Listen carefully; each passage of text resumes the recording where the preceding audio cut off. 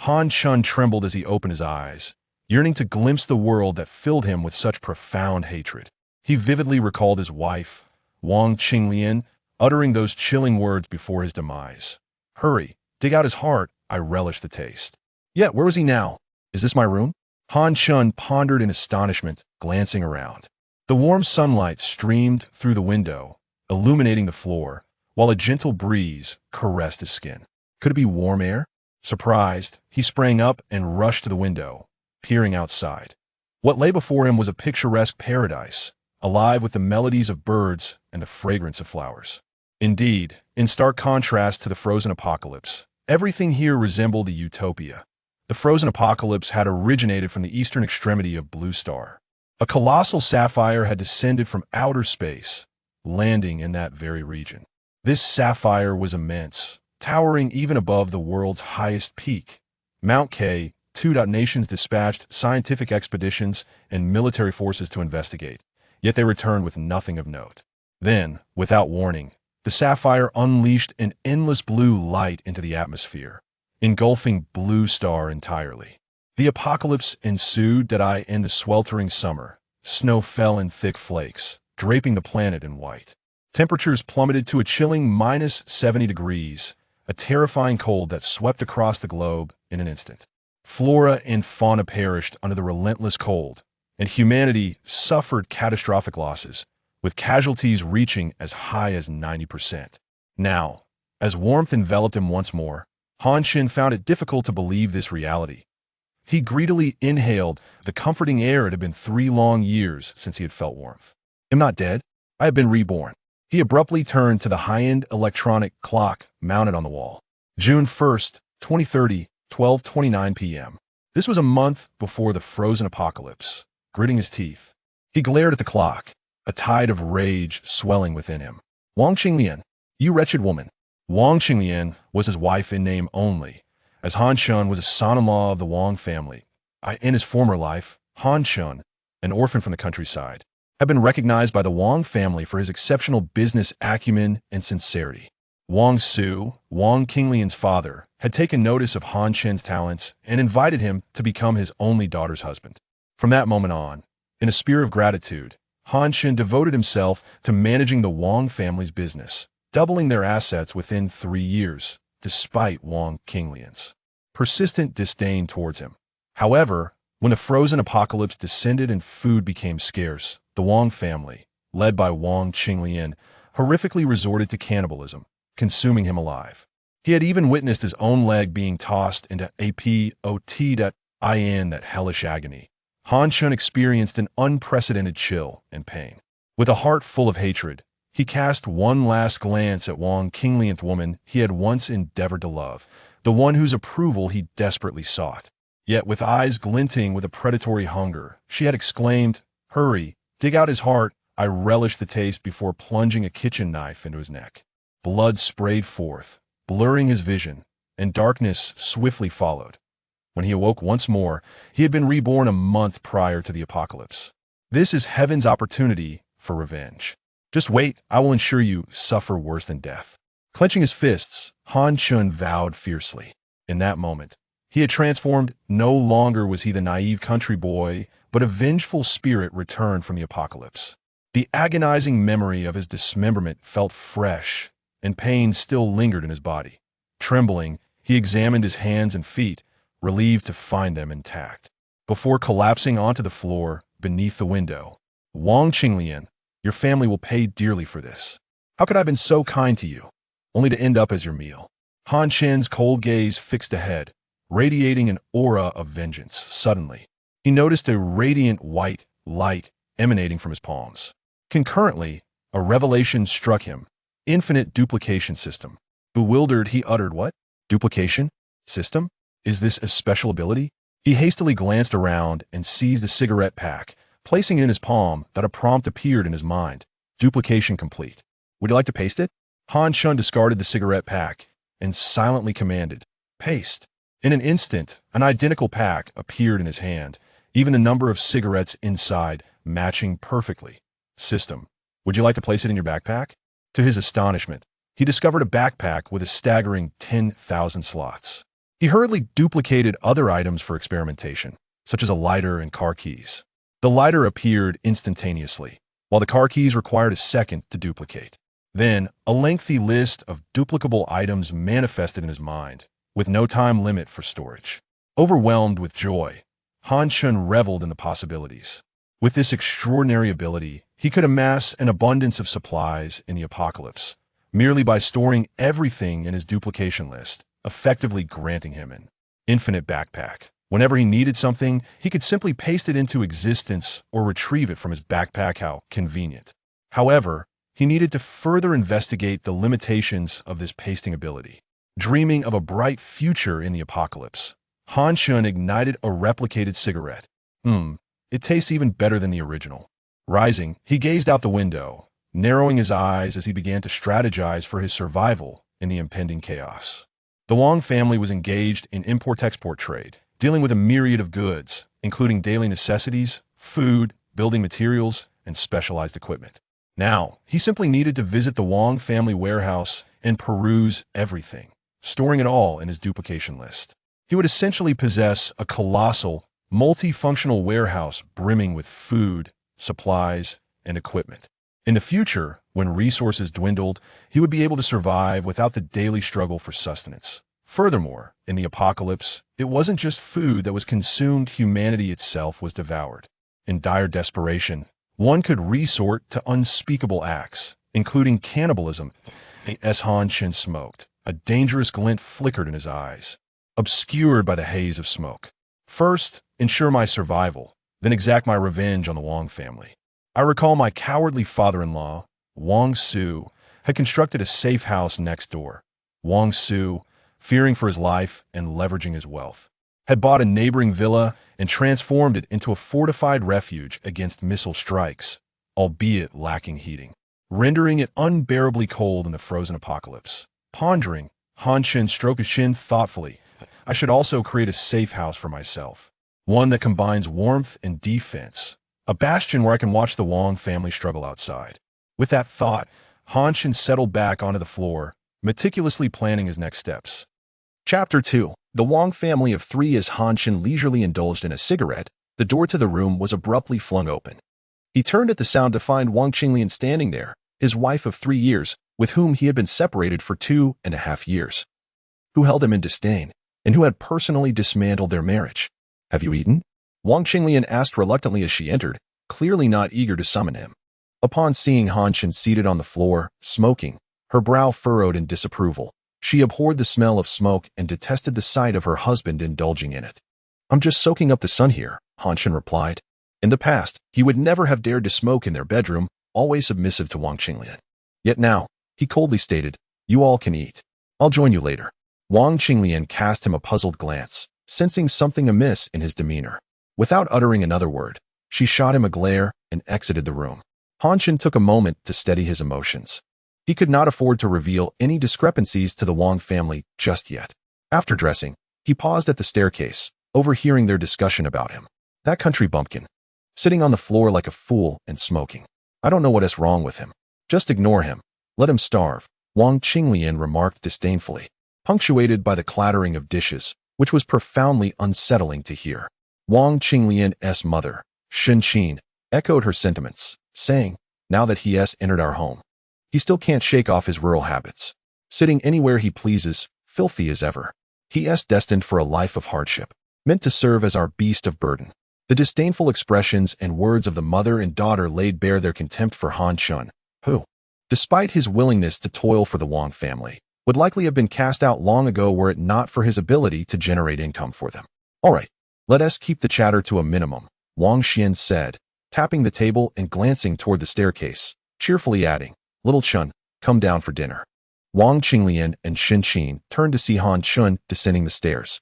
Shen Qin instantly donned a beaming smile, pulling out a chair and warmly beckoning, "Little Chen, hurry over for lunch. You'll need your strength for work this afternoon."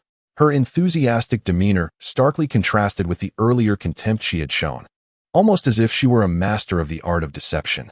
She was urging Han Chen to finish his meal quickly so he could resume earning for their household. Damn it, a family of vampires. No, they don't merely drink blood, they feast on human flesh. Han Chen, gazing at Shinqin's duplicitous smile, felt an overwhelming urge to lash out at her. Meanwhile, Wang Qinglian maintained her icy demeanor, uninterested in conversing with Han Chen. After all, they had been apart for 2.5 years. Why bother with pleasantries now? Han Chen's eyes fell upon the meager remnants of food on the table, and the effort to maintain his composure became increasingly difficult, his inner fury boiling. This food is fit for dogs. I'm not eating anymore. A new shipment has just arrived at the warehouse. I need to inspect it, he coldly declared, leaving no room for further discussion as he strode out of the villa. Wang Xian watched Han Chen's retreating figure with a puzzled expression. What had happened to the once obedient son-in-law? His behavior today was exceedingly peculiar. Shinqin, in a fit of anger, slammed her chopsticks down, hands on her hips, and yelled at the door. That ingrate.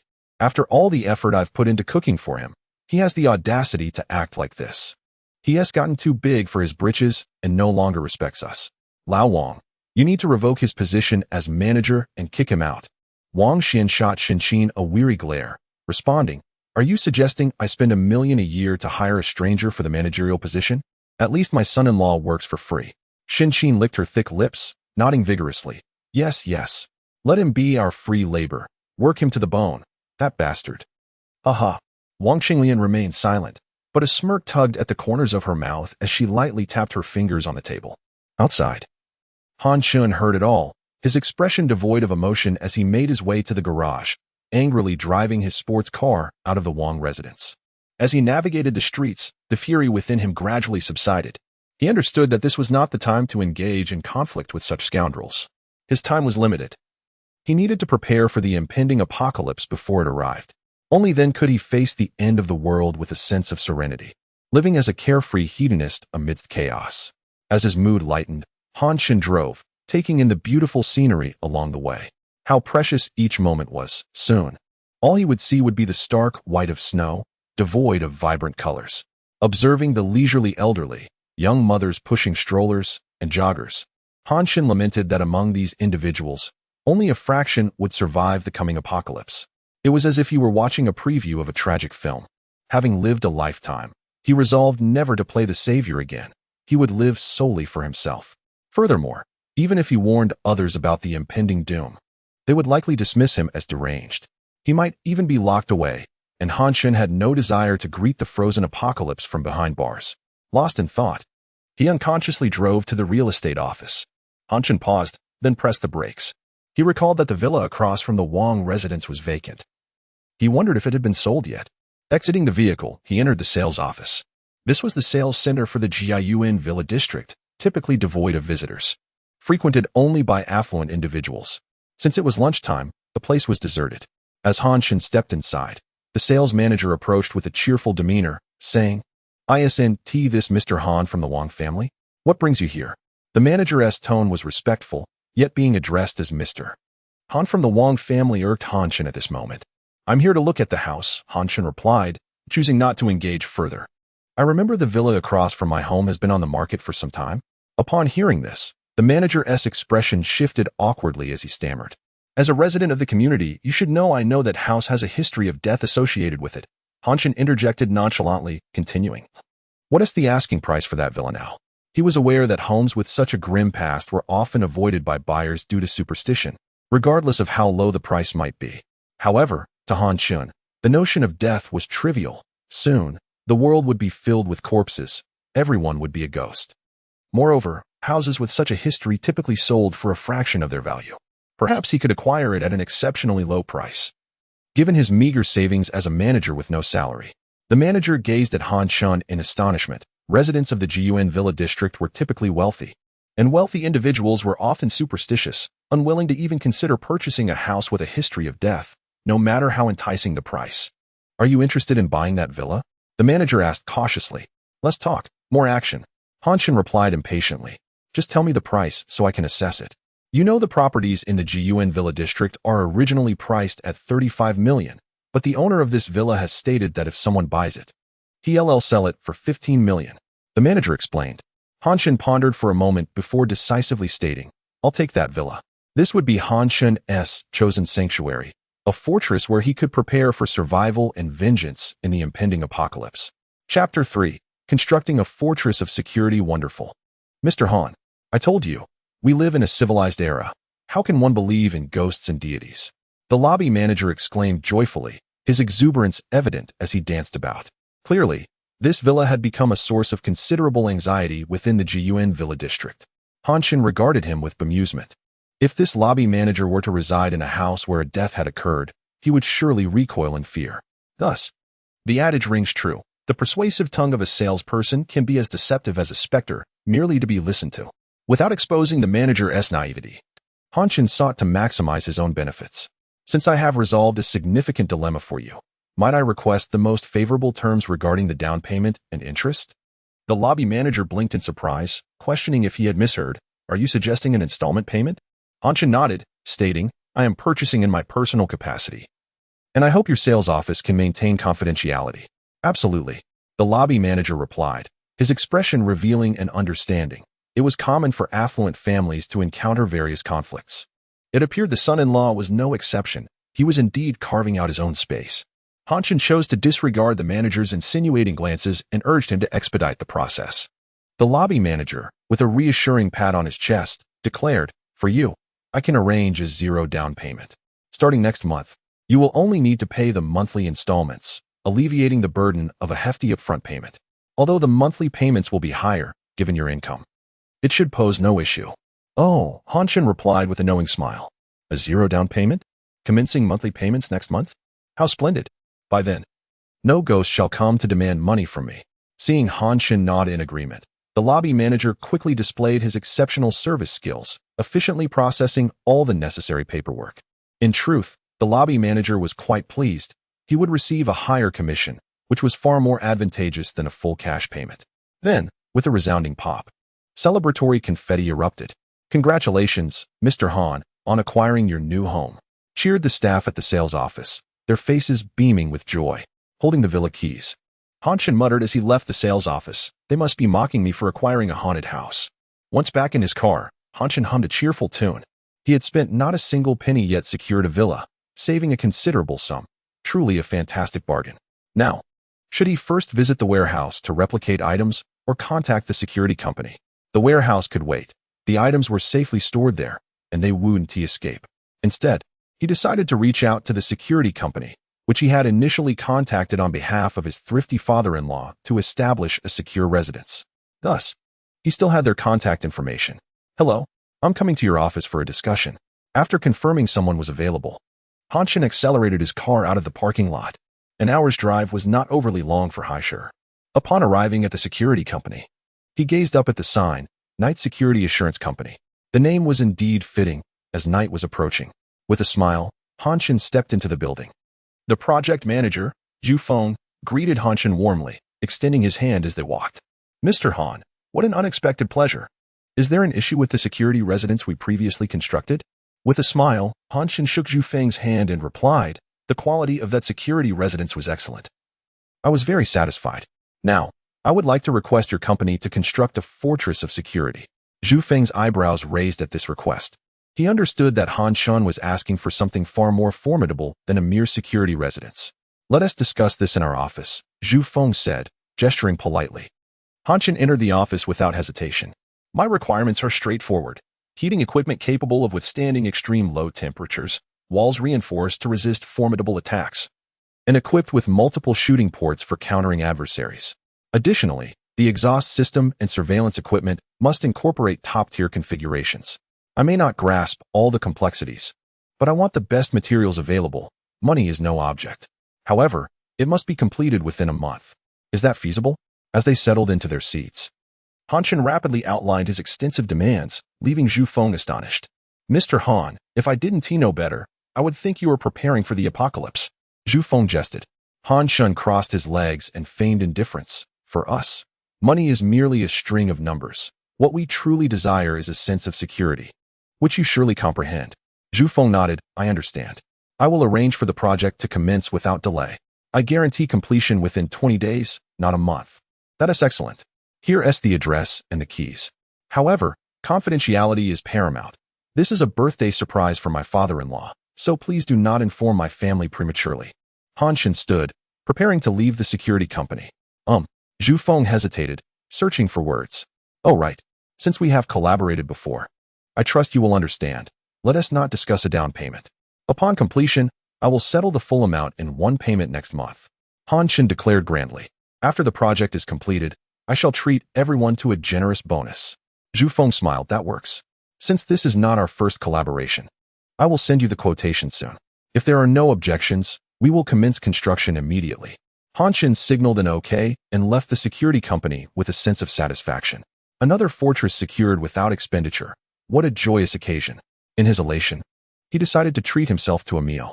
It was already 3 in the afternoon, and after a long day, Han Chen was famished.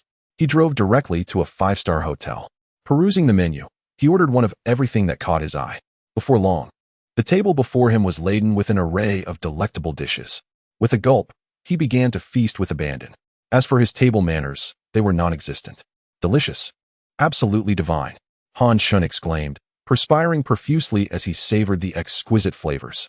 After 3 years of scarcity in the post-apocalyptic world, he had not tasted such delightful cuisine in ages, nearly bringing him to tears.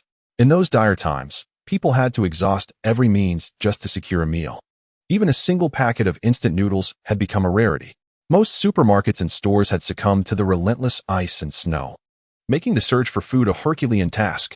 With temperatures plummeting to -70 degrees, venturing outside was akin to courting death. In the end, Han Chen had witnessed individuals surreptitiously dragging corpses back to their homes, and the implications were all too clear. The Wang family, fortified by the supplies stored in his father-in-law's secure residence, had managed to endure, never crossing the final threshold of humanity. Yet, when the supplies were depleted, Han Chen unwittingly became the catalyst for his father-in-law's family to abandon their humanity. Chapter 4. The frantic duplication of supplies. Rubbing his round belly contentedly, Han Chen let out a satisfied belch. At checkout, his total expenditure amounted to 88,000. With a charismatic flourish, he presented his father-in-law's company card for the payment. Indulging in a public expense. In the past, such an act would have been unthinkable for Han Chen, but now he felt no psychological burden. After all, he owed his life to his father. Treating himself to a meal was hardly an extravagance. Driving to the company warehouse, Han Chen arrived at a centralized storage facility where various warehouses housed different types of goods. Each warehouse boasted a storage capacity of 50,000 tons, truly a superlative storage space. Remarkably, there were 100 such warehouses, a testament to the vastness of the Wang family's business. Entering one of the warehouses, Han Chen found it filled with fresh produce destined for overseas shipment. This included fruits, vegetables, meats, seafood, dried goods, daily necessities, prepared foods, and pastries.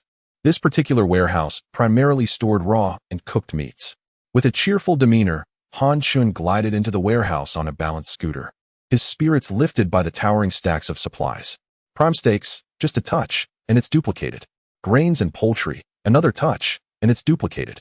There were also lamb, pork, horse, and donkey meats, along with a variety of cured, sauced, and spiced meats.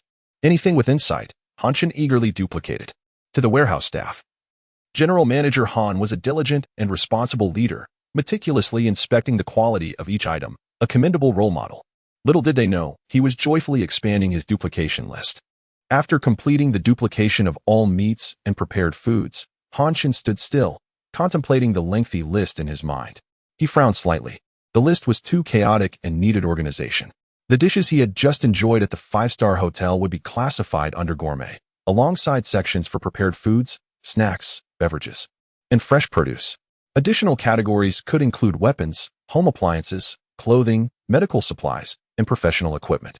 Rubbing his hands together in delight, Han Chen felt a renewed sense of purpose in his duplicating endeavors. Once all necessary items were amassed, he could leisurely await the apocalypse. With this thought in mind, he pivoted on his balance scooter, preparing to head to another warehouse. General Manager, please hold on. A warehouse supervisor called out, urgency in his tone indicating an unusual situation. Han Chen paused, awaiting the supervisor's approach. Gasping for breath, the supervisor finally managed to explain, General Manager, we've encountered an issue with a recently received container. You should take a look. Han Chen, intrigued, inquired, what seems to be the problem? It's a container from the United States, privately owned. During our routine inspection, we discovered firearms and ammunition that are prohibited domestically. Upon hearing this, Han Chen's spirits soared. Let us go, show me. How could he not be thrilled? He had just established a weapons category, and now it was being filled before his eyes. With Americans having few restrictions on firearms, he hoped for a diverse selection within the container. After all, in an apocalypse, people might resort to violence over mere survival, and if he didn't prepare some defenses, his safety would eventually be compromised. Upon arriving at the scene, they found the area cordoned off, preventing anyone else from approaching. Chen nodded in approval at the supervisor's diligence. You've done excellently. I'll ensure you receive a promotion and raise. For now, guard this spot while I check inside.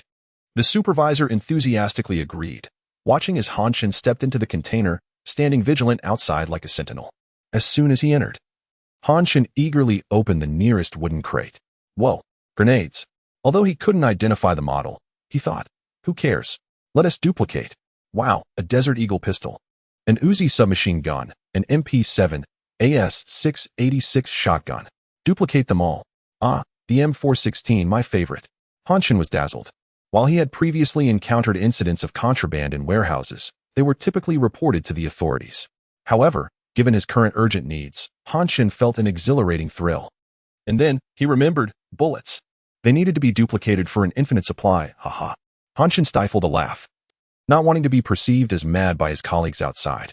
What is this? At the back of the container lay a large gun bag. His instincts tingled with anticipation. As he unzipped the bag, he was stunned. A Barrett. Indeed, it was an M95 Barrett sniper rifle, renowned as a formidable weapon. With an effective range of 2 kilometers and precision targeting up to 900 meters, it was a true anti-material killer. Chen's eyes glazed over. What man could resist the allure of firearms? Even without deep knowledge, one would be aware of the Barrett's legendary reputation. Gently caressing the sleek design, he felt entranced, cradling it as if he were the most dashing man in the world. There were additional accessories, a bipod, a suppressor, and massive 12.7mm bullets. After duplicating everything, he joyously placed the rifle back in its bag and zipped it up. A thorough search of the container yielded several military-grade bayonets and a compound bow, all duplicated without hesitation and categorized under weapons. Emerging from the container, Chen felt as if he were floating, disconnected from reality.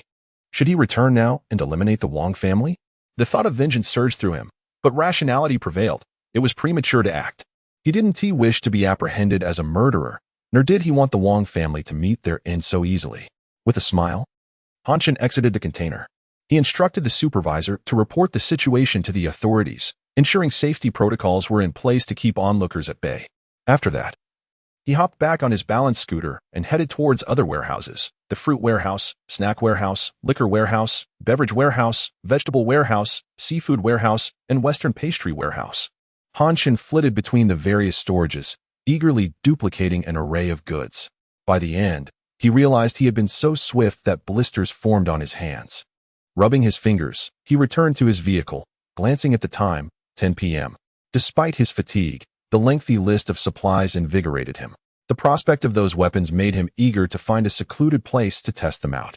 Chapter 5. The perversion of touching everything. However, it was still insufficient. Gazing at the inventory list, it became evident that the food supplies were nearly adequate. Procuring additional dishes from the hotel would suffice. Yet, items such as household goods, clothing, medical supplies, and specialized winter equipment still needed to be acquired. This included sleds, snowmobiles, and professional cold weather gear. It was too late for today. I would continue my endeavors tomorrow. A glance at my phone revealed that Zhu Feng from the security company had already sent over the quotation for the security fortress, amounting to a total of 15 million, with the company graciously rounding down the figure. A smile crept across Chen's face as he refrained from scrutinizing the details, instead reiterating the requirement for the finest materials before urging them to commence construction post-haste. Despite the late hour, no one from the Wong family had reached out to inquire about him. It was not that Chen yearned for their concern, but rather he feared their suspicion, which would hinder his clandestine activities. It seemed that the shift in attitude observed earlier that afternoon had rendered them even more aloof towards him. Perhaps this was for the best. With no one monitoring his actions, he could accomplish more. With a sardonic chuckle, Chen drove towards the 5-star hotel, ordering an extravagant feast of delectable dishes he had missed during lunch. He savored every bite while adding to his inventory list, relishing the experience. Once satiated, Chen recalled that the hotel's beverages were of premium quality. He feigned interest in the hotel's liquor cabinet, seizing the opportunity to inspect every bottle, leaving his mark with a conspicuous handprint on each one, much to the chagrin of the bartender, who dared not voice his irritation. After all, the extravagant patron had racked up a bill exceeding several $100,000 for the day. Who would dare to provoke him? Naturally, all expenses were charged to the company card, leaving the beleaguered bartender to silently toil away cleaning the bottles. As a five-star establishment, they placed great emphasis on service quality, with cleanliness being paramount. With a jovial demeanor, Chen retired to his hotel room.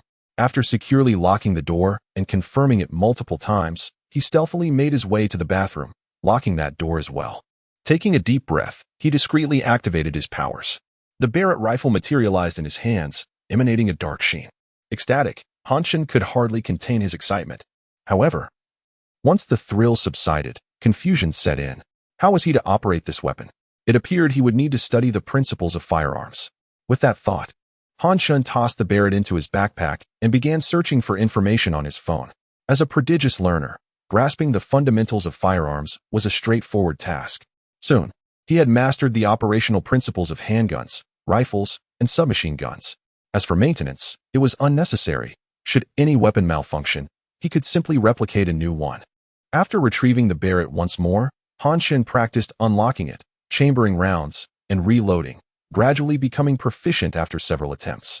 He noted that the time required for each weapon's replication was approximately the same. 5 seconds for the handgun, 10 seconds for the Uzi submachine gun, MP7 submachine gun, and S686 shotgun. Gazing at the array of weapons on the sink before him, Chen felt a swell of pride. These would be his instruments of survival in the impending apocalypse, tools to exact vengeance upon those devoid of humanity. Looking into the mirror, he realized that the earnestness once present in his eyes had vanished, replaced by a chilling detachment. At that moment, his phone rang. Upon glancing at the screen, a colder demeanor enveloped him. "Hello, is there something you need?" Chen inquired icily. The caller, seemingly taken aback by his frosty tone, replied hesitantly, "I just wanted to check why you haven't returned so late." It was Wang Qinglian, Chen's wife. "Concerned for you? Don't flatter yourself," her disdainful voice retorted. "I merely wish to remind you that you are the face of the Wang family. Thus, you must conduct yourself with propriety to avoid tarnishing our reputation." Without waiting for Chen's response, she abruptly ended the call. Tossing his phone aside, Chen coldly toyed with the Desert Eagle in his hands, his expression darkening to the point of palpable tension. Suddenly, he raised the handgun, aiming it at his reflection in the mirror, his eyes ablaze with lethal intent. The following morning, Chen arose early, intent on exploring the home goods market and large shopping malls. Although his father-in-law's warehouse contained some home products, they bore a foreign aesthetic that did not appeal to him. The comfort of Chinese beds was unparalleled. Arriving at the finest home goods market in Haishur, Chen declined the salesperson's assistance, embarking on a solo expedition. After traversing all 20 floors, he had spent nearly the entire day, wiping the sweat from his brow. He gasped, "This replication business is no easy task. It's exhausting." Shaking his head, he strode out of the market, oblivious to the disdainful glances cast by the salesperson behind him. This unfortunate salesperson had trailed him through 20 floors, mistakenly believing him to be a vandal, and was now too weary to stand upright. After lunch, Chen visited a large shopping mall. Regardless of whether it was men's or women's apparel, he ventured into every store selling clothing, shoes, and accessories. He even felt compelled to touch some attractive women's clothing, and perhaps even lingerie. After all, one could never know when he might encounter a quality woman with whom to share his life. With such thoughts in mind, he became increasingly fervent in his exploration, inciting a flurry of chatter among the store owners. "Attention! Attention! A pervert has entered the 3rd floor." As mall security rushed to the scene, casting dubious glances at Chen, he prudently moved on to another mall. Thus, after wreaking havoc in 5 different shopping centers, he could walk no further. Returning to the 5-star hotel, Chen collapsed into a deep slumber. On the 3rd day, Chen zeroed in on pharmacies, replicating various medications from multiple establishments. He then proceeded to a warehouse housing rare pharmaceuticals, surreptitiously copying some uncommon Western medicines. Since he intended to remain holed up in the security fortress, it was imperative to stockpile some rare medications capable of providing immediate assistance in case of an emergency. "Don't curse yourself," he admonished silently. What else was there? Standing amidst the warehouses, he spun around, surveying his surroundings. Suddenly, his eyes lit up. The winter supplies warehouse. This American facility was filled with winter gear. Han Chen hurried inside to inspect. Indeed, it was stocked with cold weather equipment and specialized skiing gear, including a snowmobile tucked away in the back. He quickly replicated it, ensuring he would be well prepared for the impending apocalypse, even if he vowed never to step outside. Chapter 6. The Storm of the Internet as the third night approached. It was already 9 o'clock. Han Chen was utterly exhausted and had no desire to move any longer. He planned to head to the supermarket the next day to procure some domestic snacks and beverages, as the warehouse was stocked solely with foreign goods. With this thought in mind, Han Chen fell into a deep slumber at the hotel. Unbeknownst to him, during his peaceful sleep, his unusual behavior of duplicating supplies had caught the attention of some individuals, leading to sensational news spreading across the internet. Shocking. A pervert caught fondling women's lingerie in major shopping malls of Haishur. Who will ensure the safety of women's undergarments? The bold headline blared across the top of online news articles, accompanied by an image of Han Chen with a cheerful smile, his hand on a piece of women's lingerie. The internet erupted in outrage, with numerous netizens condemning Han Chen, a seemingly promising young man, for engaging in such shameless behavior. Who would have thought that a well-dressed young man could be such a pervert? Lamented a woman from a public square dance group. Look at him. If he can't find a wife, he goes to the mall to disgust others, sneered a young lady in a cheap rental apartment, her lips painted with subpar lipstick. Young man, if you're giving up on life, come find me, Annie. Winked a female landlord from Haishur. A street host snatched the microphone, wiping his sweat as he quickly concluded, that's all for today's interview, before turning to the landlord with a flattering grin. Sister, what do you think of me? Just an hour after the news broke, Han Chen's identity was revealed. Incredible! The lingerie pervert is none other than him. The headlines continued to flood the internet. The striking red characters pierced the hearts of the Wang family. Wang Qinglian trembled with rage, unable to comprehend how her husband could commit such a disgraceful act, leaving her embarrassed to face anyone henceforth. Her mother, Shen Qin, pointed an accusing finger at Wang Qinglian, scolding, "Look, this is all your fault.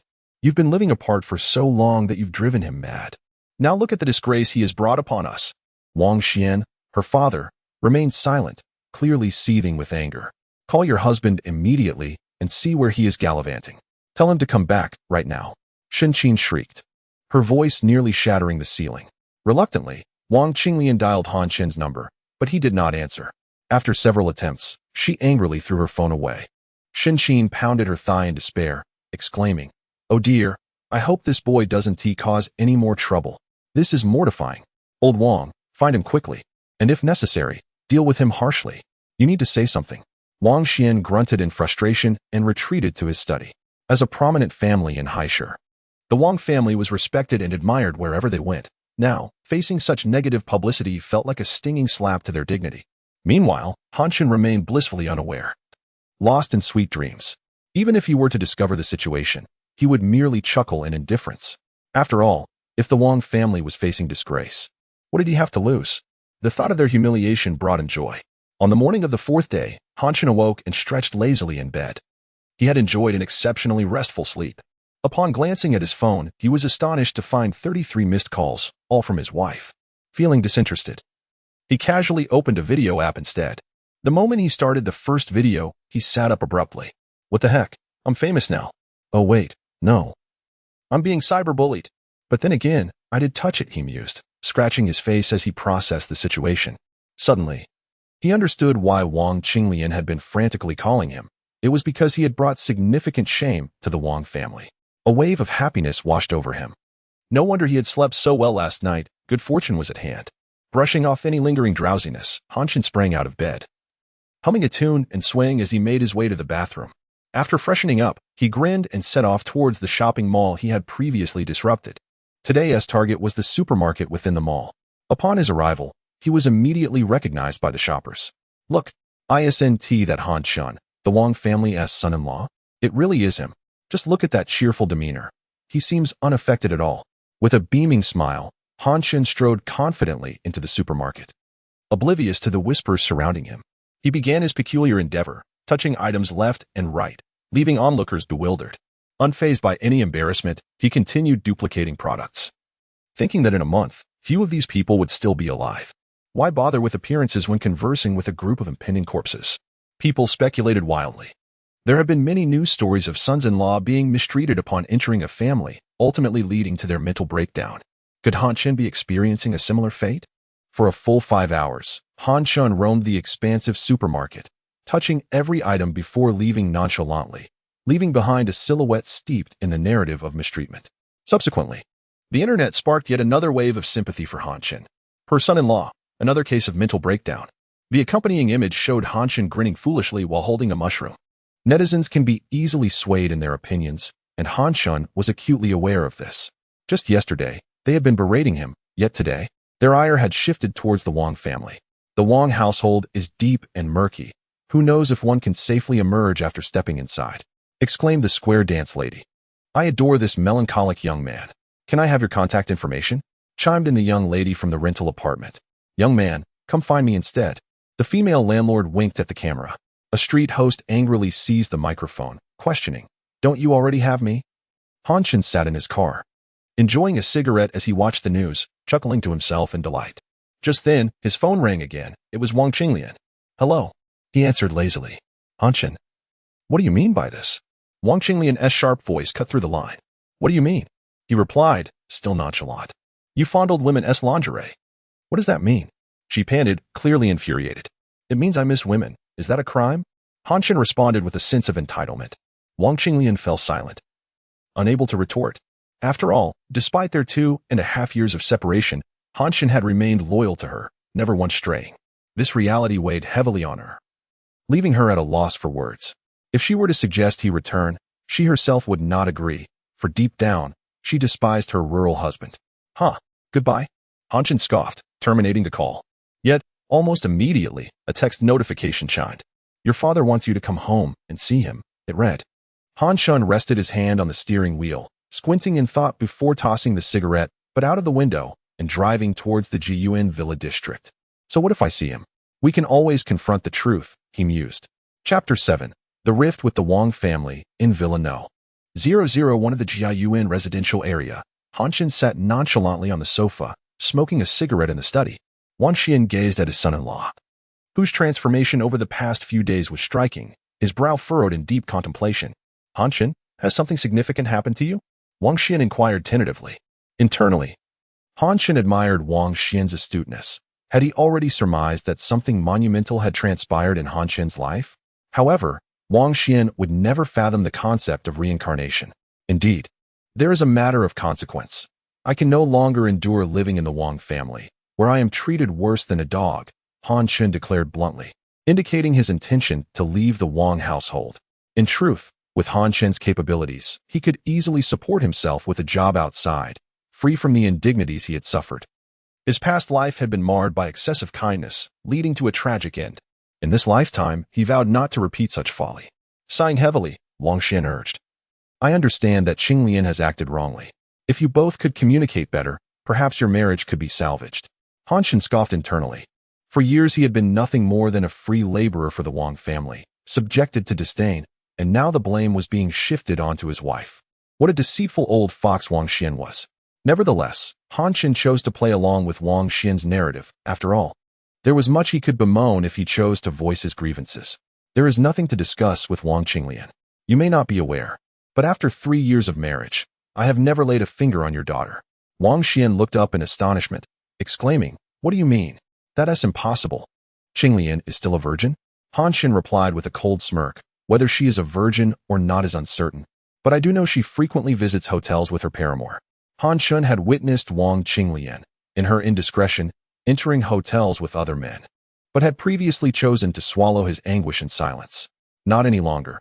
He was determined to expose the Wang family's secrets.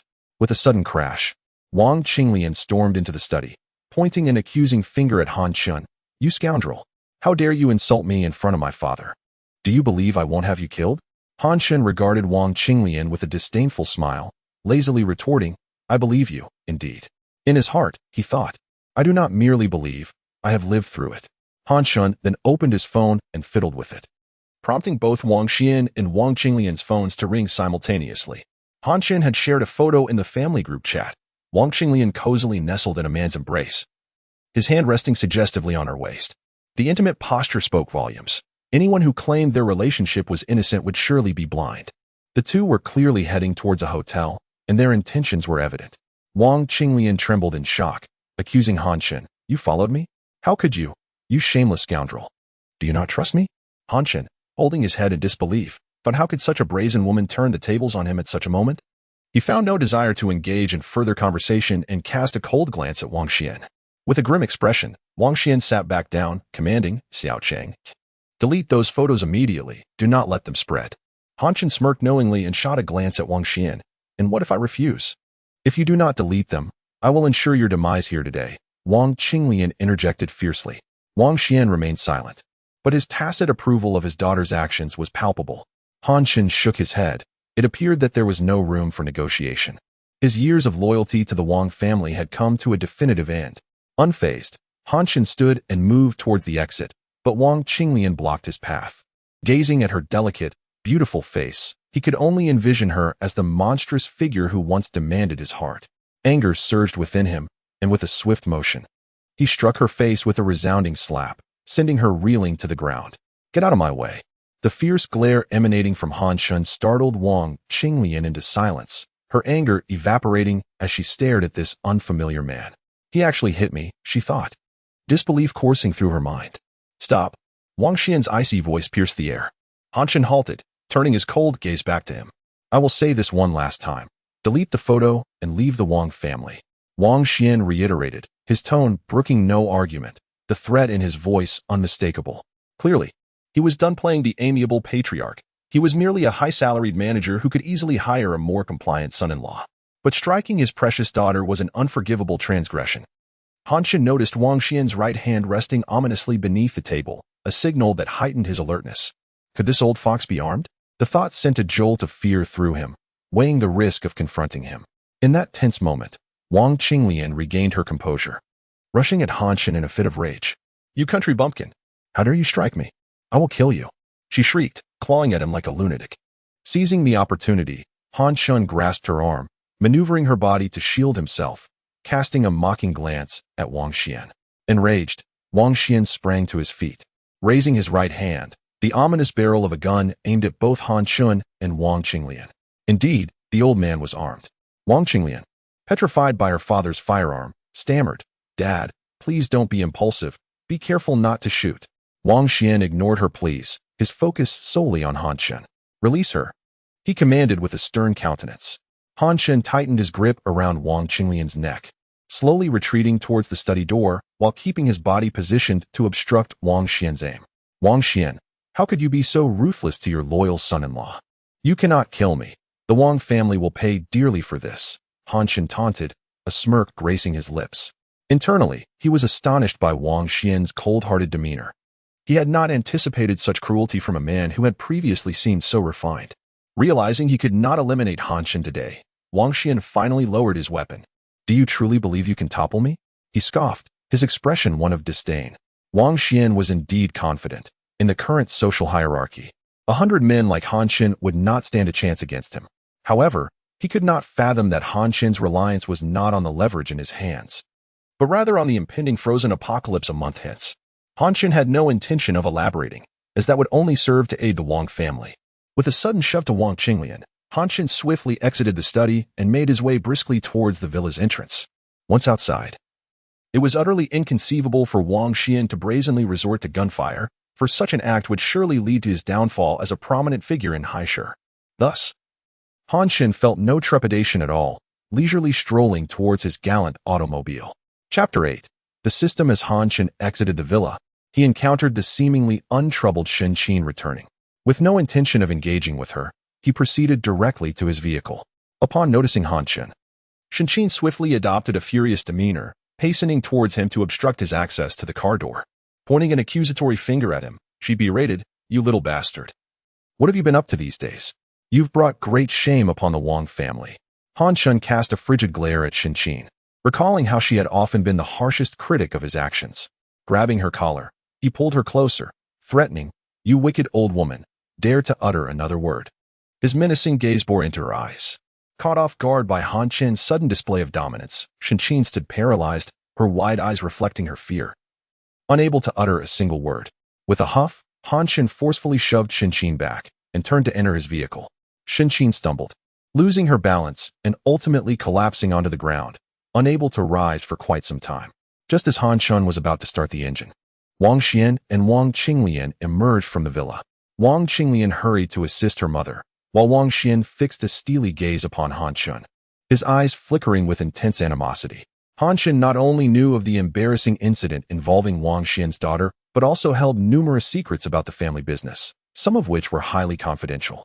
If exposed, the consequences would surpass mere negative publicity.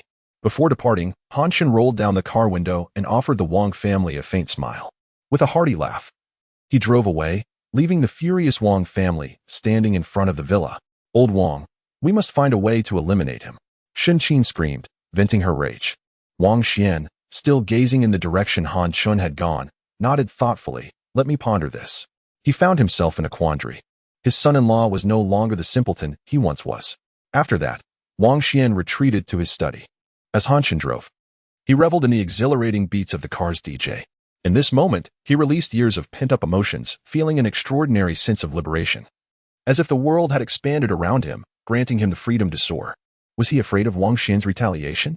To some extent, yes, but not excessively. In this society, it is not easy to eliminate someone of considerable stature, and Han Chen had a modicum of reputation.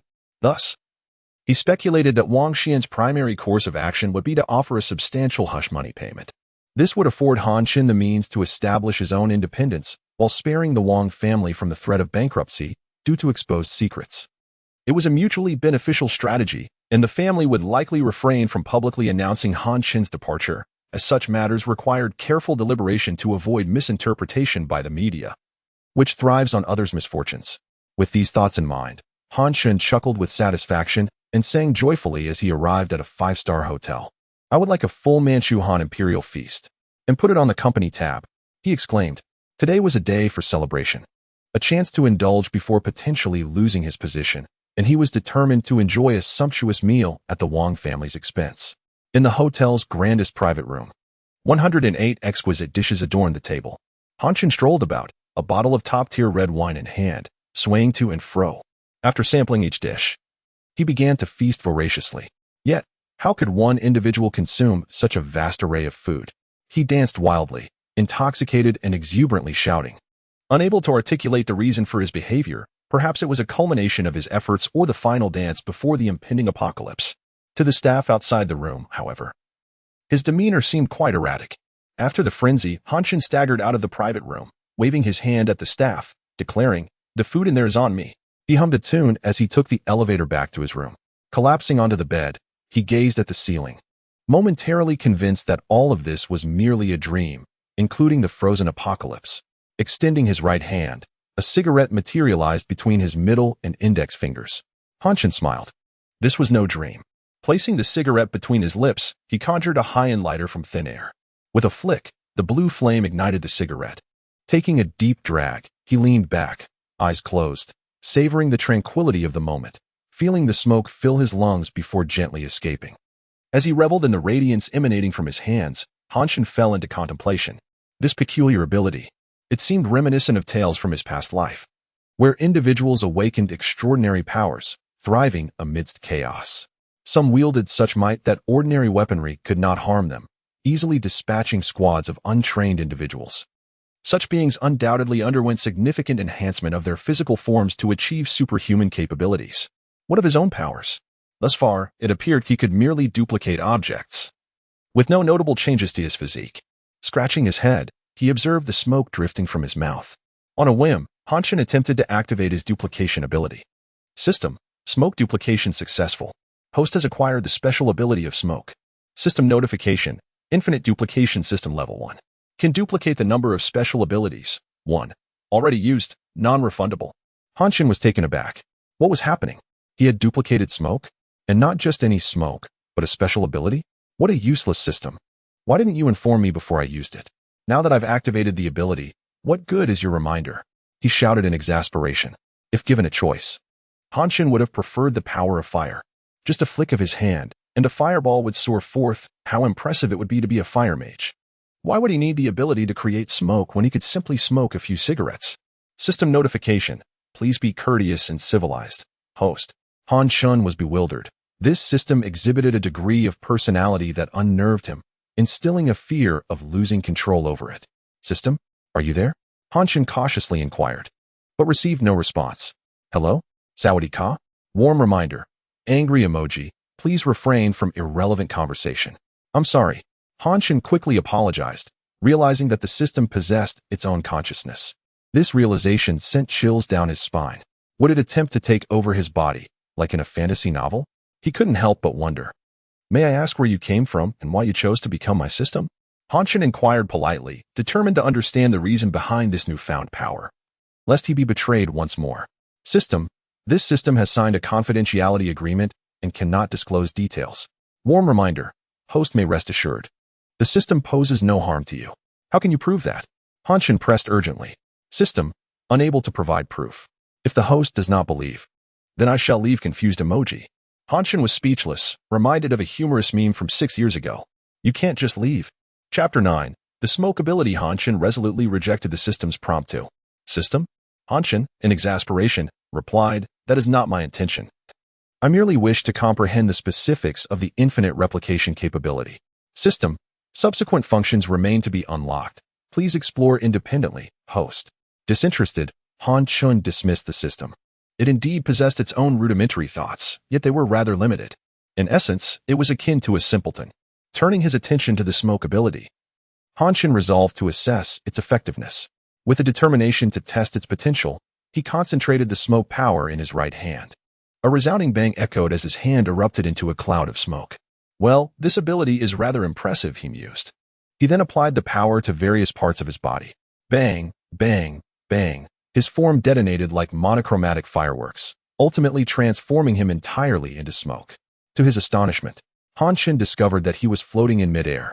After a period of adjustment, he mastered the ability to control his smoky form for slow flight. Haha. This is exhilarating. This is not merely an ability. It is akin to superpowers, he exclaimed with glee. Once he regained his composure, Han Chen reclined on the sofa, crossing his legs. Gazing at his smoky fingers, he fell into contemplation.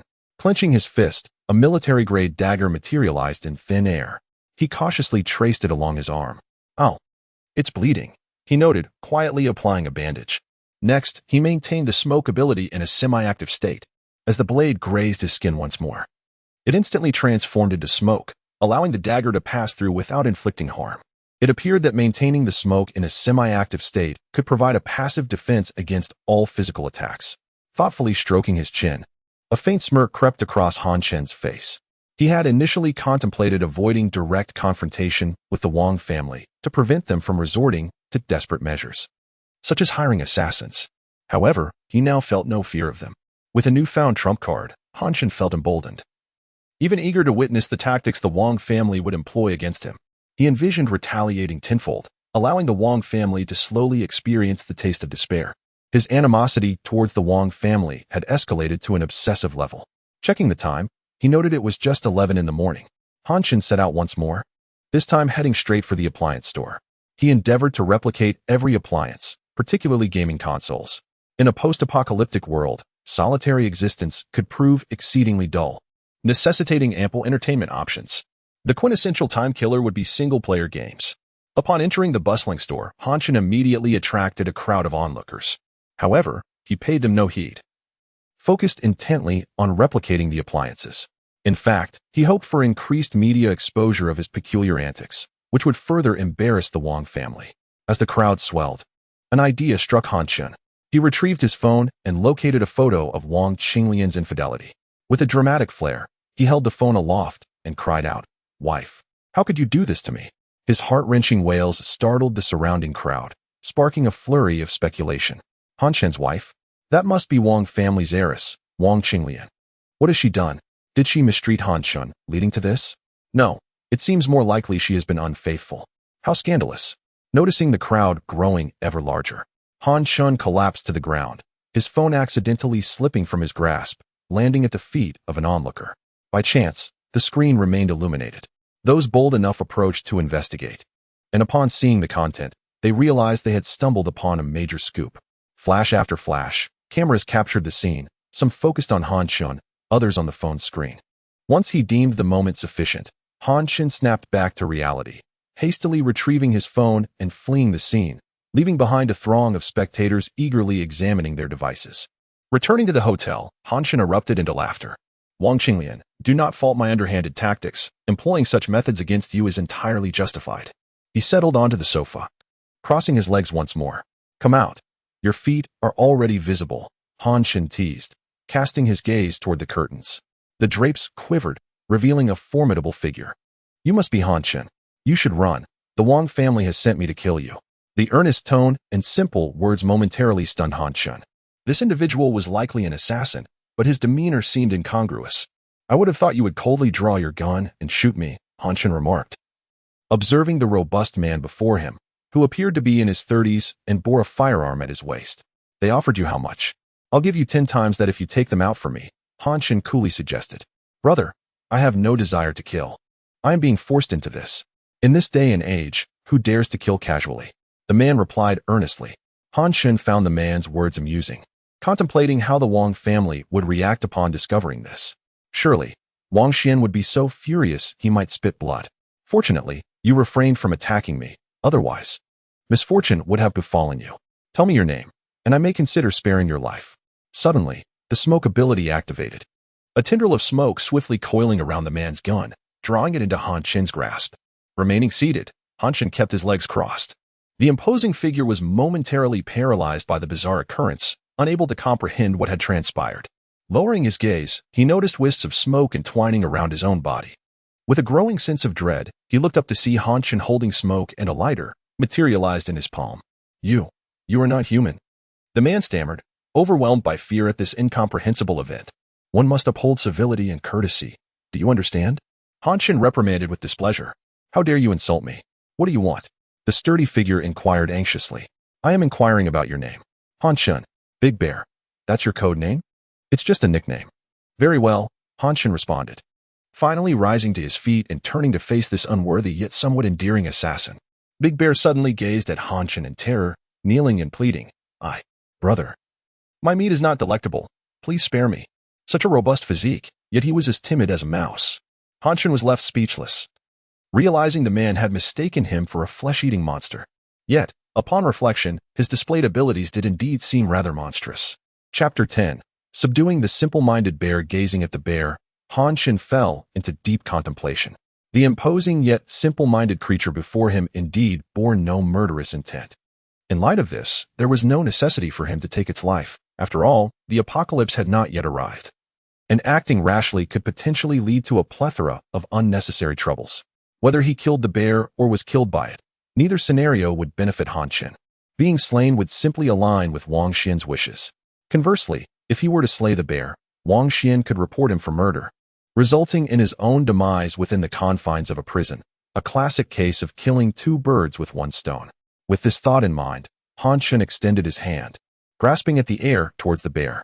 Tendrils of smoke began to constrict around it like ropes.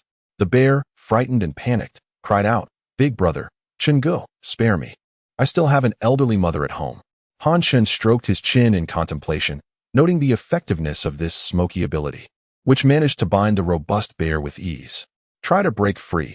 If you succeed, I shall let you go, Han Chen declared. The bear continued to plead for mercy, terrified at the prospect of impending doom. Let out another howl, and I shall end your life immediately, Han Chen said impatiently.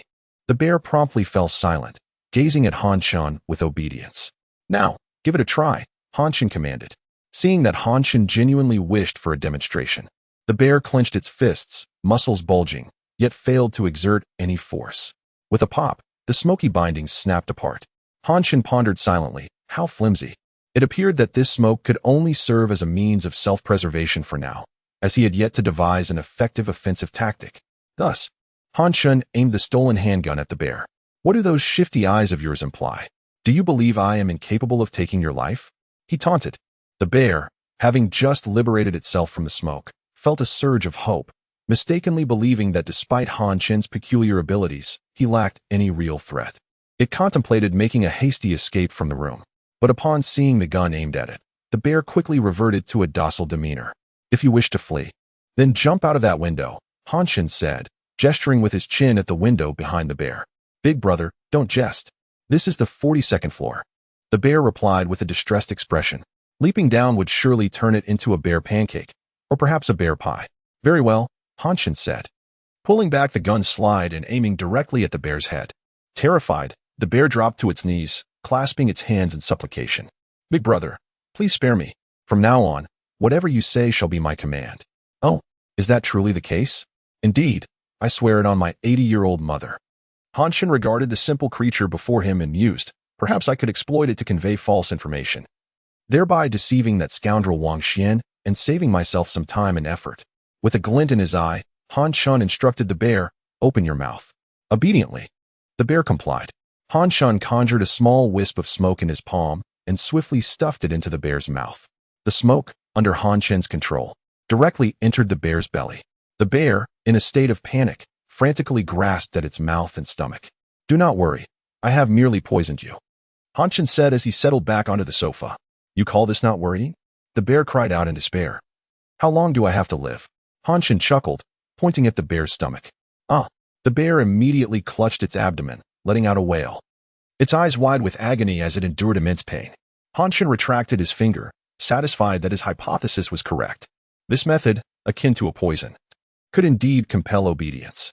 The bear, drenched in cold sweat from the torment, soon realized that this was Chen's bizarre ability. In utter despair, the bear understood that it was now bound to obey Chen completely. Otherwise, with a mere flick of Chen's finger, it would suffer a gruesome fate. You comprehend now, do you not? Otherwise, no matter where you hide, I shall find you and bring about your end. Understand? Chen sat on the sofa, gazing down at the bear sprawled on the floor like a monarch surveying his subject. After the declaration, a cup of coffee materialized in Chen's hand, which he sipped contentedly, exuding an air of sophistication. The bear, not lacking in intelligence, rose promptly and bowed respectfully. Yes, master. Chen sputtered, expelling coffee in surprise, coughing as he waved his hands dismissively. Do not call me master. It sounds peculiar. Address me as young master instead.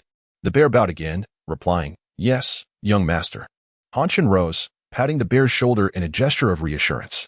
Rest assured, I am not a villain and shall not harm you without cause. Moreover, as you have witnessed my capabilities, following me will guarantee you a life of luxury. Chen spoke at length, weaving a web of persuasion that left the bear bewildered. The bear, reflecting on Chen's extraordinary abilities, recognized the fortune in aligning with such a figure. It promised myriad benefits. Unbeknownst to the bear, should it perform well, Chen might very well save its life in the impending apocalypse. Now, leave your contact information, then return home to care for your elderly mother, Chen instructed, tossing the handgun to the bear and gesturing for it to depart. The bear sheepishly scratched its head, confessing, young master, I must admit, I was deceiving you. My parents have passed, and I am but a solitary bachelor. Chen blinked in surprise, realizing that like himself, the bear had lost all family. The bear appeared to be in its 30s, a street dweller, and seemed to lead a rather miserable existence. Chen, though only 25, had been similarly devastated by the dissolution of his own family. I see, Chen said, suppressing his complex emotions. Then return to the Wang family to report that you have killed me. The bear looked at him, puzzled. Chen elaborated, I shall vanish for a time. In 26 days, I will reappear. The bear nodded, yes, young master. By the way, when you report back, keep the handgun close. Be wary of potential threats. Once the bear departed, Chen's expression darkened as he sipped his coffee. He had not anticipated Wang Xian's ruthlessness. Without hesitation, he had dispatched someone to eliminate him. However, Chen resolved not to retaliate just yet. Wait and see. I shall ensure the Wang family experiences true hell during the apocalypse. With a flick of his hand, the coffee in his cup vanished, and he himself transformed into a wisp of smoke, disappearing from the room. At the Wang family residence, Wang Xian scrutinized the photographs on the bear's phone. The images depicted Chen, his face contorted in terror, sprawled in a pool of blood, tears streaming down his cheeks, a sight most pitiful. Satisfied, Wang Xian raised his gaze to the bear. You have done well. This is your reward. Catching the hefty bundle tossed his way, the bear waited thoughtfully before silently retreating from the study. As Wang Xian observed the bear's departure, a glint of danger flickered in his narrowed eyes. This bear was no ordinary creature. It had maintained a vigilant grip on its firearm, indicating a deep-seated wariness towards him. With a resigned sigh, Wang Xian withdrew a handgun from beneath the table, now fully loaded and ready for use. Chapter 11. The royal family and the lover Du Hua in harmonious amusement. That very evening, two mysterious individuals entered the hotel room where Han Chen was staying. They silently conducted a meticulous search, but found neither Han Chen's body nor any traces of blood. Upon learning this, Wang Xian furrowed his brow in deep suspicion regarding the veracity of Han Chen's demise.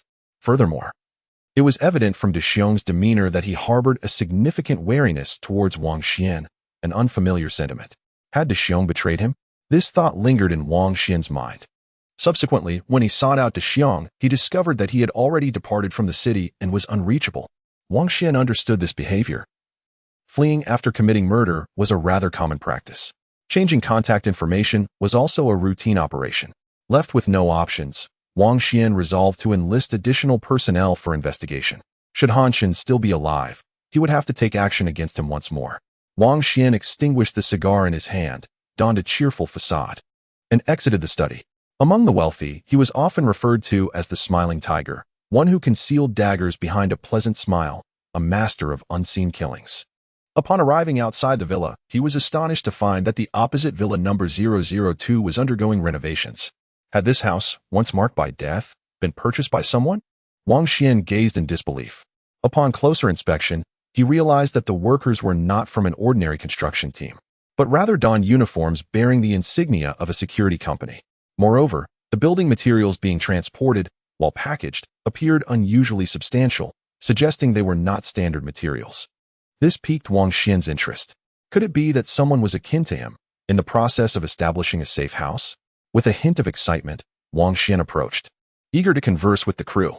"Hello, are you renovating?" he inquired with a smile. The individual he addressed was none other than Zhu Feng, the project manager from the security company, who recognized this business mogul.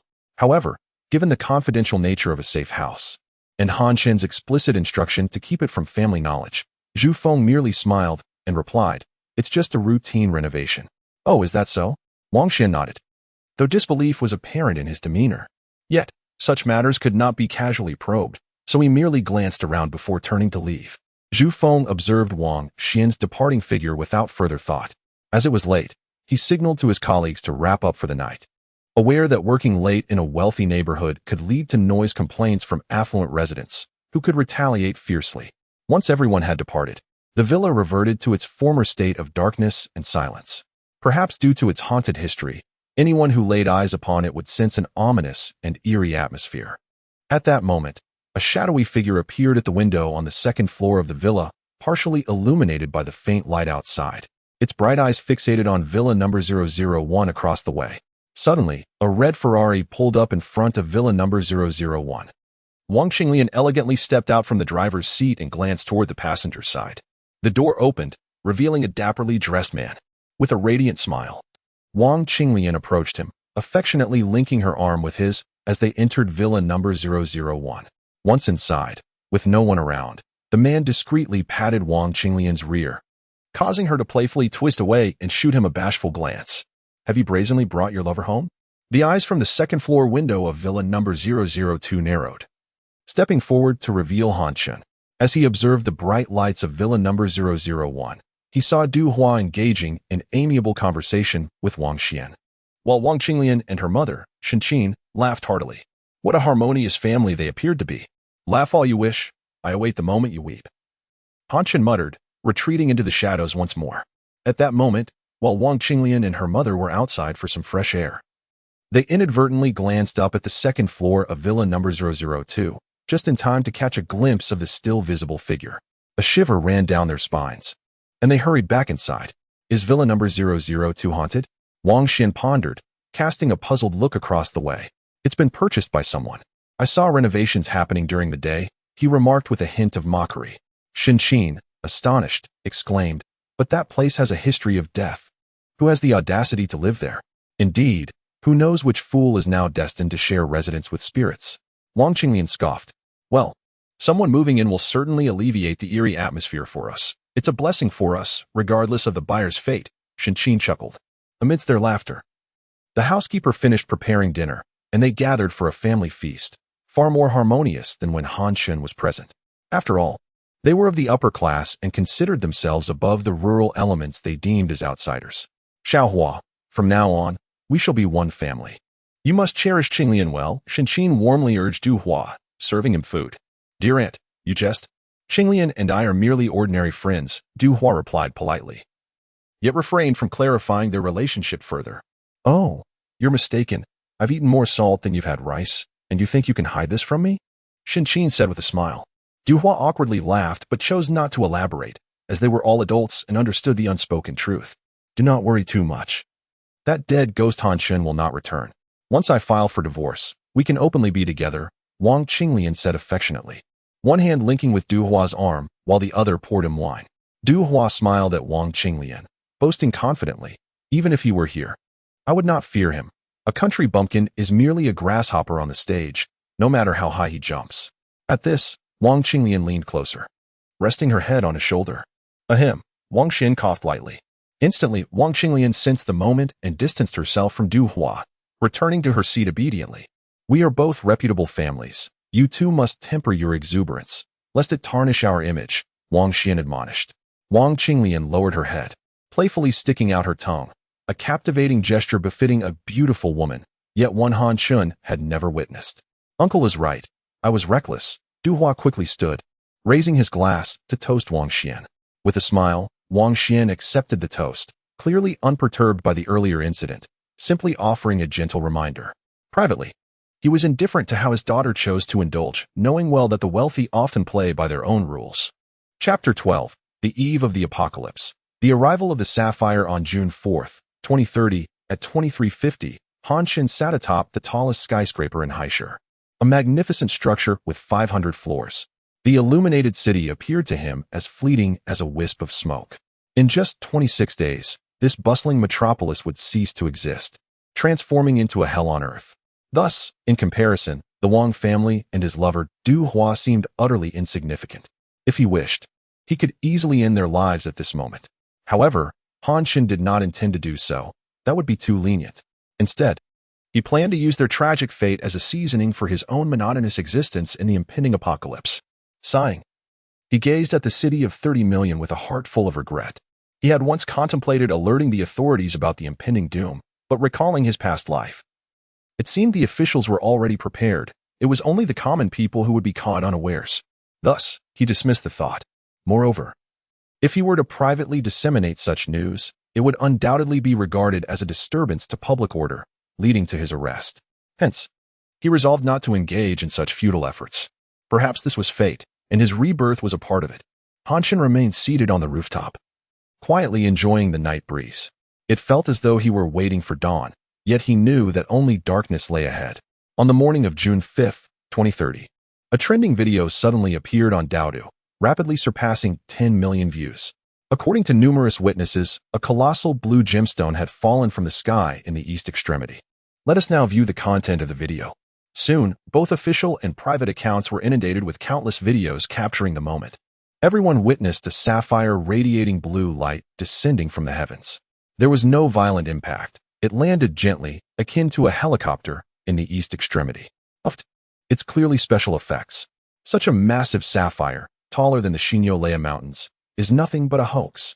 Upstairs, common sense is a valuable asset. Did you not see that the official channel is reporting it too?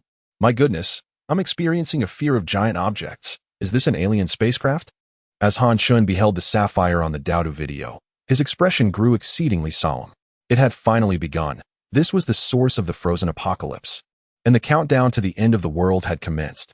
Gazing towards the east extremity, he could not shake the feeling that the sky in that direction had begun to take on a faint blue hue. In the days that followed, a multitude of reports emerged from both official and private sources, all conveying a unified message. The massive sapphire posed no danger, according to research teams. It was composed merely of ordinary stone. Citizens were urged not to panic. We are safe. Should anyone maliciously disseminate harmful information, they would be deemed as disrupting harmony and stability, facing legal consequences. Han Chen found such reports utterly ludicrous. These researchers had failed to uncover any real results, for this sapphire had surpassed blue star technology by many years. In such circumstances, the public was fed a monumental lie. Fortuitously, he retained the memories of his past life.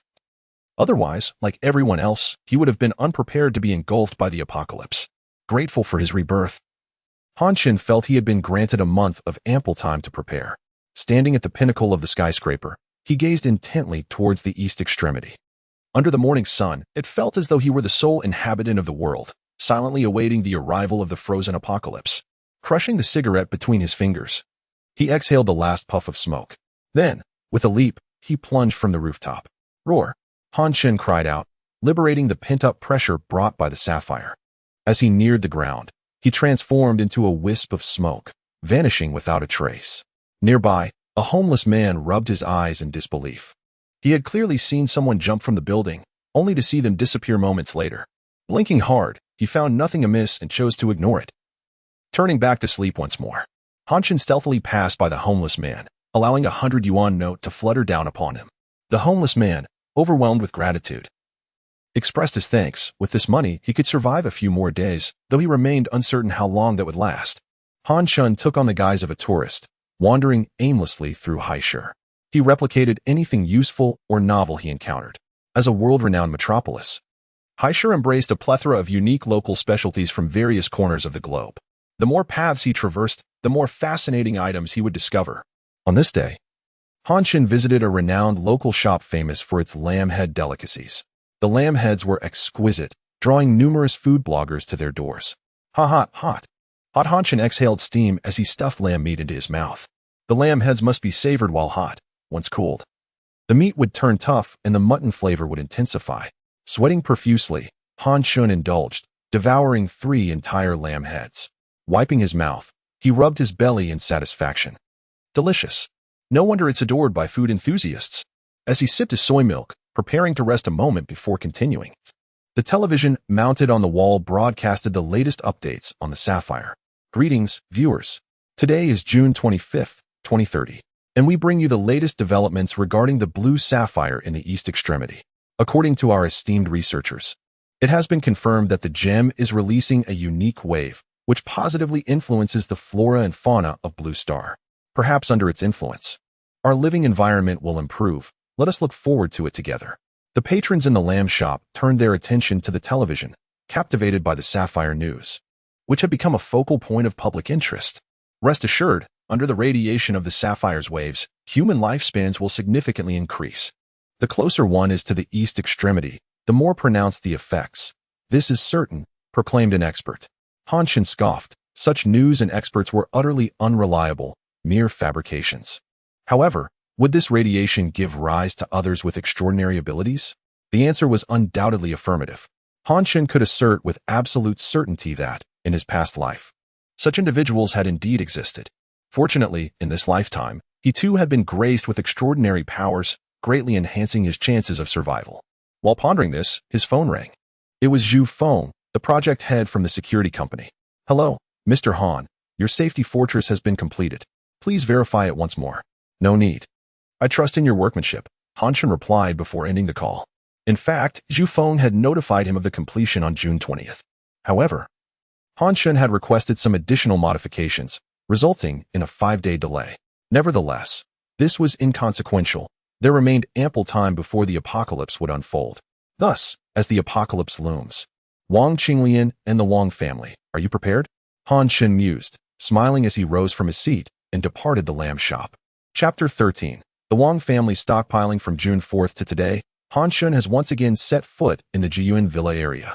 It is now the afternoon of June 25th.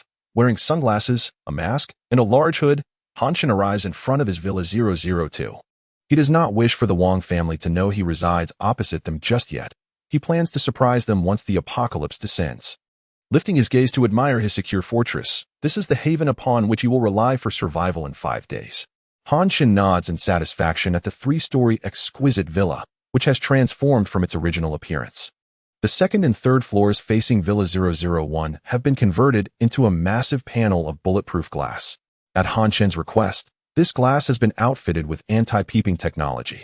With a mere press of a remote control, various colors and patterns can be projected onto the glass surface. The entrance door on the first floor has been reinforced with heavy military-grade steel. According to Zhu Feng, this material can withstand the attack of light missiles. Han Chen retrieves a palm-sized key and approaches the door. The internal walls, now indistinguishable from the steel plates of the door, have been renovated. The interior, freshly refurbished, appears unchanged from its original state, allowing the occupants to avoid the monotony of staring at steel every day. The house has been meticulously cleaned by the security company, much to Han Chen's satisfaction. He first descends to the basement, where his most valued equipment resides.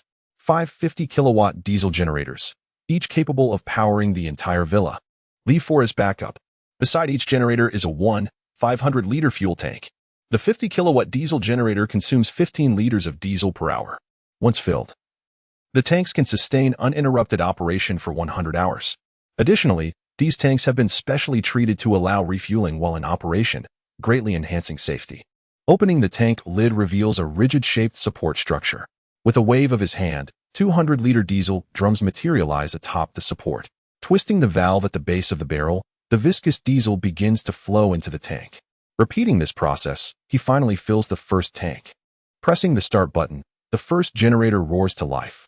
Under the preset voltage regulator, a stable current begins to flow throughout the villa. Han Chen nods in satisfaction and exits the basement. As he closes the basement door, the generator's roar abruptly ceases. The entire basement is constructed from the most advanced fireproof, anti-static, and soundproof materials. Han Chen surveys the first floor layout, which aligns perfectly with his design. Rectangular ducting, hand width and size, is neatly arranged along the surrounding walls, seamlessly connecting the first, second, third floors and basement. Each column is painted in distinct colors, presenting a pleasing visual appeal.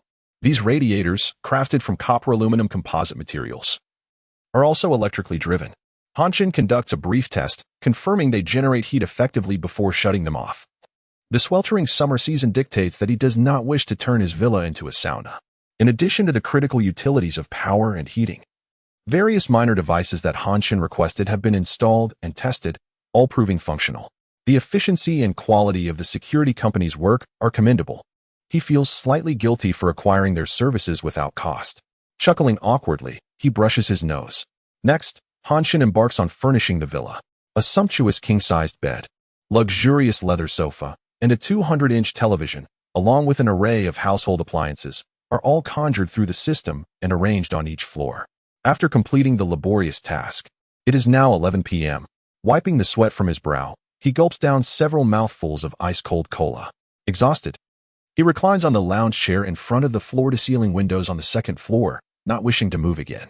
He realizes he should also summon some fitness equipment to maintain his physical condition. With this thought, Han Chen lights a cigarette, settling into a comfortable position to savor the moment. As he rests, he suddenly notices a large truck approaching the entrance of Villa 001 across the way. Initially indifferent, he experiences a sudden realization. Sitting upright, Han Chen squints to get a better look. He observes the Wang family stealthily exiting, directing the truck to stop in front of Villa 003. Han Chen knows well that this Villa 003 is the secret safe haven constructed by Wang Xian. Several workers disembark from the truck, continuously unloading neatly packaged boxes into the safe house. Though their contents remain hidden from view, Han Chen can easily guess their nature. In a previous life, Wang Xian seemed to have foreseen the impending frozen apocalypse, stockpiling a significant amount of supplies in advance. Han Chen strokes his chin with a smile, musing, if I were to seize all the supplies he has painstakingly gathered, would that old man be driven to despair? Contemplating this possibility fills Han Chen with a sense of eagerness. He retrieves his phone and makes a call. Hello, where are you?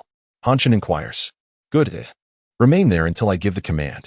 With a cold chuckle, he ends the call, his mood lifting instantaneously, and his fatigue wanes. He watches the Wang family busying themselves with their task. Han Chen is unbothered by the possibility of being seen, as the glass has activated its anti-peeping mode, allowing only one-sided visibility. Over the next 3 hours, 5 more large trucks arrive, each laden with goods. Han Chen cannot help but marvel. Goodness, they are indeed relentless. They intend to fill the safe house to capacity. Such grand aspirations shall be extinguished by my hand. To relish comfort amid the apocalypse? That is unfathomable. With that sentiment, Han Chen extinguishes his cigarette forcefully, as if crushing the Wang family beneath his heel. As the night deepens and tranquility settles, he quietly begins his operation. Transforming into a wisp of smoke, he effortlessly infiltrates Villa 001, making his way to Wang Xian's study. With a clear objective, he opens a drawer. And there it is, the key to Villa 003. As the son-in-law of the Wang family, Han Chen possesses keen insights into many matters, despite not being favored. He is aware of the location of Wang Xian's important possessions. After duplicating the key, Han Chen chuckles and returns the original to its place, then vanishes silently from the Wang residence. Back at Villa 002, he now holds a pristine key to Villa 003. The Wang family will not enter their safe house until the onset of the apocalypse. That will be the moment to commence my retribution for their past transgressions against me. Gently weighing the key in his hand, Han Chen prepares to rest. Chapter 14. The arrival of the frozen apocalypse. The ominous signs of the impending apocalypse were evident as the Wang family began stockpiling supplies. Wang Xian's formidable capabilities were unmistakable. The ability to anticipate such catastrophic news could only stem from official sources. In the days that followed, the Wang family continued to transport provisions under the cover of night.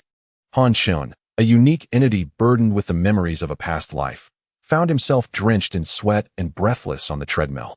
After his workout, he reflected on how he had neglected his physical well-being while tirelessly working for the Wang family.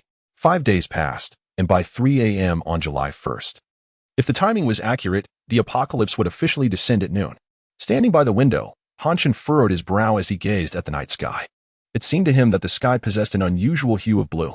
Despite his meticulous preparations, the proximity of the apocalypse instilled a sense of dread within him. It heralded not only the chill of winter, but also a hell on earth and the obliteration of humanity. Given a choice, Han Chen would wish for the apocalypse to remain at bay. Suddenly, a notification chimed on his phone, and with a sardonic smile, he glanced towards Villa 001. So it begins, he murmured. Approaching Villa 003, he called out, "Come out." From the shadows at the corner of Villa 003 emerged a robust figure who respectfully greeted him. "Good day, young master." "There's no need for such formality, De Xiong." Han Chen replied with a smile. "I summoned you here to save your life." Indeed, the one before him was De Xiong, the very man who had previously attempted to assassinate Han Chen, now under his control. Confusion clouded De Xiong's face. "Young master, I do not quite understand." "In 9 hours." "You will," Han Chen stated, tossing the key to Villa 003 to De Xiong. "Unlock the door." De Xiong complied, opening the door to reveal a stunning sight within. The interior was filled to the brim with various crates. He casually pried open the nearest box, revealing it to be stuffed with sausages. Another contained rice. This only deepened De Xiong's bewilderment. Whose house is this? Why is there so much stockpiled here? It seems a waste to use such a fine villa as a warehouse. Seeing De Xiong scratching his head, Han Chen couldn't help but chuckle. Although De Xiong was a towering figure, he lacked intellect, suited only for brute force. Han Chen wondered if he could be of any assistance during the apocalypse. "This is the safe house of your former employer, Wang Xian," Han Chen explained. "I need you to secure this place and ensure that the Wang family does not enter here until noon." De Xiong's confusion deepened. "I still don't quite get it." Han Chen laughed lightly. "Ah, the world will change by noon. Are you saying it will rain?" De Xiong inquired. Han Chen face-bombed, struggling to articulate the gravity of the situation. "Just remember what I said. After noon, everything will make sense." "Understood," De Xiong replied, sensing Han Chen's irritation and promptly agreeing. With that, Han Chen departed Villa 003, leaving De Xiong to lock the door securely. Wang Xian had installed numerous bolts and locks on the entrance. After leaving Villa 003, Han Chen made his way to Villa 001, to Wang Xian's study.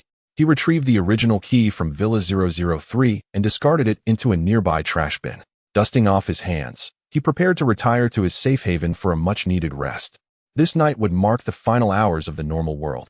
Han Chen's slumber lasted only 3 hours, the oppressive anticipation of the apocalypse rendering him restless. Drowsily awakening in a recliner, he stared through the glass at the sky. By 11:30 a.m., he activated the heating indoors. With electricity still operational, he refrained from utilizing the generator. Returning to the second-floor window, he took out a steak and a glass of red wine, savoring each bite as he awaited the arrival of the apocalypse. At last, the time on his phone ticked over, July 1st, 2030, at noon. Han Chen raised his gaze to the heavens. The previously clear sky was suddenly shrouded in ominous clouds. A blue light, like a dye, swiftly permeated the darkened sky. The sight of the clouds glowing with a blue luminescence created an overwhelming sense of tension. Han Chen instinctively tightened his grip around the wine glass. It had begun. The frozen apocalypse had arrived. As Han Chen murmured to himself, snowflakes began to fall from the sky.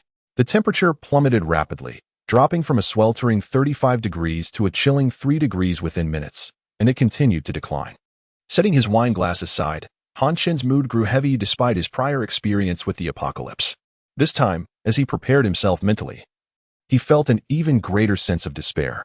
Looking towards the horizon, he could see shadows on the balconies of distant high-rise apartments. As people gazed in astonishment at the bizarre temperature shift and the sudden snowfall, in mere minutes, the snow began to cascade down thickly. Suddenly, the door to Villa 001 was violently flung open. Wang Xian dashed towards Villa 003, frantically searching for something outside. Shen Qin and Wang Qinglian followed closely behind, equally anxious. Witnessing this scene, Han Chen felt a slight alleviation of his heavy heart. It appeared the Wang family was still inside Villa 001, desperately searching for the keys. Unbeknownst to them, the keys they sought were nestled in the trash bin they had passed multiple times. As snow blanketed the ground, their search became increasingly arduous, igniting Wang Xian's fury, stripping him of his usual composure. The three members of the Wang family left chaotic footprints in the snow, resembling ants on a hot pan. Amused, Han Chen watched as he devoured a generous portion of steak. Delicious, he thought. This is the taste of the apocalypse. Wang family, prepare to savor it. Sipping his wine, he relaxed and reclined in his chair, drifting into a comfortable sleep. As the apocalypse truly descended, Han Chen's emotions returned to a state of tranquility. While the Wang family below remained steeped in urgency and fear, they understood the implications of their current predicament. Gradually, despair began to take root.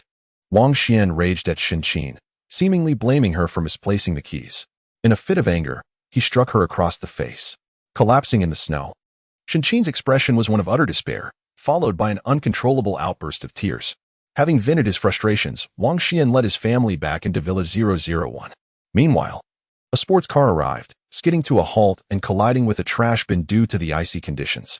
Du Hua hurriedly exited the vehicle, seemingly unaware of the unfolding chaos, and began inquiring with Wang Qinglian. Soon after, he too entered Villa 001. None of them noticed the key to Villa 003, which had flown from the trash bin, now buried beneath the thickening snow. Chapter 15. The overweening Wang Qinglian. As dusk fell, Han Chen awoke once more. Upon opening his bleary eyes, he was greeted by a vast expanse of white. A glance at the thermometer on the wall revealed that the outdoor temperature was a chilling -50 degrees, while the inside was a comfortable 28 degrees, an ideal setting meticulously adjusted by Han Chen for his own comfort. With a grand stretch and a post-slumber yawn, he scratched his bare abdomen and instinctively reached for his phone to scroll through Douyin videos. As the screen illuminated, a message from De Xiong caught his eye. Young master, I comprehend your generosity. Thank you for saving my life. Han Chen chuckled softly and replied, I recall there is firewood in that room. You can warm yourself. Just as he sent the message, De Xiong responded, I'm warming up now. It's dreadfully cold. Young master, I have plenty of food here. Would you like me to send some over? I've seen on Douyin that the snow has blocked all the roads, making it impossible to go out for provisions. De Xiong's thoughtfulness regarding Han Chen's potential food scarcity stirred a slight emotion within him, yet he remained largely unmoved. De Xiong was still in his probationary period. Complete trust had yet to be established. No need. I have ample supplies. Just take care of yourself. After sending the message, Han Chen turned back to his Douyin feed. Indeed, the platform was flooded with news regarding the snowfall and plummeting temperatures. There were personal grievances and official reassurances alike. Help! It's unbearably cold. I've discarded my winter clothes. What should I do? Lamented a young person accustomed to purchasing new garments each year, ultimately wasting resources that bore consequences upon themselves. I can't go out. I only have a single bowl of instant noodles left. Is there anyone who can deliver supplies? This was the plight of a solitary individual, unaccustomed to stockpiling food. Please remain calm. The authorities are addressing the issue, stated the Douyin official account, striving to placate the public yet failing to provide concrete solutions. How will this be resolved? Is this some kind of disaster? Is it the end of the world? Such despairing voices resonated with clarity, articulating the gravity of the situation. Shaking his head as he watched the videos, Han Chen mused that this was merely the beginning. The severity of the circumstances had yet to dawn upon most. By midnight, temperatures would plummet to a catastrophic -70 degrees, and this frigid state would persist for an extended period. In this apocalyptic scenario, many would perish from the cold before their food supplies ran out. Yet, Han Chen could not dwell on such matters. In this harsh reality, There was no space for sentimentality, only survival. He retrieved a Boston lobster, sighing as he began to eat. His somewhat exasperating demeanor, if observed by Douyin users, would surely provoke a torrent of disdainful comments. Even De Xiong's current living conditions were significantly better than those of the average person. Of course, De Xiong was acutely aware that all of this was provided by Han Chen, a fact he would remember for a lifetime. After satisfying his hunger, Han Chen strolled by the window to aid digestion, casting a glance towards Villa 001. Though the lights shone brightly, no figures were visible, most likely. They were huddled under their blankets, too frightened to emerge. The Wang family's refrigerator likely still held some everyday provisions, ensuring they would not starve just yet. Han Chen lamented inwardly that he should have unplugged their refrigerator, allowing the food to spoil. He muttered to himself in frustration over his oversight. Taking out his PS-12 from his backpack, he selected a zombie-slaying game and immersed himself in it. However, the zombie boss proved to be exceptionally formidable, even possessing the ability to fly, causing Han Chen to break into a sweat despite being bare-chested. Meanwhile, in Villa 001, the Wang family, along with Du Hua, were all curled up in bed, trembling from the cold. Despite the heating system being set to maximum, the effect was scarcely noticeable, as the outdoor temperature was simply too frigid and the houses in Haishur lacked proper insulation. Qinglian, what on earth is happening? How could the weather change so abruptly? Du Hua questioned, still incredulous at the sudden shift. Coiled in the same bed, Wang Qinglian trembled as she replied. This is the apocalypse brought by the sapphire from the east. Ah? Du Hua exclaimed. How long will this last? At this rate, people will die. I don't know. No one knows, not even the authorities. Wang Qinglian's voice was laced with fear and despair. From her father, Wang Xian, she understood the nature of this catastrophic change and the dire consequences of inadequate preparation. Listening to Wang Qinglian's words and observing her despondent expression, Du Hua finally grasped the seriousness of their predicament. He began to tremble like her, not from the cold, but from fear. Will we freeze to death? Or starve? He posed, seemingly inquiring of Wang Qinglian, yet truly expressing his own dread of the future. Wang Qinglian offered no response. The answer to that question was one she could not bear to contemplate. In this moment, they were no different from ordinary people, forced to struggle for survival in this bleak world, living day by day in uncertainty. However, the process would undoubtedly be excruciating. No, perhaps their plight would be even more harrowing, for Han Chen was present. Wang Qinglian felt hopeless, as a pampered rich heiress, finding herself in an apocalyptic scenario stripped of all her former privileges left her disoriented. Her father had stockpiled copious amounts of supplies, ensuring their family could navigate the apocalypse with ease. Who would have thought they would end up in a farcical situation of being locked out due to a lost key? This turn of events felt like a cruel jest from fate, leaving Wang Qinglian feeling as though she were a mere pawn in a cosmic game. She was acutely aware of her own situation. She possessed no survival skills whatsoever. How could someone like her endure in this new world, relying on the man beside her? But Du Hua was also a useless rich heir. Without his affluent label, he was but a helpless lamb. Gazing at the trembling figure before her, Wang Qinglian sighed inwardly. In that moment, she found herself missing Han Chen, her husband from the countryside. Reflecting on it now, he seemed to possess a certain adeptness at navigating life as challenges. In this apocalypse, if he were to protect her, wouldn't she be able to live without worry? Where could he be now? Unable to suppress her thoughts, Wang Qinglian retrieved her phone and opened Han Chen's chat window. Hesitating, she found herself unable to type. The remnants of her pride restrained her. The idea of seeking help from Han Chen felt utterly humiliating. After all, she was a queen-like figure. How could she solicit assistance from a mere country bumpkin? Yet, as she reconsidered, she thought, if I actively seek his care, I am merely providing him with an opportunity to showcase his worth. A subtle hint could lead him to approach me. He would surely comply. After all, hadn't he left previously because she denied him physical contact? As these thoughts spiraled in her mind, she grew increasingly convinced of their validity, a smile unconsciously gracing her lips. With newfound confidence, she composed a message in the chat. Han Chen, where are you? I am freezing. Please return and protect me. Chapter 16. Savoring lamb head and teasing a woman. Han Chen suddenly recalled the delectable lamb head he had savored a few days prior, and the mere thought of it caused his mouth to water. Thus, he promptly made his way to the kitchen, eager to try his hand at preparing lamb head. As he hesitated over which seasonings to use, his phone buzzed with a message. What could that bear possibly want? Always sending messages. Chen cursed under his breath, irritated that he was being bombarded with notifications as if he were a beautiful woman. Picking up his phone, he intended to reprimand him, only to discover it was a message from Wang Qinglian. Chen, where are you? I'm about to freeze to death. Hurry back and protect me. This message left Chen momentarily stunned. What was this situation? Why was this woman contacting him? Did she not know that Wang Xian had sent someone to hunt him down? Upon reflection, he realized she might indeed be unaware. Such matters were surely kept secret by Wang Xian. After all, who would openly discuss a murder plot? Amused by the thought, Chen chuckled and began to reply to Wang Qinglian. I'm currently facing a significant dilemma and cannot attend to you at the moment. Upon receiving his message, Wang Qinglian was elated, her pride swelling once more. I knew it. This country bumpkin can't escape my grasp. Despite her internal joy, she responded with a dramatic tone, forget your dilemma for now. Think of a way to return to Jiyuan Villa. The world is ending. Do you intend to watch me freeze and starve? Don't you care for me? As Chen read her message, he couldn't help but scoff.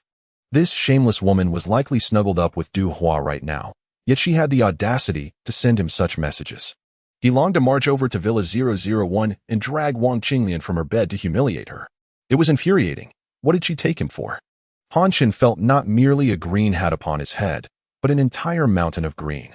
Suppressing his rage, he brainstormed ways to toy with her. Glancing down at his slippers, an idea struck him. He snapped a photo of his feet and sent it along with a message. It's too cold outside. I cannot go out, or I'll freeze to death. Wang Qinglian's eyes widened in disbelief upon seeing the photo. At such a low temperature? Chen was wearing slippers and shorts? Was he not cold in his house? Where are you? Isn't it cold there? She inquired eagerly, seeing a glimmer of hope. It's not cold at all. It's sweltering, Chen replied, sending a photo of a thermometer displaying a comfortable indoor temperature. I'm busy solving my dilemma. I can't decide which dish to eat first. He sent another picture, showcasing a feast of steaming lamb head, rice, and a cup of warm milk to cleanse the palate, alongside red wine and various snacks. Wang Qinglian was utterly envious. This was the life she craved, warmth, comforting food, free from the torment of cold and hunger. Indeed, Chen was the reliable man to depend on in this apocalyptic world. Chen, come and take me there. I want to live with you. She excitedly messaged, yet he did not respond. Why aren't you replying? What are you doing? Respond, she urged. I know it. You must be with some vixen. How could you betray me? I am your wife, and I have the right to live with you. As she waited for a reply, panic and anger surged within her, leading her to conjure various scenarios in her mind. Chen, upon reading her messages, felt utterly exasperated. This woman, engaging in her own sordid affairs, had the gall to blame him. How revolting. He tossed his phone aside, unwilling to let her messages ruin his appetite, letting her stew in her madness. The lamb head, while lacking in flavor, was a commendable first attempt, and he relished it, nearly burning his tongue in the process. Quickly calming it with milk. After finishing his meal, he was drenched in sweat from the heat. I should take a cool shower. It's too hot, he lazily decided. Meanwhile, Wang Qinglian was seething with rage, feeling as if she might explode. This country bumpkin dared to ignore her? I await your plea for my forgiveness, she thought, tossing her phone aside and tightening her blanket. Was it her imagination, or was it getting colder? At this point, it was already 10 p.m. Chen's thermometer indicated that the outdoor temperature had plummeted to minus 60 degrees. Emerging from his shower, Chen felt refreshed and decided to do some light exercise to digest his late-night snack before retiring to bed. He had not had a good night's sleep for days and felt fatigued. He tossed the thick comforter onto the floor. It was far too warm for such bedding. He threw himself onto the bed, sprawled in a star shape, and soon drifted into slumber. In contrast, Wang Qinglian lay beneath 3 layers of blankets, still shivering. Qinglian, who were you chatting with to become so agitated? Du Hua inquired curiously. Wang Qinglian, already irate, felt even more provoked by the presence of the annoying Du Hua. No one, she snapped. Oh, Du Hua replied, sensing her foul mood and choosing silence. However, his hands began to wander toward her, further igniting her fury. She swatted his hand away. What the hell? Is this the time for that? Wang Qinglian interrupted, her usually demure demeanor replaced with anger. Du Hua, equally incensed, turned his back to her, refusing to speak. Wang Qinglian also turned away, back to back with him, yet her eyes remained glued to her phone, hoping for a message from Chen, preferably one that would bring good news of his arrival to take her away. She had already resolved that if Chen came, she would promptly kick Du Hua to the curb. Han Shun was now the guarantee of her luxurious lifestyle. However, as she waited, no message came, and eventually, she fell asleep, trembling from the cold. Du Hua, seizing the opportunity, discreetly took Wang Qinglian's phone and immediately discovered her messages with Han Shun. This revelation infuriated him. How dare she contact her husband again? He felt as if he had been cuckolded, astonished by the comfort of Han Shun's life. He knew that in Haishur, no house could withstand such frigid temperatures. Han Shun must not have left Haishur. How had he managed this? No wonder Wang Qinglian sought him out. It was clear she was drawn to his warm environment. Du Hua narrowed his eyes, deciding not to confront Wang Qinglian just yet. Perhaps there would come an opportunity for him to escape this misery. He entertained fanciful dreams of a brighter future. This foolish second-generation wealthy man was undoubtedly lacking in intellect. He and Wang Qinglian were indeed a match made in heaven. If Han Shun were present, he would surely wonder what it was that Wang Qinglian found so appealing about him. Chapter 17. The temptation of soy milk and fried dough sticks. On the second day of the frozen apocalypse, temperatures plummeted to a frigid -70 degrees. Han Shun awoke from his slumber around noon, groggy and disoriented. He glanced at his phone, noting that Wang Qinglian had not sent any further messages, and he could not be bothered to respond. Opening the video app, he discovered the internet was once again ablaze with outrage as power outages had commenced. The official announcement read, "Dear citizens, we are now implementing limited power supply throughout the day. Please use electricity judiciously and refrain from utilizing high-power appliances to collectively conserve our energy resources. We appreciate your cooperation." The online community erupted in furious condemnation. The loss of continuous power felt like the final straw. Without electricity, the heating effects of air conditioning were rendered useless, plunging the already cold rooms into an even deeper chill, leaving those accustomed to urban comfort in a state of panic. Yet, their anger was futile. This was not a matter open for negotiation, merely a notification from the authorities. According to the formal notice, power would now only be supplied for 1 hour at noon and another at 6 in the evening. The explanation cited the extreme cold weather as the cause for the shutdown of all power generation facilities, leaving only reserve energy to be utilized, a resource that would diminish with each use. After perusing the news, Han Shun nonchalantly made his way to the basement and powered up the diesel generator. Since the nation was in a state of energy scarcity, he had no intention of competing for resources with others. He chuckled to himself, humming a tune as he ascended from the basement. Once again at the window on the second floor, he surveyed the outside world. Following the heavy snowfall of the first day of the apocalypse, the ground floor had been completely buried beneath a thick layer of snow. Now, the heavy snow had transformed into a light flurry, making it even more improbable to venture outside. Previously, many had clamored online for the government to deliver supplies.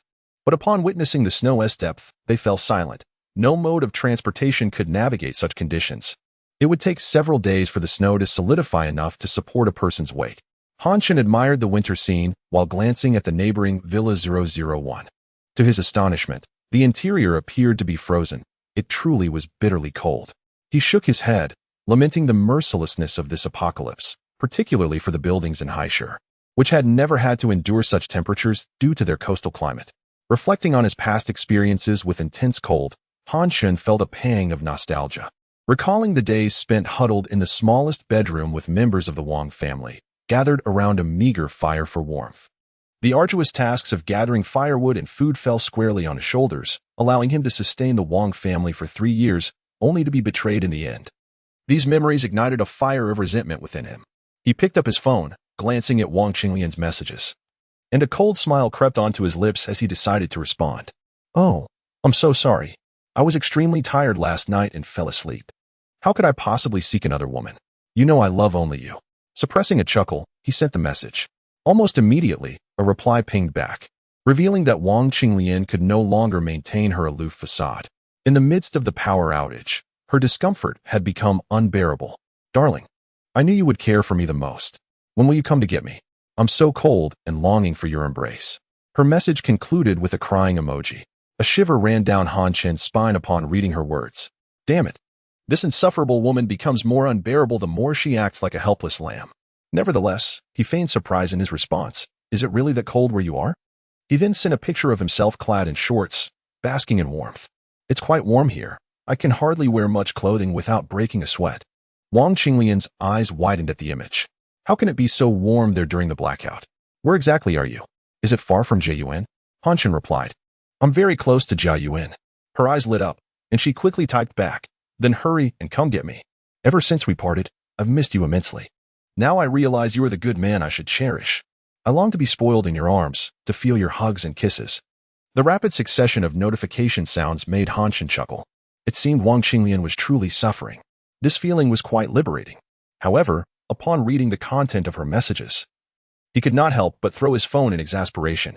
This insufferable woman had never once acted so affectionately before. Such overt expressions caught him off guard. Once desperately seeking her affection, he had always been met with disdain. Even now that he had it, it felt hollow and theatrical. Would he be deceived by sweet nothings? Certainly not. He picked up his phone again, scrutinizing her brazen words, and likened her to a white lotus.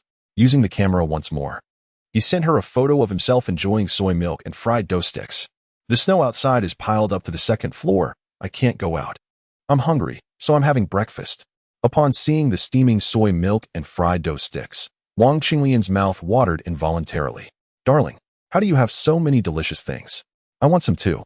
Awestruck, she typed out her thoughts without hesitation. Wait, didn't you always claim to despise soy milk and fried dough sticks, saying they were food for country bumpkins? Han Chen intentionally reminded her of her previous disdain. Oh, darling, please don't bring up my embarrassing moments. I was just joking with you. You wouldn't hold it against me, right? Wang Qinglian, ever the master of feigned innocence, excelled at playing coy. Of course not, Han Chen replied curtly. So, darling, you will find a way to brave the snow and come to get me. Want you? She added, punctuating her plea with a pitiful emoji. Han Chen was now completely taken in by Wang Qinglian's shameless demeanor.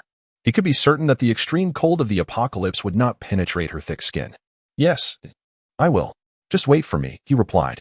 Seeing Han Chen's definitive response, Wang Qinglian jumped for joy, envisioning herself in a cozy home, clad in loose pajamas, living a carefree life amidst the apocalypse. Even if it meant sacrificing her dignity to accompany that country bumpkin, it was of no consequence, as long as she could live comfortably. Moreover, she believed that with just a little sweetness, Han Chen would dutifully comply with her wishes. Han Chen, I hereby declare you my #1 devoted admirer. Wang Qinglian thought triumphantly. Meanwhile, Du Hua, lying in bed, observed Wang Qinglian's exuberance and sensed that things were progressing favorably. Qinglian, what has you so delighted? He inquired. Upon hearing Du Hua's voice, Wang Qinglian instantly composed herself, realizing she should not exhibit such joy in his presence. Compared to Han Chen, Du Hua was nothing but a useless burden in this apocalypse.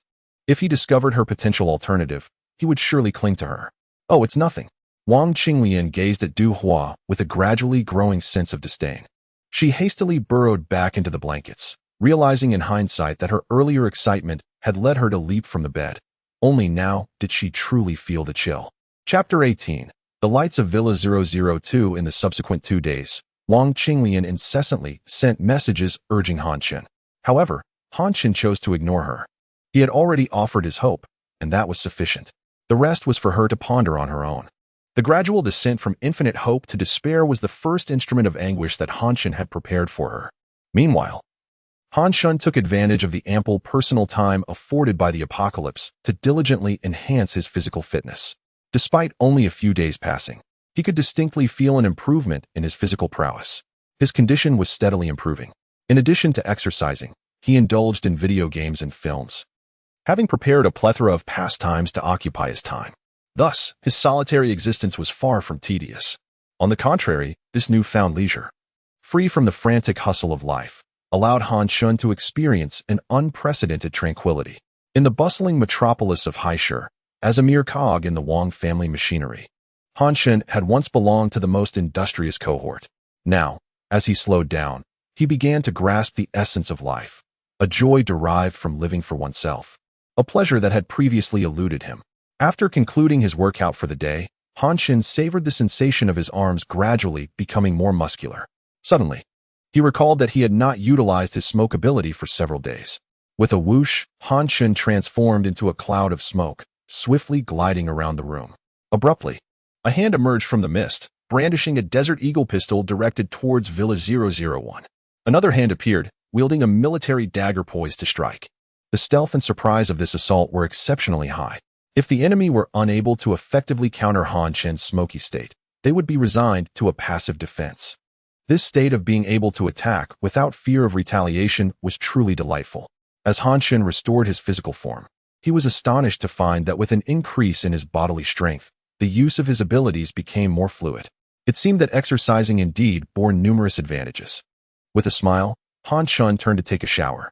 At that moment, he noticed the balcony door of Villa 001 being opened. Intrigued, he settled into a recliner by the window to observe. There stood Du Hua, clad in heavy garments, awkwardly emerging from the second floor. Cautiously testing the hardness of the snow, he slowly made his way to the treetops visible on the street, struggling to break off branches. Han Chen chuckled, realizing that this fellow had stepped into his shoes, becoming a tool for the Wang family. Now, he was out gathering firewood for warmth. Given that it was now 7 p.m., with the official power supply cut off, one had to rely on self-made fires for heat. As Du Hua broke off a branch, he felt as though he saw a light ahead and instinctively looked up. He froze in place, staring in disbelief at Han Chen's Villa 002, which was brightly lit. Had the power been restored? Confused, Du Hua glanced around, only to find that other neighbors' homes remained shrouded in darkness. The distant high-rises of the commercial buildings were equally devoid of light. Yet, Du Hua looked back at Villa 002, resembling a bewildered deer, dazed and foolish. Subsequently, in a fit of excitement, he scrambled back to Villa 001. Han Chen watched with amusement at his reaction, knowing he would likely return to inform Wang Xian and the others. If his intuition was correct, the Wang family would soon come over to discuss the possibility of moving in. After all, given their shamelessness, there was no limit to what they might do. Pleading with a neighbor was merely a trivial matter. Indeed, as Han Chen had anticipated, the Wang family swiftly emerged from the second floor, gathering on their balcony to observe. Once they confirmed that there was indeed light emanating from Han Chen's villa, they appeared exceedingly excited and made their way towards him. Han Chen regarded them with a cold smile, initially considering ignoring them. However, after a moment's thought, he donned a clown mask, completely concealing his features, and slipped into an extravagant silk nightgown. As Wang Xian and the others reached the window of Villa 002, the glass, equipped with a privacy feature, prevented them from seeing inside, allowing only a faint glow from the light bulbs to penetrate. Conversely, Han Chen had a clear view of them. He placed a shotgun on the nearby coffee table and activated the intercom. "Gentlemen, what brings you to my residence?" His voice, altered by the intercom, concealed his true tone. Wang Xian, standing at the forefront, offered a polite smile, despite being unable to see the interior. "Hello, we are your neighbors." Upon seeing the lights, "We were most curious and decided to take a look." Han Chen replied curtly, "There is nothing to be curious about. I merely have a generator. That is all." His brief response conveyed a disinterest in further conversation, leaving Wang Xian feeling as though he had hit a wall. After a moment's contemplation, Wang Xian decided to be forthright. "The situation we find ourselves in is dire, and we wonder if we might be able to stay at your place temporarily. Of course, we would offer generous compensation, 10,000 a day. What do you think?" Wang Xian laid out his request and the proposed payment, awaiting Han Chen's response. Having said this, he was ready to negotiate further, understanding that business rarely concluded in a single exchange. Behind him, Wang Qinglian, Shen Qin, and Du Hua all bore hopeful expressions. The snow had piled just below the second-floor window, and Han Chen coldly smiled down at them. He then deactivated the glass's privacy feature. Wang Xian and the others were momentarily blinded by the sudden light, and as they adjusted, they were astounded by the scene inside. A figure wearing a clown mask sat in a chair, and behind him, the room was immaculate, devoid of any signs of freezing. The thin silk nightgown he wore suggested that the interior was likely very warm. Even more astonishing was the steaming cup of coffee sitting on the coffee table beside the shotgun. In this frozen apocalypse, nothing could be more visually striking than that cup of hot coffee. At that moment, Han Chen spoke. "Do you truly believe that in this apocalypse, the currency you hold retains any value?" His chilling words struck directly at Wang Xian's heart. Wang Xian's expression soured, for apart from money, he possessed nothing persuasive. The once omnipotent currency had now devolved into mere scraps of paper. Indeed, in the apocalypse, money was less valuable than a roll of toilet paper. Beneath the clown mask, Han Chen wore a playful smile, quietly relishing the sight of the Wang family's dismay. "Well then, sir, is there no other way? I am willing to pay any price if you can grant us entry. Please, we seek only a path to survival." Wang Xian, displaying a resigned demeanor, lowered himself in supplication. For him, such humility was not difficult. In his past endeavors within Haishi's business realm, he had once prostrated himself before others. Now, merely seeking a favor was hardly a challenge. Oh, is that so? Any condition is acceptable? Han Chen leaned forward slightly, resting his right arm on his crossed leg. To be frank, I have a keen interest in your daughter. If you could accommodate that, I might consider allowing you in. However, the young man beside you must leave. Han Chen grinned, gesturing towards Wang Qinglian and Du Hua, his movements imbued with an air of mischief. Wang Xian and Xin Qin were taken aback, turning to look at their daughter and Du Hua.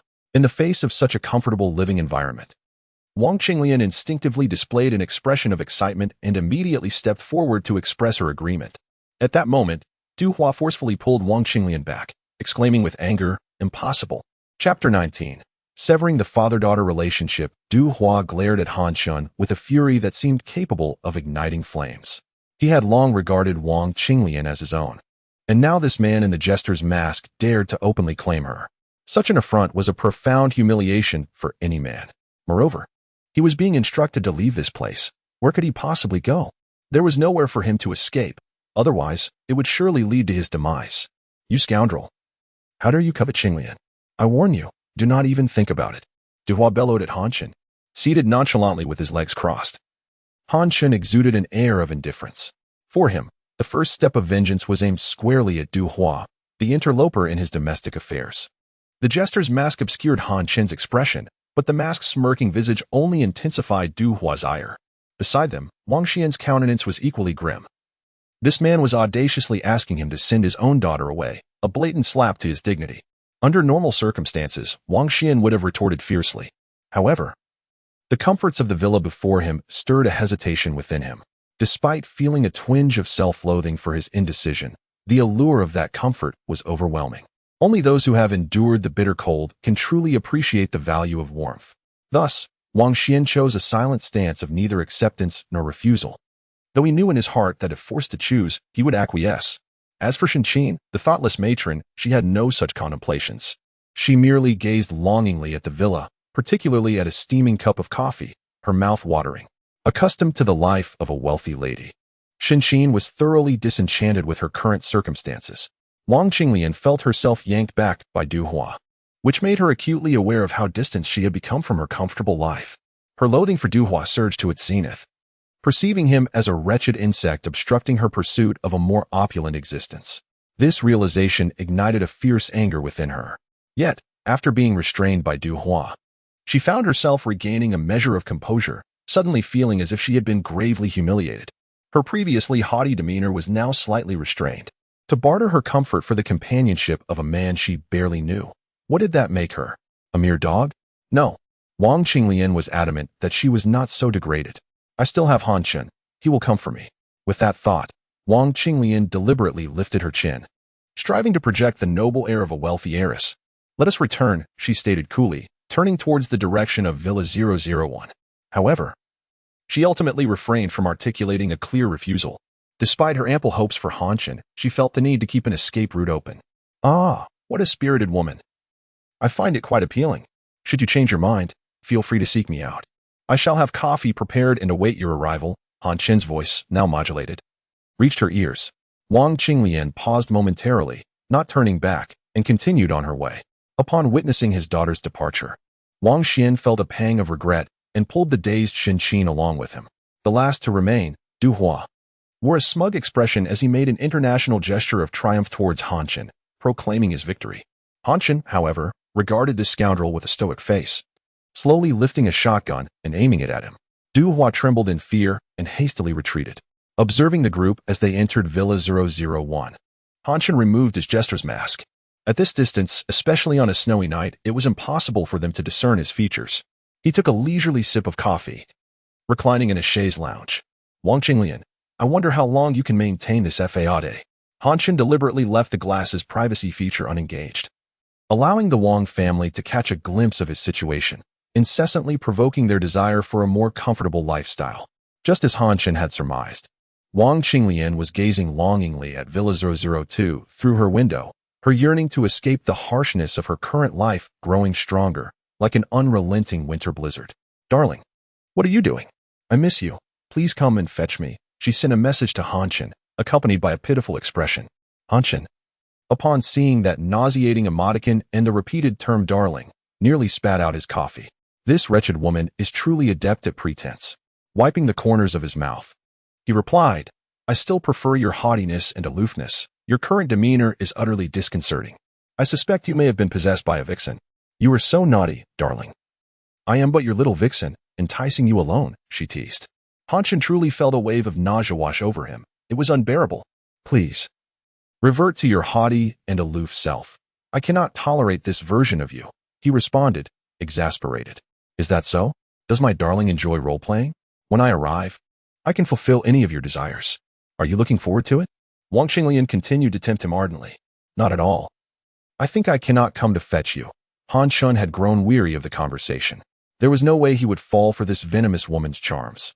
Wang Qinglian, standing by the window, was momentarily stunned, unable to comprehend Han Chen's abrupt change of heart. Why? Does my darling no longer love me? Instinctively, Han Chen typed, Yes. I no longer love you. Just before hitting send, a spark of realization struck him, and he deleted the message. Do you not know? Before the apocalypse, your father actually sent someone to assassinate me. I nearly lost my life. Consequently, I am exceedingly disillusioned with your family and can no longer accept you. Wang Qinglian, upon reading Han Chen's message, felt incredulity wash over her. Her father truly had sent someone to kill Han Chen? What was to be done now? Han Chen must despise them with all his being. How could this happen? It was one thing for Du Hua to be a fool. But why was her father also sabotaging her? In a daze, Wang Qinglian felt the comforts of life slipping further away from her grasp, elusive and unattainable. Her anger flared once more, now directed at her father as well. Wang Qinglian stormed up to Wang Xian, her voice rising in furious inquiry. Dad, did you really send someone to kill Han Chen? Du Hua and Xin Qin exchanged bewildered glances, turning to Wang Xian. Wang Xian, equally astonished, lifted his gaze and asked, How did you come to know of this? Seeing her father's reaction, Wang Qinglian realized that Han Chen had spoken the truth. At that moment, she was consumed with hatred for her father. It was entirely due to him that her once attainable, comfortable life had slipped away. Shaking her phone in agitation, she displayed the images sent by Han Chen to Wang Xian. Han Chen is living a life of luxury, no less than Villa 002. Did you know? He still loves me. He had originally intended to come for me. All of this is because of you. He is now thoroughly disillusioned with our family. He refuses to come for me, and you have ruined my comfortable life. I despise you. It is all your fault. In her final words, Wang Qinglian glared with fiery eyes, tears streaming as she shouted, I want to sever our father-daughter relationship. Chapter 20. Wang Qinglian eats leather shoes. Upon hearing Wang Qinglian's declaration to sever their father-daughter relationship, Wang Xian rose in a fury. With a resounding slap, he struck her face, exclaiming in exasperation, How could I have raised such a daughter? Wang Qinglian, clutching her face, defiantly glared at Wang Xian and shouted, Then I shall no longer be your daughter. We will have no further ties. I am going to Han Chen. I refuse to freeze and starve here with you. Wang Xian, trembling with rage, seized Wang Qinglian's phone and glanced at the photo sent by Han Chen. The image revealed only a thermometer and a pair of legs clad in shorts, devoid of any other discernible information. However, it was evident that Han Chen resided in a warm abode, clearly unaffected by the harshness of the apocalypse, living in considerable comfort. You foolish girl. Do you truly believe Han Chen loves you? He is merely toying with you, seeking revenge. Wang Xian chastised her, recognizing Han Chen's intentions with a cynical sharpness. No. He has always loved me. He promised to come for me, and he will. Wang Qinglian's reasoning deteriorated as she devolved into a spoiled, tantrum-throwing child. Beside them, Xin Qin attempted to console her daughter but was met with Wang Qinglian's cries and accusations. In a fit of rage, Wang Xian hurled the phone back at her, bellowing, Then go ahead and see if he truly comes for you. With that, he stormed away. Wang Qinglian, sobbing, retreated to her room, locking the door behind her and collapsing against it. Du Hua, seated silently, wore a grim expression. It pained him to witness Wang Qinglian openly declaring her desire to return to Han Chen. The once affectionate woman had transformed entirely, now yearning for a life of comfort, which he found utterly ludicrous. It was akin to sending her off to the man in Villa 002. Leaning against the door, Wang Qinglian sent a message to Han Chen. Darling, I have severed ties with my father. Come for me. You are now my only family. She attached a weeping emoji. Upon receiving her message, Han Chen glanced toward Villa 001 with amusement. Ah, has the conflict deepened? I wonder if they will meet in battle, he mused, contemplating the timing. With a playful smile, Han Chen replied, let me think it over, give me a few days. The delay was intentional. Each passing day, indeed every moment, was a torment for the Wang family. Wang Qinglian, surveying the message, grew increasingly convinced of Han Chen's love for her, even imagining his hesitations and justifications. Yes, darling. I will wait for you. I love you, she beamed, feeling as if she had Han Chen firmly within her grasp. She was certain he would come for her. And with him, she envisioned a life akin to paradise amidst the apocalypse. As for her parents, she was sure Han Chen would not allow them to accompany her. Let them be. They are old and merely consume resources, she thought, her gaze hardening with resolve. Once I am with Han Chen, I might even find a way to cast him aside, allowing me to savor all the delicious food and comforts alone, just like the owner of Villa 002, sipping coffee in a robe while watching others suffer. I can make it happen. This selfish woman continued to fantasize about a flawless future, callously including her parents in her list of those to be discarded. As for Du Hua, useless waste, she scoffed, feeling a renewed sense of optimism. Wang Qinglian approached the window, gazing longingly at the inviting warmth of Villa 002. Though the view was hazy, she could faintly discern the cozy interior. I long to enjoy such a life, she thought. You wish to make me your woman? How laughable. She composed herself and stepped outside, approaching the fire pit where Wang Xin sat. Father, I apologize. I was wrong to say those things to you, she said sweetly, determined to placate her family for her own survival until Han Chen arrived. Once he did, she would leave without a backward glance. Wang Xin sighed at her tear-streaked face. No father truly harbors resentment toward his child. Be more rational in the future. Do not act impulsively, he advised her, his tone earnest. Even the cunning Wang Xian could not fathom the malicious thoughts brewing within his daughter. Yes, I understand, Wang Qinglian replied, nodding obediently. At that moment, Shen Qin approached, lifting the lid of the aluminum pot over the fire, revealing the boiled food inside. Wang Qinglian's stomach growled. She had been starving, eagerly waiting for her mother to serve the meal. But as she beheld the contents, disbelief washed over her.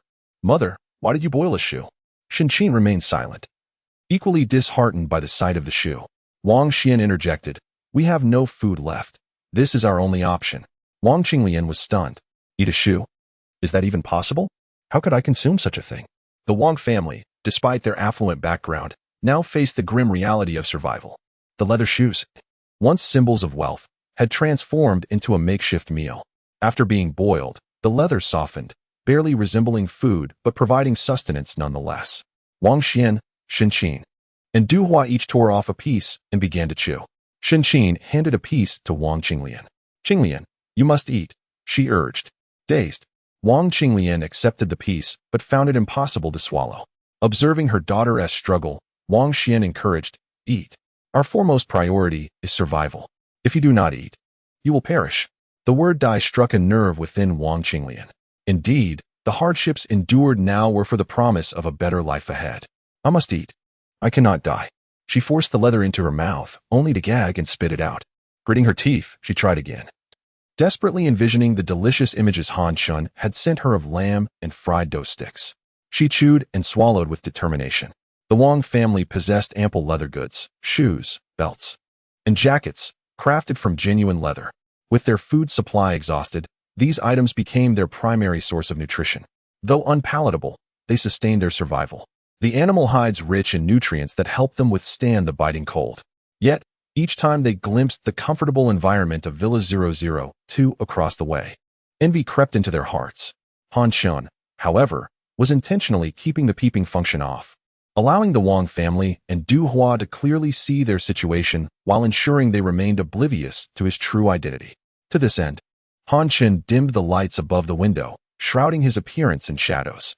After all, in the narrative of revenge he had crafted, it was not yet time for them to discover that Villa 002 was, in fact, his own. Chapter 21. The death of Du Hua. 5 days swiftly passed.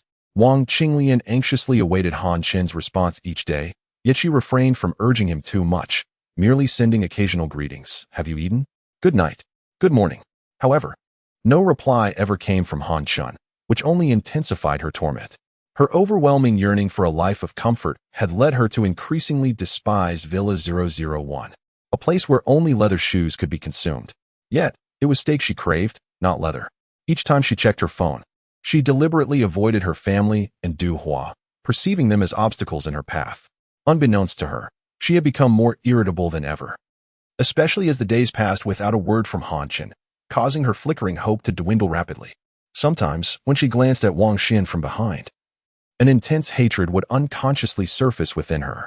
She blamed all her woes on her father, yet her final vestiges of reason restrained her, compelling her to endure.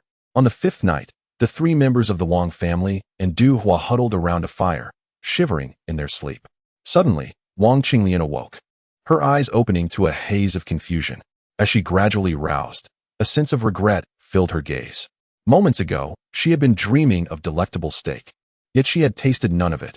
No matter how hard she tried, it remained out of reach. Agitated and restless, she awoke fully. Sitting up and staring into the fire, she fell into a daze. Checking her phone again, she found still no message from Chen. Numbly, she turned her head towards Villa 002, which, despite the late hour of 10 p.m., remained brightly lit. Resolutely, she stood up, braving the snow and wind as she made her way over. She had resolved to stop waiting for Chen. She would go to Villa 002. Arriving at the glass window, she once again saw the man wearing the clown mask. Gone was her former pride. She gazed blankly at the cozy surroundings of the room and spoke. "Let me be your woman. Let me in." "Don't you need to consult your man?" Chen's mocking voice echoed back. "He is not my man," Wang Qinglian retorted. "Wang Qinglian." Suddenly, Du Hua's furious voice erupted from behind her. She turned to see Du Hua standing there, his eyes blazing with anger. "Get away from me, as far as you can." The moment she laid eyes on Du Hua, her anger erupted. "Look around. He can offer me a comfortable life. I want he be cold, I want he go hungry. And I certainly want he be eating leather shoes. What can you provide me now? You are nothing but a useless waste." Wang Qinglian screamed, jabbing her finger at Du Hua's nose. Du Hua trembled, unable to accept Wang Qinglian's scathing assessment.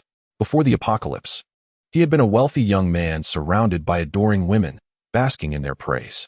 Useless, he had once used the same words to mock men whose girlfriends he had stolen, relishing their humiliation under the vast disparity of wealth. He delighted in witnessing their frustration. Yet now, those very words were hurled back at him, and he found himself powerless to retort. The sensation was overwhelmingly stifling. He turned to the clown mask, perched nonchalantly like a regal figure. The stark contrast left him feeling dizzy. With a sudden gasp, blood spurted from his mouth, and he slumped to the ground, his eyes dimming. So this is what it feels like to be robbed of a woman and humiliated. The crimson blood did not evoke sympathy from Wang Qinglian. Instead, she looked at him with even greater disdain. "I've already said, if you wish to enter, you must let him go." Chen's icy voice resounded. Wang Qinglian stepped forward, her gaze cold as she looked down at the seated Du Hua. "Du Hua, if you still love me, then please leave.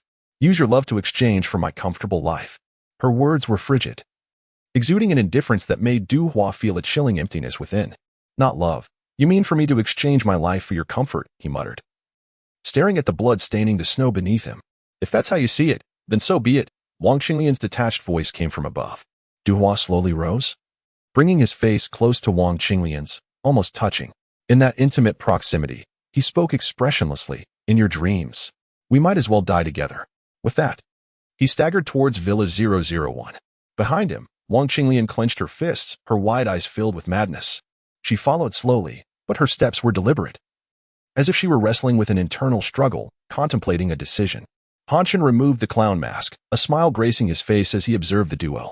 He took a leisurely puff from his cigar. The show was about to commence. Du Hua returned to the fire, as if he had expended all his strength. He collapsed to the ground, feeling utterly immobilized. Wang Qinglian entered shortly after, sitting across from him and staring blankly into the flames. Wang Xian and Shen Qin had also awakened, noticing the pair's return from the outside. They quickly deduced their destination had been Villa 002. Observing the blood at the corner of Du Hua's mouth and Wang Qinglian's cold demeanor, Wang Xian's lips curled into a faint smile as he too stared into the fire, choosing silence. He subtly restrained Shen Qin, signaling her to remain quiet as well. "Oh, let the young ones sort out their own affairs," he thought to himself. However, the unfolding events exceeded Wang Xian's expectations. The four remained silent for an hour, gradually succumbing to slumber. Only the occasional crackling of the fire broke the stillness. At the stroke of midnight, Wang Qinglian suddenly opened her eyes. She glanced at Villa 002 across from her, noticing the owner still moving about inside, evidently not yet resting. Turning back, she observed Du Hua, who lay pale and trembling. It was clear he had fallen ill. In this apocalypse, illness was perilous, severely complicating survival. Wang Qinglian shifted her gaze between Villa 002 and Du Hua several times before her expression hardened. She stealthily rose and made her way to the kitchen. Seizing a kitchen knife, Wang Qinglian stood expressionless beside Du Hua. The firelight illuminated her profile, casting a terrifying flicker across her features. Her eyes hardened, tinged with a layer of crimson from the flames. The glint of the knife flashed as it came down with a sickening thud against Du Hua's neck. Blood gushed forth, splattering Wang Qinglian's face. Du Hua's artery had been severed. He jolted awake, momentarily disoriented. The cold temperature dulled his sense of pain. But upon seeing Wang Qinglian's blood-soaked visage and the knife in her hand, he finally comprehended the horror of his situation. Wang Qinglian, you wicked woman. Du Hua struggled to rise, intent on choking the life out of this malicious figure. With his vigorous movements, blood gushed forth in torrents. Wang Xian and Shen Qin awoke, their eyes wide with shock as they beheld the scene before them. Du Hua finally managed to stand, yet he could not take another step. Blood drenched much of his body, nearly draining the life from him. I will haunt you as a ghost and never let you go. Du Hua glared fiercely at Wang Qinglian, his face contorted with rage as he uttered the final words of his life. Ultimately, Du Hua's eyes widened in shock, and he collapsed straight onto the bonfire. Chapter 22. Your heart is too impure. Han Chen slowly lowered the telescope in his hands, still gazing towards Villa 001. Damn it. He couldn't help but curse. Wang Qinglian, wielding a kitchen knife, evoked memories of his own past experiences. At this moment, she mirrored those memories perfectly. Wang Qinglian trembled as she looked at Du Hua, collapsed in the fire pit. She struggled to articulate her feelings, fear mixed with exhilaration. Yet, when her gaze shifted to Villa 002, she recognized that her excitement overshadowed everything else. Wang Xian and Shen Qin could hardly believe that this was the deed of their own daughter. Even amid the apocalypse, Wang Xian, a man known for his ruthless decisiveness, had never contemplated murder. Yet here was his daughter, killing Du Hua right before their eyes, and with a single, precise stroke. Qinglian, how could you do this? Shen Qin's eyes were filled with terror, especially upon seeing Wang Qinglian's blood-soaked visage, resembling a demon from hell. I seek a life of comfort, and he is my obstacle. Wang Qinglian defended herself. Now that he is dead, there will be no more hindrances. Don't you wish to reside in Villa 002? Once he is gone, we can move across and no longer suffer from cold and hunger. Shen Qin was rendered speechless by Wang Qinglian's words, instinctively glancing at Villa 002, revealing her own desires. Wang Xian sighed inwardly as he observed Du Hua's lifeless body. His initial plan had been to wait for Du Hua to succumb to illness. Little did he expect his daughter to be so resolute as to take his life directly. Ah, the younger generation surpasses the older, Wang Xian mused to himself. Had this not been the apocalypse, he believed his daughter would have been an exceptional successor. A hint of pride flickered within him. Wang Qinglian, disregarding everything else, rushed towards Villa 002 after confirming Du Hua's death. He is dead. I have killed him. May I enter now? She implored Han Chen, who wore a clown mask.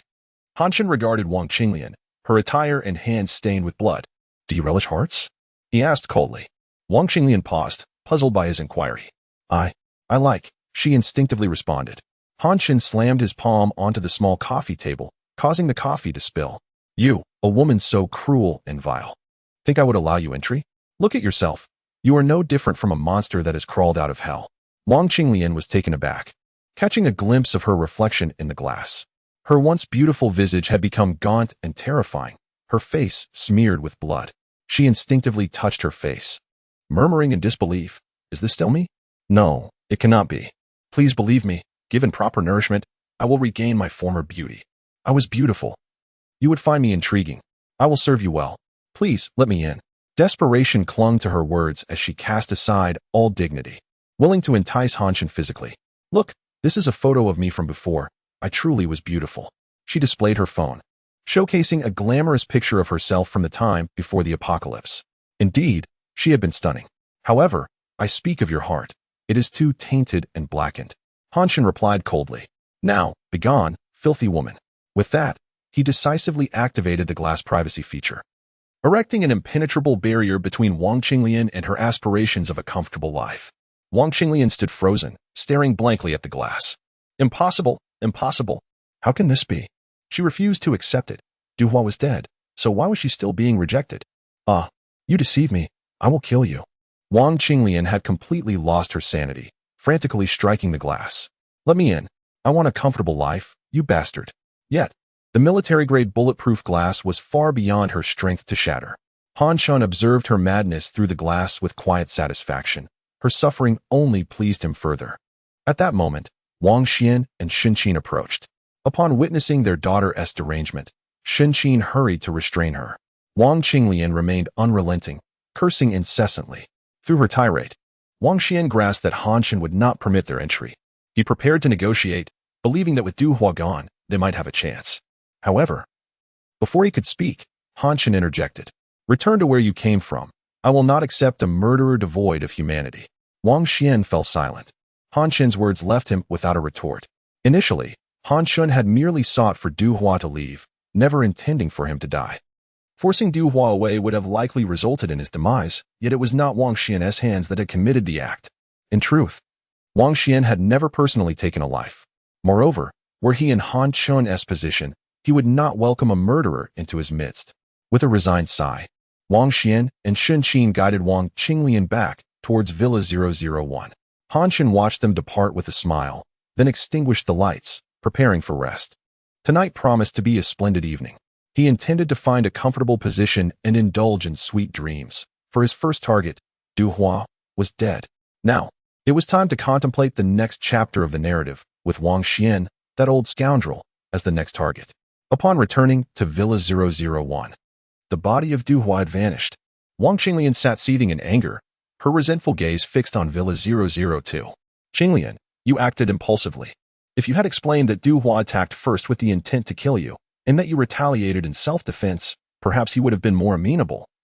Wang Xian remarked, observing his daughter with a sense of helplessness. She was still too young. Wang Qinglian's eyes lit up, eager to rise. I will go tell him that now. Wang Xian gestured for her to wait. Not just yet. He currently harbors a strong aversion towards you. We must proceed cautiously. Wang Qinglian had considerable faith in her father. After all, he was a cunning veteran with a strategy that was both reasonable and ruthless. She nodded and settled back down, asking, what about Duhua? I disposed of him in the study. Fortunately, it is cold now, so there is no foul odor, Wang Xian replied nonchalantly. Wang Qinglian ceased her inquiries, pulling a piece of leather from the pot over the fire and beginning to eat. She had spent too long outside and was now quite cold. She needed to replenish her energy. After her initial experience, consuming leather was no longer as difficult as before. Yet it remained unpleasant. Wang Qinglian thought of Han Shun and resolved to message him the following day to inquire about the situation. Perhaps if the east was dim, the west would shine bright. Chapter 23. The Rogue Leader, Jin Xiang. The following day, Han Shun luxuriated in slumber until midday, a testament to his growing laziness. Yet, the life of a recluse was undeniably pleasurable. After a moment of self-reflection, he reached for his phone to check for messages. Honey, have you given it any thought? I miss you so much. With a hint of disdain, Han Shun switched to a video app, seeking something of interest. After a brief scroll, boredom set in, and he discarded his phone. Nowadays, no one seemed to share their lives anymore. Every video was filled with lamentations and complaints, steeped in negativity. Even the official responses appeared mechanical and ineffective. Throughout the afternoon, no messages from Wang Qinglian arrived.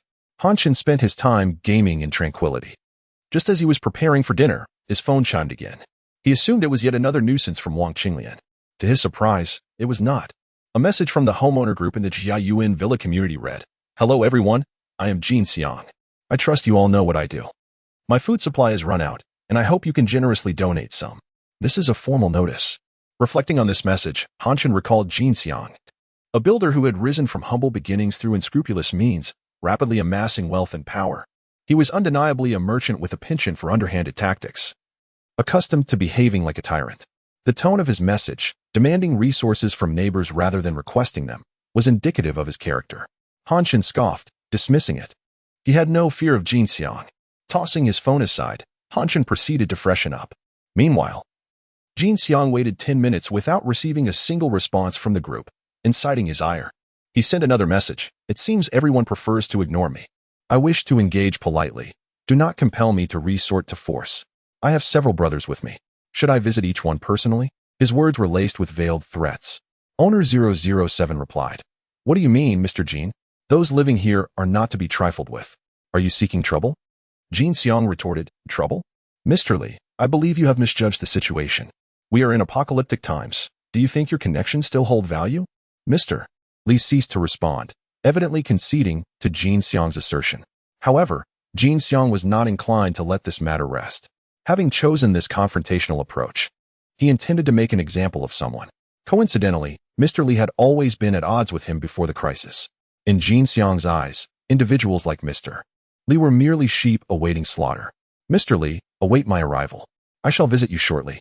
Mr. Li, alarmed, responded, What are you planning? I warn you, do not act recklessly.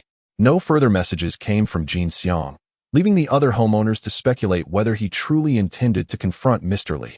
20 minutes later, Jin Xiang sent another message. Humph, this is the consequence of disobedience. Therefore, I kindly ask everyone to present their food supplies. I assure you, compliance will ensure your safety. I am a reasonable man. Cooperation will be met with courtesy. Accompanying his message were two images, one depicting a middle-aged man lying on the ground, clutching his head in agony, blood staining his face. The other showing a middle-aged woman and a young girl huddled together in terror, eyes wide with fear.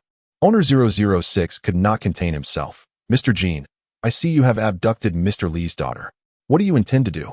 Jin Xiang replied, Mr. Song, do not misinterpret my actions. I merely require a maid to serve tea, haha. The homeowners felt a chill as they viewed the images. Mr.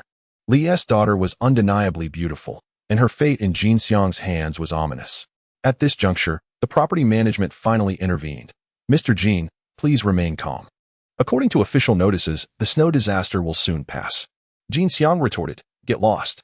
I am merely fighting for survival. Why doesn't he, your management, distribute resources? Owner 006 interjected. Indeed, management, you are responsible for all homeowners. We pay substantial fees each month. In times of crisis, you should supply us. The property management responded. We ask for your understanding. The snow disaster is severe, and we have exhausted our resources. However, we can work together to overcome this challenge.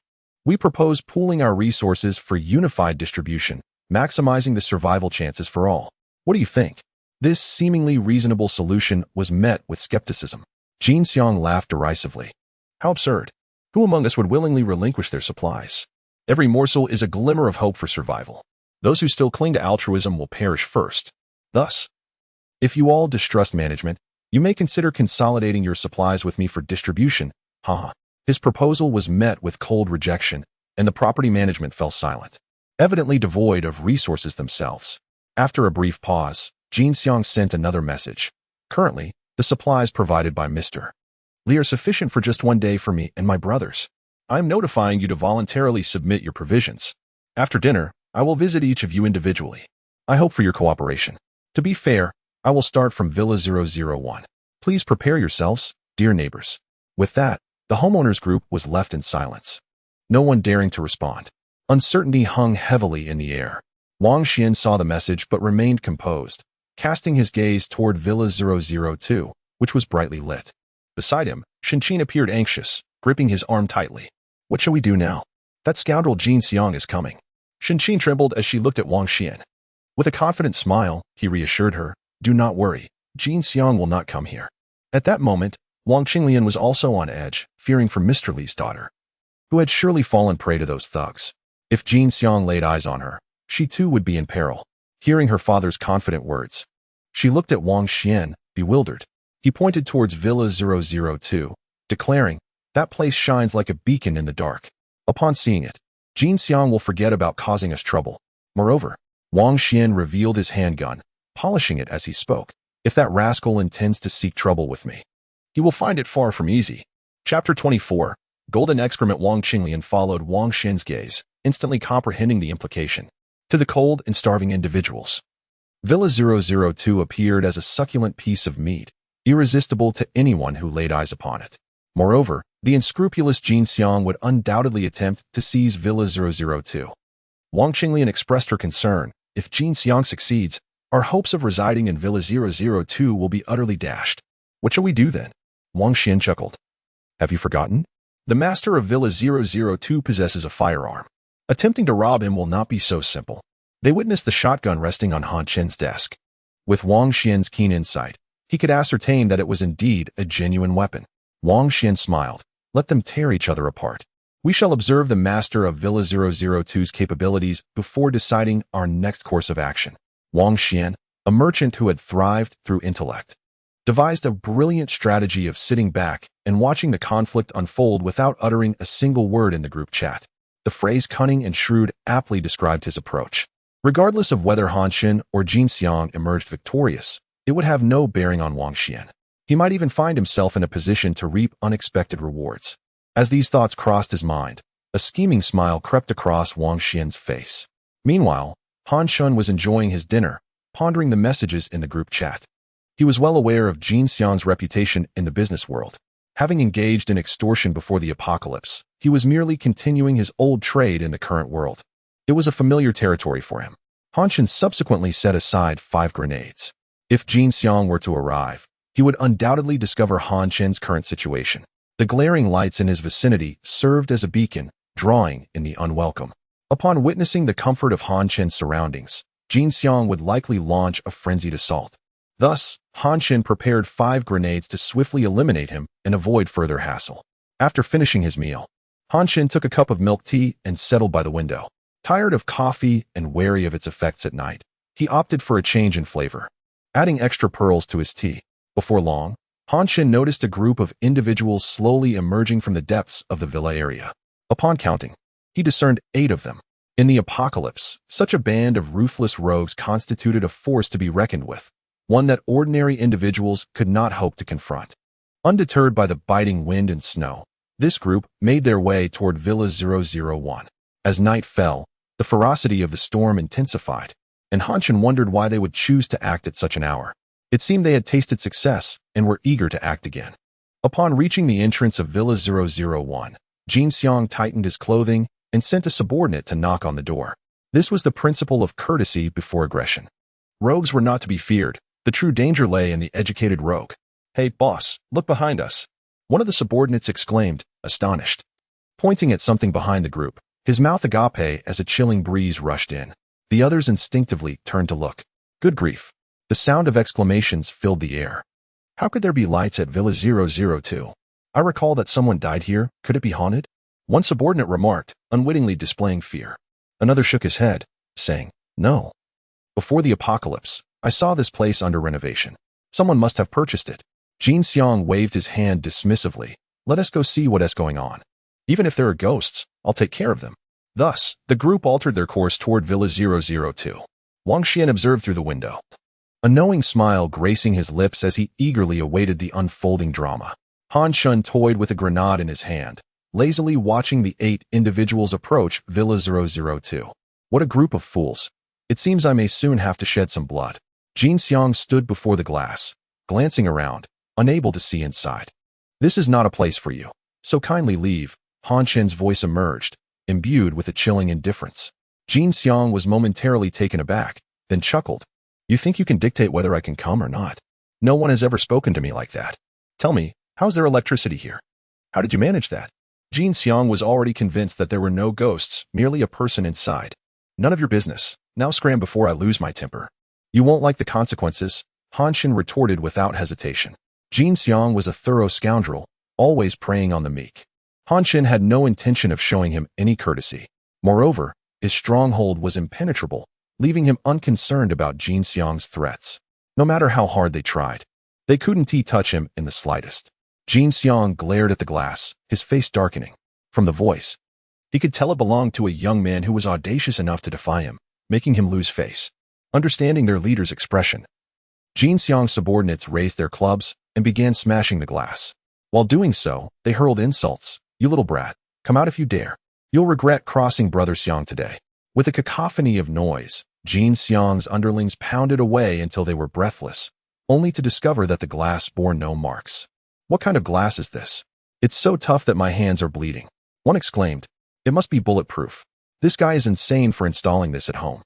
Jin Xiang frowned, realizing the glass was indeed bulletproof, complicating matters. Not only would their clubs fail, but even his prized handgun would struggle to penetrate it.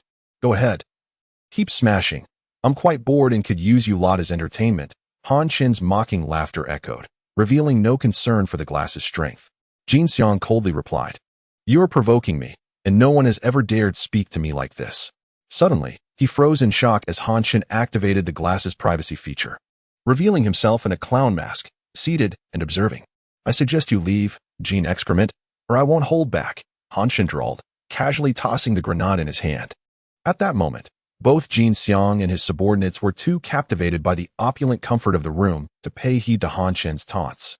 The atmosphere was devoid of any trace of cold, with an array of food laid out on the table, an irresistible temptation for those suffering from hunger and hardship. Moreover, Han Chen's scant attire suggested the room was remarkably warm. Jin Xiang's primary thought was to possess this place, and his resolve solidified. Now, observing Han Chen intently, he also noticed the grenade in his hand. However, Jin Xiang dismissed it. "You think I'm intimidated by your toy grenade? When I was out in the world, you were still in diapers. Then why not test if this grenade is real?" Han Chen asked with a grin. Upon hearing his nickname, Jin Xiang erupted in a rage. Chapter 25. Bare-chested and throwing grenades curse you. "You little rascal. I shall strip your skin and leave you to freeze to death in the snow." Jin Xiang bellowed in fury, his hatred particularly directed at the derogatory nickname. This moniker, Goldstool, was not one he had chosen for himself.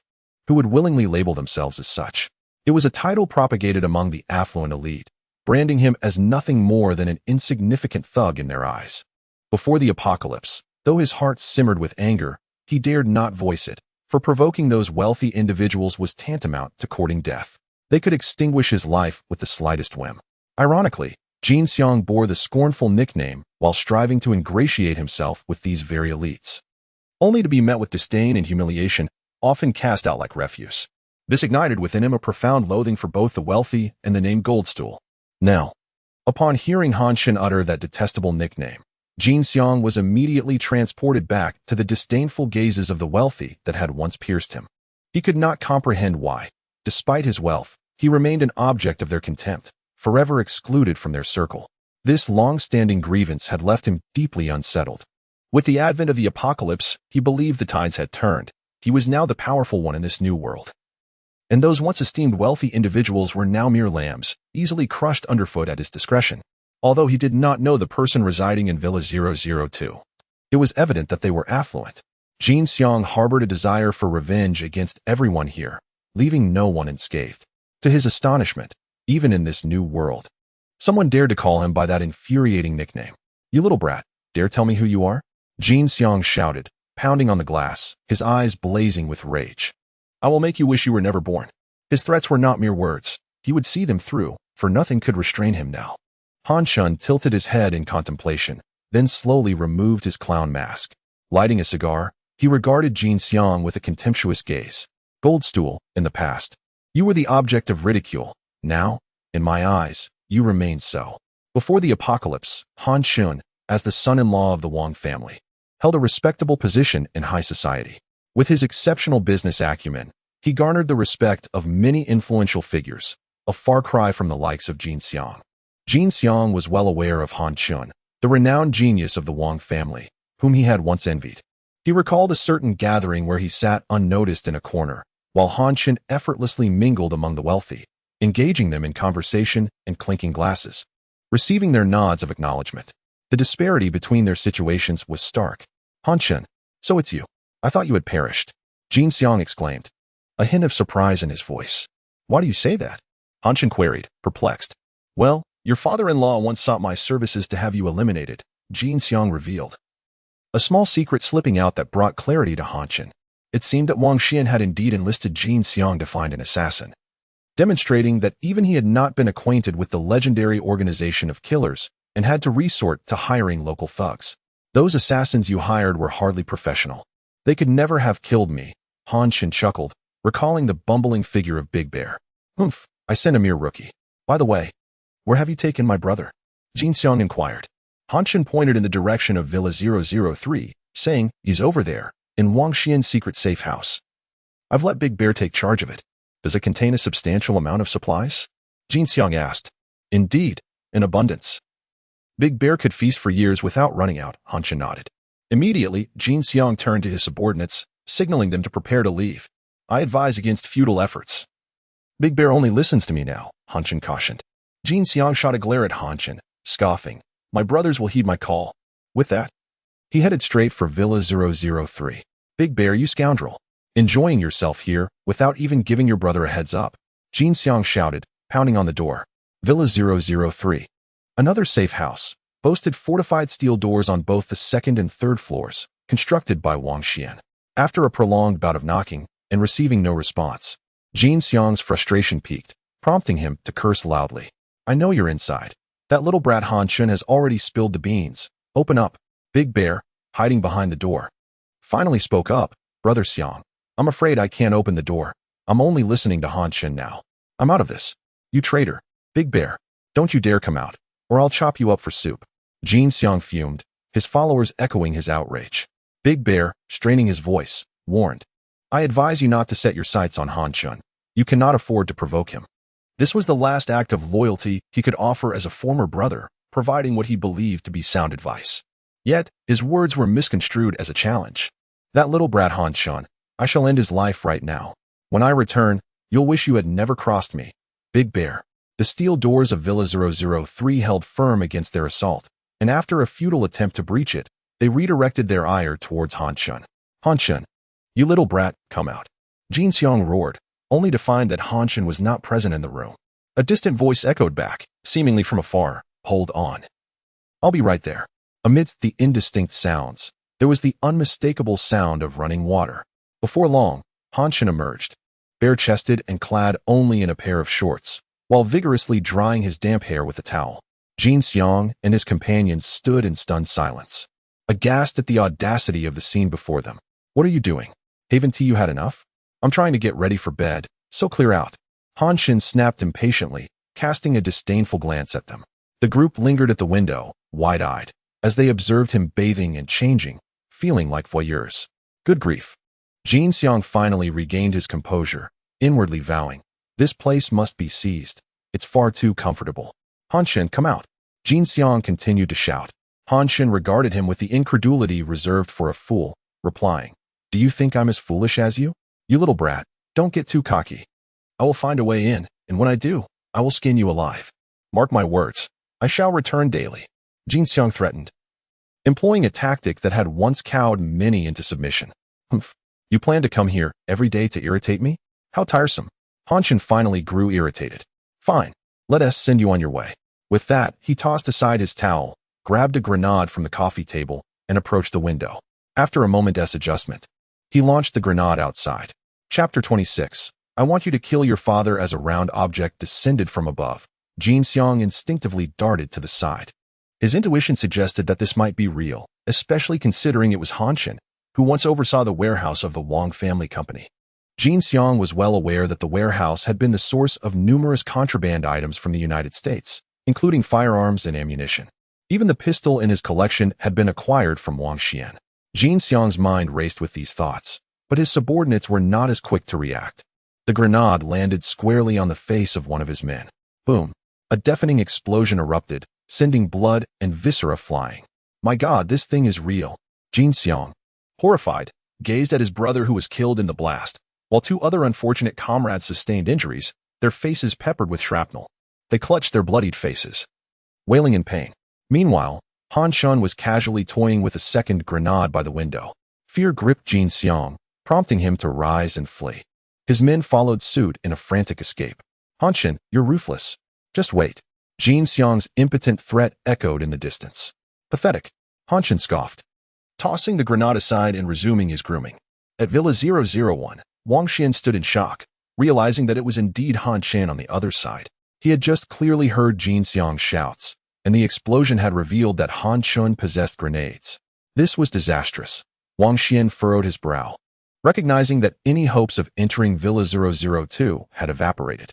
How could Han Chen possibly allow them entry? At that moment, Wang Qinglian approached, her brow furrowed in confusion. Dad, what was that loud noise? She inquired. The sound of a grenade. Han Shun has attacked Jin Xiang's group, Wang Xian replied, his face heavy with concern. Villa 002 had represented his last hope, now all but extinguished, leaving him in a foul mood. Han Shun, Wang Qinglian questioned, puzzled as to why her father was mentioning him at this time. Wang Xian gestured toward Villa 002, speaking somberly, the master of 002 is Han Shun. We've been outmaneuvered by him. Wang Qinglian's eyes widened in disbelief. She stared at the indistinct figure in Villa 002, recalling Han Chen's earlier message. No wonder he claimed to be nearby. He was literally across from them. Not trusting her instincts, she took out her phone, intending to call Han Chen for confirmation. Beep. Beep, beep. Hello? Han Chen's languid voice came through the receiver. From a distance, Wang Qinglian observed the figure in Villa 002 making the motion of answering a call. Honey, do you really live in Villa 002 across from me? Wang Qinglian asked cautiously. Oh, it seems you've already figured it out. Yes, I am indeed the one wearing the clown mask, Han Shun replied nonchalantly. Then why haven't you come to get me? Why won't you let me in? Do you not love me anymore? Wang Qinglian felt a wave of grievance wash over her. She had humbled herself so much in recent days. Why was Han Shun still unmoved? First of all, I am no longer your husband, so stop calling me honey. It disgusts me. Furthermore, the moment Wang Xian sought to have me killed, our relationship became impossible. So, do not bother me any longer.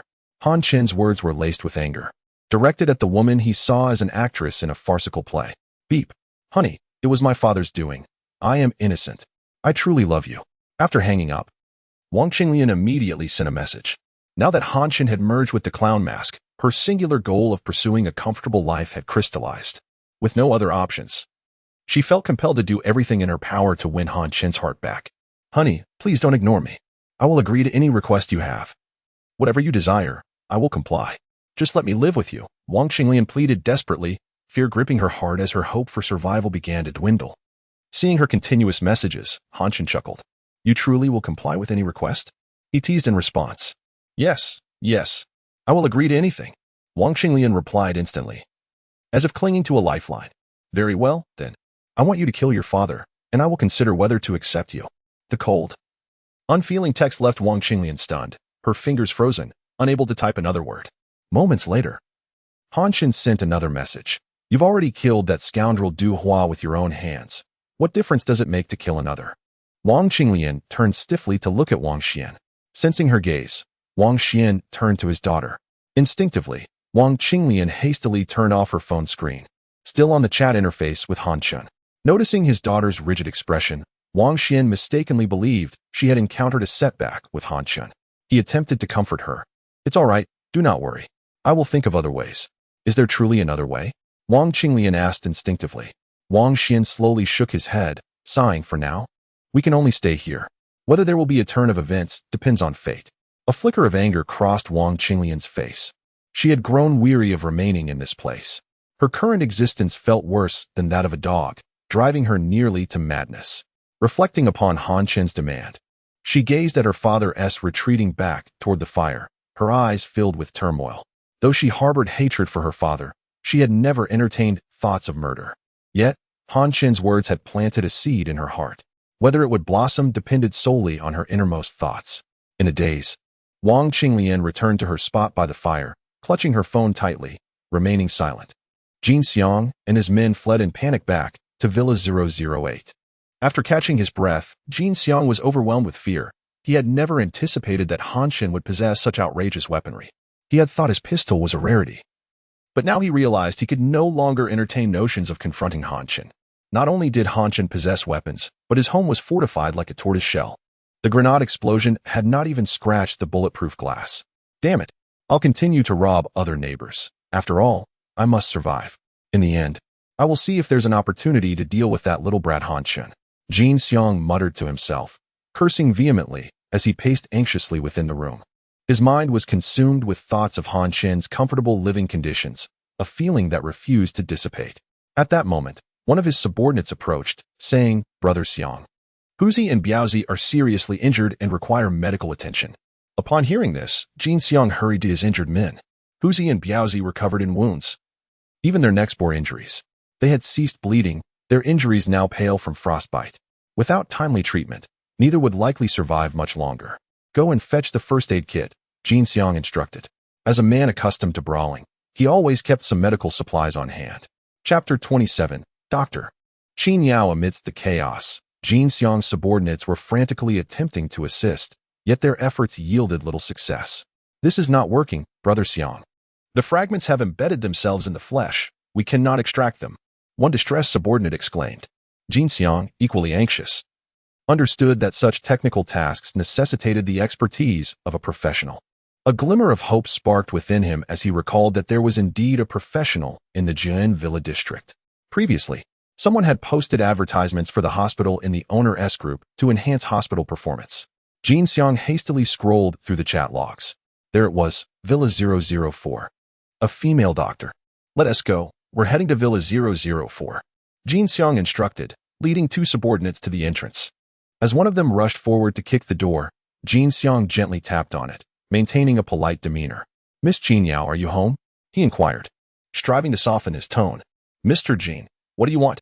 I have no food left to offer you, a woman's voice responded from within. Attempting to remain calm, but tinged with fear. Dr. Qin, please do not be alarmed. I am not here to harm you. My subordinate is injured, and I seek your assistance in treating him. In return, I can offer you some food. What do you say? Jin Xiang proposed, awaiting her response. However, silence lingered. Dr. Qin, if you comply, I assure you I will not cause you any harm. After all, you are a doctor and invaluable.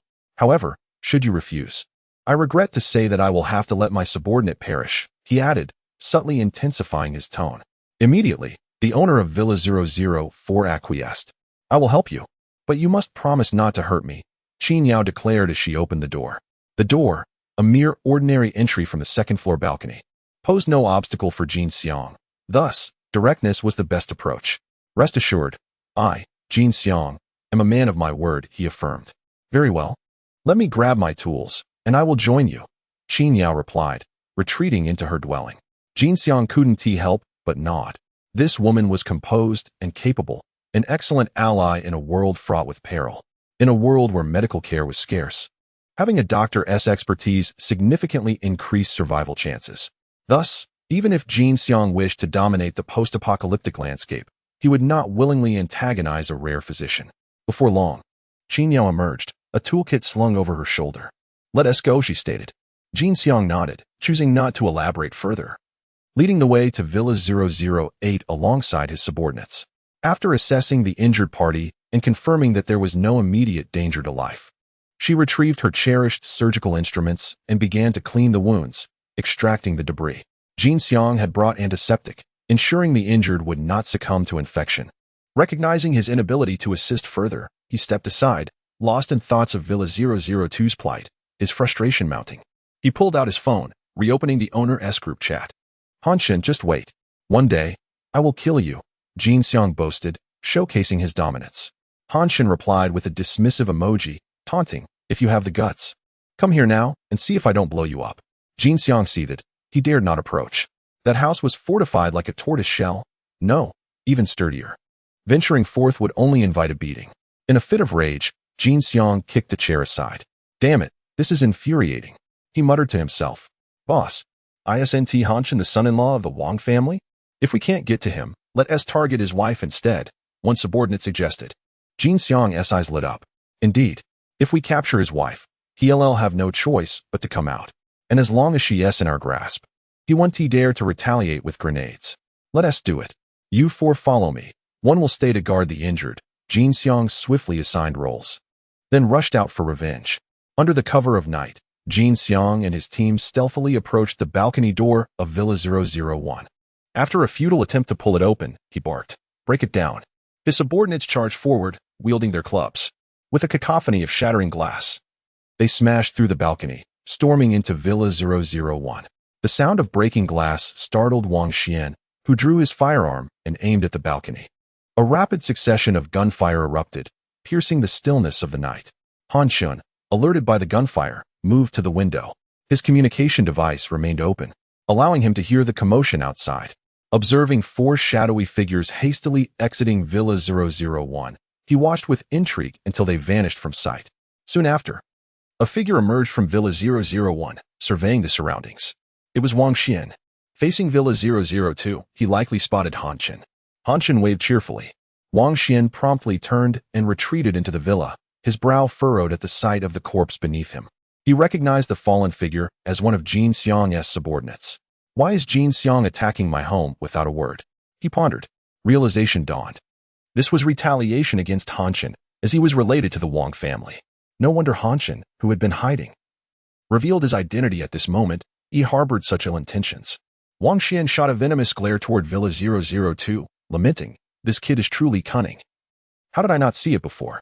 At this moment, the terrified Wang Qinglian and Shun Qin cautiously emerged. Witnessing Wang Xian dragging a corpse toward the study, Wang Qinglian tremulously inquired, "Dad, what just happened?" Jin Xiang came suddenly, likely seeking vengeance for Han Chen. Wang Xian replied while hauling the body. Shun Qin bristled at this, exclaiming, "Han Chen and we have severed ties. What vengeance could he seek against us?" Wang Qinglian's expression was conflicted. She was uncertain of her next steps. Normally, she should immediately distance herself from Han Chen, yet she coveted his property and was reluctant to relinquish it so easily. As her thoughts churned, Wang Xian unceremoniously tossed the corpse into the study. "Indeed, I will clarify matters with Jin Xiang. I trust this young man will not trouble us again. After you've killed one of his men, do you truly believe he will let it go?" Shen Qin queried. "Rest assured, he will," Wang Xian confidently asserted. He had dealt with Jin Xiang before. The man was a brute, easily manipulated. Chapter 28. The erosion of humanity. Jin Xiang and his three companions hurriedly returned to their villa, panting heavily. "Damn it, this hurts like hell," Jin Xiang cursed, glancing at his left arm, which was soaked in blood, dripping steadily onto the ground. Jin Xiang had been shot in the arm, and one of his subordinates had also sustained a gunshot wound to the chest. After forcing themselves to run back, they collapsed on the ground, unable to rise again. At that moment, the female doctor, Qin Yao, had just finished treating the previous injured. Summoned by other subordinates, she approached to examine Jin Xiang and his wounded comrade. After a brief assessment of the subordinate's condition, she stood up and shook her head. "This one is beyond saving. The bullet has penetrated the lung. There is nothing we can do here." She then turned to inspect Jin Xiang's left arm. His injury, while serious, was manageable. With her professional expertise, she swiftly extracted the bullet, applied antiseptic, and wrapped the wound in gauze. However, the absence of anesthetics rendered the entire procedure excruciating. Jin Xiang howled in agony, cold sweat pouring down his face as he cursed Wang Xian and his entire family. Once Jin Xiang was treated, the subordinate with the chest wound succumbed. They dragged the body into an unoccupied room to avoid drawing attention. Qin Yao glanced at the corpse but remained composed. As a doctor, she had encountered death far more frequently than the average person. After the treatment, Qin Yao, adhering to her medical instincts, advised, "You now have 3 injured individuals. It would be best to procure some meat to eat, as it will enhance immune function and expedite recovery." She stated this because there were no further medications available for supportive treatment, relying solely on the body's healing capacity. Otherwise, in such frigid conditions, the injuries could easily deteriorate.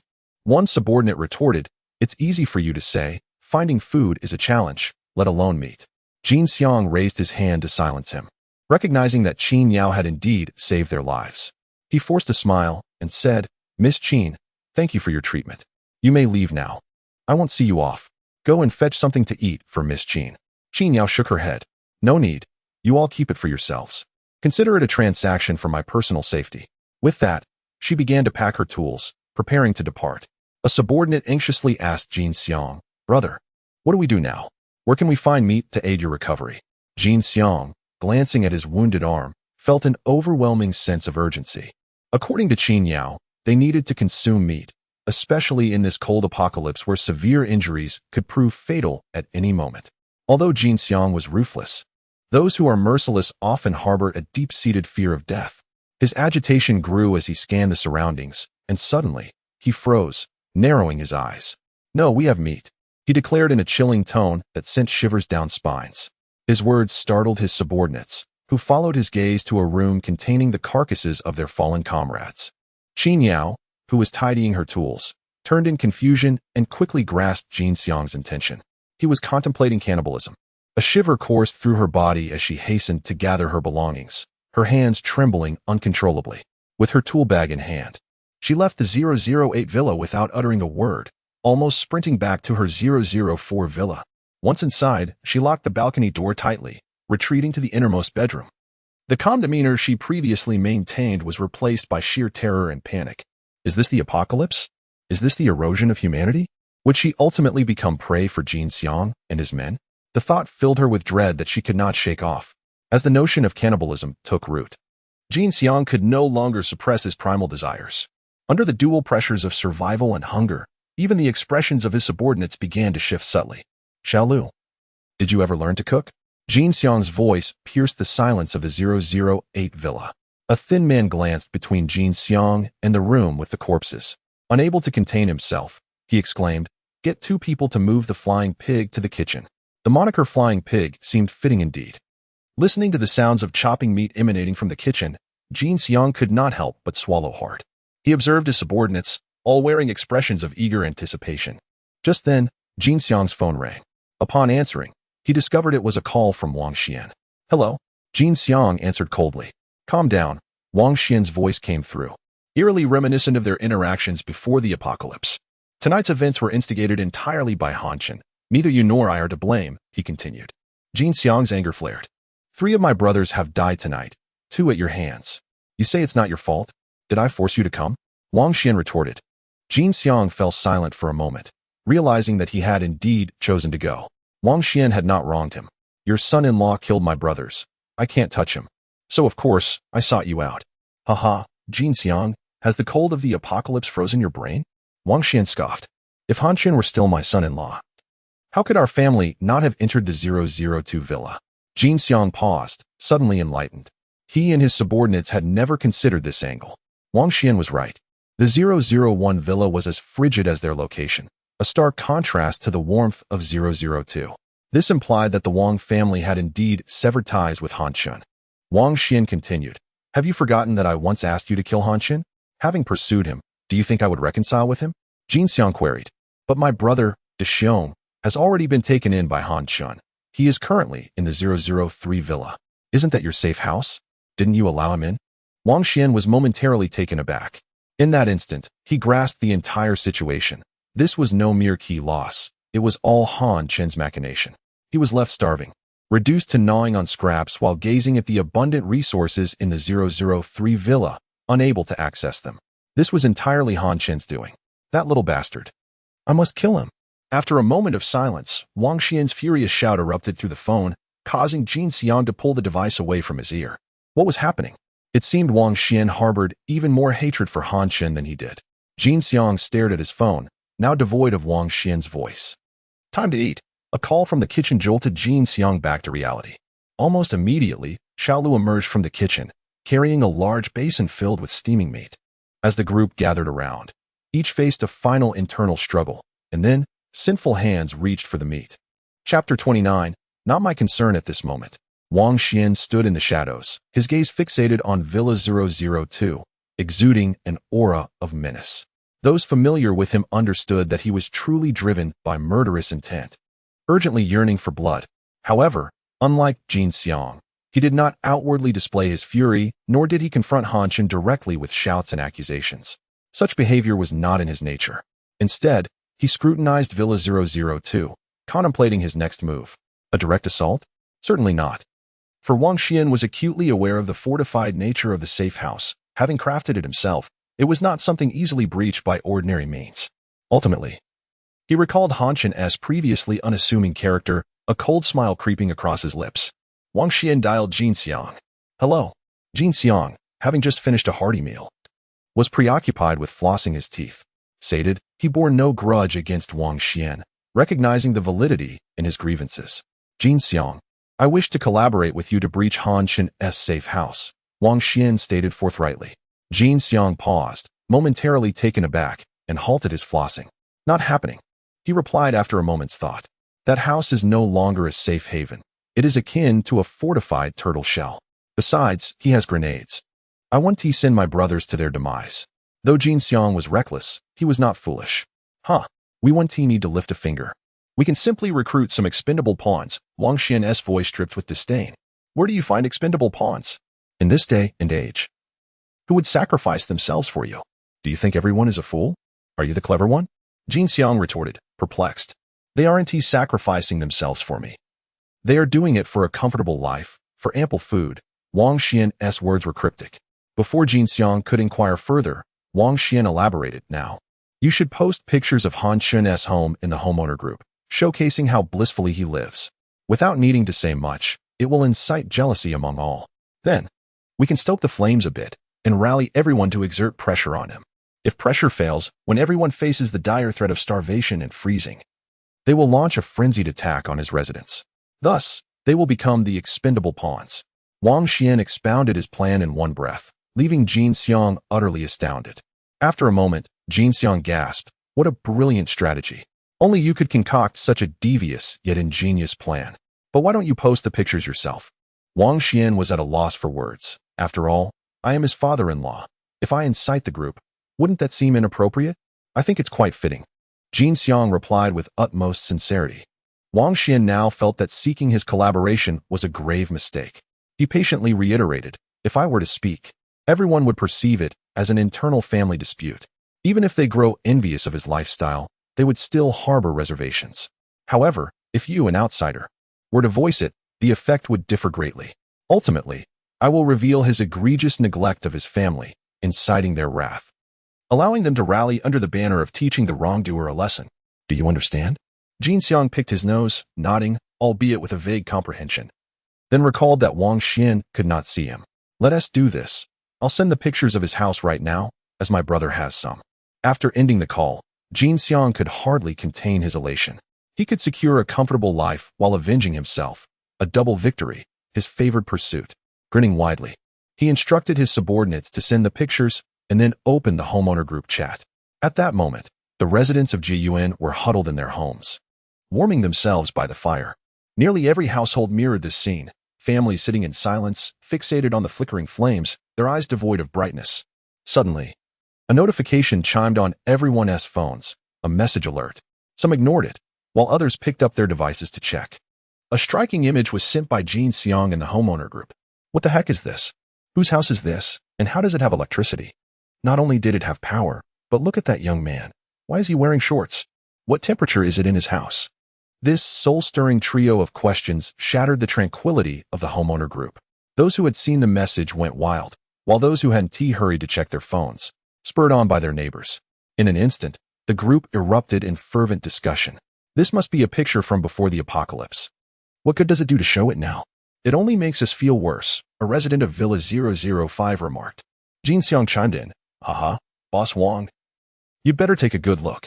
This is a picture I took tonight. The location is Villa 002, which is not only warm but also abundant in food, an excellent sanctuary. With that, he unleashed 2 more messages. The group was thrown into even greater chaos, with voices clamoring to request food from the owner of Villa 002, urging them to help everyone through this trying time. What is the name of the owner of Villa 002? Please assist us. I know. It's Han Chen, the son-in-law of the Wang family. Jin Xiang interjected with a scoop. So it's Han Chen. We're all familiar faces. Once this apocalypse passes, we will surely express our gratitude with substantial rewards. Indeed, I'd pay right now if it were possible. In an instant, those who had just opened their phones saw an overwhelming number of unread messages. It was evident how impactful this image had been on everyone. Jin Xiang watched the discussions in the homeowner group with a smile, inwardly marveling, Wang Xian. You cunning old fox, you truly hit the nail on the head. There's no need for much provocation. These folks are already in a frenzy. Wang Xian, too, held his phone, observing in silence with a cold smirk playing on his lips. Across from him, Wang Qinglian also watched the homeowner group, though her thoughts dwelled on another matter. Should she inform Han Chen about her father's collusion with Jin Xiang? Would it move him and allow her entry into his home? Just moments ago, while Wang Xian spoke with Jin Xiang, Wang Qinglian had overheard all of Wang Xian's plans. Contemplating this, she opened Han Chen's chat window and sent a message. Darling, my father and Jin Xiang are conspiring against you. Wang Qinglian relayed the entirety of the plan to Han Chen. Meanwhile, Han Chen was quietly observing the homeowner group, scoffing. These individuals, before the apocalypse, were nothing but ruthless. And now, they dared to feign pity while requesting food from him, the son-in-law of the Wang family. How utterly shameless. Just as Han Chen was about to compose a message in the homeowner group, he received a text from Wang Qinglian. Ah, so that's their game. Wang Xian, You old fool. But it matters not. It is only a matter of time before everyone sees my situation here. Han Chen muttered to himself, simultaneously responding to Wang Qinglian. You've done well. Continue to monitor him. And remember, once you eliminate him, I will consider bringing you here. Wang Qinglian replied, I'll think about it. She continued to focus on her phone, tracking the developments in the homeowner group. It was not the time for rash actions. If Han Chen could resolve this matter, it would indicate genuine safety on his part. Otherwise, if she stepped in, the frenzied neighbors would surely finish her off. Wang Qinglian pondered this, silently observing the unfolding events, deciding to bide her time. At that moment in the homeowner group, Han Chen finally sent his first message. I say as soon as Han Chen's message was sent, an immediate hush fell over the group, everyone awaiting his next words. Are you feeling cold? Are you hungry? Your existence is of no concern to me. Chapter 30. The inhumane Wang family. Upon receiving the message from Han Chen, Jin Xiang was taken aback, while Wang Xian chuckled. Han Chen, you are still too young.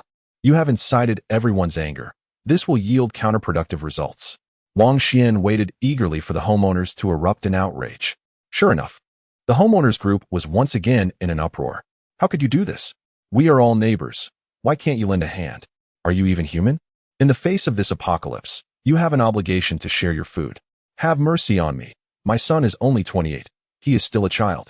Unable to contain himself, Han Chen spat out a mouthful of instant noodles, choking uncontrollably. Damn it, that shameless old man. I'm only 25. Han Chen cursed angrily while wiping his mouth. Infuriated, he discarded the entire container of instant noodles into the trash. Having grown weary of meat, he had hoped to savor a change of taste with the noodles. After only a few bites, he was repulsed by the group's elderly members, causing the noodle soup to rush up his nose. Furthermore, the noodles were spicy, adding to his discomfort. Once he finally regained his composure, he felt no desire to eat instant noodles anymore. In a fit of anger, he snapped a photo of the discarded noodles and sent it to the homeowners group. It's all your fault. I lost my appetite for instant noodles and had to throw them away. Han Chen expressed his outrage in the group. Oh, come on, brother. Don't throw it away. Just give me a sip of the soup. I don't even need the soup. Brother, let me take a bite from your chopsticks. At that moment, Han Chen sent another image, a succulent steak, sizzling roasted lamb, and an onion to cut the richness. Dinner is served. Farewell, everyone, and good night. He sent a waving emoji. Han Chen tossed his phone aside, choosing to ignore the incessant messages so he could relish his meal. He turned on the television, indulging in an action movie he had previously downloaded. Yet, the homeowners group erupted once more. Brother, Grandpa, Dad, let me have a bite. I'd give you all my possessions. Han Chen, please fulfill your obligation and share your food. Don't waste it. Little Chen, how about I adopt my 28-year-old son to you? However, the group received no further response from Han Chen, leaving them to drool in despair. Wang Xian observed the messages in the group, contemplating his next move. He needed to find the right moment to reveal Han Chen's refusal to allow the Wang family entrance, inciting sympathy and anger among everyone. This way, he could rally everyone to pressure Han Chen. I refuse to believe this simple country bumpkin can truly harden his heart. Wang Xian smirked confidently, taking a bite of the belt that Shen Qin handed him. Ugh, this is absolutely terrible. After seeing the steak and lamb, this belt is even more unpalatable. Shen Qin struggled to swallow her own piece of belt, lamenting, there are hardly any leather products left at home. We will soon run out of food. We need to find something to eat. Otherwise, we will starve. How much is left? Wang Xian inquired. Only 2 pieces remain. We can last at most another day. Shen Qin replied, her brow furrowed. Once a wealthy lady, she now appeared gaunt and emaciated. Wang Xian pondered for a moment before calling Jin Xiang. Hello, Jin Xiang. We are allies now. Do you have any food left? Can you spare me some? Wang Xian could only think of appealing to Jin Xiang for help. Damn it. I was planning to raid your supplies, and now you're asking me for food? Jin Xiang exclaimed dramatically. Wang Xian replied helplessly, there is no choice. All my stored food is at Villa 003, and it has been looted. But you still have food at home. Jin Xiang chuckled. I truly have none, otherwise I wouldn't be begging you, Wang Xian explained. Isn't your wild donkey brother still at your place? Jin Xiang asked. Wang Xian froze, recalling the subordinate he had killed. What does he have to do with food? Wang Xian questioned in confusion. He has food, all over him, and it tastes quite good. All over him? Wang Xian suddenly realized something, and even he couldn't help but tremble. After hanging up, Wang Xian stared blankly at the study door. Shen Qin asked, did you find food? Wang Xian nodded and shook his head, saying, The food Jin Xiang mentioned isn't exactly appetizing. Qin, puzzled, asked, what could be worse than leather shoes or belts? Wang Xian turned to her, and Wang Qinglian, articulating each word slowly. Jin Xiang is eating people. Qin recoiled in terror, covering her mouth in shock, then quickly turned and began to vomit. Wang Qinglian, taken aback, followed Wang Xian's gaze toward the study. Their home contained 2 corpses. Wang Qinglian trembled, hesitant to continue her thoughts. The father and daughter silently observed the study, listening to Qin's retching. After a long while, Qin finally composed herself and shakily returned. Even she, not the most perceptive, could sense the subtle expressions on Wang Xian and Wang Qinglian's faces. What are you two planning? Do you also want to? Qin screamed in fear. It's not about wanting. It has come to a point of desperation, Wang Xian replied without turning to face her, his voice low. Life or death, a simple choice, I assent it, Wang Qinglian added, gazing at her mother. Besides, Jin Xiang said it seems quite tasty, Wang Xian mockingly added. Though seemingly mocking Jin Xiang, it was in truth a derision of himself. Qin fell silent, touching her emaciated stomach as she too gazed toward the study. Once the thought crossed one's mind, it would quickly magnify, especially in times of hunger. As the Wang family's expressions transformed into one of longing, Wang Xian spoke first. Duhua. Wang Qinglian slowly nodded in agreement. Qin trembled, but did not dare to move. Usually, she was the one to prepare meals, but today, she lacked the courage. Wang Qinglian gradually stood up, stating, I will do it. She picked up a kitchen knife and walked into the study. Soon, sounds of chopping echoed from within, a decisive and brutal rhythm. Listening to the resolute strikes, Wang Xian felt a surge of emotion. This daughter surpassed his expectations. If they survived the apocalypse, he would ensure she became his successor. Meanwhile, Qin trembled with each chop, silently hoping. Thus, the humanity of the Wang family was extinguished amid the apocalypse. Or in Han Chen's words, the Wang family has never possessed humanity. Yet, at that moment, Han Chen was too preoccupied to care, as he was frantically wiping away tears. The film's conclusion was profoundly moving, moistening his eyes. How could this happen? Han Chen rubbed his eyes with hands that had grasped the onion. This time, he truly wept, sorrowfully and uncontrollably. Chapter 31. The dawn of the solar era the following day, as the sun rose high in the sky. Han Chen was awakened by the brilliant sunlight flooding into his room. Rubbing his eyes, still red from the tears he had shed the previous night, he groggily got out of bed. Had the blizzard truly ceased? The long solar era was now upon them. The term solar era was the official designation given later on. But this time the authorities had not announced that the apocalypse was coming to an end. Clearly, they were as oblivious to the true situation as everyone else. Only labeling this period as the solar era after a considerable time had passed. Han Chen approached the window, gazing out at the scene before him. The ground was blanketed in snow, and the intense sunlight cast a blinding glare off the white surface. Yet, there were no signs of melting snow. Although the sun shone brightly, the surface temperature remained a frigid -70 degrees. It was merely an illusion of warmth, a deceptive facade. This bizarre juxtaposition of a blazing sun overhead and 3 meters of snow on the ground would persist for an indeterminate period. In his previous life, Han Chen had witnessed the same relentless condition until the moment of his demise. This silent apocalypse only deepened the despair. All one could do was struggle against the harsh conditions until they succumbed to freezing, starvation, or violence at the hands of others. And that sun, it hung there like a silent witness to the hell on earth, offering no warmth whatsoever. Contemplating this, Han Chen cursed under his breath. What a wretched memory. Now, humanity's true end was just beginning. The current illusion would instill a powerful false sense of hope that the apocalypse was finally nearing its conclusion. When people eventually uncovered the grim reality, the ensuing despair would be even more profound. That would mark the true beginning of the obliteration of human nature. Meanwhile, the owners' group chat buzzed with excitement. Haha, the sun is out. The cold is coming to an end. Finally, there is hope. Once this apocalypse is over, we will be above all others. Just wait, Han Chen. When this is all over, I will make your life a living hell. Yes, let us all take him down together. Wang Xian, do you have any objections? Haha, he is no longer part of my Wang family, so feel free. Wang Xian replied, laughing heartily.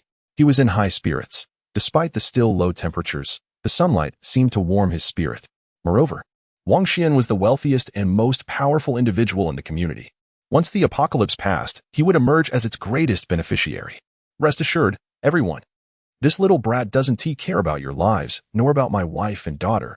He is nothing but a heartless ingrate. Wang Xian seized the opportunity to denounce Han Chen in the chat. What? Han Chen is so cold-blooded. Wang Xian himself was the one who promoted him. Otherwise, he would still be toiling on some construction site. The other homeowners began to vocally condemn Han Chen. It was evident that once the world returned to its pre-apocalyptic state, they would immediately dismantle him piece by piece. Wang Xian watched with a satisfied smile, his spirits rising. Have you all finished your foolish chatter? Han Chen finally noticed the commotion in the group. Is it just because the sun is out that you're so certain the apocalypse is over? Has the temperature risen? Is the snow melting? Han Chen coldly revealed the truth, eager to accelerate the despair of these foolish wealthy individuals. Upon seeing Han Chen's message, the homeowners who had initially intended to hurl insults turned their gazes toward the outside. Indeed, the temperature felt just as frigid as before, with no sign of melting snow. It seemed the sun was of little use. Perhaps it was simply the early stages of the sun's appearance, and its warmth had yet to reach the earth. They would wait a little longer. Yes, don't listen to Han Chen. He has ulterior motives. Han Chen, hurry and share some food with everyone. Perhaps once the apocalypse is over, we can earn your forgiveness. Watching the discussions unfold, Han Chen chuckled disdainfully. A group of ignorant fools. Let them wait a few more days, and their despair would deepen with each passing day. Now, I am placing a bounty, a pack of instant noodles for Wang Xian's life. Han Chen suddenly announced in the group. Unlike Wang Xian, he did not resort to accusations, for that would serve no purpose. Even if they believed him, what difference would it make? It was far more pragmatic to take direct action. Wang Qinglian hesitated to act. She was likely weighing the pros and cons. Han Chen understood her well. Let us pressure her a bit more and see how desperate she becomes. Upon seeing the bounty, Wang Xian was infuriated. Did he really only amount to a pack of instant noodles? Yet, he was also taken aback, after enduring the apocalypse for so long. The allure of a pack of instant noodles was substantial. Everyone, do not heed Han Chen's words. Wang Xian hastily urged in the group chat. The apocalypse will surely end soon. Moreover, everyone should remain calm and avoid making unnecessary sacrifices. I must disclose that I possess a firearm. His mix of persuasion and threats temporarily silenced the group. Yet, whether their spirits had truly been lifted remained uncertain. At that moment, Han Chen added fuel to the fire. No need to register. It's first come, first served. Just bring your heads to claim your reward. I have already prepared the instant noodles. As he spoke, he shared a picture of the noodles. The atmosphere in the group shifted in a peculiar direction. The silence that followed was the most frightening aspect, particularly for Wang Xian. He quietly drew out his handgun, checking the bullets and cleaning the weapon. He now had to be doubly cautious against ambushes. Han Chen is truly malicious. He is indeed a product of my own making, he mused silently. Beside him, Wang Qinglian's expression shifted, revealing a hint of anxiety. With Han Chen's bounty in play, there was a high likelihood that someone might take drastic measures. If someone else were to kill Wang Xian, it would eliminate her chances of entering Villa 002 entirely. At this moment, Han Chen sent a message to Wang Qinglian. Your time is running out. Hurry up. Upon reading this, Wang Qinglian bit her lip, grasping Han Chen's intent. But did she really have to strike down her own father? Gazing toward Villa 002 and envisioning a life of comfort, the scales in her mind began to tip slowly. 3 more days passed. Each day, the sun hung high in the sky, yet the temperature remained cold, and the snow showed no signs of melting. Gradually, the residents began to accept the truth. The apocalypse might not end as Han Chen had suggested. This realization extinguished the flickering hope they had just ignited, leaving them in a state of despair even more profound than before. With hope now a distant memory, many began to contemplate ending their lives. Han Chen had witnessed someone jump from a high-rise in a nearby residential complex. Observing the silent owners group, Han Chen smirked. It seemed these individuals were finally coming to terms with reality. Speaking of the apocalypse, these former affluent individuals should be the most unwilling to accept their fate. Accustomed to a life of privilege, they now found themselves struggling to survive. However, witnessing their misery only brought Han Chen greater delight. Helping them? Absolutely not. I am raising the bounty. A pack of instant noodles along with a pack of pickled vegetables for Wang Xian's life. Han Chen leisurely posted another message in the owners group. Chapter 32. The restless neighbors. Han Chen reclined in a sunlit chair by the window, leisurely indulging in grapes while basking in the warmth of the sun. While others remained oblivious to its embrace, he savored the transformation brought forth by its rays, for his abode was already a sanctuary of warmth. At that moment, He noticed a group of individuals approaching his residence, led by a middle-aged man in his 40s. This assembly of 8, brimming with aggression, halted upon witnessing Han Chen's serene enjoyment of life. After momentarily absorbing the shock of his tranquil existence, the leading man rapped on the glass. Han Chen lazily opened his eyes and cast a glance his way. "I am Huang Shi from Villa 005, the man declared, his tone laced with profound accusation. "What do you want?" Han Chen inquired, his voice laced with indifference. "I demand that you surrender your food and share it with everyone. It is your obligation." This Huang Shi, the one who had been vociferously insisting that Han Chen had a duty to distribute his provisions, stood there with an air of entitlement. Han Chen opened his eyes fully, regarding him with an expression of incredulity. "What obligation do I have?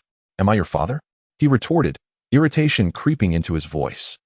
"Mind your manners. Everyone is on the brink of starvation, and since you possess ample supplies, it is your duty to assist us." Huang Shi barked, hands on hips, his authoritative demeanor further aggravating Han Chen. "Obligation? What rationale is that?" Han Chen nearly laughed in disbelief. This Huang Shi's logic was astonishingly flawed.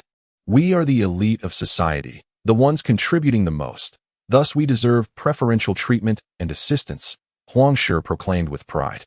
"In critical times, even if you must sacrifice yourself, you should prioritize our survival." Upon hearing this, Han Chen's expression darkened, and he lost all desire to engage further. He pointed at the headless corpse nearby. "Do you see that? I killed him with a grenade. He was Jin Xiang's subordinate," Han Chen stated. The group had indeed seen the body upon their arrival, yet they dared not linger on it, their greed for Han Chen's food outweighing their fear. Han Chen slowly retrieved a grenade from his possession. "I will give you 10 seconds to vacate my premises," he declared, "or face death." Huang Shi glanced at the corpse and then at the grenade in Han Chen's hand, instinctively taking a step back. There was no question of whether Han Chen would resort to violence. The precedent had already been set. How can you act this way? Have you no humanity? We are starving." Huang Shi's bravado faltered, revealing the vulnerability of a man who had never faced such humiliation as the owner of a large corporation. Han Chen, uninterested in further discourse, stood and mimicked the act of pulling the pin from the grenade, coolly stating, 3 seconds remain. The 8 were taken aback and promptly fled, Huang Shi among them, who had just moments before been so audacious.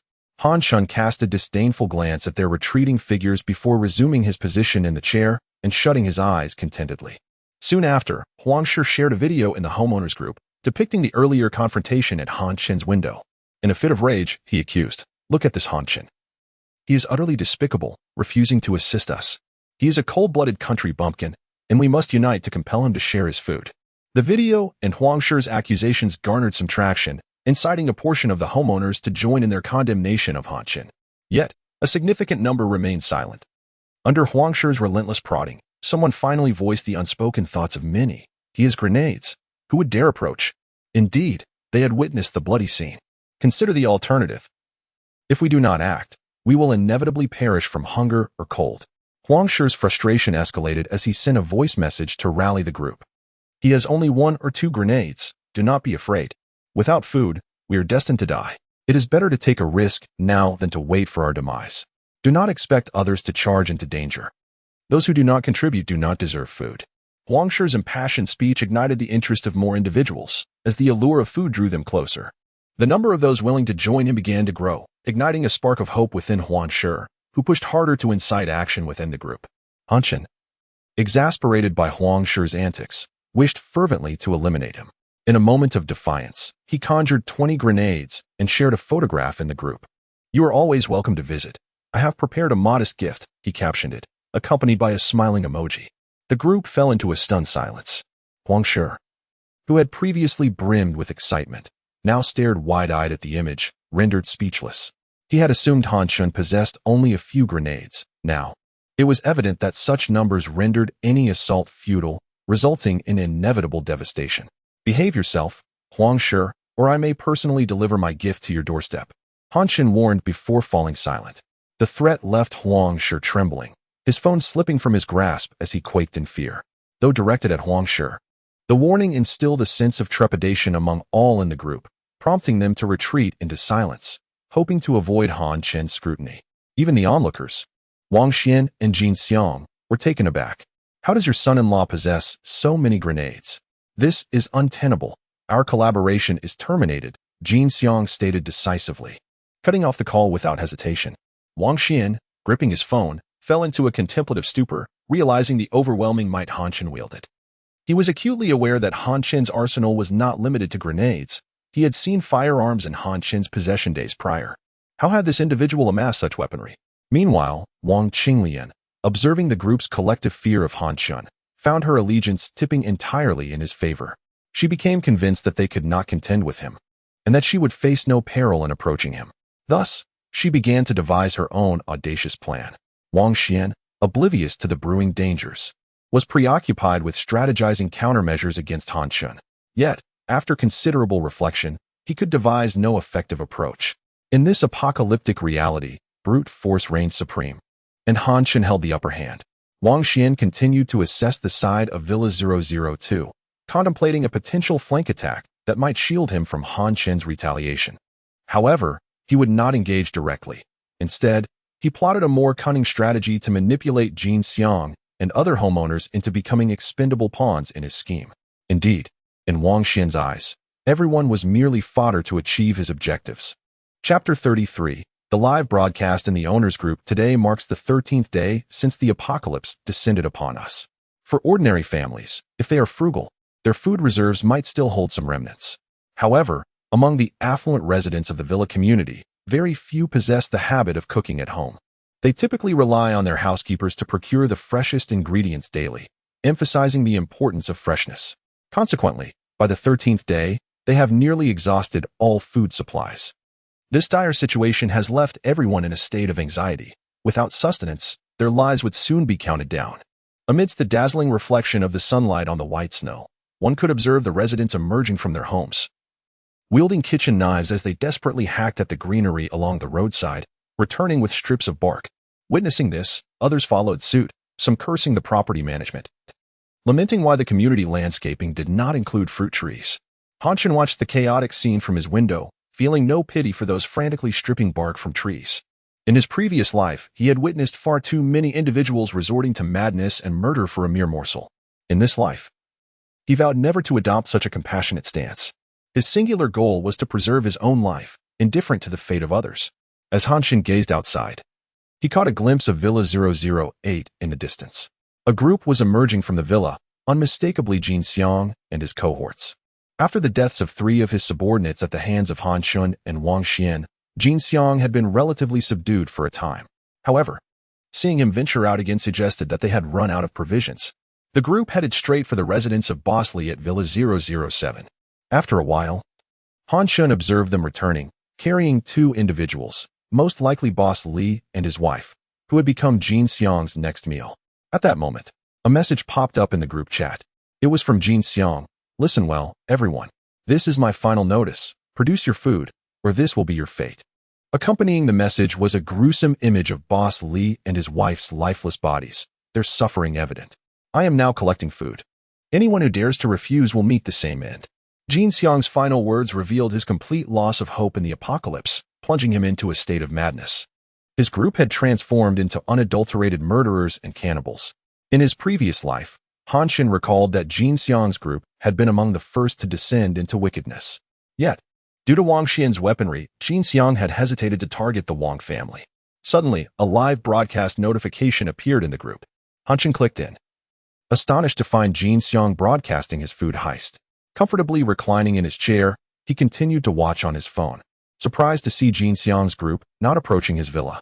While he could understand their focus on villas 001, 002, and 003, he was taken aback that Villa 004 was also spared. A quick search revealed that the owner of Villa 004 was the only doctor in the community, indicating that Jin Xiang recognized the doctor's value and would not easily harm her.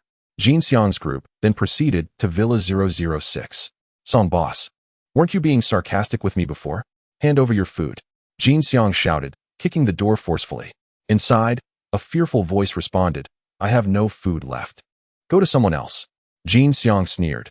You either hand over your food or die. Choose one. Unspoken was the truth that Jin Xiang held. Either surrender your food or become food yourself. The prolonged silence from within fueled Jin Xiang's fury, particularly with the live broadcast adding to his humiliation. Break down the door. He commanded his subordinates. unable to contain their impatience. They surged forward and soon splintered the flimsy balcony door. One subordinate remained behind, holding the phone to continue the broadcast. At the moment the door burst open, a young man charged out from within. "You bastard, demanding food means demanding our lives. I'll kill you." His bloodshot eyes were filled with rage as he lunged at Jin Xiang. However, the young man lacked any fighting experience, let alone the skill to wield a knife effectively. In a mere instant, Jin Xiang sidestepped effortlessly, delivering a single punch that sent the young man crashing to the ground, his knife flying away. With a dismissive glance at the fallen young man, Jin Xiang casually instructed his subordinate, "Dispose of him." One of the henchmen grinned menacingly as he approached, drawing a cleaver from his waist. The young man, seeing the gleaming blade, exhibited sheer terror and trembled backward on the ground. Just as he was about to meet a gruesome fate, anguished cries erupted from within the room. "Jin Xiang, please don't kill my son. I'll give you food, everything we have." Boss Song and his wife burst forth, the latter clutching their son tightly.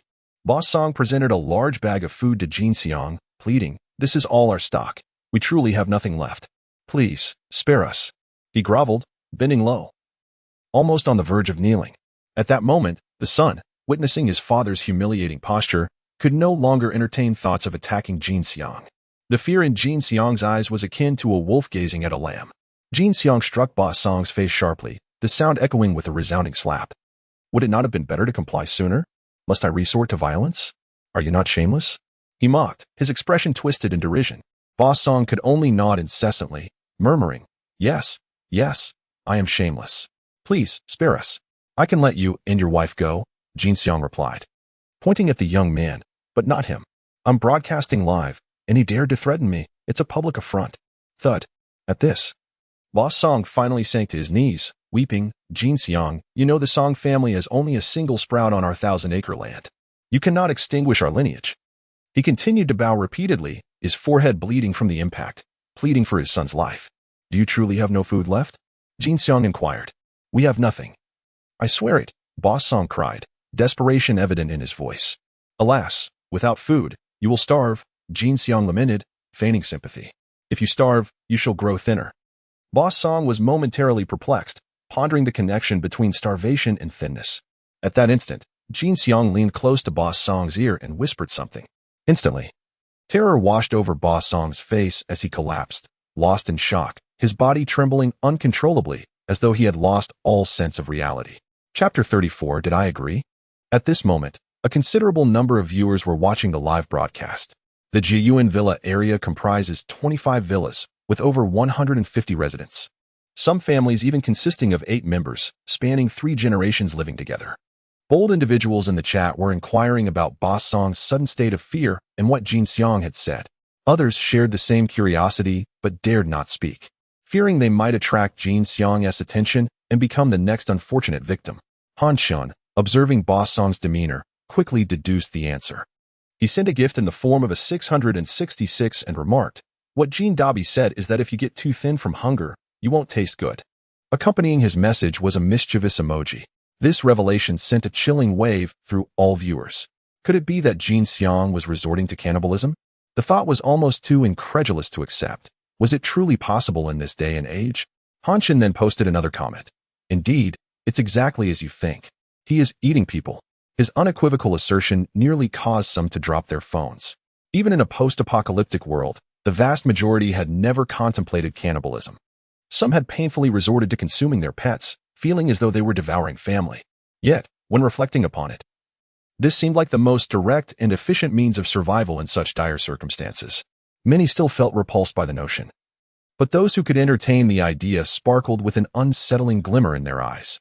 Conversely, those who could not grasp this reality were engulfed in profound terror, as they realized they could very well become the next lamb for slaughter. Who would have imagined they might be thrown into a pot one day? In his previous life, Han Chen had never conceived such an idea. At that moment, Jin Xiang's subordinates noticed Han Chen's activity in the live chat and hurriedly reported it to him. Upon reading Han Chen's comments, Jin Xiang's countenance darkened slightly. Although he was indeed engaging in such acts, being publicly exposed was somewhat embarrassing. However, he quickly resolved to embrace his actions openly, believing it would instill fear in everyone, compelling them to surrender their food. In doing so, he was certain he would be the one to survive the longest. With this thought, Jin Xiang smiled and directed the camera towards himself. Han Chen, don't be arrogant. One day, I will personally throw you into the pot. He fixed his gaze on the camera, making viewers feel as though he was staring directly at them. His words implied a tacit admission of the horrifying truth. Fear gripped the audience as they looked upon Jin Xiang. Jin Dabi, if you have the guts, come try it at my place, Han Chen typed, adding a middle finger emoji. Jin Xiang, feeling irritated, cursed, get lost, and promptly muted Han Chen. At that moment, a faint sound of screams was heard in the background, both male and female. Was it Boss Song's family that had fallen victim? Soon, the screams ceased, and Jin Xiang, with a sinister smile, glanced off camera. All right, the live broadcast is over. I will warn everyone once more. Hand over your food obediently, he chuckled. With a few mocking laughs, he ended the stream. Those who had just witnessed the broadcast were struck with fear. This was their first encounter with murder, albeit without visual evidence. Yet, the sounds of agony had drenched them in cold sweat. What if one day, Jin Xiang came knocking at their door? Would surrendering their food guarantee their survival? Clearly not, as demonstrated by Boss Song's family. Thus, they needed to devise a strategy. Each resident in this area was astute. After the initial fear subsided, discussions began to unfold in small groups. Jin Xiang's group consists of only 5 people. If we unite, surely we need not fear them. Yes, each of us has a kitchen knife. If they dare approach, we can overwhelm them with our numbers. I have a treasured Tang sword at home. Let me sharpen it. Groups formed, expressing their indignation against Jin Xiang, vowing to ensure he would never return. Moreover, some shrewd individuals invited Han Chen into their chat group. Observing their fervent discourse about collectively eliminating Jin Xiang, Han Chen smirked, disinterested in conversing with these empty blusterers. How could a group of defenseless merchants possibly stand against Jin Xiang's band? A flock of sheep attacking a wolf. It was utterly implausible, let alone 5 wolves. Although Han Chen remained silent, the group's attention was fixated on him. Han Chen, why are you so quiet? The group leader inquired. Zheng Qihong. What do you want me to say? Han Chen replied. Zheng Qihong, a wealthy individual who had risen to prominence by aligning with Wang's company, now resided in Villa 025, the most secluded one. Han Chen was well acquainted with him, recognizing him as a typical opportunist. It was clear he would never be the first to confront Jin Xiang's group. You should be the main force against Jin Xiang. If I'm not mistaken, your house is the so-called safe haven, right? Given Jin Xiang's strength, he shouldn't be able to breach your residence, correct? Zheng Qihong's perceptiveness was notable, as he had likely recognized the significance of Han Chen's home from the group's photos. What exactly are you implying? Han Chen coldly inquired, fully aware of Zheng Qihong's intentions. Hee, Zheng Qihong chuckled. My suggestion is that we all take refuge in Han Chen's house. This way, we can secure an invulnerable position and gradually find an opportunity to eliminate Jin Xiang. If we confront him head-on, we stand no chance of winning. Even if we did, it would be a Pyrrhic victory. That's why I say Han Chen is our main pillar of support. Zheng Qihong's argument was verbose and seemingly logical, garnering unanimous agreement from the group. Oh, so this is the legendary safe house. How wonderful. That way, we need not fear being killed by Jin Xiang. When shall we move in? The group erupted in enthusiastic discussion, completely disregarding whether Han Chen consented to their intrusion. Zheng Qihong watched the fervent chatter with a knowing smile. Han Chen observed these individuals as if they were the owners of his home. I must ask, are you not going to inquire whether I agree? Han Chen queried, exasperated. Zheng Qihong interjected before anyone else could respond. Oh, Han Chen, my dear nephew, only with our inclusion can we form a formidable force, allowing us to no longer fear Jin Xiang. Besides, my acquaintance with your father-in-law runs deep. Can you not trust me? Zheng Qihong, a peer of Wang Xian, now resorted to leveraging his elder status over Han Chen. Coupled with his silver-tongued rhetoric, he swiftly turned the other group members against Han Chen. Zhang Laoban is right. Han Chen, do not be short-sighted. Such narrow-mindedness will only lead to your demise. We are neighbors and should support one another. Do not be so stingy. Who does not need whom? Han Chen smirked, observing the theatrics unfolding in the chat group. A group of hypocritical individuals who clearly wish to indulge in luxury. Speak as if Han Chen is the one benefiting from their favor. Chapter 35. Undercurrents. We came to your home to protect you, and you should be grateful. Han Chen coldly replied to the last message in the group that attempted to persuade him. Get lost. If you want something from me, kneel down and beg. Stop pretending to be a big shot. Han Chen showed no mercy to these shameless neighbors, directly exposing their hypocritical facades. This left everyone in the group feeling somewhat embarrassed, particularly Zheng Qihong. whose face fluctuated between red and pale. Before the apocalypse, Zheng Qihong had frequent dealings with Han Chen, as he relied on the Wang family's enterprise to make a living, inevitably coming into contact with Han Chen, a capable assistant. However, the once simple and affable Han Chen had transformed into someone cold and resolute, leaving no room for negotiation. This was unexpected for Zheng Qihong, who thought he could easily manipulate Han Chen into opening his door. Thinking of the warm and inviting atmosphere of Han Chen's home, Zheng Qihong unconsciously revealed a longing expression. "Xiao Chen, how can you speak to me like this? I am your elder." Zheng Qihong attempted once more to leverage his status against Han Chen. "You old fool. Wrap yourself up and get lost." Han Chen found Zheng Qihong particularly irritating. Did he really think he was some Navi fool? Han Chen had encountered many people and saw through Zheng Qihong's schemes. After all, he was merely a sycophant of the Wang family. Han Chen mercilessly berated Zheng Qihong in the group chat, disdainfully rejecting the notion that a dog of the Wang family could bully him. Zheng Qihong's expression darkened, a murderous intent gradually creeping into his eyes. When no one else spoke, Han Chen sent a farewell emoji and decisively exited the chat group. How ungrateful of him to speak to Boss Zheng like that. Indeed, one must pay the price for disrespect. Let us find a way to make him regret it. He is just a young punk. Zheng Qihong spoke last, preparing to rally others against Han Chen. These events transpired after Han Chen had left the group, and he remained unaware of them. Even someone like Jin Xiang, who thrived in the underworld, had suffered a significant loss at Han Chen's hands. How could someone like Zheng Qihong hope to succeed? Zheng Qihong's villa was simply too far from Han Chen's. He was oblivious to Han Chen's triumph over Jin Xiang and unaware of the formidable defenses surrounding Han Chen's sanctuary. Hence, he harbored reckless, murderous thoughts, all stemming from a yearning for a comfortable life.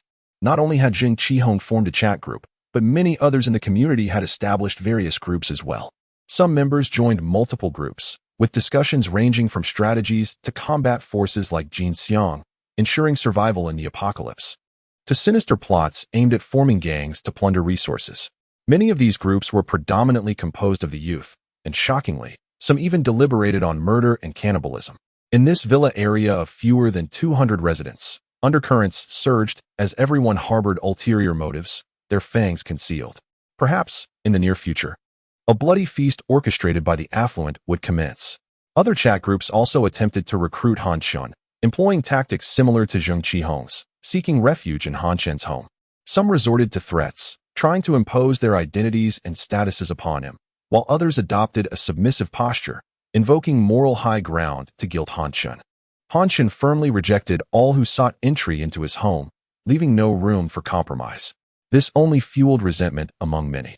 With soft tactics failing, the inclination to resort to force emerged, reflecting the darker inclinations of most.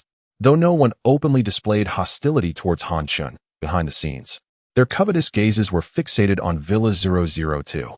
Everyone awaited a leader to take the first step, to act as the vanguard.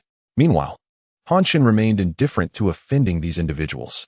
He was fully aware that his refusals would breed animosity, but so what? If they came for him, he would deal with them, armed with ample ammunition. Han Chen casually enjoyed his lunch by the window, feeling particularly hungry that day. With 2 lobsters and a plate of shredded potatoes before him, complemented by a specialty fried rice from a fast food joint and a bottle of dark beer.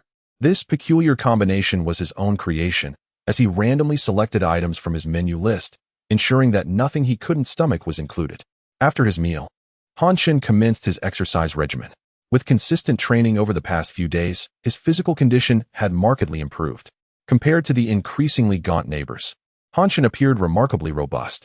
Even unarmed, he could easily take on several ordinary individuals. As night fell, he prepared for dinner, which today featured particularly spicy fare, fiery turkey noodles, onions, and explosively spicy chicken. Gazing at his dinner, Han Chen fell into deep contemplation. For someone like him, who couldn't handle spice, was this random dining decision a grave mistake? Resolutely, he bit the bullet and finished his meal. One must embrace the game, even if it means challenging oneself. However, after downing 8 bottles of soy milk, Han Chen found himself languishing on the sofa, engrossed in a television drama. Perhaps due to the emotional weight of the show, his swollen lips betrayed his regret, as he suffered from an upset stomach. Perhaps in the future, I should reconsider random dining. After all, I am now paying the price, he mused while making his 8th trip to the restroom that night. now well past 1 in the morning. Emerging from the bathroom, he gingerly made his way to the lounge chair, only to spot Wang Xian and Shen Qin stealthily approaching. With the privacy mode activated, they were unaware of Han Chen's gaze upon them. He observed their actions without intervening, curious about their intentions. The couple reached the window, hastily moving toward the corpse of Jin Xiang's subordinate that Han Chen had previously dispatched. Grasping one leg of the body each, they intended to drag it toward Villa 001. At that moment, Han Chen deactivated the privacy mode. Wang Xian froze upon seeing Han Chen, a wave of shame washing over him for being caught in the act of wrongdoing. "Ah, if at ISNT, my esteemed in-laws. Out looking for a snack, are we?" Han Chen remarked with a smirk. Shen Qin glared at Han Chen, seething with anger as she hissed, "You little bastard. If it weren't for you seizing our safe house, we wouldn't be in this predicament." The thought of the abundant supplies in Villa 003 made her wish she could strangle Han Chen. She dared not raise her voice, fearing exposure of their cannibalistic intentions. "Old hag, I intend for you to suffer. What will you do? Bite me?" Han Chen teased, reveling in the sight of the Wang family's degradation, momentarily forgetting his own discomfort. "I will eventually kill you, piece by piece, and consume you," Shen Qin vowed, her eyes blazing with fury, resembling a vengeful spirit. Had there not been glass separating them, she would have lunged at him immediately. Wang Xian, avoiding eye contact with Han Chen, pulled Shen Qin aside and calmly said, "Enough, this is pointless. Let us go."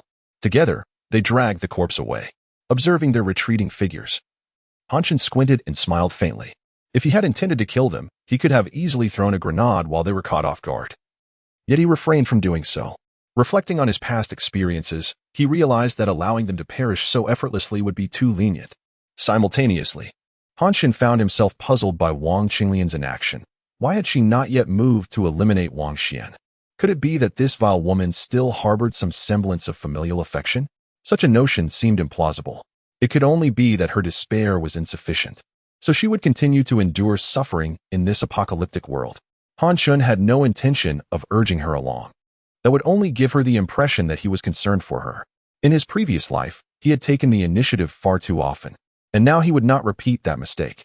He would allow her to languish in torment throughout the apocalypse. It seemed that the neighbors were on the verge of rebellion as well. The time of tranquility in this desolate world was swiftly dwindling. With this thought, Han Chen gently caressed the glass of the window and chuckled softly. However, as he laughed, his expression suddenly froze. "Goodness, the 9th time." Han Chen clasped his backside and hurried awkwardly toward the restroom. Chapter 36. Barrett's frenzy against Jin Xiang at dawn the next day. Han Chen cradled a cup of hot tea, sipping it slowly. His expression was far from pleasant, marred by 2 prominent dark circles beneath his eyes. The previous night, he had made an astonishing 15 trips to the restroom, inciting a desire to erase last night's dinner from his memory. Today, he resolved to consume only light fare to soothe his distressed stomach. As Han Chen partook in his breakfast, Jin Xiang initiated another group live stream. This time, he bypassed the courtesy of knocking and charged directly into a villa with his entourage. Curiosity piqued among viewers regarding the unfortunate homeowner. It was none other than Huang Shi of Villa 005 who made an appearance. Han Chen's interest was immediately ignited, and he promptly sent a 666 gift in the live chat.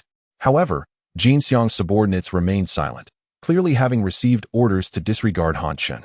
Just days prior, Huang Shi had come to provoke Han Chen, and now he was facing retribution. Upon sighting Huang Shi, Jin Xiang's crew surged forward to assault him. Armed with a golf club, Huang Shi fought back valiantly, but he was no match for Jin Xiang's gang. In no time, he lay sprawled on the ground, blood oozing from his head, his breaths growing shallow and labored. His wife and 8-year-old son were swiftly captured, their heart-wrenching cries piercing through the air as they too fell victim to Jin Xiang's brutal crew. Even in the presence of a child, Jin Xiang showed no mercy, his savagery sending chills down the spines of those watching the stream. Han Chen's face darkened. A man who would harm a child was utterly despicable. He recalled that despite Huang Shi's shortcomings, his son was a well-mannered child, unlike many others who were raucous and unruly. In his final moments, Huang Shi glared at Jin Xiang with a vengeful intensity, as if wishing to pierce him with his gaze. "Dare to glare at me? I'll gouge out your eyes and feast on them tonight." Jin Xiang boasted arrogantly in the stream, having already laid bare his cannibalistic tendencies to the public. With no regard for negotiation, Jin Xiang brazenly began seizing resources and taking lives. Under his command, his subordinates dragged the bodies toward Villa 008, while Jin Xiang himself took hold of the live-stream phone, casting a cold glance at the reaction of the audience. He revealed a cruel smile that sent tremors through many viewers. Han Chen, however, remained unfazed, his demeanor icy as he contemplated the creature that was Jin Xiang. It was high time for him to meet his end. Han Chen refrained from engaging in conversation within the stream. He had no intention of giving Jin Xiang a heads-up about his impending demise, for such theatrics were the hallmark of foolish villains in television dramas. Instead, he quietly exited the live stream and retrieved the Barrett sniper rifle from his inventory. It had been a while since he had wielded it, and he was eager to test its might. As a man with a penchant for firearms, the opportunity to act was now within his grasp. With a target in sight, he felt justified in his decision to venture out, with the intention of eliminating the disruptive Jin Xiang. The absence of Jin Xiang's intimidation would likely incite a rebellion among the neighbors, rendering the Wang family and the hypocritical wealthy even more miserable.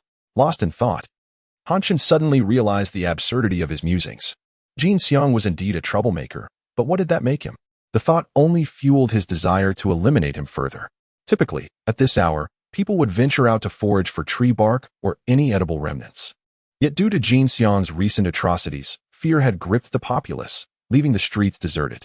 Dressed warmly in a down-filled coat, Han Chen transformed into a wisp of smoke and stealthily exited his home, utilizing his smoke manipulation powers to slip through the narrowest of gaps. This marked the first time he had ventured outside since the apocalypse began. The biting cold was overwhelming, reminiscent of the frigid temperatures that had plagued his previous life. He could scarcely fathom how he had endured 3 years in such conditions. Comfort had spoiled him. With a smirk, Han Chen made his way toward Villa 007, the former residence of Boss Li, situated directly across from Jin Xiang's Villa 008. The Li family had long since fallen victim to Jin Xiang's brutality, and Han Chen resolved to use this location as a staging ground. He contemplated why he shouldn't simply storm into Jin Xiang's abode. He had no fear of physical confrontation. His reasoning was twofold. He would not recklessly seek danger, and he yearned to test the Barrett's capabilities. In no time, Han Chen found himself atop Villa 007, squinting at the opposing Villa 008. With a deep breath, he readied his Barrett sniper rifle, positioning it with precision as he awaited a target to present itself.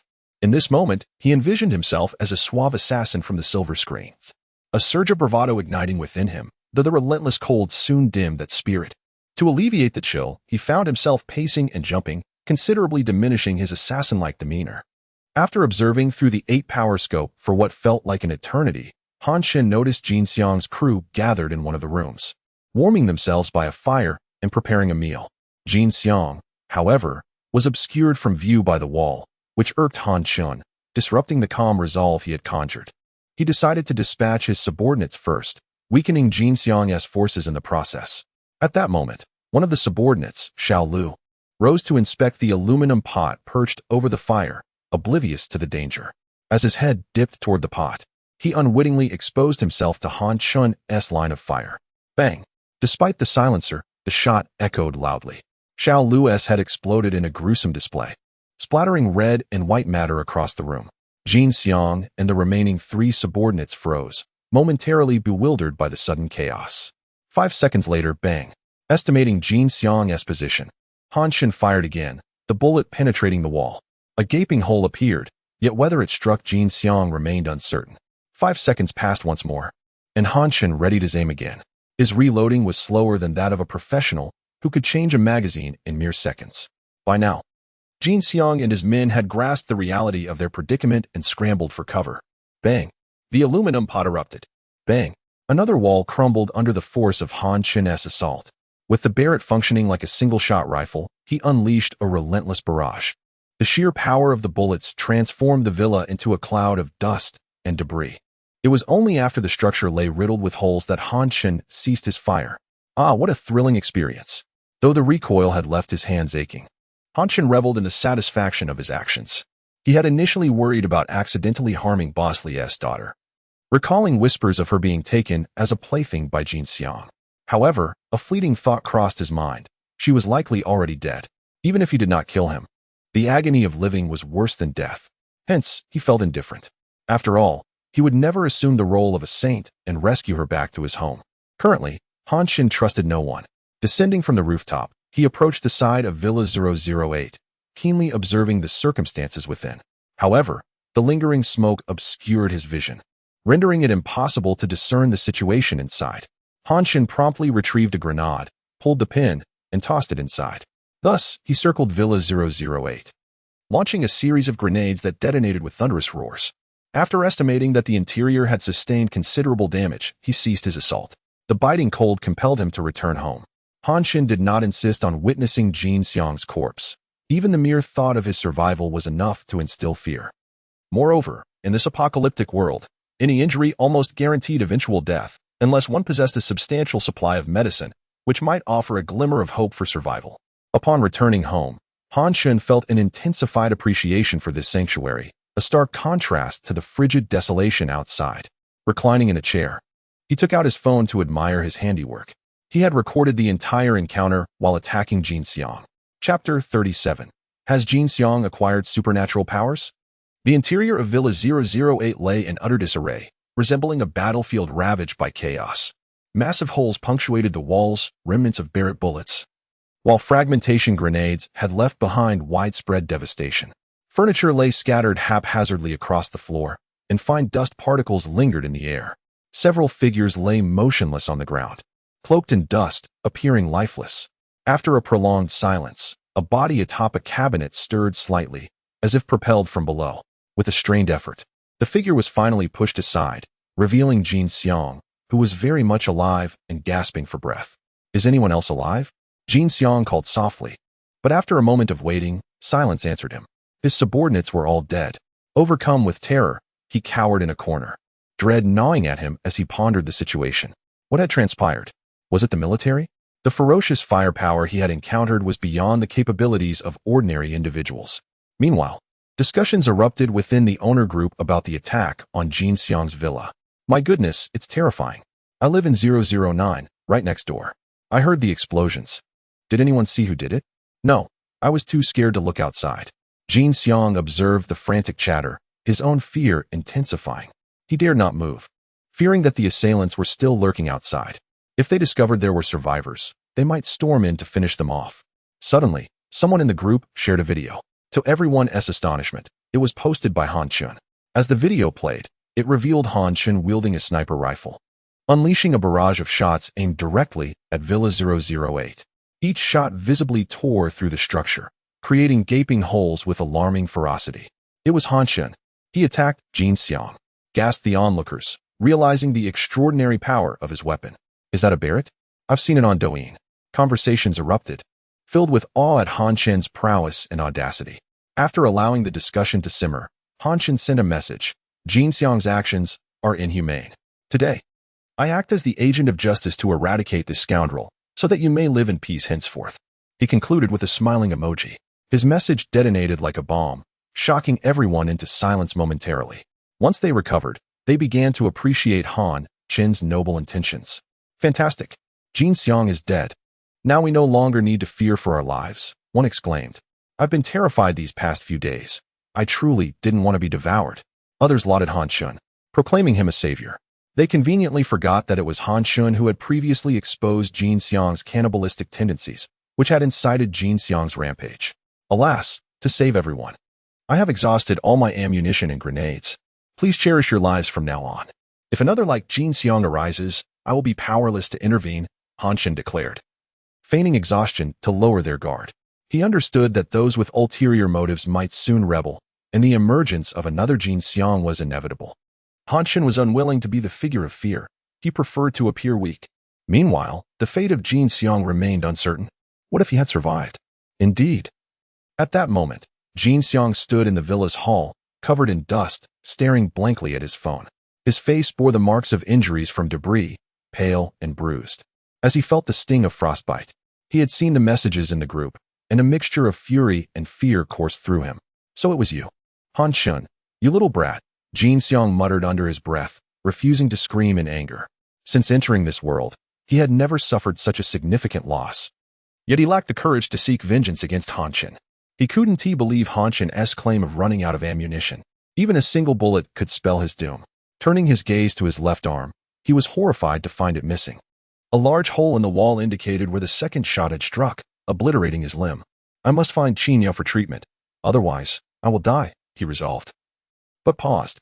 It was still daylight outside, and approaching Chen Yao's villa, which lay adjacent to Han Chen's, posed great danger. Retracting his steps, Jin Xiang ascended to the third floor, where the damage from the gunfire was minimal, and the area remained relatively intact. He entered a secluded bedroom and quickly lit a fire. As the flames roared, he grasped a piece of wood, contemplating his injury. With newfound determination, his eyes hardened. After taking several deep breaths, he pressed the searing wood against the stump of his severed arm. Jin Xiang's face contorted in pain, veins bulging as he trembled violently. Yet he continued to sweat profusely despite the frigid temperature. Han Shun, I will survive and then kill you, devour you. With a fierce hatred driving him, he persisted in searing his wound until it was charred black. This was his sole means of forcing the injury to close. Otherwise, the combination of time and extreme cold would lead to his swift demise.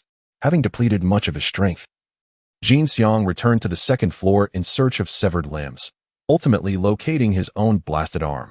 He retrieved a pot from the kitchen and returned to the third floor, carelessly tossing everything into the pot and placing it over the flames to heat. Finally, he glanced at his severed arm, filled with hatred, and tossed it into the pot as well. Jin Xiang, in a grim display of survival, was prepared to consume his own flesh. As he awaited his makeshift meal to cook, he stared darkly into the flames, lost in thought. Once it was ready, he hastily consumed some of the meat before succumbing to a deep slumber, as if he had fainted. At that moment, a blue light floated in through the window, swirling around his body as if deliberating before entering him. Jin Xiang stirred uneasily, yet soon fell back into a deeper sleep. As he did, his body began to undergo a mysterious transformation. If Han Chen were present, he would surmise that Jin Xiang had been chosen by the enigmatic blue light, awakening supernatural abilities. What powers had manifested would remain a mystery until Jin Xiang awoke. Chapter 38. The first battle of the superpowered after attacking Jin Xiang. Han Chen spent his leisure time today vigilantly stationed by the window facing Villa 004. He hoped to see whether Jin Xiang or his subordinates had survived. If they were alive, they would undoubtedly seek out the female Dr. Chen Yao for treatment. Should they appear, Han Shun was prepared to dispatch them to the afterlife with a single shot from his Barrett rifle.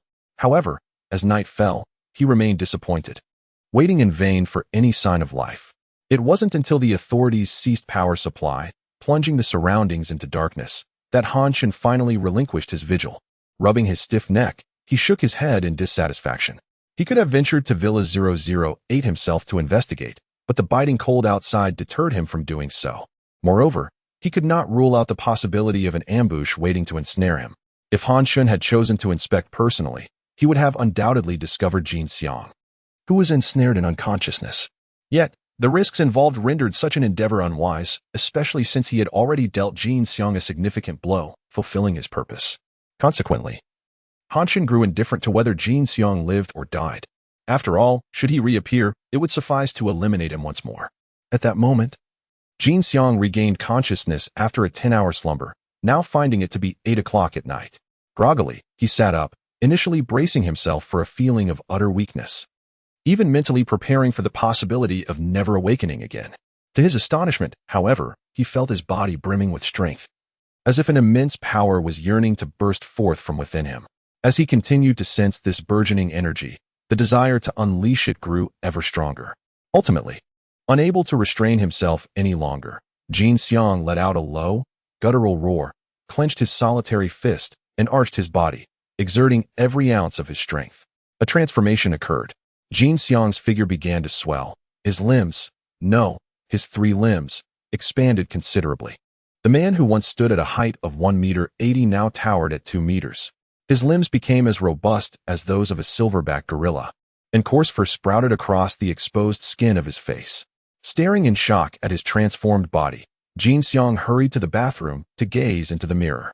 In his haste, he accidentally shattered the door frame upon entry. Gazing at his reflection, he tentatively touched his face, which now resembled that of a fearsome gorilla with fierce, crimson eyes. Turning to regard the broken door frame, he realized he had effortlessly demolished it. In his previous state, such an impact would have sent him staggering. This indicated a substantial enhancement in his strength. Jin Xiang clenched his fist and struck the wall beside the door frame with all his might. With a resounding crash, the wall crumbled, while his fist remained unscathed, as if he had struck a mere block of tofu. This exhilarating realization sent him into a fit of laughter. This divine power bestowed upon me by the heavens shall aid me in my quest for vengeance. Han Chen, you better be ready. I will personally tear you apart and offer your remains as a tribute to my fallen brothers. With a triumphant laugh, Jin Xiang lunged through the window, landing on the ground below. Using his newfound strength, he propelled himself toward Han Chen's residence with ferocious speed. Soon, he arrived at the entrance of Villa 002. Without uttering a word, he charged forward and delivered a powerful punch to the bulletproof glass. The resounding impact reverberated throughout the villa, causing it to tremble. Fortunately, the military-grade glass held firm against Jin Xiang's blow. Han Chen, alerted by the commotion, rushed from his bedroom to find a creature resembling Jin Xiang standing outside. Upon closer inspection, he recognized the unmistakable likeness of the man he had nearly killed. Jin Xiang has acquired superpowers. Han Chen's mind raced as he quickly grasped the situation. He donned his down jacket and dashed out through a side door. Meanwhile, Jin Xiang continued his assault on the villa, a bloodthirsty grin adorning his face. However, due to the darkness, he remained oblivious to the swirling smoke that had enveloped him. Enjoying the smash? Han Chen's voice emerged, seemingly whispering in Jin Xiang's ear. Startled, Jin Xiang whipped around, searching for Han Chen's presence, yet found nothing. At that moment, the barrel of a Barrett rifle slowly emerged from the smoke, aimed directly at Jin Xiang's head. Bang! The sniper shot struck Jin Xiang at close range, sending him reeling forward.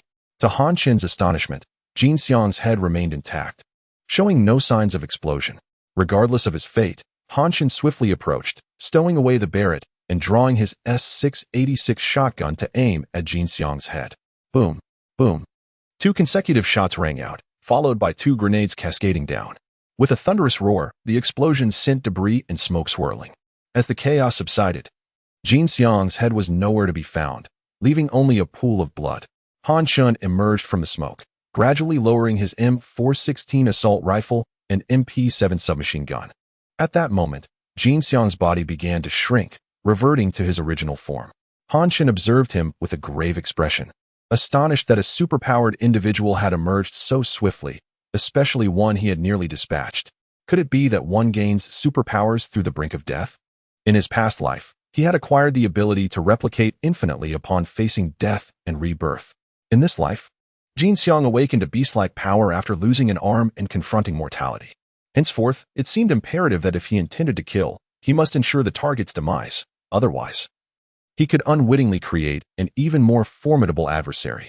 Regardless of the accuracy of his conjectures, he must avoid such perilous situations in the future. This night had proven excessively dangerous. Han Chen mournfully inspected his window, relieved to find no signs of shattering. If his safe house had been breached, his days of comfort would be over. With this thought in mind, he resolved to make a critical decision, to replicate his stronghold. Gently pressing his hand against the villa's surface, Han Chen closed his eyes and focused. The entire structure materialized in his mind. Confirming the replication, he ensured that everything within the rooms, particularly the basement equipment, was included. Han Chen had no desire to install power generation equipment, nor did he possess the expertise to do so. In truth, the act of replication was not particularly difficult. The challenge lay in the subsequent paste. With such a large villa and all its contents, he was uncertain how long it would take to complete. After a brief attempt, the system indicated that the paste would require 24 hours. Satisfied with this time frame, Han Chen nodded approvingly. A fully equipped safe haven could be established in just 1 day, an impressively swift process. He decided not to halt the pasting. After all, the completed structure would merely reside in his inventory. It would simply occupy more slots, but with a total of 10,000 available, he was not concerned.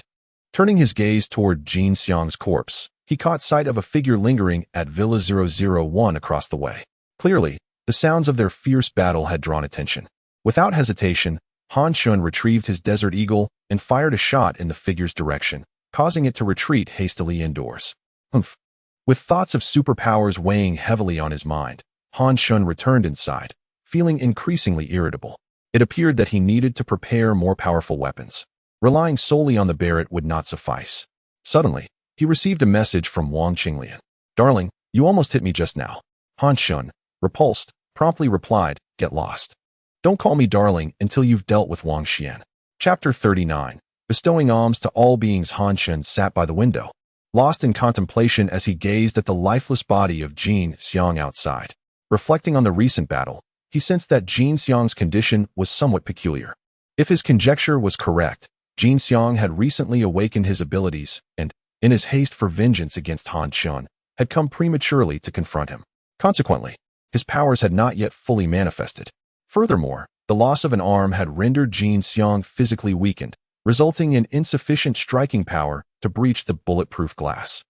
More critically, Jin Xiang had underestimated Han Chen, naively believing he could easily overpower him, which ultimately led to his swift demise at Han Chen's hands. From Jin Xiang's fervent desire for revenge, it could be inferred that his abilities were awakened by this urgent emotional drive. However, it was also conceivable, as Han Chen had previously speculated, that such powers emerged in the face of imminent death. Contemplating this, Han Chen recalled his own state just before he faced death. Overwhelmed by a profound sense of betrayal, he vowed that in another life, he would trust no one and live solely for himself. Was it possible that the conditions for awakening abilities and their nature were intertwined with intense psychological expectations? Leaning his head on his hand, Han Chen mused over these thoughts. After a time, he shook his head to dispel the troubling ideas. Regardless, it was evident that leading a tranquil life in the safe house was unlikely. Once a person possesses formidable power, their potential transformations are shrouded in uncertainty. He must find ways to bolster his own strength. With these thoughts in mind, Han Chen decided to replicate a glass of red wine to alleviate his tense emotions. However, upon entering the infinite replication system, he discovered an unusual feature. At the top of the system interface appeared an experience bar, 110. What could this mean? A method of leveling up?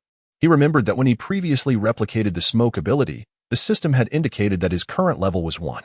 Now, with the appearance of an experience bar that had increased slightly, he pondered, could killing ability users grant him experience? Why did it seem so sinister? System, reveal yourself and explain this to me, Han Chen called out.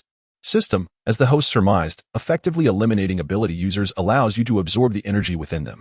Each ability user contains energy that can be converted into 1 unit of experience. 10 units will elevate you to level 2. Having received this information, Han Chen nodded in understanding. Indeed, this compelled him to engage in combat with ability users, effectively positioning himself in opposition to them. He recognized that, in the future, the number of ability users would proliferate. Should many of them discover that he was leveling up through the absorption of abilities, he would become a pariah. With this realization, Han Chen resolved to keep the nature of his abilities a secret from others. Even if he had to reveal them later, he would masquerade as an ordinary ability user. As long as he did not vocalize his secret, no one would be the wiser. Having made this decision, Han Chen refrained from dwelling further on the matter. Instead, he sent a photo of Jin Xiang's corpse to the homeowner group. Neighbors, Jin Xiang has been confirmed dead. You may now live in peace, he announced. My goodness, I was terrified by the sounds of gunfire and explosions outside just now. So it was Han Chen who eliminated Jin Xiang. How wonderful, exclaimed one neighbor. Now that Jin Xiang is truly dead, we no longer have to fear being devoured. Thank goodness. Han Chen smiled as he observed the lively discussions among the group. He had become the scapegoat, precisely what these affluent individuals relished. They must now believe that he would continue to protect them in the future. This group, who had been parasites before the apocalypse and were now rendered useless, likely lacked even the qualifications to awaken abilities. Suddenly, an idea struck Han Chen, and he promptly added to the group, to commemorate this auspicious day, I have decided to distribute some food tonight at 10 o'clock.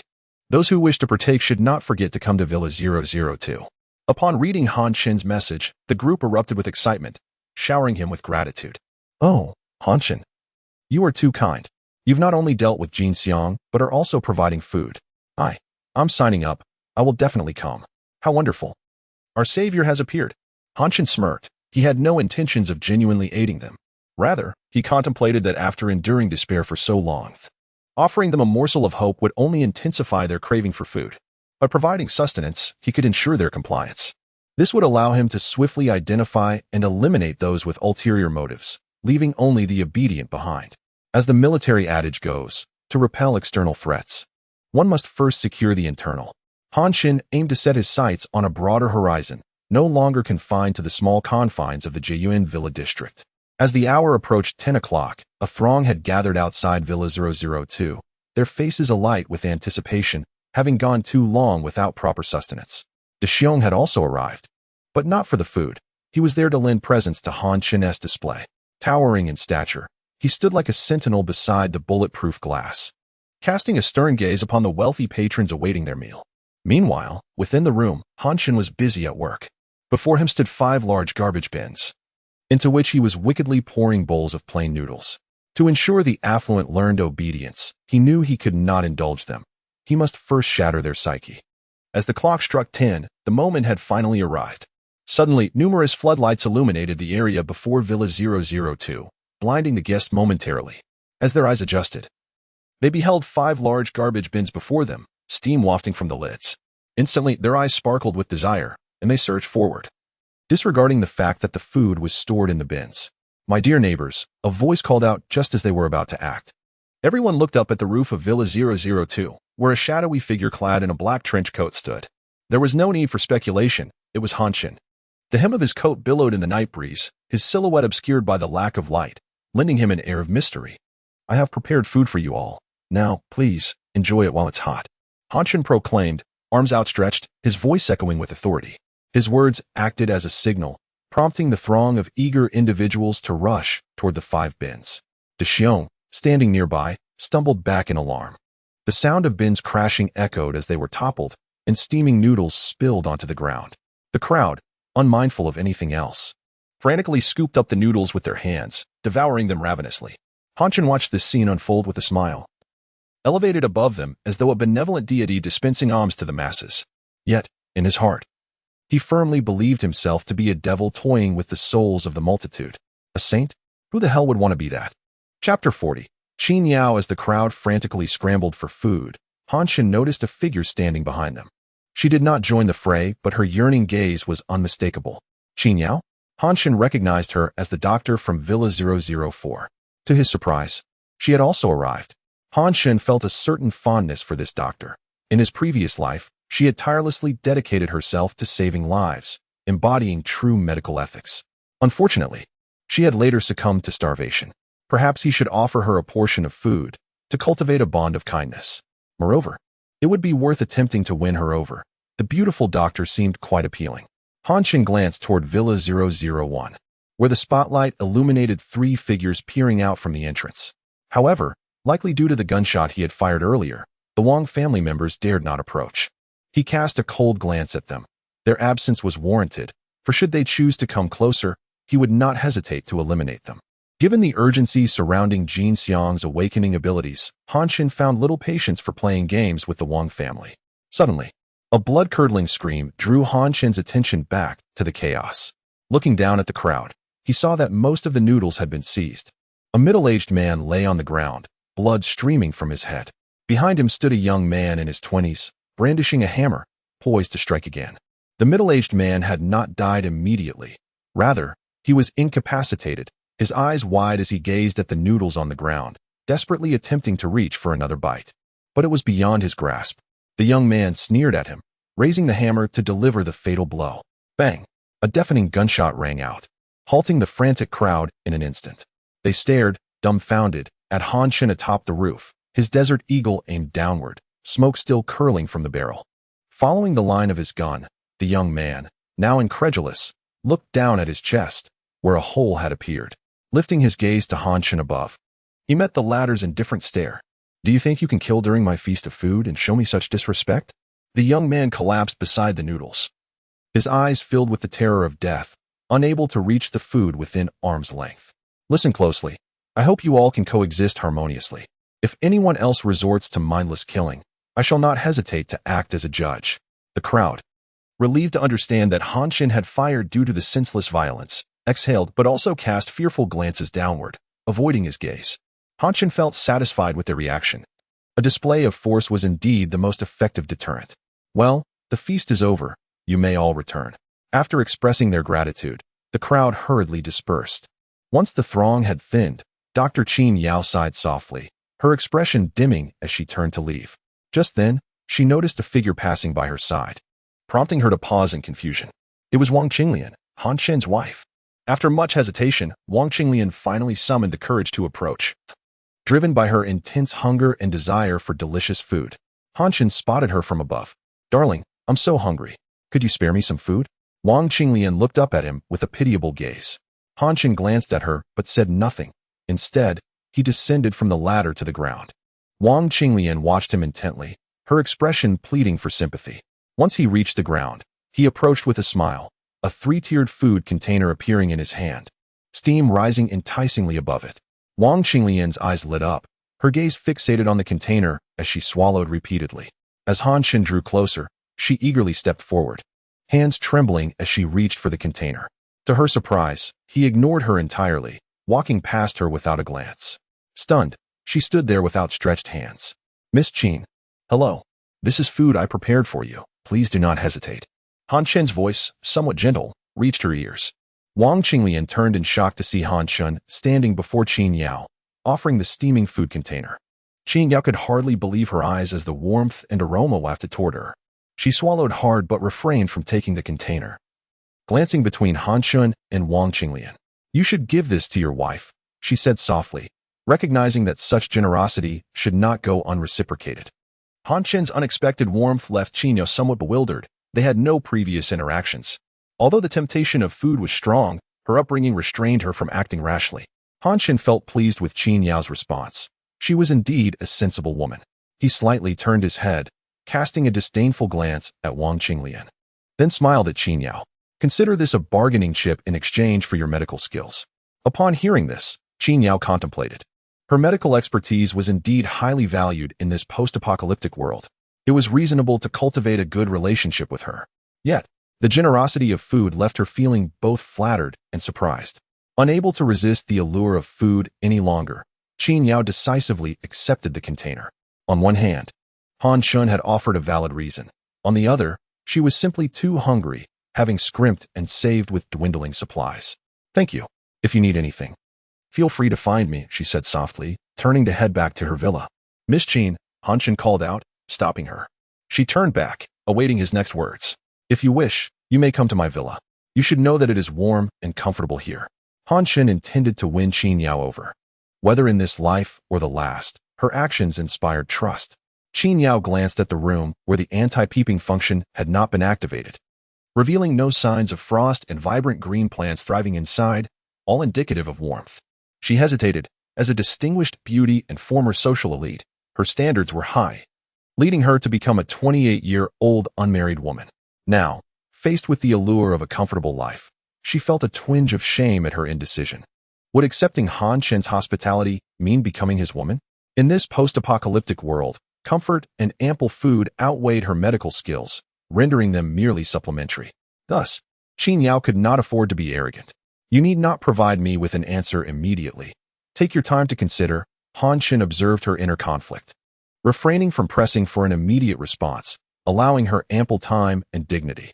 Qin Yao breathed a silent sigh of relief, warmed by Han Chen's unspoken consideration. "Thank you. I will think it over seriously," she replied, her cheeks tinged pink as she hurried back to her villa. Han Chen watched her retreating figure, a faint smile gracing his lips as he turned to leave, the cold outside biting at him. As Han Chen turned, he beheld Wang Qinglian, who stood frozen in place. "Husband, are you seeking another woman?" Wang Qinglian felt an overwhelming sense of dread. In that moment, she was devoid of the manipulative intentions she once harbored towards Han Chen. Instead, a profound fear enveloped her, for Han Chen had found another option, an option that was not only alluring but also possessed medical expertise. A comparison she felt she could not withstand. "Have I fulfilled your task? Eliminate Wang Xian, and then we may discuss other matters," Han Chen stated coldly as he strode past her, leaving only those words in his wake. Chapter 41. The death of Wang Xian. Wang Qinglian did not respond to Han Chen's words. She understood that she needed to take action. Turning to gaze at the comfortable life within Villa 002, madness sparkled in her eyes. "I must live here. I refuse to endure suffering any longer." With this thought, Wang Qinglian turned and walked toward Villa 001. Han Chen hurried home, only feeling a sense of relief once his body embraced the warmth. It was far too cold outside. To project an air of regal authority to his affluent neighbors, Han Chen had deliberately chosen a trench coat. Although he had sewn down feathers into the coat and plastered himself with heating pads, the late-night chill still pierced through, rendering him unbearably cold. Who was the fool that uttered the phrase, "style over warmth"? Han Chen sniffled as he cradled a steaming cup of hot milk. After some time, warmth began to permeate from within. He reclined on the lounge chair, sipping his milk while observing Villa 001 across the way. If all went as anticipated, a significant upheaval would transpire within the Wang family tonight. Alas, the opposite villa was shrouded in darkness, with only faint flickers of firelight escaping, offering no clarity regarding the happenings inside. Yet, Han Chen was unperturbed, sitting quietly by the window, awaiting Wang Qinglian's arrival to claim her achievements. Tonight's events had psychologically cornered Wang Qinglian into a dire situation. If she failed to make a choice, she would be usurped by Qin Yao, a predicament that Han Chen had orchestrated for her. Of course, Han Chen genuinely wished to win over Qin Yao. Therefore, with the understanding that she would provide a definitive answer at any moment, Wang Qinglian could not afford to wait. Furthermore, Han Chen did not believe that this wretched woman harbored any semblance of familial affection. In other words, none of these affluent individuals possessed genuine familial ties. Han Chen retrieved his phone and began to scroll through short videos to pass the time. At that moment, he received a message from Qin Yao. Villa 001. After dining, Wang Xian and Shen Qin prepared for bed early. The details of their meal remain unspoken. Wang Xian had inquired about Han Chen's stance, but Wang Qinglian had said nothing, merely sitting by the fire, lost in thought. As the night deepened, both Wang Xian and Shen Qin fell into a deep slumber.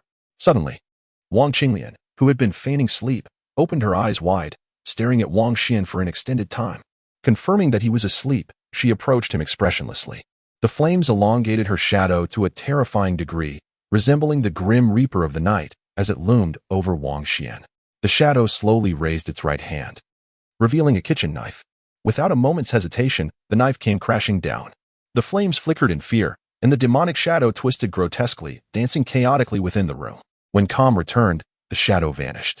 Shen Qin, startled awake, covered her mouth in terror, unable to believe her daughter could commit such an act. Wang Qinglian, her eyes wide, shouted frantically, Han Chen promised me that if I killed you, I could live here. Is this your justification for murdering me? Wang Xian's calm yet trembling voice resonated. He had not perished. At that moment, he raised a handgun, aimed directly at Wang Qinglian, his eyes filled with profound sorrow. After years of navigating society, he never imagined he would meet his end at the hands of his own daughter. What a ludicrous conclusion. Wang Xian did not pull the trigger. Instead, he slowly lowered his right hand holding the gun, simultaneously dropping his left hand that clutched his neck. Instantly, blood gushed forth from his wound. You will regret this. He deceived you. Wang Xian cast a final loving glance at his daughter. What a beautiful daughter she was, yet he had raised her into a demon. What a travesty. As Wang Xian collapsed, his eyes remained fixed on Wang Qinglian, seemingly filled with worry and an inability to let go. Perhaps she was the only one he had ever cared for, yet she was the one who had ended his life. Wang Qinglian gazed at her fallen father, her taut nerves finally relaxing. Unable to contain her tears any longer, she whispered, Dad, please don't blame me. You raised me to be so delicate. I cannot endure this suffering. I desire a life of comfort. Rest assured, I will avenge you. Yes, revenge, it is all Han Chen's fault. He compelled me to do this. Wang Qinglian appeared almost dazed, muttering to herself, as if this would alleviate her guilt. At that moment, Shen Qin finally reacted, angrily rushing over to seize the handgun, pointing it at Wang Qinglian. You beast! How could you kill your own father? Shen Qin screamed, her hands trembling with rage. Wang Qinglian lifted her head, expressionless, and regarded the frenzied woman before her. What right do you have to judge me? I am not even his biological daughter. Wang Qinglian replied coolly. Shen Qin was taken aback, stammering, What did you say? Are you unaware of the actions you've taken? Wang Qinglian scoffed at Shen Qin. My so-called father sought me out. I have known for quite some time. Shen Qin, stunned, dropped the gun and slumped to the ground, at a loss for words. Humph. So you have no right to control me. From now on, we shall have no further relations. I am destined for a life of comfort. Wang Qinglian stood, disregarding the dazed Shen Qin, and walked with renewed hope toward Han Chen's home. After a moment of reflection, Shen Qin glanced at the lifeless Wang Xian, his eyes seemingly widening further, as if expressing his anger and resentment, causing Shen Qin to retreat in fear. Qinglian, you cannot abandon me. Take me with you. Shen Qin cried, rushing toward Villa 002. Wang Qinglian, brimming with excitement, could hardly wait to share her accomplishment with Han Chen. Upon arriving at the window of Villa 002, She was delighted to find Han Chen reclining in a chair, engrossed in his phone. Was he waiting for me? Wang Qinglian thought with glee, hastily exclaiming, "Husband, I completed the task. I have killed Wang Xian." Han Chen slightly shifted his phone to glance at Wang Qinglian before returning his attention to the screen, casually remarking, "Oh, is that so? Thank you for taking care of him for me." Wang Qinglian, elated, licked her lips and eagerly asked, "Then, darling, may I come in?" "Come in where?" "In the room. I want to live happily with you." Wang Qinglian feigned shyness, lowering her head and saying, "I will serve you well." Han Chen set his phone aside, his expression unreadable as he looked at her, and said, "Sorry, you arrived too late." Feeling Han Chen's rejection, Wang Qinglian gasped in shock, only to suddenly see a woman emerging from behind him. Upon closer inspection, she froze. Qin Yao. Qin Yao had just enjoyed a long, soothing bath, relishing the sensation of warm water enveloping her body after such a long time. The bliss was nearly overwhelming. After soaking for an hour and a half, her fingertips wrinkled, and she reluctantly exited the tub. However, upon reaching for the nightgown Han Chen had prepared for her, she discovered it to be a sultry, spaghetti strap ensemble. Qin Yao inwardly cursed the man, yet having prepared herself for this, she donned the nightgown and stepped out of the bathroom. Clutching her chest, she immediately noticed the astonished Wang Qinglian outside the window. Chapter 42. Utterly malicious. Observing the astonished expression on Wang Qinglian's face, Han Chen did not need to turn around to know that Qin Yao had arrived. He turned to beckon her closer. "Qin Yao, are you ready? Come over here." Qin Yao appeared somewhat embarrassed. She was acutely aware that Wang Qinglian was Han Chen's true wife. Nevertheless, she obediently approached the window. Han Chen stepped forward, affectionately wrapping his arm around Qin Yao's exposed shoulder. Qin Yao's body stiffened slightly, yet she felt the firm grip of his hand, understanding that he was signaling her to cooperate. Han Chen smiled at her, and then turned his gaze toward Wang Qinglian. "See, I told you that you were too late. I already have a mistress here. Don't you agree, Yao Yao?" he said with a grin directed at Qin Yao. Qin Yao bit her lip, glanced at Wang Qinglian, and then lowered her head, her face flushing with embarrassment. Upon hearing Han Chen's words, Wang Qinglian finally snapped out of her shock. She lunged forward, slamming her hands against the glass, and glared fiercely at Qin Yao. "Impossible! You shameless woman! How dare you steal my husband? Get out here!" Wang Qinglian's expression twisted with rage as she screamed at Qin Yao, her demeanor resembling that of a ravenous beast, eager to devour her. Han Chen stepped protectively in front of Qin Yao, his expression cold as he addressed Wang Qinglian. "Wang Qinglian, do you dare to yell at my woman? Do you wish to court death?" Wang Qinglian looked at Han Chen with profound disbelief, pleading, "Husband, you're just teasing me, right? I am the woman you have always loved. Please, send her away. Let us live together, and we will cherish each other for a lifetime." As she spoke the last words, tears streamed down her face. She could hardly believe this was her reality. She had sacrificed so much, even taking Wang Xian's life with her own hands. Yet she had not attained the outcome she desired. This was a betrayal she could not accept. Yet, until the final moment, Wang Qinglian was unwilling to relinquish her hope, desperately pleading with Han Chen to reconsider. Unbeknownst to her, Han Chen's feelings for her had already perished in a previous life. Watching Wang Qinglian sob on the ground, Han Chen felt no pang of sympathy. He crouched down slowly, expressionless as he regarded her, though they were merely separated by a sheet of glass. It felt as if they belonged to entirely different worlds. Wang Qinglian, trembling, reached out to touch the glass separating them. As her palm covered Han Chen's indifferent face, a flicker of hope rekindled in her heart. But as she slowly withdrew her hand, the coldness of his visage remained. Her heart gradually grew colder, realizing that she could never cross that barrier. At that moment, Han Chen spoke softly. "Wang Qinglian, you are as venomous as a viper. Having committed so many atrocities and shed so much blood, do you truly believe I would want a woman like you? Look at Qin Yao. What do you have to compare to her? She is an angel, while you are a venomous serpent." Wang Qinglian cast a glance at Qin Yao, unwilling to admit it, yet acknowledging the truth of Han Chen's words. Qin Yao was a highly skilled doctor, renowned for her beauty. In stark contrast, Wang Qinglian found herself covered in blood, her heavily made-up face devoid of any beauty due to malnourishment. Compared to Qin Yao, she recognized her own defeat. At that moment, she felt a strange calmness wash over her, and she gradually stood up, her expression returning to its former coldness and arrogance. "Han Chen, do you truly believe that just because you are momentarily in power, you can toy with me? How laughable. In my eyes, you will always be a country bumpkin. Do not let me find an opportunity, or I shall take everything from you, and then consume your heart," Wang Qinglian declared. Her gaze icy as she fixed it upon Han Chen. Han Chen raised his head to meet Wang Qinglian's eyes, resembling their past encounters where he always maintained a lower posture. Yet this time was different. Han Chen slowly stood up, no longer displaying the previous anxiety, flattery, or servility. Instead, he regarded the woman who had once taken his life with a cold detachment. "Did you just say you would consume my heart?" Han Chen's voice was laced with a chilling murderous intent, a memory from his past life stirred by Wang Qinglian's words. Drawing out a desert eagle, he pointed it at her through the glass.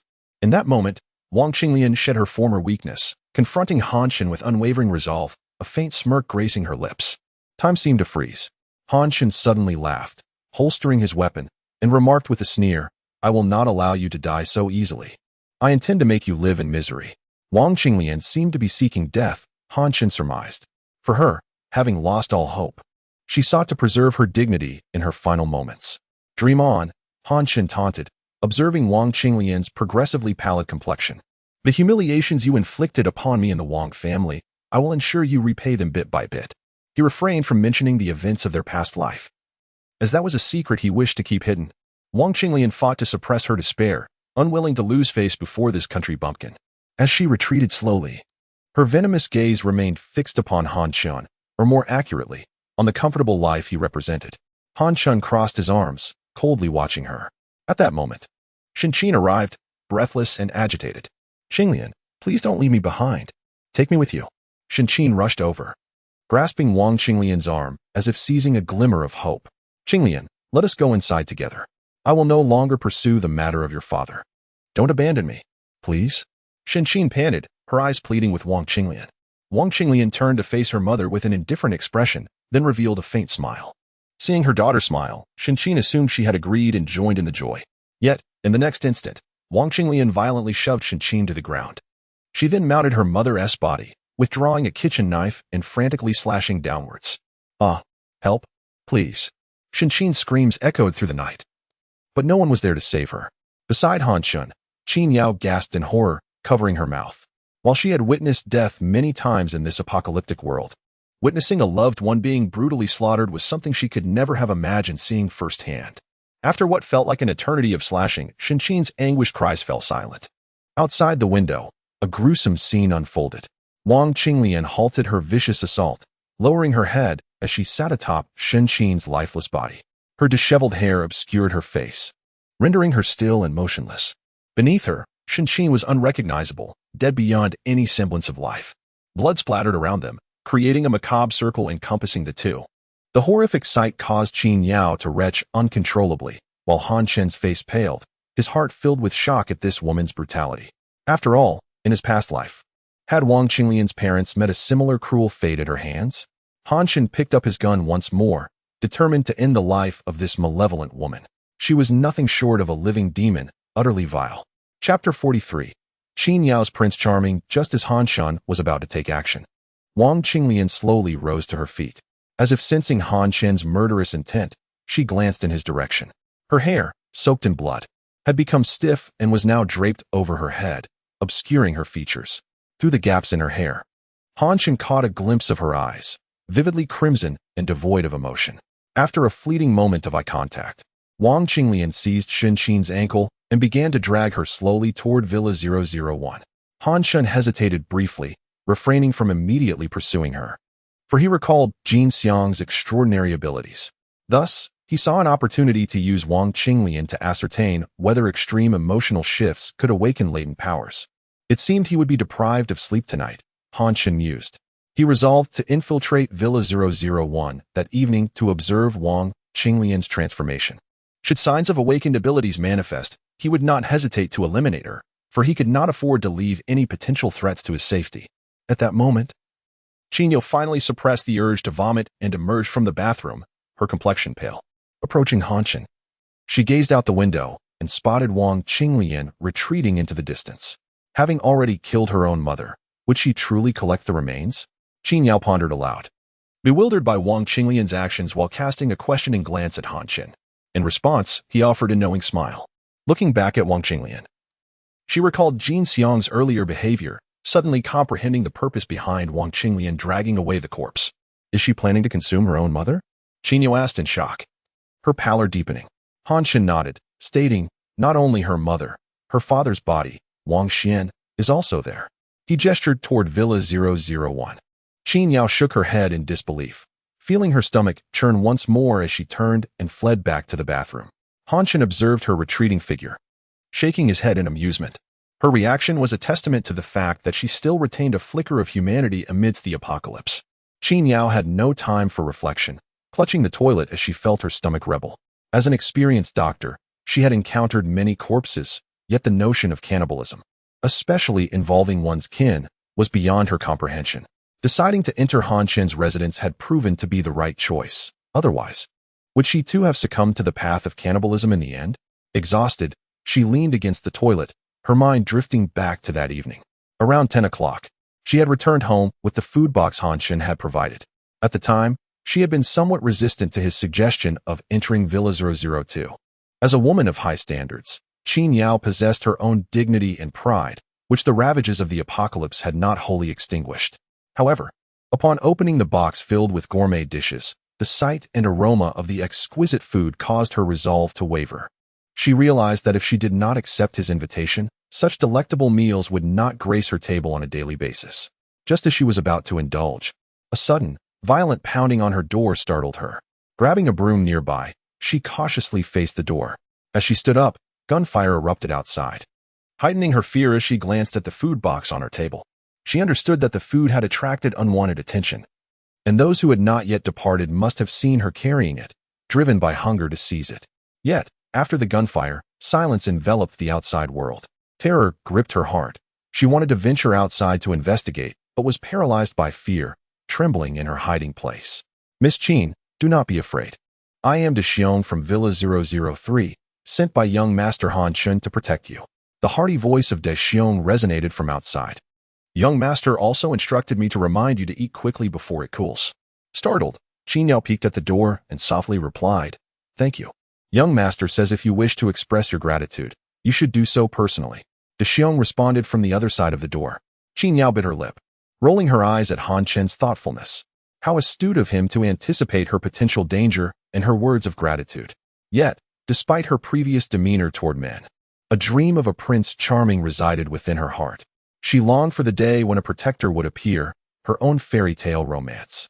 And now, that Prince Charming was beginning to resemble Han Shen. As she delicately savored the food, the warm, subtly sweet flavors delighted her palate.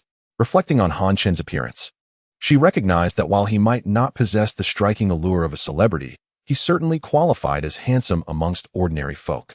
Moreover, his attentiveness made her wonder if he truly embodied the prince she had always envisioned.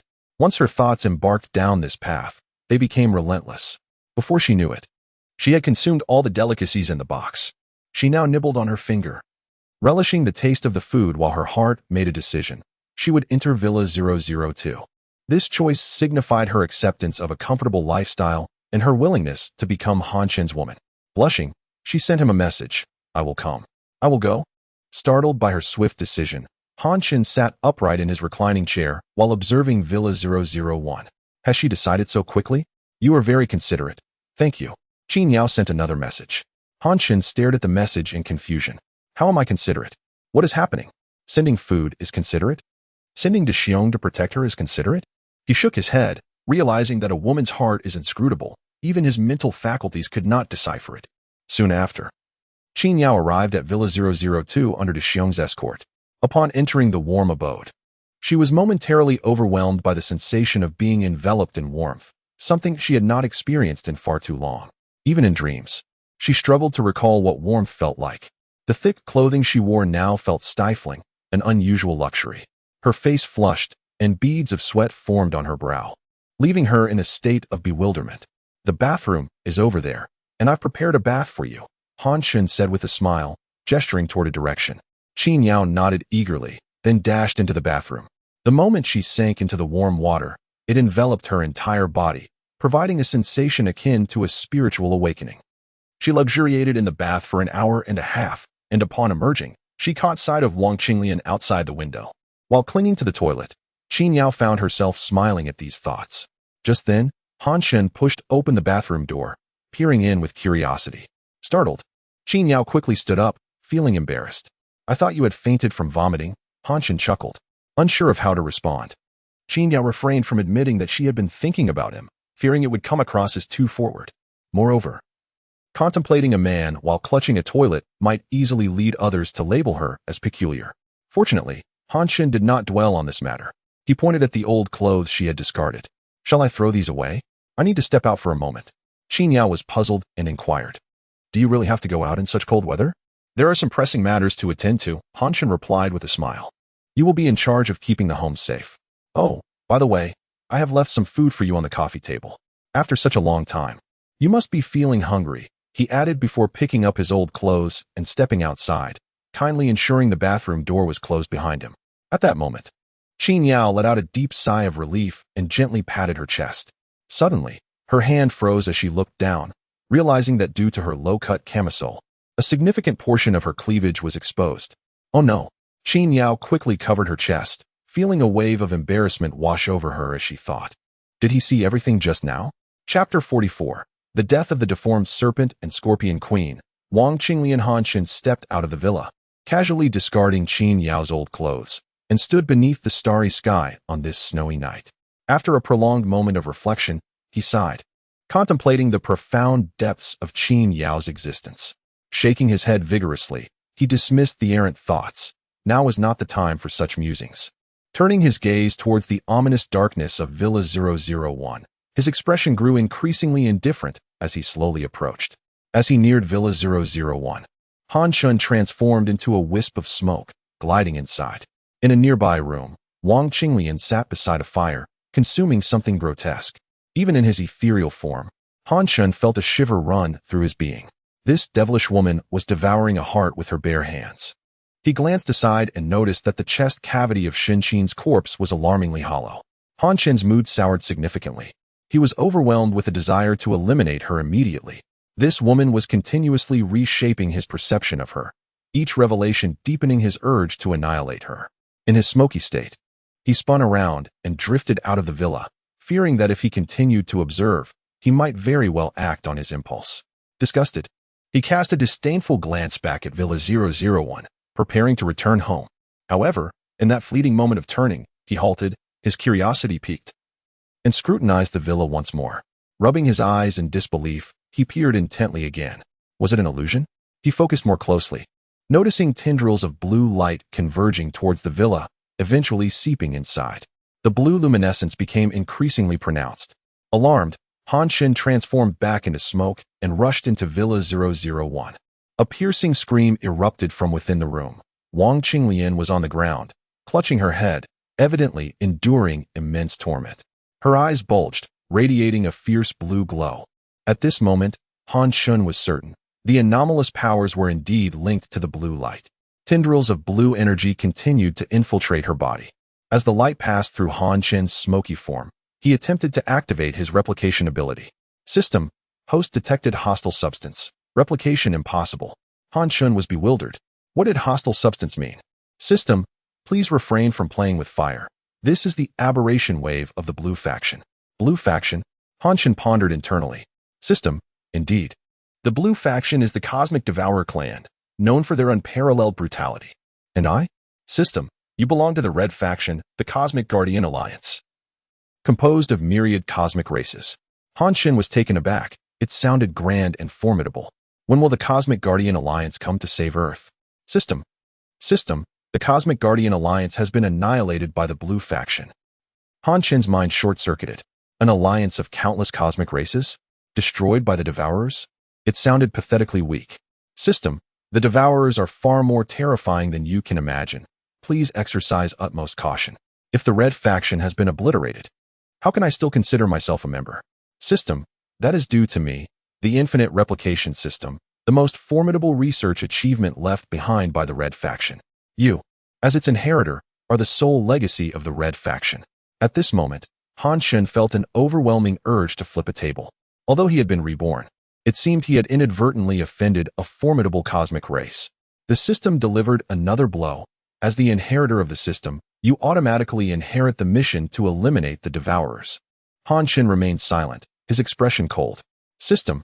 However, there is no need for concern. The devourers have yet to reach Blue Star. They do not regard this place as worthy. System. Blue Star is merely a target for their experimentation, so you may continue to exist for now. Can you please be quiet? Han Chen snapped, his mood exceedingly grim. The apocalypse was a deliberate outcome, and he was the last surviving member of the Red faction. What was the point of merely surviving? Now tell me something useful. What are the criteria for humans to be selected by the aberration waves? System. There are many factors, including the presence of a unique energy field, inherent malevolence, or the bestowal of abilities, among others. All right, I understand. Now be silent. Han Chen had no time to dwell on such matters. He continued observing Wang Qinglian, who was nearing her awakening. She stood up vacantly, the blue light in her eyes still blazing, clearly not yet fully aware of her transformation. Suddenly, her body began to contort. Her pupils morphed into serpent-like slits. Scales sprouted across her skin, her mouth elongated, revealing sharp fangs, and a serpentine tongue flicked out. Han Chen watched in astonishment, realizing Wang Qinglian had truly become a serpent scorpion. Was the aberration wave manifesting the darkness within one's heart? It was utterly fascinating. If his conjecture was correct, this was the combat form of Wang Qinglian's transformation. In her daily life, she should be able to maintain her original appearance.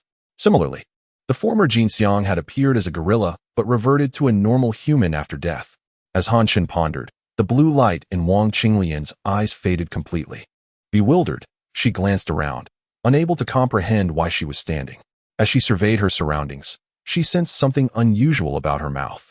Upon touching it, her sharp teeth effortlessly pierced through her gloves.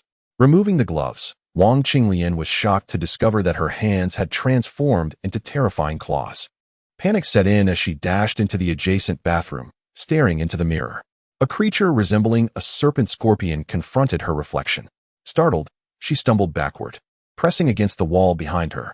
Her clawed hands instinctively grasped the wall, easily puncturing the ceramic tiles. Wang Qinglian looked down at her hands, yanking them outward with ease. As if slicing through tofu, she tentatively scratched the wall, effortlessly etching a mark. With a vigorous swipe, deep gashes appeared along the surface. This exhilarated her momentarily, allowing her to momentarily forget her grotesque appearance. Frantically, she wreaked havoc within the bathroom, quickly turning it into a small ruin. Wang Qinglian, exhilarated, opened her mouth wide, expelling a glistening tongue. Han Chen, the heavens have granted me this power to kill you, she screeched, her laughter echoing with malice as she strode towards the villa's exit, thirsting for vengeance. Suddenly, a voice rang out near her ear. Wang Qinglian paused, turning her head to investigate. In that instant, bang! The deafening sound of a gunshot reverberated. A Barrett bullet brutally pierced through Wang Qinglian's skull. Han Chen stood there, gun in hand, having discarded the Barrett. He wielded an M416 in each hand. Rat-a-tat-tat. The automatic rifle unleashed a relentless barrage of bullets upon Wang Qinglian. Following that were bursts from an Uzi submachine gun, an MP7, and AS-686 shotgun. The onslaught continued for a full 10 minutes, pinning Wang Qinglian's body against the wall before ultimately obliterating her form. When Han Chen ceased fire, only tattered remnants of clothing remained to indicate that a person had once existed there. The disappearance of Wang Qinglian liberated Han Chen from the emotional burden he had carried. With a deep sigh, he reflected on his 2 lifetimes. With the Wang family now eradicated, he found solace in the absence of enmity, allowing him to finally be at peace with himself. Now, it was time to utterly demolish this villa, a den of iniquity. In Han Chen's hand appeared a gasoline canister. Soon, the acrid scent of gasoline permeated every corner of the villa. Standing before the villa, Han Chen lit a cigarette, inhaling the frigid air of the apocalypse along with the smoke, which made him feel as though his entire being had become transparent. Turning around, he hurled the kerosene lighter behind him. Whoosh! A roaring blaze erupted instantaneously. Han Chen did not look back. Instead, he continued to walk towards his Villa 002. Cigarette still clenched between his lips. Chapter 45. The shameless Zheng Qihong. Han Chen stood by the window, observing the raging fire across the way. Given that this was a villa district, each residence was sufficiently distanced from the others, alleviating concerns of further ignitions. It was already 2 in the morning, indicating that Wang Qinglian's awakening process had been rather protracted. After taking the last drag of his cigarette, Han Chen felt a wave of drowsiness wash over him and decided to disregard the scene outside. Stretching lazily, he ambled back to his bedroom, clad in his shorts. As he pushed open the door, illuminated by the faint moonlight, Han Chen was taken aback. A voluptuous woman lay asleep on his bed. Who else could it be but Qin Yao? How forward of her. This unexpected initiative left Han Chen feeling somewhat flustered. After all, his experiences with women were virtually non-existent. The sight of such a stunning beauty resting on his bed stirred both excitement and trepidation within him. Should I perhaps retreat to another room? He pondered. But then he recalled that this villa had only one bed due to his solitary occupancy. Thus, it seemed Qin Yao had no alternative but to sleep here. Should I take the couch? Han Chen quickly dismissed the thought. What on earth am I afraid of? If she has chosen to be with me, then she is indeed mine. Han Chen slowly approached the bed, standing at the foot and gazing at Qin Yao. The room's pleasant temperature had caused her to kick off the covers, revealing her alluring form in a revealing camisole that did little to conceal her curves. The subtle, tantalizing allure beneath the moonlight was intoxicating. Han Chen swallowed hard and gradually climbed onto the bed, taking in her face from such proximity. The heat of his breath brushed against her skin as he leaned in, softly kissing her lips. Upon parting, Qin Yao slowly opened her large, shimmering eyes, sparkling in the moonlight as she regarded Han Chen. He smiled gently, tenderly tucking a strand of hair behind her ear. The sensation of his fingers against her skin rendered her entranced, and she did not shy away from his gaze. Gradually, Qin Yao's arms encircled his neck. Outside the bedroom window, the moonlight transformed the night sky into a soft pink hue, while the flames from the 001 villa danced violently. The cold wind howled through the night, lamenting. At 8 in the morning, Qin Yao stirred awake beneath the sun's warm embrace. She slowly opened her eyes, taking in the bright sunlight streaming through the window, then gently closed them again. Upon reopening, she confirmed that she was not dreaming. She had truly escaped the harsh reality of a world plagued by cold and hunger. As she turned to face the man beside her, her cheeks flushed with warmth. The memories of their passionate encounter from just hours before filled her with a sense of bashfulness. She longed to prepare breakfast for her man and swung her legs over the edge of the bed, only to notice a patch of crimson on the sheets. This sight made her blush even more. Gazing at the peacefully sleeping Han Chen, she felt a swell of dependence. He was her Prince Charming, her first man, and surely her last. With a heart full of beautiful aspirations for love, Qin Yao thought blissfully. Ignoring the discomfort, she rose to begin preparing breakfast. Cooking for the one she loves was a source of happiness. She quietly slipped out of bed and into the kitchen, only to discover an utter lack of ingredients. There was not even a refrigerator in sight.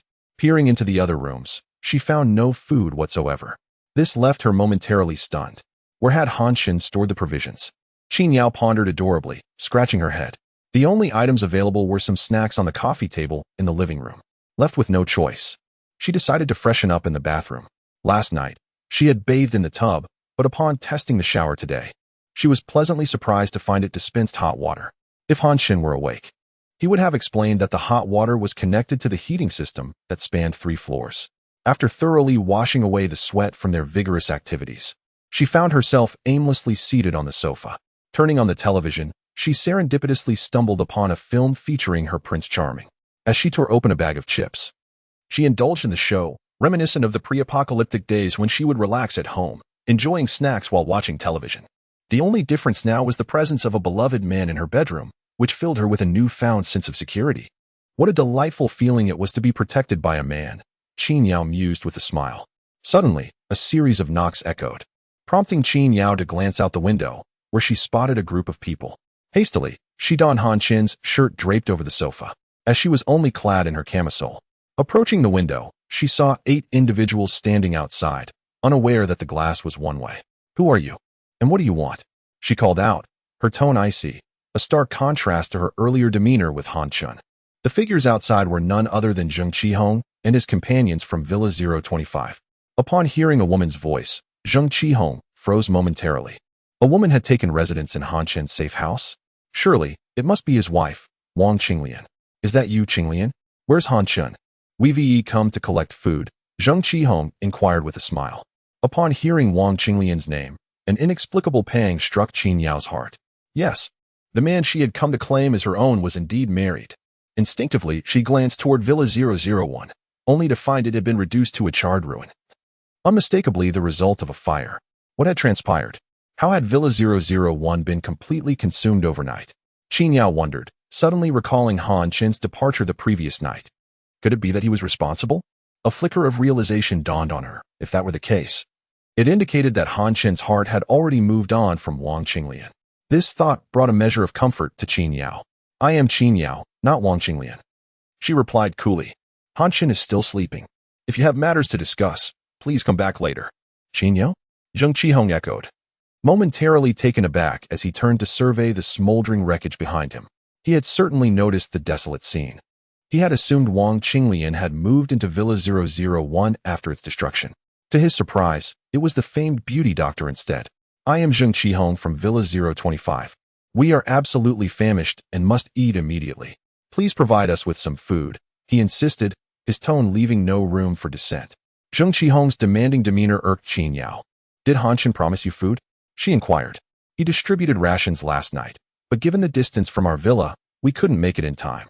That's why we came today, Zheng Qihong reiterated, his impatience growing.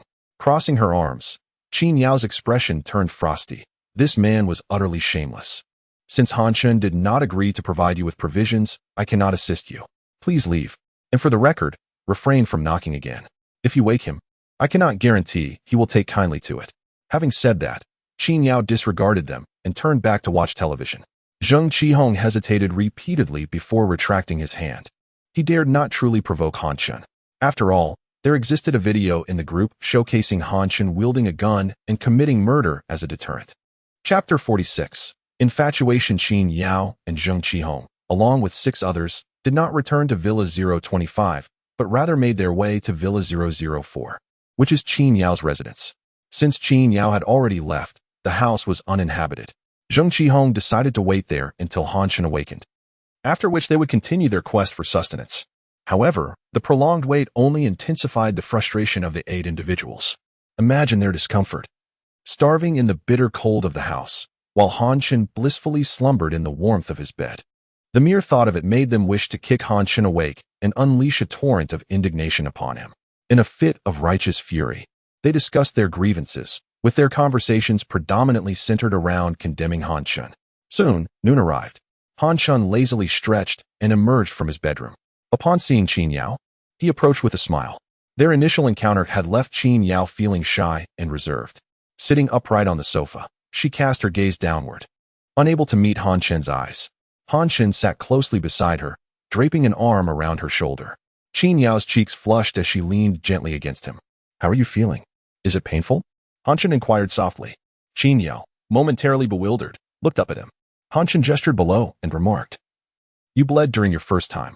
Realizing what he meant, Qin Yao's face burned with embarrassment as she replied in a voice barely above a whisper. It hurt when I first woke up, but it's much better now.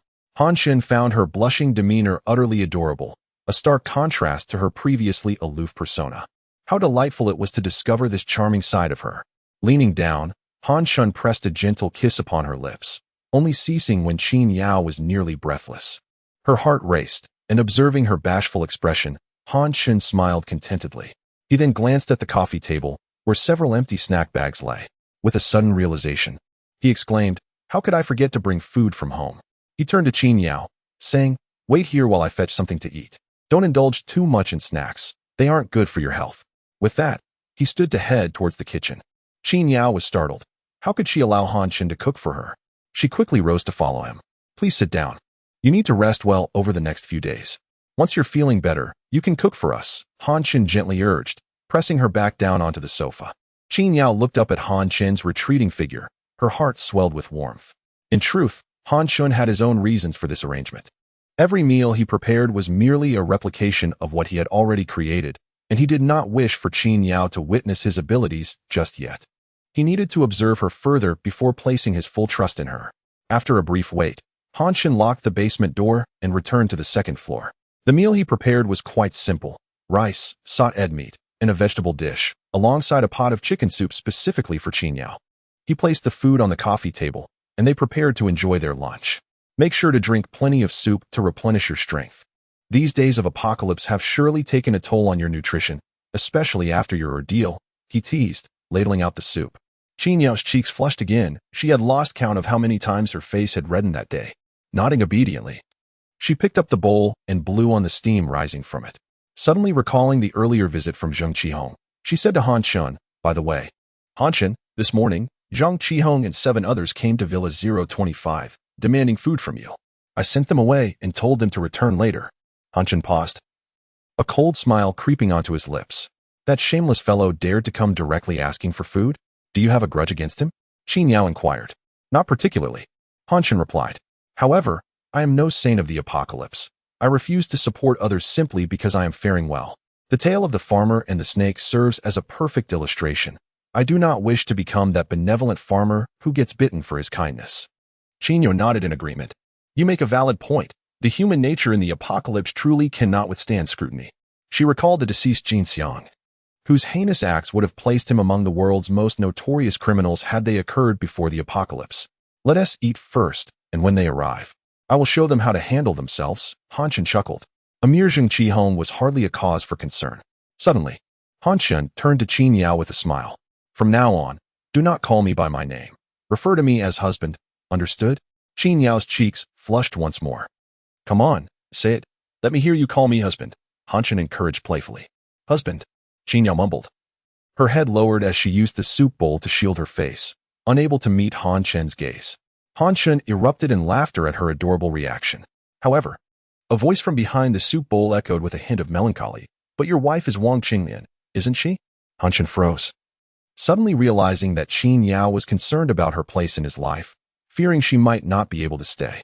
In truth, he was unaware that Qin Yao had already fallen for him. With a gentle smile, he pointed outside and said, Wang Qinglian has been turned to ashes along with Villa 001. Rest assured, no one can replace your position here. You can go on living without worry. Taken aback, Qin Yao instinctively lowered the soup bowl, shocked to learn of Wang Qinglian's demise. Han Chen's subsequent words made her feel a tinge of injustice. She was not merely seeking comfort in this place. As she watched Han Chen eat, an overwhelming desire to confess her feelings surged within her. Yet, the words remained lodged in her throat. Would declaring her love for him so soon make her seem frivolous? They say love grows over time. But how long would that take? Regardless of the time required, as long as he could see her sincerity, he would surely come to love her in return. The Prince Charming she had envisioned was undoubtedly him. Holding her soup bowl, Qin Yao's thoughts swirled chaotically, momentarily lost in a daze as she gazed at Han Chen. As Han Chen savored his meal, he noticed her vacant expression and found her endearingly daft. He reached out to pinch her cheek, saying, What are you daydreaming about? Hurry and finish your soup before it gets cold. Snapped back to reality, Qin Yao exclaimed in awe, before lifting her bowl to drink. Yet her gaze continued to wander, her infatuated mind lost in thoughts of love. Han Chen remained blissfully unaware of her musings. For someone like him, who had suffered profound emotional wounds, how long would it take to truly open his heart to Qin Yao? That remained a profound question. Suddenly, a series of knocks echoed against the window. Han Chen turned to look, holding his bowl, and saw Zhang Qihong, the shameless man, had returned with his companions once more. Chapter 47. Condemnation of Han Chen. Upon seeing Zhang Qihong, Han Chen's complexion darkened immediately. This old rascal, let me show him what I can do. Han Chen took another bite of his meal, and, holding the bowl, approached the window. Disabling the privacy feature, he continued to eat while casually inquiring, What brings you here? Zhang Qihong and his companions were momentarily stunned upon spotting Han Chen. Their gaze was quickly drawn to the steaming bowl in his hands, filled with both meat and vegetables, emanating an enticing aroma. Their eyes wandered past Han Chen, peering into the room, where they beheld Qin Yao seated on the sofa, savoring a chicken leg with delicate bites. The delectable scene left Zhang Qihong and the others drooling. Hey, I'm asking you a question. What are you doing at my place? Han Chen observed their foolish expressions with disdain. His voice snapped Zhang Qihong back to reality. Envious and resentful, he gazed at Han Chen's comfortable lifestyle. A life filled with meat and vegetables was something unimaginable in this apocalyptic world, a sheer luxury. Han Chen, you have food. I want steaming rice and meat. Zhang Qihong asserted, his neck craned defiantly. Yes, hurry up and bring it out. I want a chicken leg. The others chimed in, their greed unmistakably glimmering in their eyes. So, they are beggars, after all. Han Chen quickly finished the contents of his bowl, displaying the empty vessel to them. See, there's nothing left, now scram. Zhang Qihong, infuriated by Han Chen's mockery, glared at him with wide eyes. Han Chen, he bellowed, his face flushed with anger. Do you take us for dogs scavenging for leftovers? Tell me, Zheng, how old are you this year? Han Chen asked, shifting the topic abruptly. Zheng Qihong was taken aback and instinctively replied, 60. Why? Oh dear. Han Chen lamented, shaking his head. At 60, you're still out here demanding food so brazenly. Don't you feel ashamed? You're worse than the elderly fighting for seats on public transport. With that, Han Chen smiled at him, his eyes openly expressing disdain. Zheng Qihong, at 60, could hardly bear such an insult and erupted in fury. Do you understand the concept of respecting your elders? I do not, Han Chen replied lazily, digging at his ear. We've established a group organization, and you must adhere to the voting results. You have to provide us with food, allowing us to live here. Zheng Qihong exclaimed. Huh. Han Chen leaned closer to the glass, pretending not to hear, exaggerating by opening his mouth wide. Oh my, you little rascal. Zheng Qihong jumped and cursed loudly, resembling an unreasonable neighbor. Hearing the insults, Han Chen's expression soured. He was no longer inclined to engage in banter. Try insulting me again, and I'll end you on the spot. Do you believe me? Han Chen brandished his desert eagle, pointing it through the glass at Zheng Qihong. This startled Zheng Qihong, a seasoned businessman who had never encountered such a situation. The 7 individuals behind him also recoiled, trembling and unwilling to say another word. Why should I feed you? Am I in debt to you? Han Chen questioned coldly. Zheng Qihong maintained a facade of bravado, retorting, Who are you trying to scare with that piece of junk? Do you think I'm easily intimidated? After a brief moment of shock, Zheng Qihong regained composure, doubting Han Chen's willingness to resort to violence. If you have food, you should share it with everyone. If you have a warm house, you should let us stay. As Zheng Qihong spoke, he shot frantic glances at the others. Yes. We're freezing and starving. Can't you show a little compassion? Are you truly willing to watch everyone perish? I have a 6-year-old child at home. Inspired by Zheng Qihong, the group began to vocally denounce Han Chen. Such is human nature. When united, people often exhibit a remarkable lack of fear, even in the face of tangible threats. Han Chen frowned, astounded by their audacity. This group, all middle-aged individuals in their 40s or 50s, excelled at making a fuss. Deciding to remain silent, Han Chen opened the shooting port above. Bang! The deafening gunshot from the Desert Eagle sent snowflakes fluttering down, instantly silencing the 8. Even Qin Yao, sipping her chicken soup, was startled, spilling it onto her pajama top. I'll say this once, the house is mine, the food is mine. And you? None of you are my family. Your lives hold no significance to me, and I owe you nothing. Han Chen declared coldly. Now get lost, or the next shot will be aimed at you. Test me if you dare. Having spoken, Han Chen felt no desire to waste further words on these unreasonable individuals and promptly reactivated the privacy feature. Unable to see the situation within the room, Zheng Qihong and the others exchanged glances. Do not fear everyone. He only dares to fire into the sky. He wouldn't kill anyone. What about the law? Zheng Qihong reassured, foolishly believing in the existence of legal constraints in this apocalypse. Right? Do not be afraid of this young brat. I have never lost a war of words. He must provide food and shelter. As social elites, we deserve better treatment. As they continued to bolster each other's courage, their voices grew louder and more fervent. I have already posted Han Chen's actions in the group for everyone to condemn him. I brought a hammer to smash the glass. I brought a golf club. Let us smash it together. Han Chen stood at the window, coolly observing their antics. At that moment, he was not merely angry. He was amused by their shamelessness and self-importance. Dear, they posted videos in the group. Qin Yao approached Han Chen shyly, handing him her phone. Han Chen took the phone, finding that they had not only posted videos, but were also hurling insults at him in the group chat. A barrage of foul language and derogatory remarks filled the screen, with others chiming in. They criticized Han Chen for his supposed false benevolence, claiming he had forced them to eat from a dumpster. Some even shared videos of their scavenging for noodles from the trash the previous night. This ignited Han Chen's fury. These ungrateful wretches. Give them a little sunshine, and they bloom. Show them a flood, and they overflow. He turned and glared at the 8 outside. Initially, he had no intention of taking action against them, but their escalating audacity fueled his murderous intent. Handing the phone back to Qin Yao, Han Chen prepared to deal with these old fools. Suddenly, he noticed the front of Qin Yao's attire. Her already sheer nightgown was now dampened significantly, revealing an alluring glimpse that made Han Chen swallow hard. Qin Yao followed his gaze downwards and immediately realized her attire was insufficient. Ah, she gasped, hurriedly covering her chest while casting wary glances toward the window. Han Shan was momentarily taken aback by her reaction, assuming her shyness. He soon understood as he saw her looking outside. Rest assured, the glass has a privacy feature. They cannot see or hear us, he assured her. Realizing this, Qin Yao exhaled in relief. Suddenly, Han Shan pulled her closer, teasing, "Let me see how it got wet." Flustered, Qin Yao lightly smacked his arm, retorting, "It's your fault for suddenly firing the gun, scaring me into spilling my soup." Despite her words, she obediently lowered her hand from her chest. Alas, that shot was indeed perfectly executed. Han Shan gazed at the enticing scene before him and could not resist stealing a kiss. Ah! Qin Yao's face flushed crimson as she softly exclaimed, "There are people outside. Who tempted me?" Han Shan teased, his hands roaming. "I did not," Qin Yao gasped, rendered momentarily speechless. Meanwhile, outside, a group of individuals with menacing expressions assailed the window glass, resembling frenzied demons from a post-apocalyptic world. Yet within, a springtime paradise flourished. Chapter 48. Eight Eyes Sculptures. Knowing that Qin Yao had yet to fully recover, Han Shan refrained from overwhelming her. Nevertheless, upon releasing her, she lay on the lounge chair, breathless and flushed. The sight of her alluring figure ignited a rebellious fire within Han Shan, compelling him to avert his gaze. For he feared losing control. Since she was already his woman, it was imperative to cherish her and consider her feelings.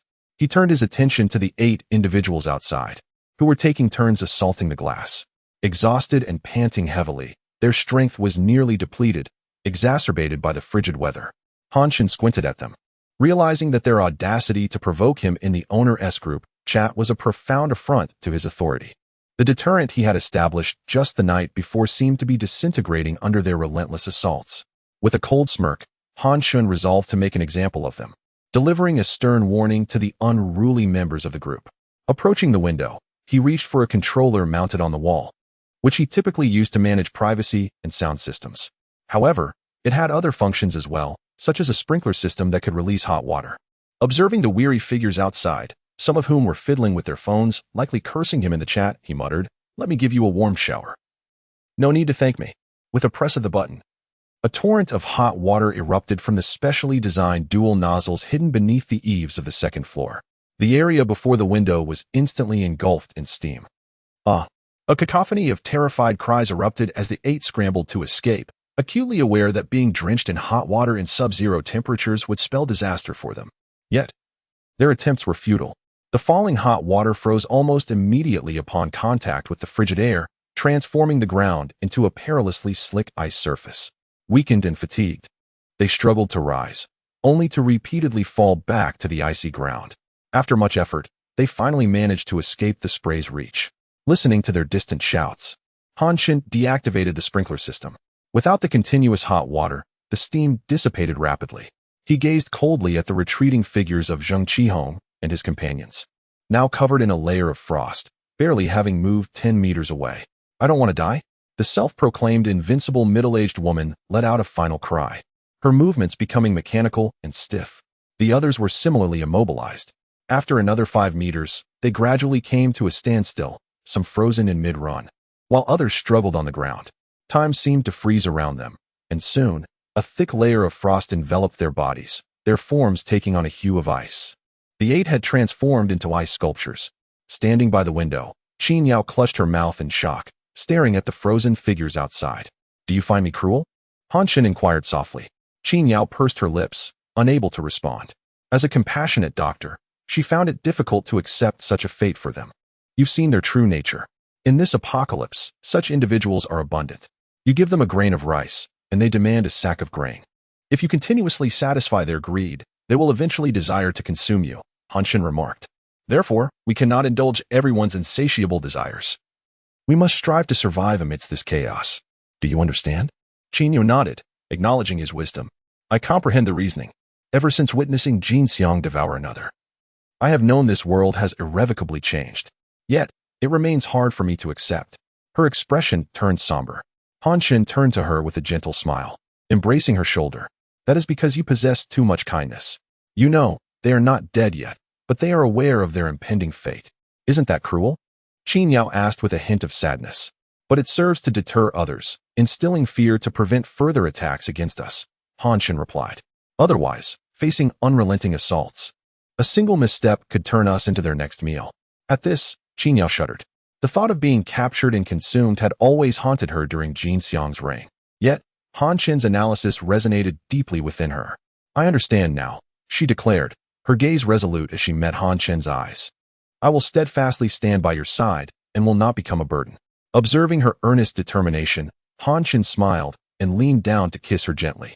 He then resumed his watch over the frozen figures outside. Would those trapped in ice awaken their abilities under such duress? The notion nagged at him, prompting a decision to leave the comfort of the villa. I will go check on them. Stay inside and don't venture out.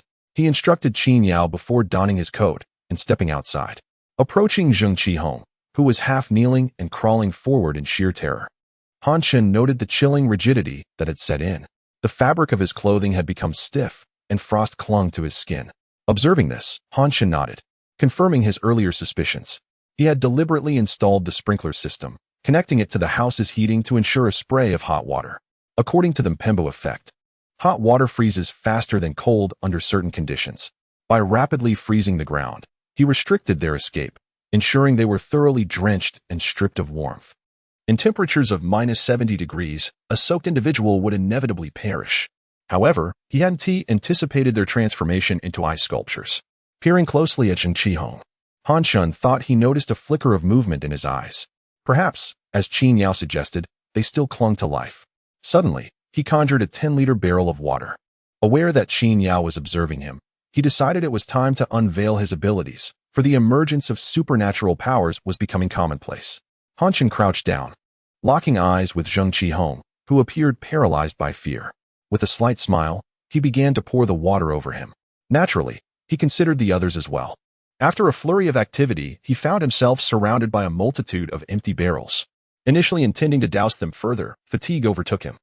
The previous night's exertion had drained his energy. Shaking his arms, he surveyed the ice sculptures before him. Their eyes had grown vacant, suggesting they had succumbed to their fate. The awakening of abilities he had feared had not materialized, indicating that not everyone could rise to the occasion in dire straits. Satisfied with his icy creations, Han Chen snapped a photograph before turning back toward the villa. Meanwhile, Qin Yao observed in silence, bemused by Han Chen's ruthlessness in dousing them with water. How great would their resentment be as they departed this world? Chapter 49. The foolish girlfriend. Han Chen returned to his room and casually sent 8 photographs of ice sculptures to the homeowners group. Everyone listened carefully. Should anyone dare to speak disrespectfully again, this shall be their fate. The once lively group fell into an abrupt silence upon receiving Han Chen's photos, for the images were utterly chilling. 8 ice sculptures, each depicting expressions of terror and despair, were starkly displayed. Han Chen thoughtfully attached the original images, allowing everyone to scrutinize the intricate details. The fright rendered them incapable of typing another word. Transforming into an ice sculpture is no trivial matter. To the 28-year-old man, whom Han Chen referred to as a big baby, who had hurled the most scathing insults. Do you require peanuts? Everyone understood the implication of peanuts, which was far from a mere snack. Han Chen specifically pointed out this individual, who had been the most unruly in the group, constantly devising new antics. For instance, cooking noodles in a trash can, an act that revealed Han Chen's wicked yet playful nature. Moreover, he had made cheeky jabs about hidden beauties and frequent urination due to kidney issues. In his indignation, Han Chen felt an overwhelming urge to confront him directly, demanding to know who had a short time span. This big baby was the same individual that an elderly gentleman in the group had previously suggested adopting as Han Chen's own. It was astonishing that this fellow lacked basic life skills yet excelled at insults. Oh, don't be angry, little Chen. I've already scolded him. He's just a child, and doesn't he understand? You should be magnanimous and not stoop to his level, the elderly man interjected, reiterating that his son was merely a child. Old man, be quiet. I'm only 25. Who's older than whom? Han Chen could hardly endure the antics of this father-son duo. They were truly a peculiar pair. How had such individuals managed to earn enough to purchase a villa? Just leave me alone, or I shall hurl 18 grenades your way and send your son down 18 floors. Han Chen threatened, agitated. However, despite his irritation, it was not hatred or murderous intent that he harbored towards them. While they were indeed perplexing, genuine animosity was absent. Qin Yao observed Han Chen's fervor and couldn't help but stifle a laugh. Initially, her impression of him was of a cold and merciless figure, one who would eliminate anyone who dared to provoke him. Yet, she now witnessed a different facet of his character. This marked a notable shift in Han Chen's personality. She pondered when this transformation had occurred. Was it after their intimate encounter the previous night? Embarrassed, she soon shook her head in denial. Suddenly, her gaze fell upon the ruins across from her, and she realized it was after Villa 001 had been utterly consumed by flames. It seemed that the previous Han Chen had been profoundly influenced by the Wang family. Now that they were all gone, it appeared as though the shackles binding his heart had been released. A smile gradually graced Qin Yao's face at this thought. This was indeed a positive change. It would be detrimental for Han Chen to remain in oppression. Perhaps now, he was finally revealing his most authentic self. My man is indeed a radiant Prince Charming. As she contemplated, Qin Yao gazed affectionately at Han Chen's still furious profile. Sensing her gaze, Han Chen turned and queried, "What are you laughing at? Why so happy?" With a smile, Qin Yao gently shook her head. "Oh, nothing. Some things are better left unspoken. As long as you remain by my side, that is enough. By the way, are you not curious how I managed to douse them with so much water?" Han Chen inquired, perplexed that Qin Yao had not expressed any curiosity about his extraordinary abilities since he returned to the room. "What?" Qin Yao blinked, following Han Chen's finger to the dozen empty buckets still beside the ice sculptures. "Oh," she suddenly exclaimed, smacking her thigh, her eyes wide with curiosity as she looked at Han Chen. "How did you do that? So much water. How did you carry it?" Han Chen stared at Qin Yao in astonishment. Her wide-eyed confusion resembled that of a foolish girlfriend from a comedic video. "What on earth were you watching earlier?" He couldn't help but retort. "I was watching you douse them with water," Qin Yao replied matter-of-factly. "I thought to myself, you are truly wicked. They weren't dead yet. They must have loathed you." Now it dawned on Han Chen that Qin Yao had not focused on the source of the water, but had instead fixated on the act of dousing the ice sculptures, automatically filtering out the illogicality of the water's origin. He chuckled as he playfully pinched her nose. This woman was truly something else, her intellect seemingly fading. Unbeknownst to Han Chen, it was love that had clouded Qin Yao's mind. Under her persistent encouragement, Han Chen extended his hand, and suddenly, a bucket of water appeared in his grasp, startling Qin Yao into a jump. "Is this magic?" she exclaimed, leaning closer to inspect the water bucket, confirming it indeed contained real water. Han Chen extended his hand again, smiling. "This is not magic." As he spoke, a cup of milk tea materialized in his hand, which he offered to Qin Yao. Astonished, she accepted the milk tea and took a sip, discovering it was still warm. With another flick of his fingers, a vibrant rose appeared before her. She gingerly took it, bringing it to her nose, inhaling its fragrance. This was the first time someone she loved had presented her with flowers, and she was momentarily enchanted. Observing the entranced look in Qin Yao's eyes, Han Chen couldn't help but smile helplessly. Had this woman never received flowers from a man before? His thoughts wandered. Was the allure of his powers truly so minimal? For a moment, Han Chen began to doubt the authenticity of his abilities. "Hey, wake up. It's just a flower," he said, lacking in romantic subtlety. "Once you've finished admiring it, you should toss it away." Immediately, Qin Yao hid the rose behind her back, stepping back and solemnly declaring, "No, I wish to nurture it. I say, you should be more concerned about how I can conjure so many objects," Han Chen replied, exasperated. He felt that if he did not make it explicit, even if he conjured a second blue star, Qin Yao would still rationalize it in her mind. This woman was indeed a curious creature. After a moment of daze, Qin Yao finally snapped back to reality and eagerly approached Han Chen, asking, "Oh right, how can you produce so many things? Are you a magician?" Seeing the spark of curiosity in her eyes, Han Chen nodded with satisfaction. This was the reaction he had desired. He hadn't anticipated that sharing the truth about his abilities would prove to be such a challenge. Had he known, he would have kept silent and allowed her to discover it on her own. Feigning discontent, he replied, "Forget it. I don't want to say any more." At that moment, Qin Yao, filled with insatiable curiosity, clung to Han Chen's arm and playfully urged, "Oh, come on. Please tell me. I want to know." Catching sight of her adorable demeanor, Han Chen felt his heart melt. So this was the sensation of being pampered? It felt wonderful. With that thought, Han Chen couldn't help but break into a silly grin, much like Qin Yao, his thoughts drifting to who knows where. Chapter 50. The unconventional husband as Qin Yao continued to gaze at him with her curious, wide eyes. Han Chen ceased to tease her. He resolved to seize the moment to reveal the truth about his extraordinary abilities, lest she inadvertently derail their conversation yet again. This is an extraordinary power. Something that emerged only after the apocalypse, he began. Extraordinary power? Qin Yao was perplexed. In simpler terms, it's akin to the superpowers depicted in American films. And my ability is replication. With that, Han Chen conjured a bottle of cola in his hand. Then, after placing it down, produced a bottle of Sprite. The cycle continued. And soon the small table beside the chaise lounge was adorned with an array of beverages. Observing Han Chen's demonstration, Qin Yao was astonished. Husband, you are incredible. Can you replicate anything? She inquired, mouth agape. Not quite. Living entities cannot be replicated. Neither humans nor animals, he clarified. Before the apocalypse, Han Chen had conducted experiments on both people and creatures, discovering that even flora could not be replicated. What about after they die? Qin Yao pressed further. Plants can be replicated, for instance, wood, he replied, producing a piece of split timber. As for human and animal corpses, I have yet to experiment. I have no interest in them. Qin Yao pondered this, then asked, Husband, could you replicate a few outfits for me?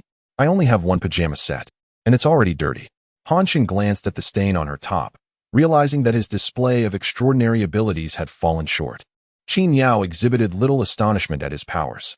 Honestly, I think you need not wear clothes at home, he remarked, somewhat exasperated.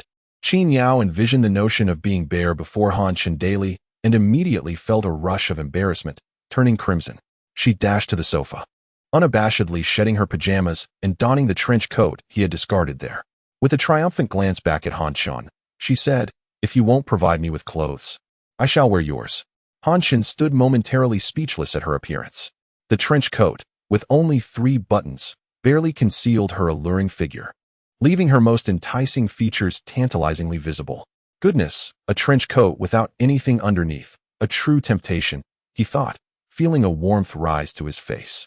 Quickly turning away and waving his hands. Please take it off. I can replicate some clothes for you. Seeing Han Chen flustered, Qin Yao erupted into laughter, reveling in her victory. Though shy, she felt that all of her being belonged to Han Chen, and she wished to unveil herself to him completely. Her body, emotions, personality, and allure. The sight of Han Chen's nosebleed due to her form filled her with joy, affirming her captivating effect on him. After 28 years of preserving her treasures, she finally had the chance to share them with her Prince Charming, which brought her immense satisfaction. While she basked in this joy, Han Chen swiftly replicated a variety of women's clothing. Prior to the apocalypse, he had casually duplicated these garments, which had once led to him trending online and being labeled a pervert. Wow, there are even intimate apparel. Husband, you're quite the pervert, Qin Yao exclaimed dramatically. Hearing her outburst, Han Chen could no longer contain himself and coughed up a mouthful of blood. It was one thing to be accused of such before the apocalypse, but now to be berated by his own wife? No, it's modern-day slander, he thought. No wonder I was deemed a pervert online before. It turns out I replicated these outfits. Realization dawned on Qin Yao as she recalled the sensational news of the past.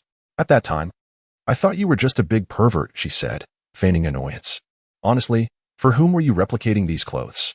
Han Chen wiped the blood from his mouth, a sly glint in his eye. Who else could it be for? In our neighborhood, who is more beautiful than you? Naturally, they are for you, he replied with a grin. Upon hearing this, Qin Yao proudly lifted her chin, but then a thought struck her. Wow, but at that time, we weren't even together. You actually wanted me to wear intimate apparel for you, she exclaimed, her mouth agape. Though she refrained from vocalizing it again, her eyes clearly conveyed one word: pervert. Seeing her unabashed gaze, Han Chen realized he could not talk his way out of this. Instead, he decided to turn the tables. Pretending to be angry, he picked up the lingerie and said, If you want to wear it. I recall that widow from Villa 015 is quite attractive as well. This sent Qin Yao into a panic as she hurriedly snatched all the clothing, exclaiming, Mine, mine, all mine. You mustn't give them to other women. Then are you still going to call me a pervert? Han Chen asked, smirking. Protecting her pile of clothes, she looked up at him, her voice softening. I won't say it anymore. With that, tears began to well in her large eyes, making her look utterly forlorn. Han Chen leaned in closer, cupping her face gently. Don't worry, I won't leave you. I apologize for my earlier jest. He pressed a soft kiss on her forehead. Qin Yao closed her eyes, savoring the moment. It felt as if this kiss carried an extraordinary emotion, bringing her an unparalleled sense of tranquility. When the lingering kiss concluded, she beamed, her previous grievances vanishing. Rising to her feet, she said, "I'll go put away my clothes," and dashed into the bedroom, leaving Han Chen alone by the window. Taking a deep breath, he lit a cigarette, his expression a mix of struggle and contemplation. He feared emotional entanglement yet was reluctant to relinquish this yearn for affection. The smoke enveloped his face. As the haze dissipated, Han Chen's countenance transformed, displaying a blend of resolve and serenity. Though he still harbored some reservations, he had largely embraced the reality of his feelings. Gazing at the desolate landscape outside, he understood that these remnants were the scars of a bygone era, and he needed time to heal. And Qin Yao, she was his balm. Chapter 51. The outsider's Han Chen shook his head, dismissing thoughts of emotions. For he was not well versed in such matters. Rising, he made his way to the kitchen, casually opening a spacious triple-door refrigerator. He proceeded to fill it with various foods. Qin Yao had suggested that Han Chen stock up on provisions at home, as she wished to cook for him. Naturally, Han Chen was more than delighted by this prospect. How wonderful it was to have such a stunning beauty preparing meals for him. As he basked in this pleasant thought, Han Chen returned to the window, taking out his phone to check for any news on the social media platform. Nowadays, even complaints were scarce. It seemed that people had lost hope in the authorities. Moreover, it had been many days since the onset of the apocalypse, leading to countless individuals perishing from starvation, exposure, or violence. The population had significantly dwindled, though not to the terrifying extent of a 90% reduction. It was still a shocking 60 to 70%. However, due to the originally vast populace, there were still many survivors. Everyone was desperately seeking ways to endure. Despite the harsh conditions, few possessed the courage to end their lives. Han Chen often sat by the window, but he had only witnessed someone jump from a tall building on one occasion. The majority were still valiantly struggling to survive. Yet, the authorities had not issued any comforting announcements for quite some time, likely having abandoned such futile endeavors. Nevertheless, the scheduled power supply was still operational. With the dawn of the solar era, solar energy was still viable. Although power output had diminished, the limited supply was sufficient for basic needs.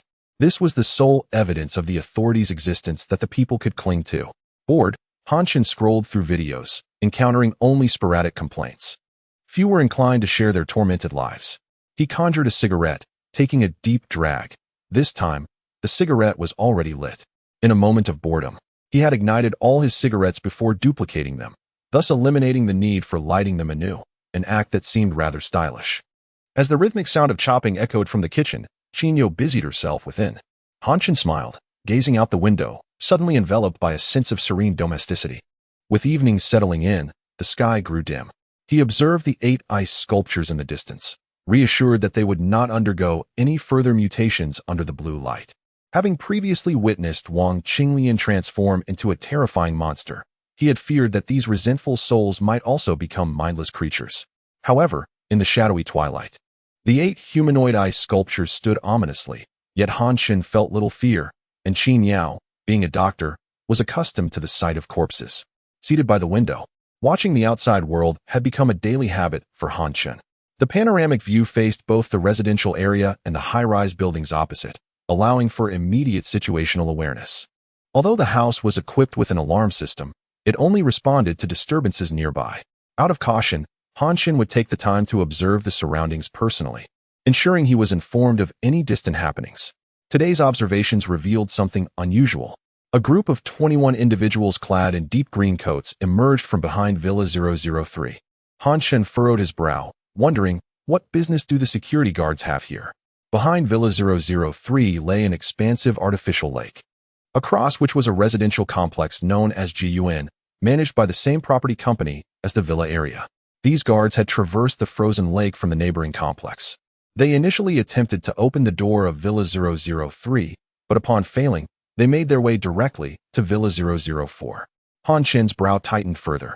Their actions suggested they were searching for shelter and potentially looting supplies. He moved to a side window for a better view. Indeed, one by one, the guards entered Villa 004. After what felt like an eternity, none emerged again. Han Chen stroked his chin in contemplation. With so many of them and seemingly no supplies, their intentions could not be benevolent. These guards were robust young men. Should they resort to violence, ordinary individuals would stand little chance. However, Han Chen was not overly concerned for himself. His worry lay with the wealthy residents of the villa area. "Darling, dinner's ready. What are you watching?" Qin Yao approached, peering curiously out the window towards her home. "Nothing much. Just saw 21 security guards enter your house," Han Chen replied nonchalantly. "Now let's go eat. What delicious dish have you prepared?" "Pork trotters and vinegar. Have you ever tried it?" Qin Yao boasted. Han Chen chuckled. "I've heard of it, but never seen it." With that, he led the way to the living room. As Qin Yao lingered behind, her gaze returned to her home, and she suddenly noticed some guards exiting. These individuals glanced around and, upon seeing the ice sculptures, paused in astonishment before making their way over. Qin Yao hurried to the living room to inform Han Chen. Arriving at the sofa, she found Han Chen devouring a pork trotter. "Cough, cough, cough." Han Chen spluttered. "The vinegar is quite pungent," he remarked to Qin Yao, who had rushed out, "but it's incredibly tender and delicious. You're amazing, my dear." Hearing his praise, Qin Yao's face lit up with joy. "Of course it's delicious. Not only is it tasty, but it also enhances beauty," she declared, tilting her chin proudly. "By the way, I saw those guards come out. They are heading this way," Qin Yao added, nearly forgetting the pressing matter amidst Han Chen's compliments. "Oh?" Han Chen stood, clutching the pork trotter as he approached the window to observe. 8 guards were gathered around the ice sculptures, seemingly in awe. Since it was during the official power supply hours, they were not curious about the lights emanating from Villa 002. However, they soon turned their attention toward Han Chen's residence. The footprints behind the ice sculptures indicated they had run past Han Chen's window. Thus, it was highly probable that these sculptures were a creation of the villa's owner. The ability to transform living beings into ice sculptures suggested that their creator was not to be trifled with. After a moment of watching from a distance, the guards silently departed. As Qin Yao saw them leave, she exhaled in relief. Despite Han Chen's abilities and firearms, she instinctively felt tense in the face of danger. Han Chen gently patted her back, reassuring her, "Do not fear. They pose no threat to us. Initially, I intended to use these ice sculptures to intimidate the neighbors, but it seems they have also deterred these outsiders."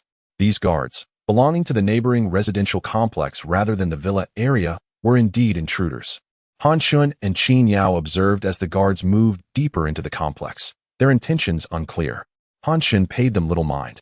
As long as they did not provoke him, he had no concern for the fates of the other residents. However, he was acutely aware that these guards were likely oblivious to the circumstances surrounding him. Once they became aware, it was inevitable that they would harbor ill intentions towards his abode.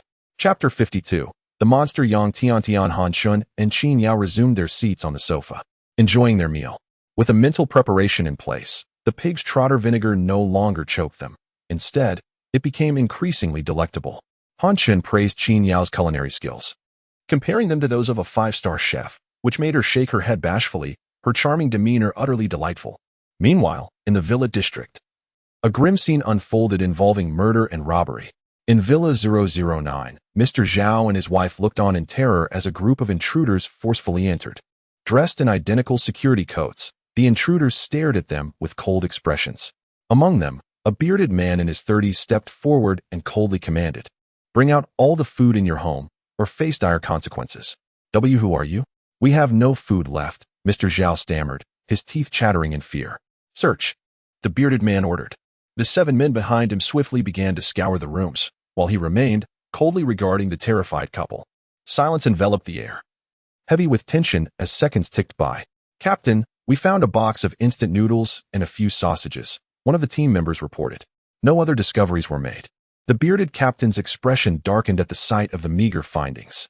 "Did you not claim there was no food? Why deceive me? Do you think I, Wang Baoquan, can be easily intimidated?" His voice turned icy as he glared at Mr. Zhao. Wang Baoquan, the captain of the security team in Jiayuan community, had brought his men to the Villa district for reasons unknown. Mr. Zhao, staring at the revealed food, felt his heart sink, realizing this was their last bit of supplies. If taken, they would be left with nothing. Summoning an unexpected courage, Mr. Zhao suddenly lunged for the box of noodles. "Return it. That is our lifeline." He acted like a madman, attempting to reclaim their sustenance. However, before he could reach the box, a group of security personnel pinned him to the ground. One of them brandished a hammer and struck Mr. Zhao's head with brutal force. He lay still, unresponsive. Mr. Zhao's wife witnessed the scene. her husband's lifeless eyes wide open in death. "Ah!" she shrieked in terror, but her voice faded as her head tilted and she collapsed. The hammer-wielding team member glanced at Wang Baoquan for permission and, upon receiving a nod, approached the woman. With several swift blows to her head, he demonstrated a chilling familiarity with such violence. "Remove them," Wang Baoquan ordered, turning to exit the villa. A subordinate followed closely, inquiring, "Captain, I believe the occupants of Villa 002 have a substantial food supply. Why not raid their home? We need to observe Villa 002 further. I suspect they are not as simple as they appear. We cannot act recklessly." Wang Baoquan pondered the icy figures he had witnessed, feeling that those behind the scenes were just as ruthless as he. This is a villa district. The affluent here are not to be trifled with. They may possess means we cannot fathom. We must tread carefully, Wang Baoquan cautioned. The security team largely consisted of individuals Wang Baoquan had recruited from his hometown. Former delinquents who formed a tight-knit group, wielding considerable influence in these dire times. As the eldest, Wang Baoquan commanded their respect, his experience and ruthlessness earning their loyalty. "Damn it, if not for that monster in the community, we wouldn't have to resort to this," one member complained. "Indeed, the food is more plentiful in the community. There are hardly any residents here, and so many of our brothers have died, 20 in total." As they voiced their grievances, it became clear that the food they referred to were human lives. Wang Baoquan, too, cast a wary glance toward the community, recalling the monster's presence. It was a strikingly beautiful girl, only 19, named Yang Tian. He had harbored ill intentions toward her, seeking to exploit her. But she and her parents had fought back fiercely. In a fit of rage, he had brutally murdered her parents in front of her, leaving her paralyzed with fear. He had ordered her taken back to their hideout, while he continued his rampage of murder and theft. They had once numbered 40 individuals, requiring vast amounts of food daily. And the property management staff had long since vanished, likely victims of their cruelty. After robbing 3 more homes, they returned to the property management office, only to be met with a horrifying sight. The office lay in ruins, littered with bodies, some missing limbs. The scene was eerily silent, devoid of screams or cries for help. Acting swiftly, Wang Baoquan led the remaining members in retreat, aware that the devastation before them could not have been wrought by human hands. As they fled into the snowy expanse, an enraged scream pierced the air behind them. "Wang Baoquan, return my parents to me." He turned to see Yang Tian, her eyes ablaze with fury, frustrated by the destruction of their hideout. Wang Baoquan felt his patience dissolve. "Damn it, I'll kill you right now," he cursed, drawing his hammer. Seeing the weapon only inflamed Yang Tian's rage further. After all, it was the same hammer that had taken her parents from her. "Ah!" she screamed, and then, miraculously, a massive hammer appeared above her, identical to Wang Baoquan's, but magnified tenfold. Realizing the implications of this bizarre occurrence, Wang Baoquan halted in his tracks. In that instant, he understood that it was this girl who had devastated the property management office. If that colossal hammer fell, no one would survive. As Yang Tian grasped the hammer's handle, Wang Baoquan reacted instinctively and fled. The remaining security personnel followed suit, albeit with varying degrees of speed. A thunderous crash echoed behind them, shaking the snowy ground and creating a massive depression. Cries of anguish erupted as brothers fell victim to the chaos. Wang Baoquan, filled with terror, glanced back to see a gaping, 30-meter-wide pit formed in the snow, surrounded by a network of cracks. Fortune favored Wang Baoquan. He escaped merely by avoiding the fissures. Meanwhile, Yang Tian raged in the pit, mercilessly striking those who yet lived. "Monster!"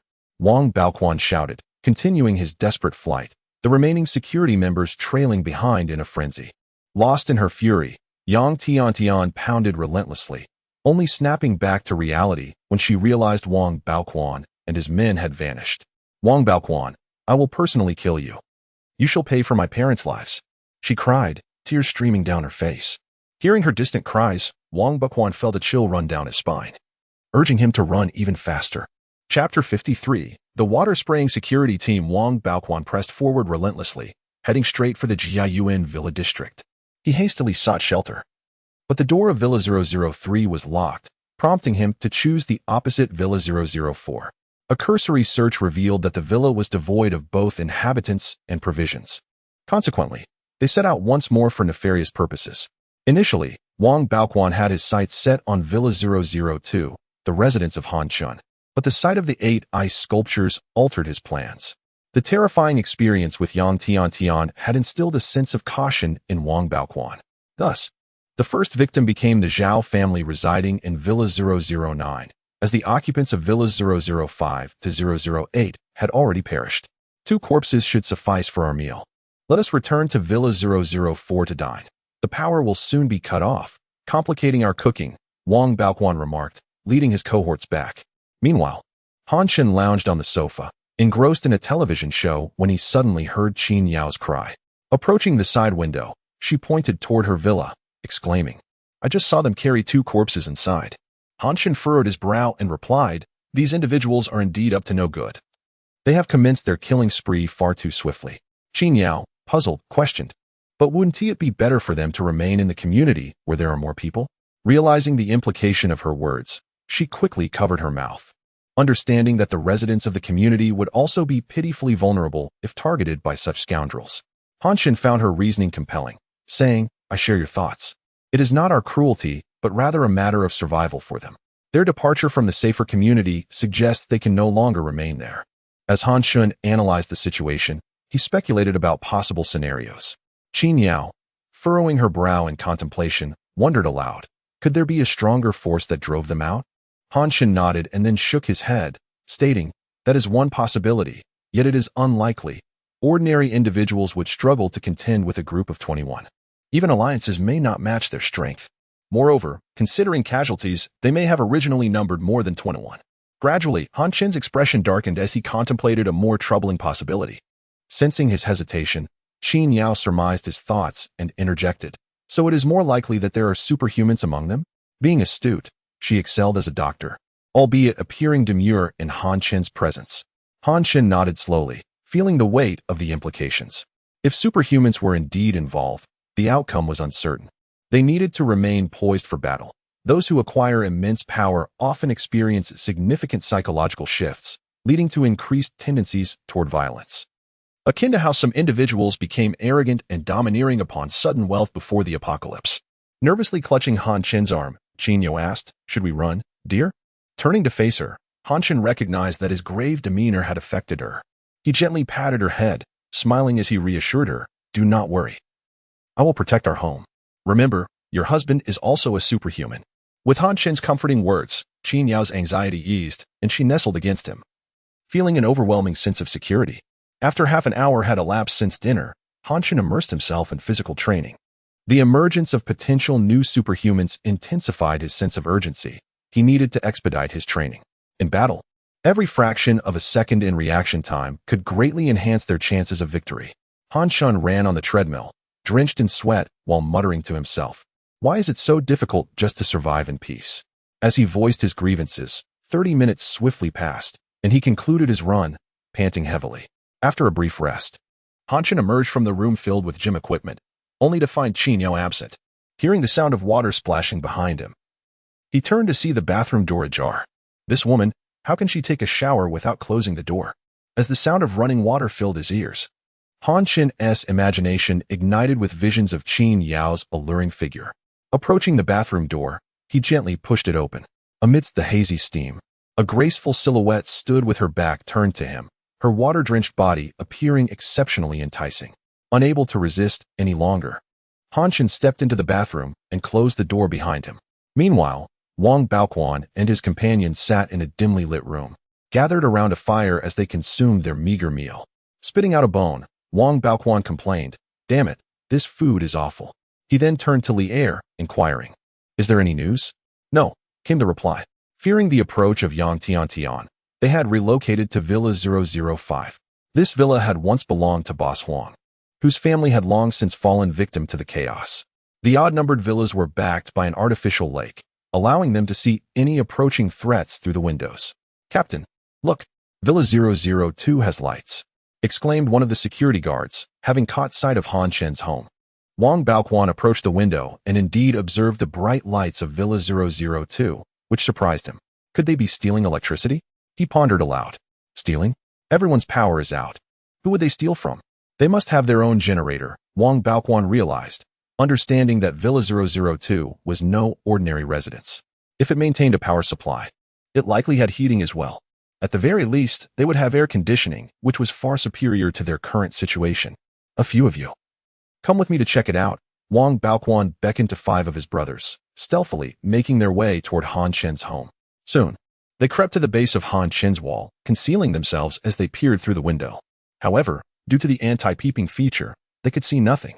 One boulder guard approached the window, feeling around. Wang Baoquan, hiding nearby, made no effort to stop him. He was eager for someone to take the lead. Unbeknownst to him, as he pressed against the glass, Han Chen stood directly before him. In fact, the moment they approached, Han Chen's alarm system had already been activated. Qin Yao, sheltering behind Han Chen, observed the 6 suspicious figures. Dear, that man looks quite menacing. He certainly does not seem like a good person, she whispered, pointing at Wang Baoquan.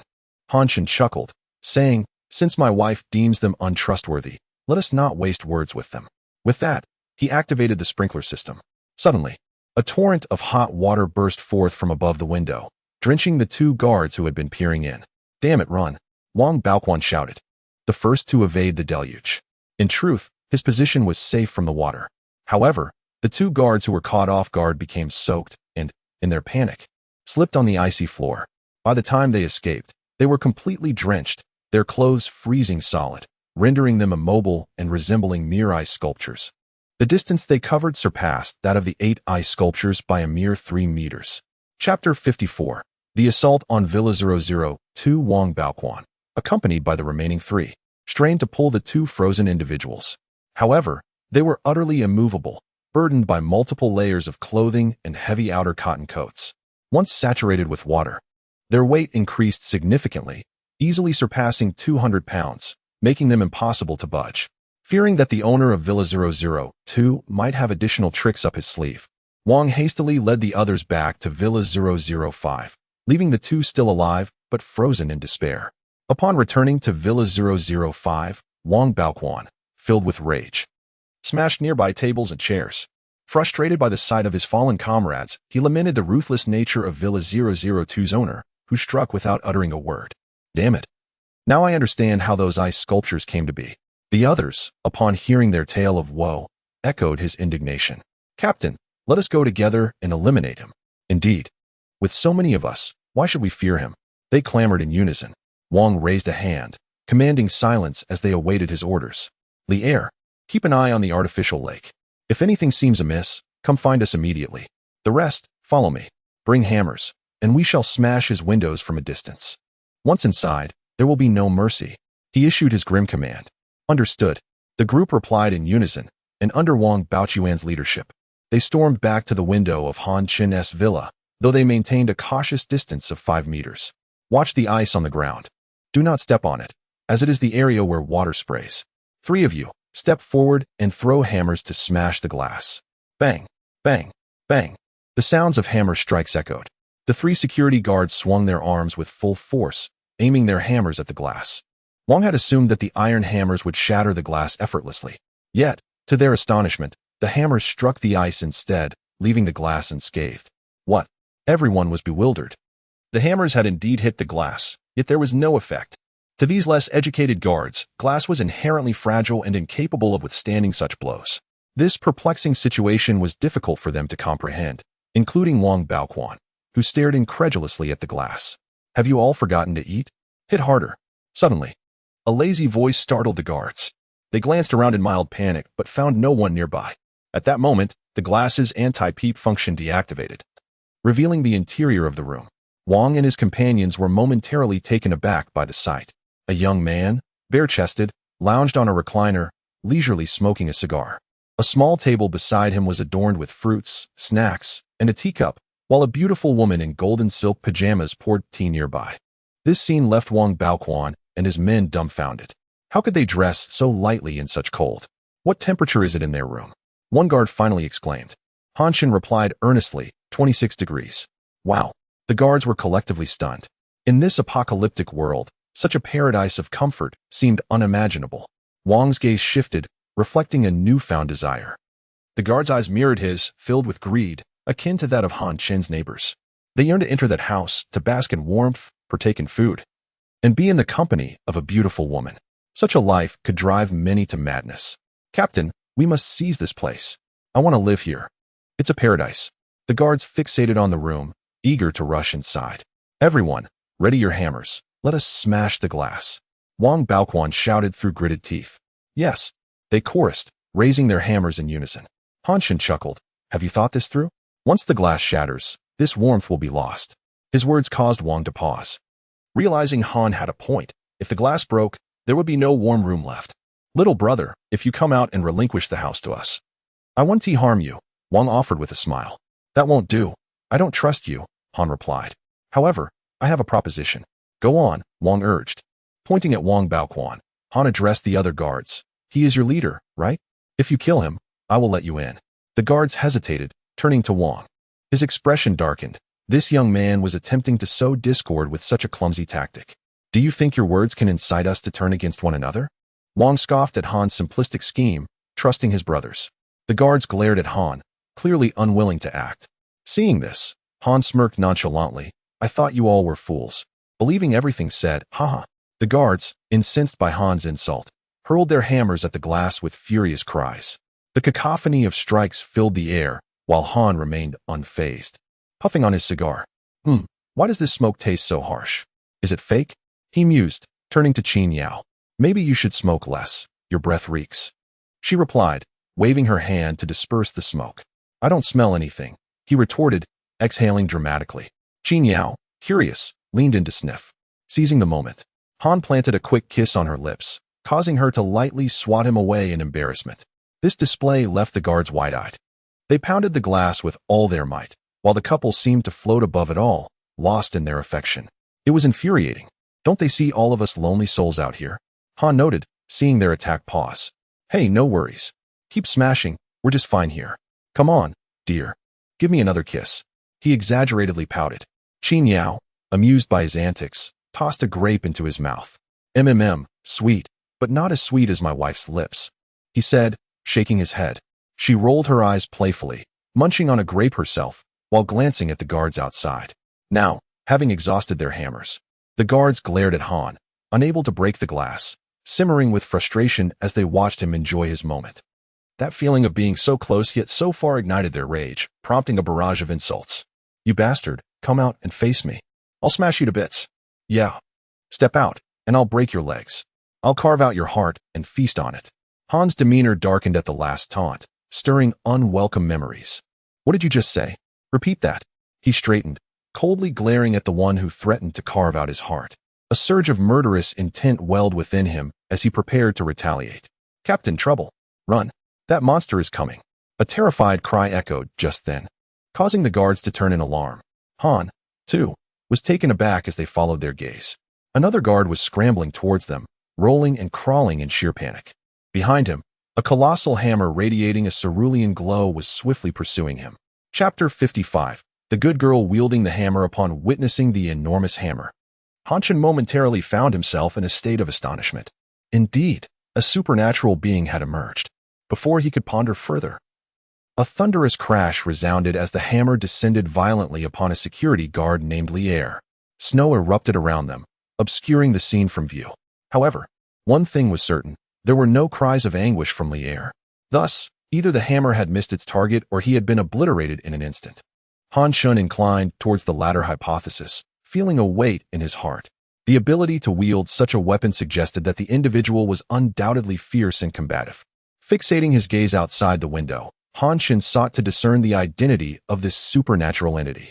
Should this individual have intentions towards his safe haven, a fierce battle would be inevitable.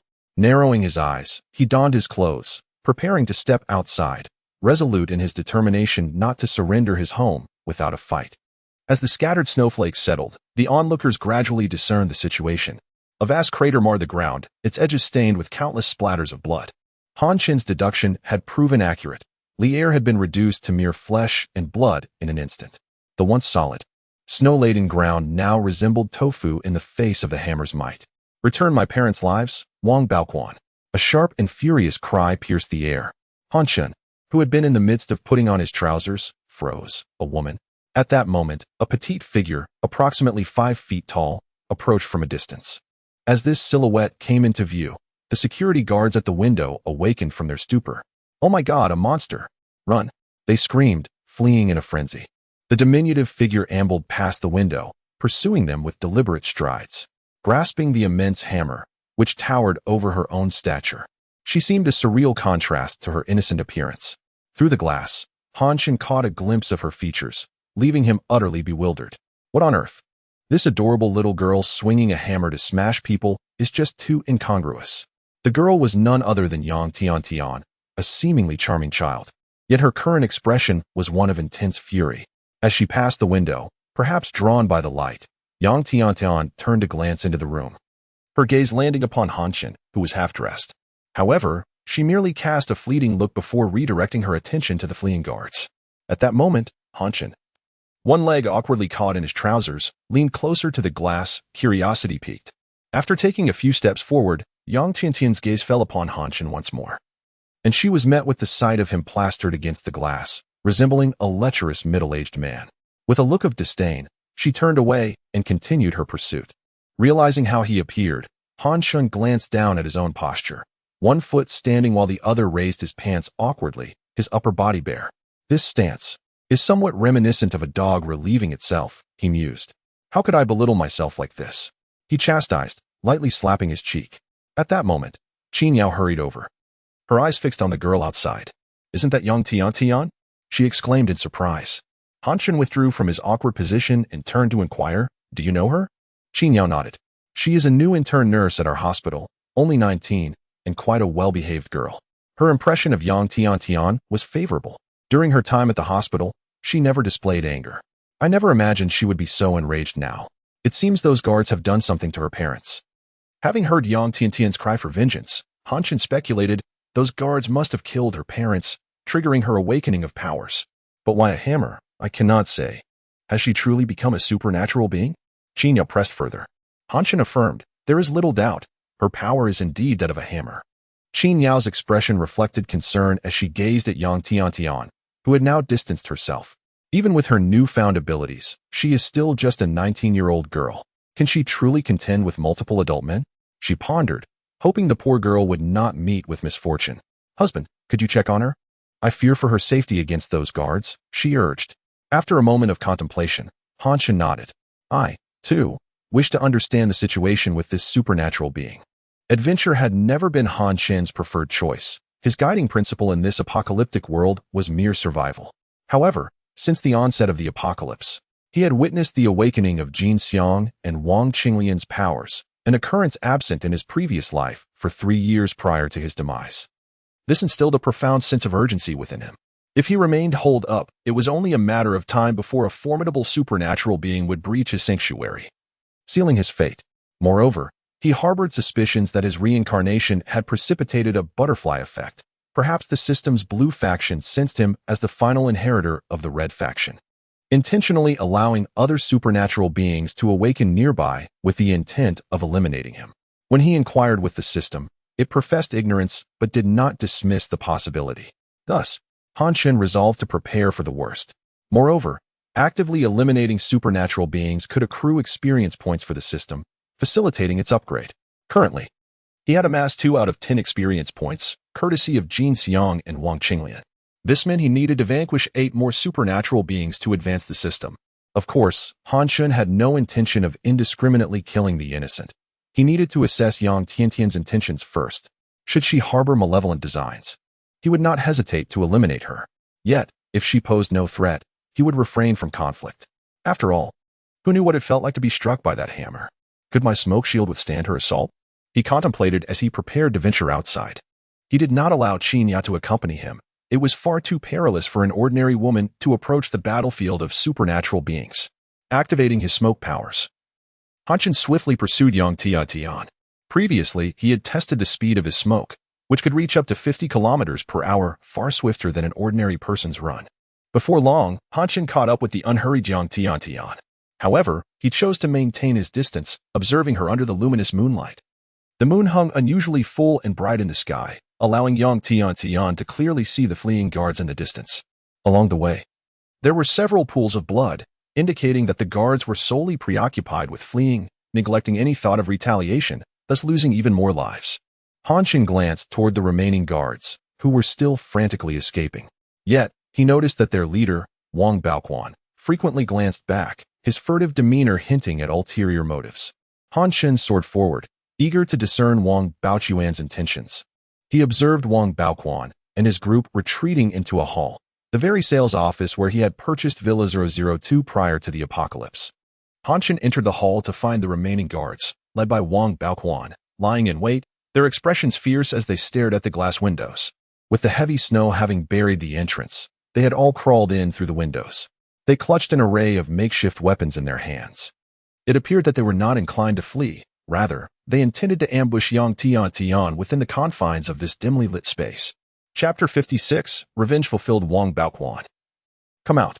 Yang Tian shouted loudly at the door, her voice a vessel for the fury bubbling within her. However, Wang Baoquan remained utterly unfazed. Meanwhile, Han Chen discreetly drew a hammer from his waist. All the other security guards had discarded their hammers in front of Han Chen's window. Yet Wang Baoquan had not thrown his away. Han Chen observed his every move, deeming him a coward lurking in the shadows. Displeased, Han Chen cast him a disdainful glance, which led him to notice the hammer. The design seemed strikingly familiar. As he leaned in for a closer look, realization struck him. This was merely a smaller version of the hammer wielded by that girl. Was there a connection between Wang Baoquan and her? Han Chen shook his head, attempting to dispel the chaotic gossip swirling in his mind, though he could not piece together the situation. Suddenly, with a resounding crash, Yang Tian smashed the glass window of the sales office with her hammer. Unlike the superior quality of glass in Han Chen's home, these windows shattered under her furious assault, sending shards flying into the lobby. Wang Baoquan, you killed my parents with that hammer. Today, I shall use it to exact my revenge. Yang Tian shouted once more. Though her voice lacked the resonance of a seasoned warrior, the essence of her hatred was unmistakable. This revelation sparked a new line of thought in Han Chen's mind. He surmised that Wang Baoquan had brutally murdered Yang Tian's parents with that very hammer, triggering a fierce desire for vengeance within her. It seemed she had awakened a unique power, amplifying the hammer's size and might due to the influence of the blue light. Han Chen nodded, feeling confident in his deductions, and his gaze toward Wang Baoquan grew colder. According to Qin Yao, Yang Tian was a good girl, a quintessential model student. The fact that she had been driven to such extremes spoke volumes about the monstrous deeds Wang Baoquan had committed. Determined to assist Yang Tian, Han Chen stealthily approached Wang Baoquan from behind and delivered a powerful kick to his rear. Caught off guard, Wang Baoquan stumbled out from his hiding place, now exposed to Yang Tian's wrath. Upon seeing him, she charged forward, hammer in hand, filled with righteous fury. How she wielded such a massive weapon was a mystery. Surely the blue light had augmented her strength. As Yang Tian advanced on Wang Baoquan, Han Chen turned his attention to the other lurking security guards, determined to clear the path for her to focus solely on her nemesis. These guards had previously attacked his home, crossing a line that Han Chen would not tolerate. With no hesitation, he drew his military-grade dagger and transformed into a ghostly assassin, silently dispatching the minions one by one. With a speed of 50 kilometers per hour, he swiftly eliminated the remaining guards, ensuring that the sales office lobby was devoid of any threats. Returning to Yang Tian's side, he witnessed her confront her enemy. Wang Baoquan, now cornered and trembling with fear, pleaded, I was wrong. I apologize to you and to your parents. Please, spare my life. I do not wish to die. His words were punctuated by tears and snot as he desperately bowed his head, blood streaming from his forehead as he struck it against the ground. My parents begged for mercy just as you do now, yet you still took their lives. What right do you have to plead for your own? Yang Tian's voice trembled with sorrow. Tears streamed down her cheeks. Her parents had been her everything, providing her with a warm and loving home, which was now lost to her. She picked up the hammer that Wang Baoquan had dropped in his panic, determined to avenge her parents with her own hands. Stepping closer, she stood just a meter away, biting her lip as she watched him grovel. The moment of vengeance had arrived. Trembling, she raised the hammer high. Dad, Mom, I will avenge you, she sobbed. Yet, in that poignant moment, Wang Baoquan suddenly lunged at her, a glint of cold steel flashing in his hand. A dagger aimed directly at her heart, a skill honed through countless murders in the apocalyptic aftermath.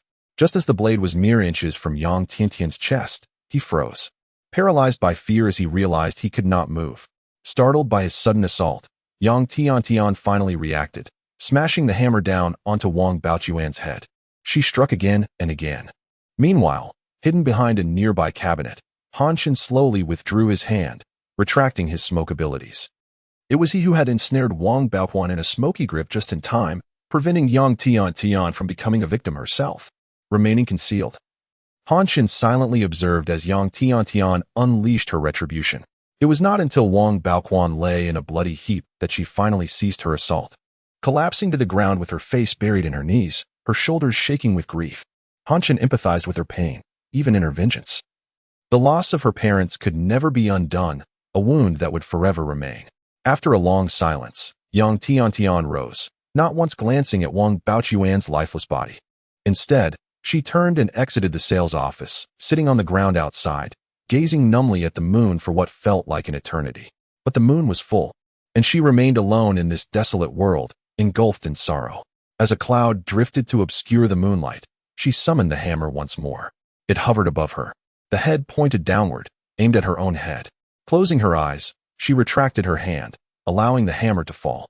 She contemplated ending her own life. Just as the massive hammer descended, she felt an unseen force bind her, pulling her away from the impending doom. With a loud thud, the hammer struck the snow, embedding itself deeply, leaving only the handle exposed. The weight of the hammer was immense, impossible to lift without her powers. As she opened her eyes, confusion clouded her gaze. She had not noticed any bindings.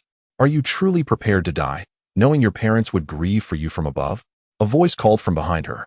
Startled, Yang Tian turned to see who it was. "You are that lecherous uncle who scaled the window?" she queried uncertainly. "Hey, is that how you speak to people?" Han Chen replied, rolling his eyes, feeling as though he had been dealt a heavy blow. "Oh, my apologies. I should not have called you lecherous," Yang Tian quickly amended. Han Chen crossed his arms, visibly displeased. "What do you mean, uncle? I'm only 6 years older than you." Chapter 57. Consoling Yang Tian, Han Chen engaged in conversation with Yang Tian, keeping a prudent distance from her. After all, her extraordinary abilities possessed formidable offensive power. Being struck by her would be nearly unbearable for anyone. It was wise to exercise caution, especially since her past as a well-behaved girl left uncertainty about her current temperament. "Uncle, who are you? Why did you save me? I have no ties left in this world," Yang Tian murmured sadly, her gaze lowered. Upon hearing her refer to him as uncle again, Han Chen felt a twinge of annoyance. Yet, the sorrow etched on her face compelled him to swallow his retort. "I am Han Chen. Your parents are watching over you from above. They surely wish for your well-being," he reassured her, recognizing the tragedy in the thought of such an innocent girl perishing. Observing her demeanor, he noted that after avenging herself, she had shown no trace of malice. Embodying the image of a dutiful girl, as Chen had described. This revelation sparked a flicker of fondness in Han Chen for the girl. In this apocalyptic world, filled with malevolence, they devour one another. "I am afraid," Yang Tian said, burying her face in her knees once more. Han Chen quickly urged her, "Do not cry. We are outdoors. If you weep, your face will freeze." With reddened eyes, she looked up at him and said, "Thank you once again for saving me, but I truly have no desire to linger in this world. Please, allow me to depart in peace." With that, she concealed her face once again. Witnessing her desolate expression and words, Han Chen sighed inwardly. Yang Tian's mindset was not an anomaly in this harsh world. As humanity's essence faded, countless families had been torn apart, leaving survivors to grapple with profound loss. In the face of such crushing despair, one either succumbed to a death wish or transformed into a villain, perpetuating a vicious cycle of wrongdoing. Fortunately, Yang Tian's pure nature manifested only in her desire for vengeance against Wang Baoquan. Otherwise, with her abilities, she could have easily become a formidable antagonist. As Han Chen prepared to turn away, he hesitated, feeling a pang of compassion for the small figure shrouded in shadows. He pondered the potential benefits of her formidable powers as an ally. System: do blue faction ability users risk mental manipulation or sudden insanity? He inquired softly, needing clarity on this issue before considering bringing an unstable element into his life. System: based on data analysis, blue faction ability users possess independent thought. There are no recorded instances of manipulation. This insight suggested a cautious, yet feasible opportunity. The risk was not entirely eliminated, but significantly diminished. After all, he was the sole representative of the Red faction in a world riddled with survivors. To eradicate danger entirely would necessitate the extinction of all others, a thought that struck him as absurd. Even amidst catastrophic loss, many remained alive. And Han Shun would never descend into madness by slaughtering innocents. Yang Tiantian, do you know Qin Yao? Han Shun approached her, well aware that mentioning Qin Yao would elicit a reaction. As anticipated, her eyes widened in surprise. Sister Qin Yao? You know her? She inquired eagerly. Han Shun was momentarily speechless. At 28, Qin Yao was an elder sister, while he, at 25, was labeled an uncle. However, this was not the time for sarcasm. He needed to focus on comforting young Tiantian. Qin Yu currently lives with me. She sent me to rescue you, he said. Upon hearing this, a glimmer of hope flickered in Yang Tiantian's eyes. The first step in reassuring her was to let her know that someone cared for her, that she was not a mere casualty in this apocalyptic landscape. Humans often find solace in familiar faces during their loneliest moments, and those they recognize become beacons of hope. Qin Yao believes you are a good girl who should not perish in this world, he continued, offering her affirmation and praise, akin to tossing a life buoy to a drowning individual. Yang Tiantian gazed at Han Shun, her yearning to reunite with Qin Yao intensifying. Han Shun smiled and extended his hand.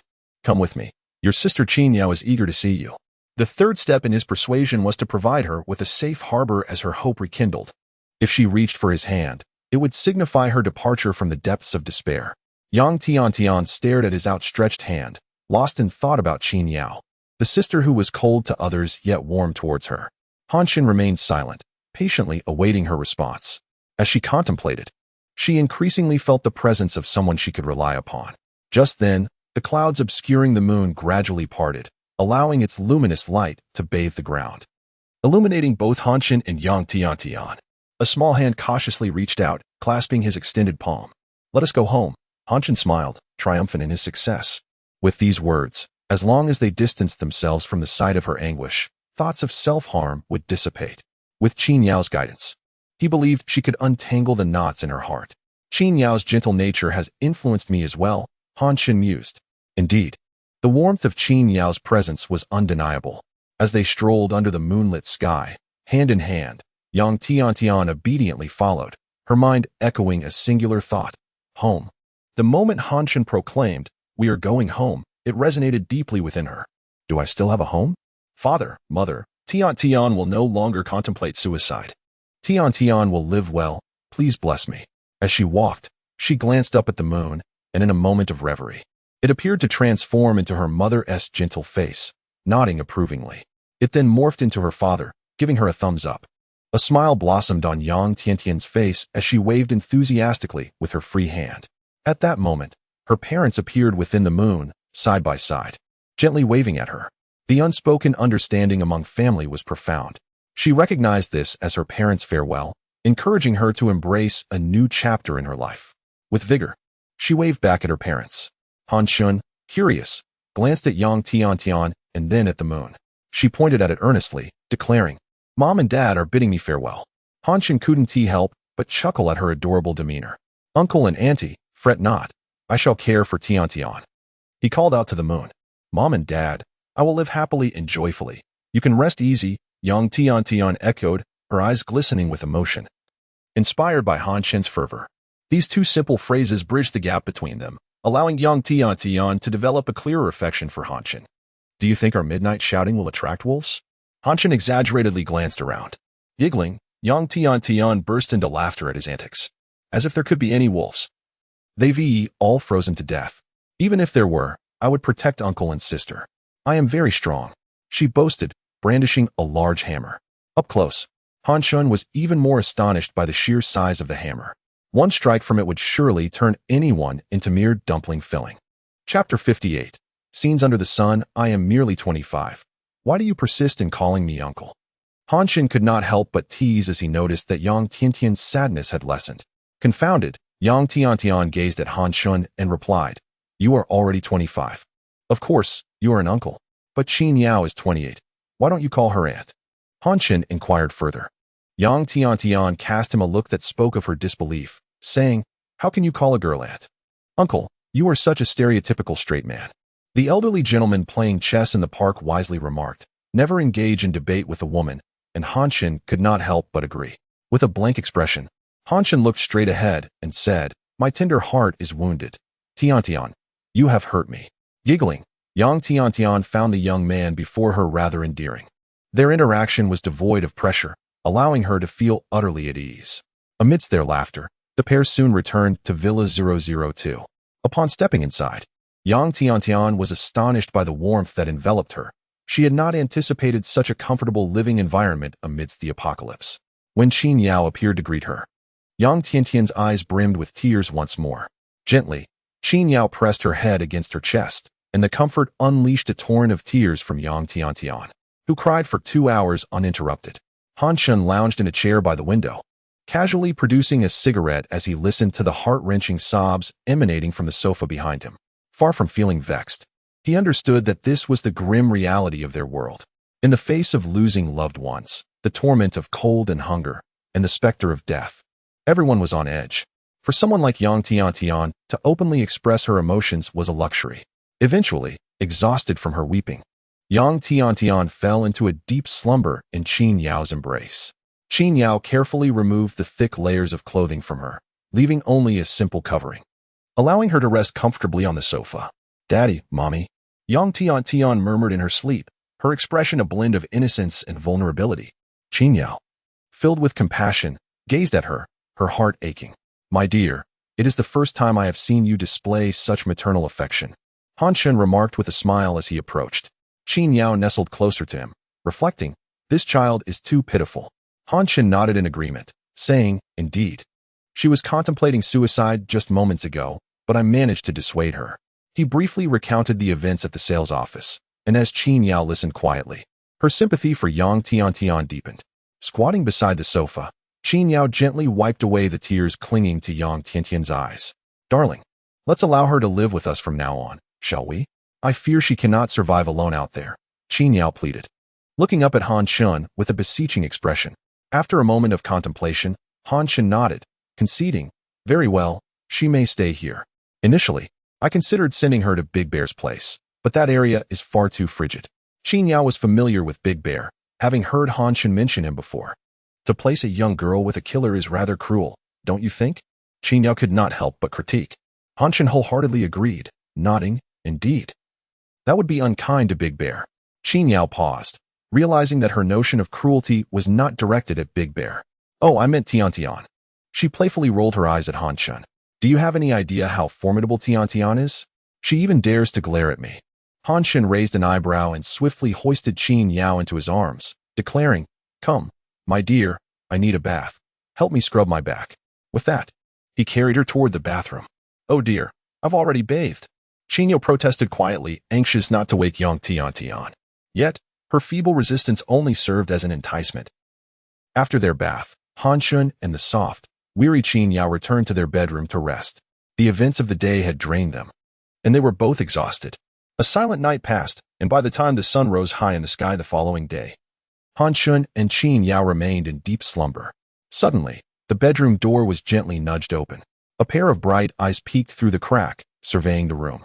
Unable to see clearly, the door creaked open wider, and Yang Tiantian quietly stepped inside. As she approached the bed, she was taken aback by what she saw, her cheeks flushing red as she wished to flee. There lay the two of them, unclothed, entwined in slumber. Qin Yao's long legs draped across Han Chen's waist, arms wrapped around his neck, while Han Chen's hand rested on her shapely hip. For a girl untouched by the world, this sight was undeniably too provocative. However, Yang Tiantian did not immediately retreat, for she was driven by an urgent need. She was terribly hungry. Tiptoeing to the side of the bed where Qin Yao lay, she gently tapped her shoulder. "Darling, let me sleep a little longer," Qin Yao murmured, still lost in her dreams. Yang Tiantian's eyes widened. Was this truly the aloof Qin Yao she knew? Yet, her sister's playful demeanor was undeniably endearing. Once more, Yang Tiantian softly prodded Qin Yao, calling out, "Sister, wake up." "It's me, Tiantian." "Tiantian." Qin Yao blinked in confusion, and after 2 seconds of realization, she sprang awake, only to find Yang Tiantian's wide eyes fixed upon her. In an instant, Qin Yao's face flushed crimson, and she quickly made a shushing gesture, gently removing Han Chen's hand from her hip. Though her movement was subtle, it stirred Han Chen, who rolled over, sprawling out on the bed, oblivious to the world. Qin Yu swiftly slipped out of bed, donning her nightgown with haste, intending to lead Yang Tiantian outside to discuss matters further.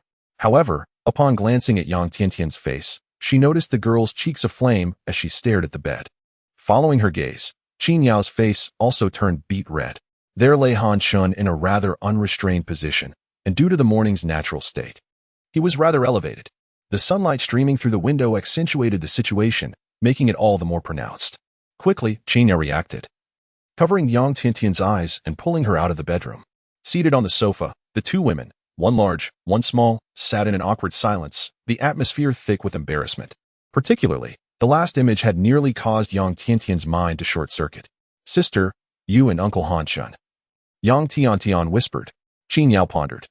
Since Yang Tiantian had already seen everything, there was no need to hide. After all, they would all be living together, and such matters were bound to come to light. "Han Chen is my husband," Qin Yao stated succinctly. Now it was Yang Tiantian's turn to be astonished, covering her mouth as she exclaimed, "Sister, when did you get married? Didn't you say that all men are mere creatures of their lower halves, unworthy of your regard?" With a sigh, Qin Yao recounted her journey into this world. "I would have sworn I would never enter here, but Han Chen's thoughtfulness and tenderness moved me, and I fell in love with him. He treats me exceptionally well." Qin Yao refrained from sharing her fairy tale dream of a Prince Charming. Speaking such sentiments to 19-year-old Yang Tiantian felt too embarrassing. "By the way, Tiantian, why did you get up so early to find me?" Qin Yao inquired, puzzled. Yang Tiantian, somewhat bashful, confessed, "Sister, I haven't eaten in 3 days. I am simply too hungry and wish to find something to eat." Qin Yao smacked her forehead, chiding herself. After Han Chen had gone out last night, she had busied herself tidying up the house, organizing everything into cabinets. As a newcomer, Yang Tiantian would undoubtedly feel hesitant to rummage through everything, leaving her with no choice but to seek Qin Yao's assistance. "Wait here, I will prepare breakfast for you. It will be ready shortly," Qin Yao assured as she rose and headed to the kitchen. Once Qin Yao departed, Yang Tiantian sat on the sofa, lost in thought, replaying the scene from the bedroom illuminated by the morning sun. Overwhelmed by shyness, she buried her face between her knees. Chapter 59. The unhinged Han Chen returns. "You haven't eaten in a while. You mustn't indulge too much, or it will upset your stomach." Qin Yao quickly prepared a bowl of porridge and served it to Yang Tiantian. As Yang Tiantian sipped the warm porridge, a comforting warmth enveloped her entire being. Observing the contented expression gradually emerging on Yang Tiantian's face, Qin Yao smiled at her. In the following moments, the two engaged in a myriad of conversations about life after the apocalypse. As they chatted, they both lamented how comfortable their current lives were. In the context of the apocalypse, they undoubtedly considered themselves the luckiest. Before they knew it, noon arrived. Han Chen, still bleary-eyed, emerged from his bedroom. Upon opening the door, he was greeted by the cheerful chatter of the two women. What could be so delightful? Han Chen glanced at Yang Tiantian, noting her stable emotional state, which eased his worries considerably. However, upon seeing Han Chen, Yang Tiantian's cheeks flushed crimson. Dressed only in a pair of loose shorts, with his upper body bare, Han Chen unwittingly reminded her of the embarrassing moments from that morning. Unconsciously, Yang Tiantian's gaze drifted towards his exposed physique, oblivious to her thoughts. Han Chen greeted the two women before heading to the bathroom to attend to personal matters. Yet, the perceptive Qin Yao noticed Yang Tiantian's peculiar behavior. She playfully pinched Yang Tiantian's cheek and teased, "At such a young age, you're already fixating on men? Is it that time of the season for you?"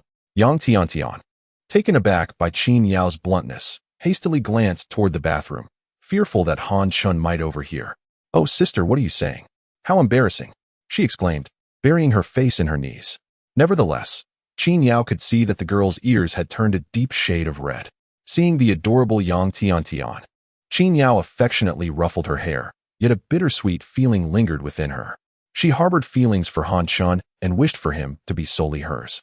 But she was acutely aware that he had not fallen for her. Despite this, Qin Yao resolutely followed Han Chen, convinced that she could make him love her. However, she found herself overwhelmed by his insatiable desires and was unwilling to share him with other women, a notion any modern woman would find intolerable. Yet, upon seeing Yang Tiantian, Qin Yao's resolve wavered. On one hand, she did not wish for Han Chen to suppress his needs because of her, especially since she too experienced those days each month. On the other hand, Yang Tiantian was someone she knew well and regarded as a good girl. Moreover, with her unique abilities, Yang Tiantian could enhance their family's overall strength.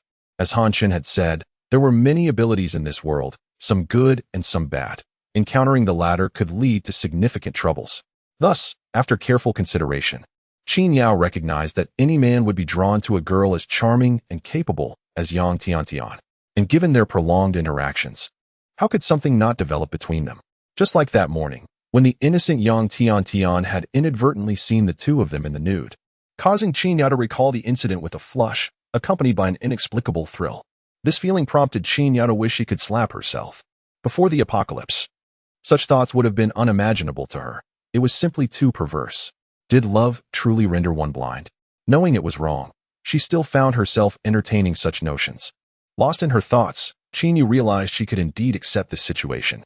At that moment, Han Chen emerged from the bathroom, making his way to the sofa to enjoy his porridge.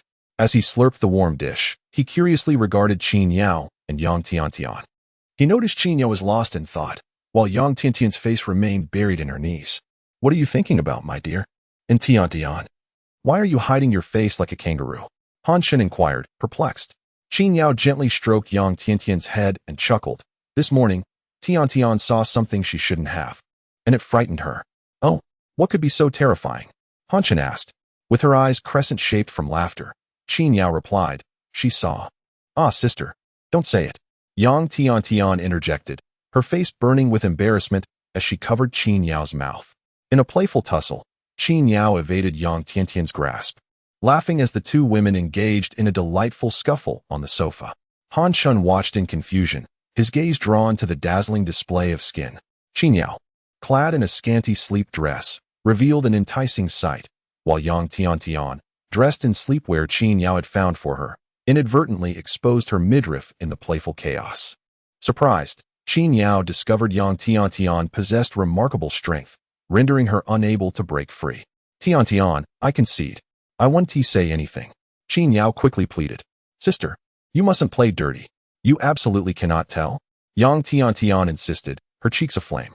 "I won't say a word, just please let go. You're hurting me." Qin Yao continued to plead. Realizing she had inadvertently hurt Qin Yao, Yang Tiantian quickly released her grip. "Oh no, I'm sorry, sister.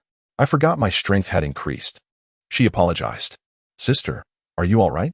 Did I hurt you?" Yang Tiantian asked, concern etched on her face. Qin Yao, rubbing her sore wrist, replied in astonishment, "I'm fine." "But Tiantian, how did your strength increase so dramatically?" "I don't know." Yang Tiantian scratched her head. "After awakening my abilities, I just became stronger." At that moment, Han Chen chimed in, "That's normal. Tiantian's awakened abilities are clearly strength-based, so an increase in power is expected." The two women turned to Han Chen, who was observing them with keen interest while finishing his porridge.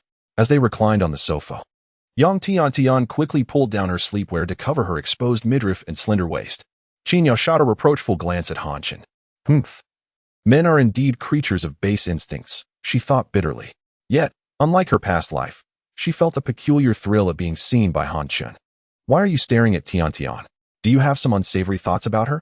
Qin Yao asked, squinting at Han Chen. Finishing his last spoonful of porridge, Han Chen chuckled.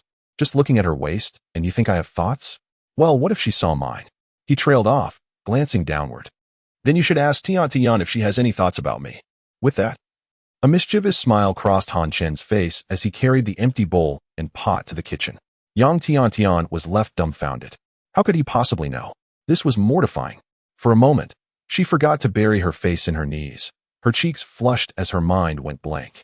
Qin Yao realized that Han Chen had intentionally provoked this situation. He must have woken when Yang Tiantian entered the bedroom that morning. What a voyeur, what a pervert, she thought, casting a resentful glance at Han Chen in the kitchen. Men, it seemed, were indeed all the same. Remembering that before the apocalypse, he had been the kind of pervert featured in the news only added to her frustration. Chapter 60. Embraced from both sides, Qin Yao gazed at the utterly dazed Yang Tiantian, feeling an immense surge of anger. She rushed into the kitchen and pinched Han Chen's waist fiercely, exclaiming, "Darling, you exhibitionist." Tiantian is utterly embarrassed. As she spoke, her grip tightened further. "Ouch. Let go. She saw me when I woke up. It wasn't intentional." Han Chen gasped, pain coursing through him, causing him to drop the bowl he held. The bowl shattered upon hitting the floor, startling Qin Yao into releasing her grip, leaving her momentarily flustered. Han Chen rubbed the pinched area, his face flushed with embarrassment. "Apologies. Darling, Have I gone too far? Chen Yao panicked, realizing she had allowed herself to become overly proud, especially since she was acutely aware that Han Chen had yet to fall in love with her. What if he became angry and decided to kick her out of the villa? Little did she know, Han Chen had already developed a hint of affection for her. Moreover, this playful banter, devoid of flattery or pressure, was the very thing that made him feel most at ease. How could he possibly be angry? Once he regained his composure, Han Chen turned, grasping Chen Yao's hands and pinning them against the wall. Oh, so you've become bold enough to pinch me? Let me show you how I shall punish you. With a mischievous grin, he leaned in to kiss Chen Yao, his hands growing restless. Chen Yao gasped, her eyes glazing over in response to the unexpected thrill. Meanwhile, Yang Tiantian, who had been lost in thought on the sofa, was startled by the sound of the bowl shattering from the kitchen. Turning her head, she realized Chen Yao was missing from the sofa and gasped in surprise. She assumed Chen Yao had gone to confront Han Chen. Suddenly, she heard Chen Yao exclaim, "Ah!" Terrified, she hurried towards the kitchen. "Sister, uncle, please don't fight. Ah." In her eagerness to mediate, she rushed into the kitchen, only to be stunned by the intimate scene before her. Han Chen released the blushing Chen Yao and turned to face Yang Tiantian. I. Yang Tiantian wished she could vanish on the spot, utterly mortified. Cough. Han Chen's face flushed as he awkwardly cleared his throat. Wife, please clean up the broken pieces on the floor. I'll step outside for a smoke. He turned and exited the kitchen, settling by the window to light a cigarette. Damn, that was a bit intense, he thought. Meanwhile, in the kitchen, Yang Tiantian, her cheeks flushed, timidly asked Chen Yao, Sister, do you and uncle do this every day? Having just adjusted her sleepwear, Chen Yao's face also reddened upon hearing the question. He is quite the flirt, often teasing me without reason, she lamented. Yet, Yang Tiantian could see the glimmer of joy in Chen Yao's eyes.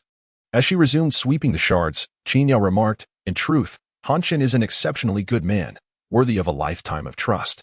Pausing her task, she straightened up and looked earnestly at Yang Tiantian. Tiantian, think about it. Think about what? Yang Tiantian stammered, catching on to Chen Yao's implication. With a smile, Chen Yao replied, You know precisely what I mean.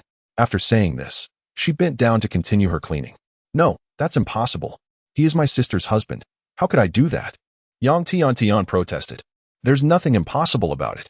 In this chaotic world, order has unraveled. Besides, with you watching over him, I would feel more at ease.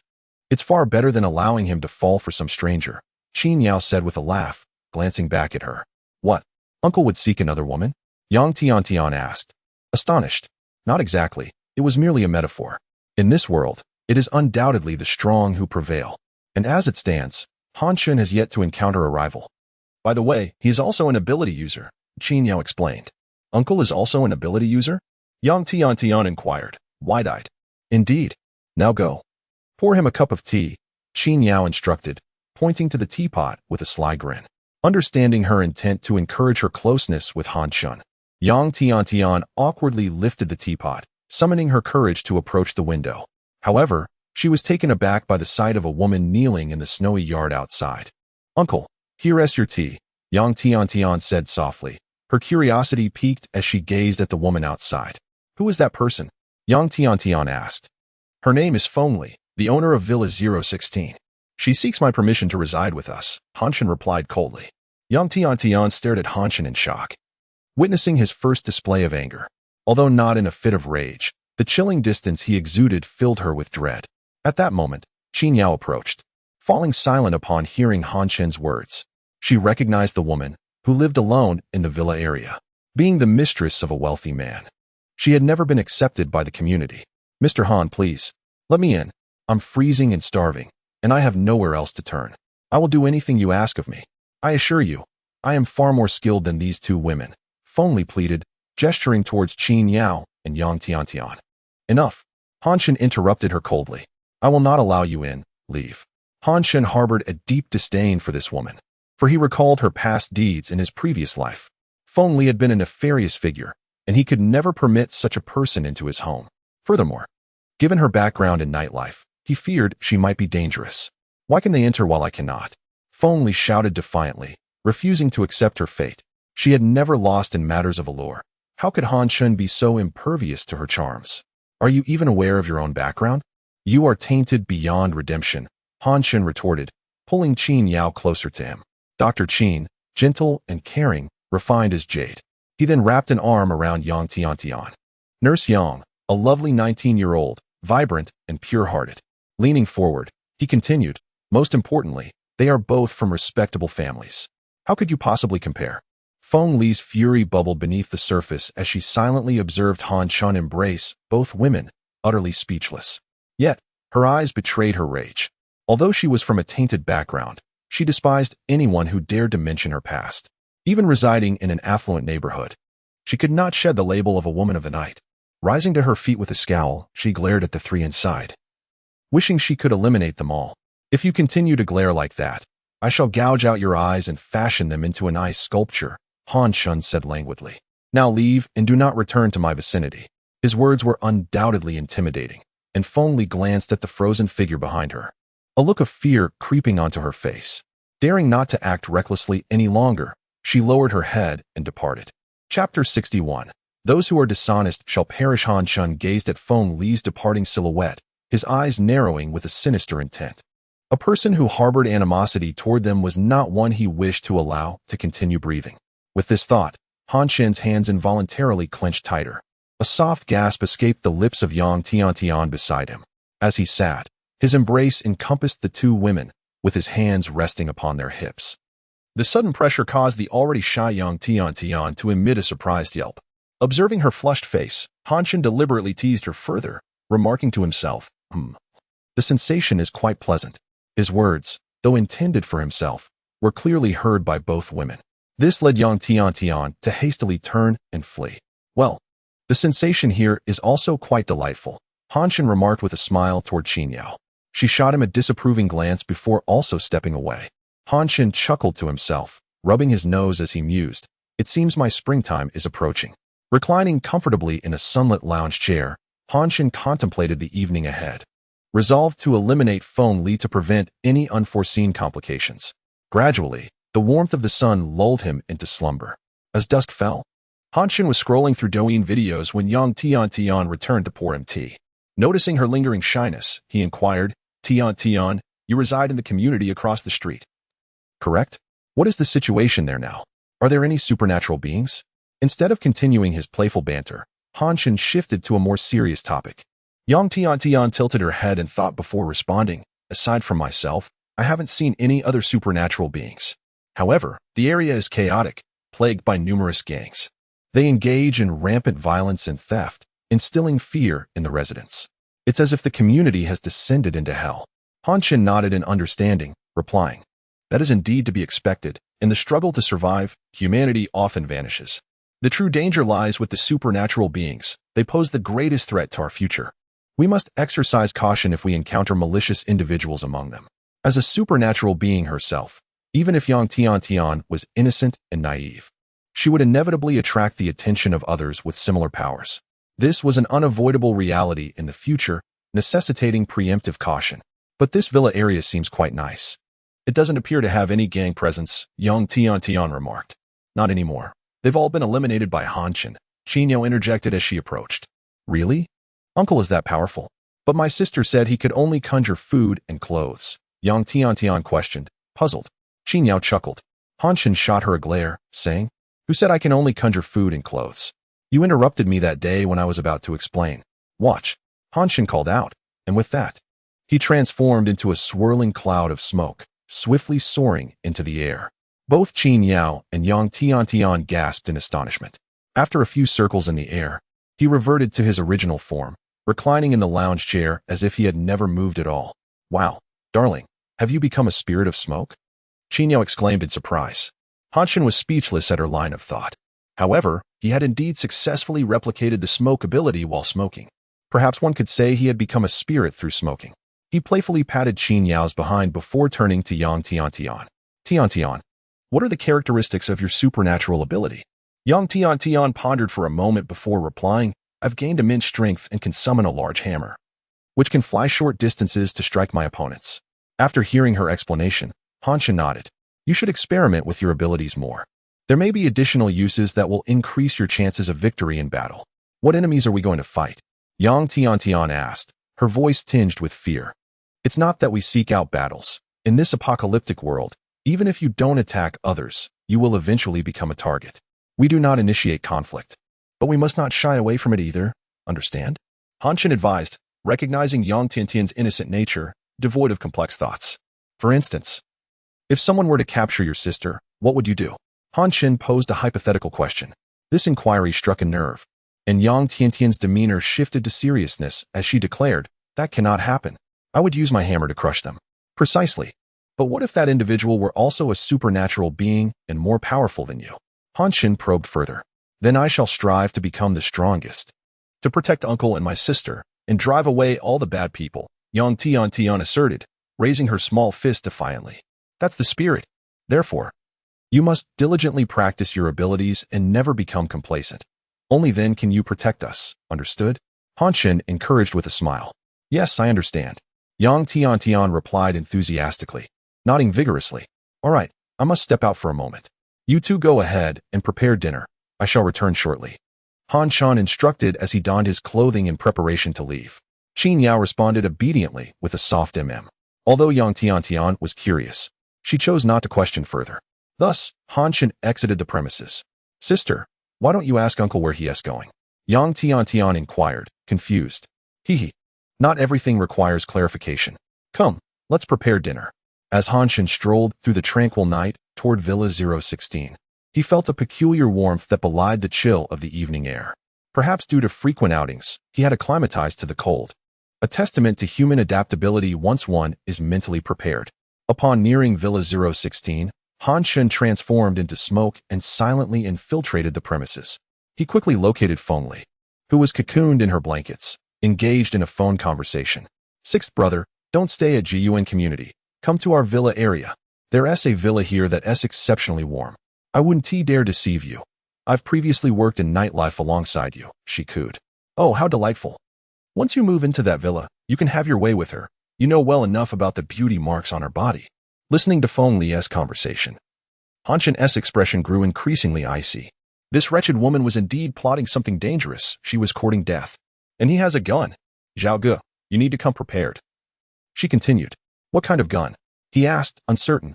I don't know, but it's long and makes a loud bang when fired. At that moment, Han Chen interjected. Tell him it's a Barrett.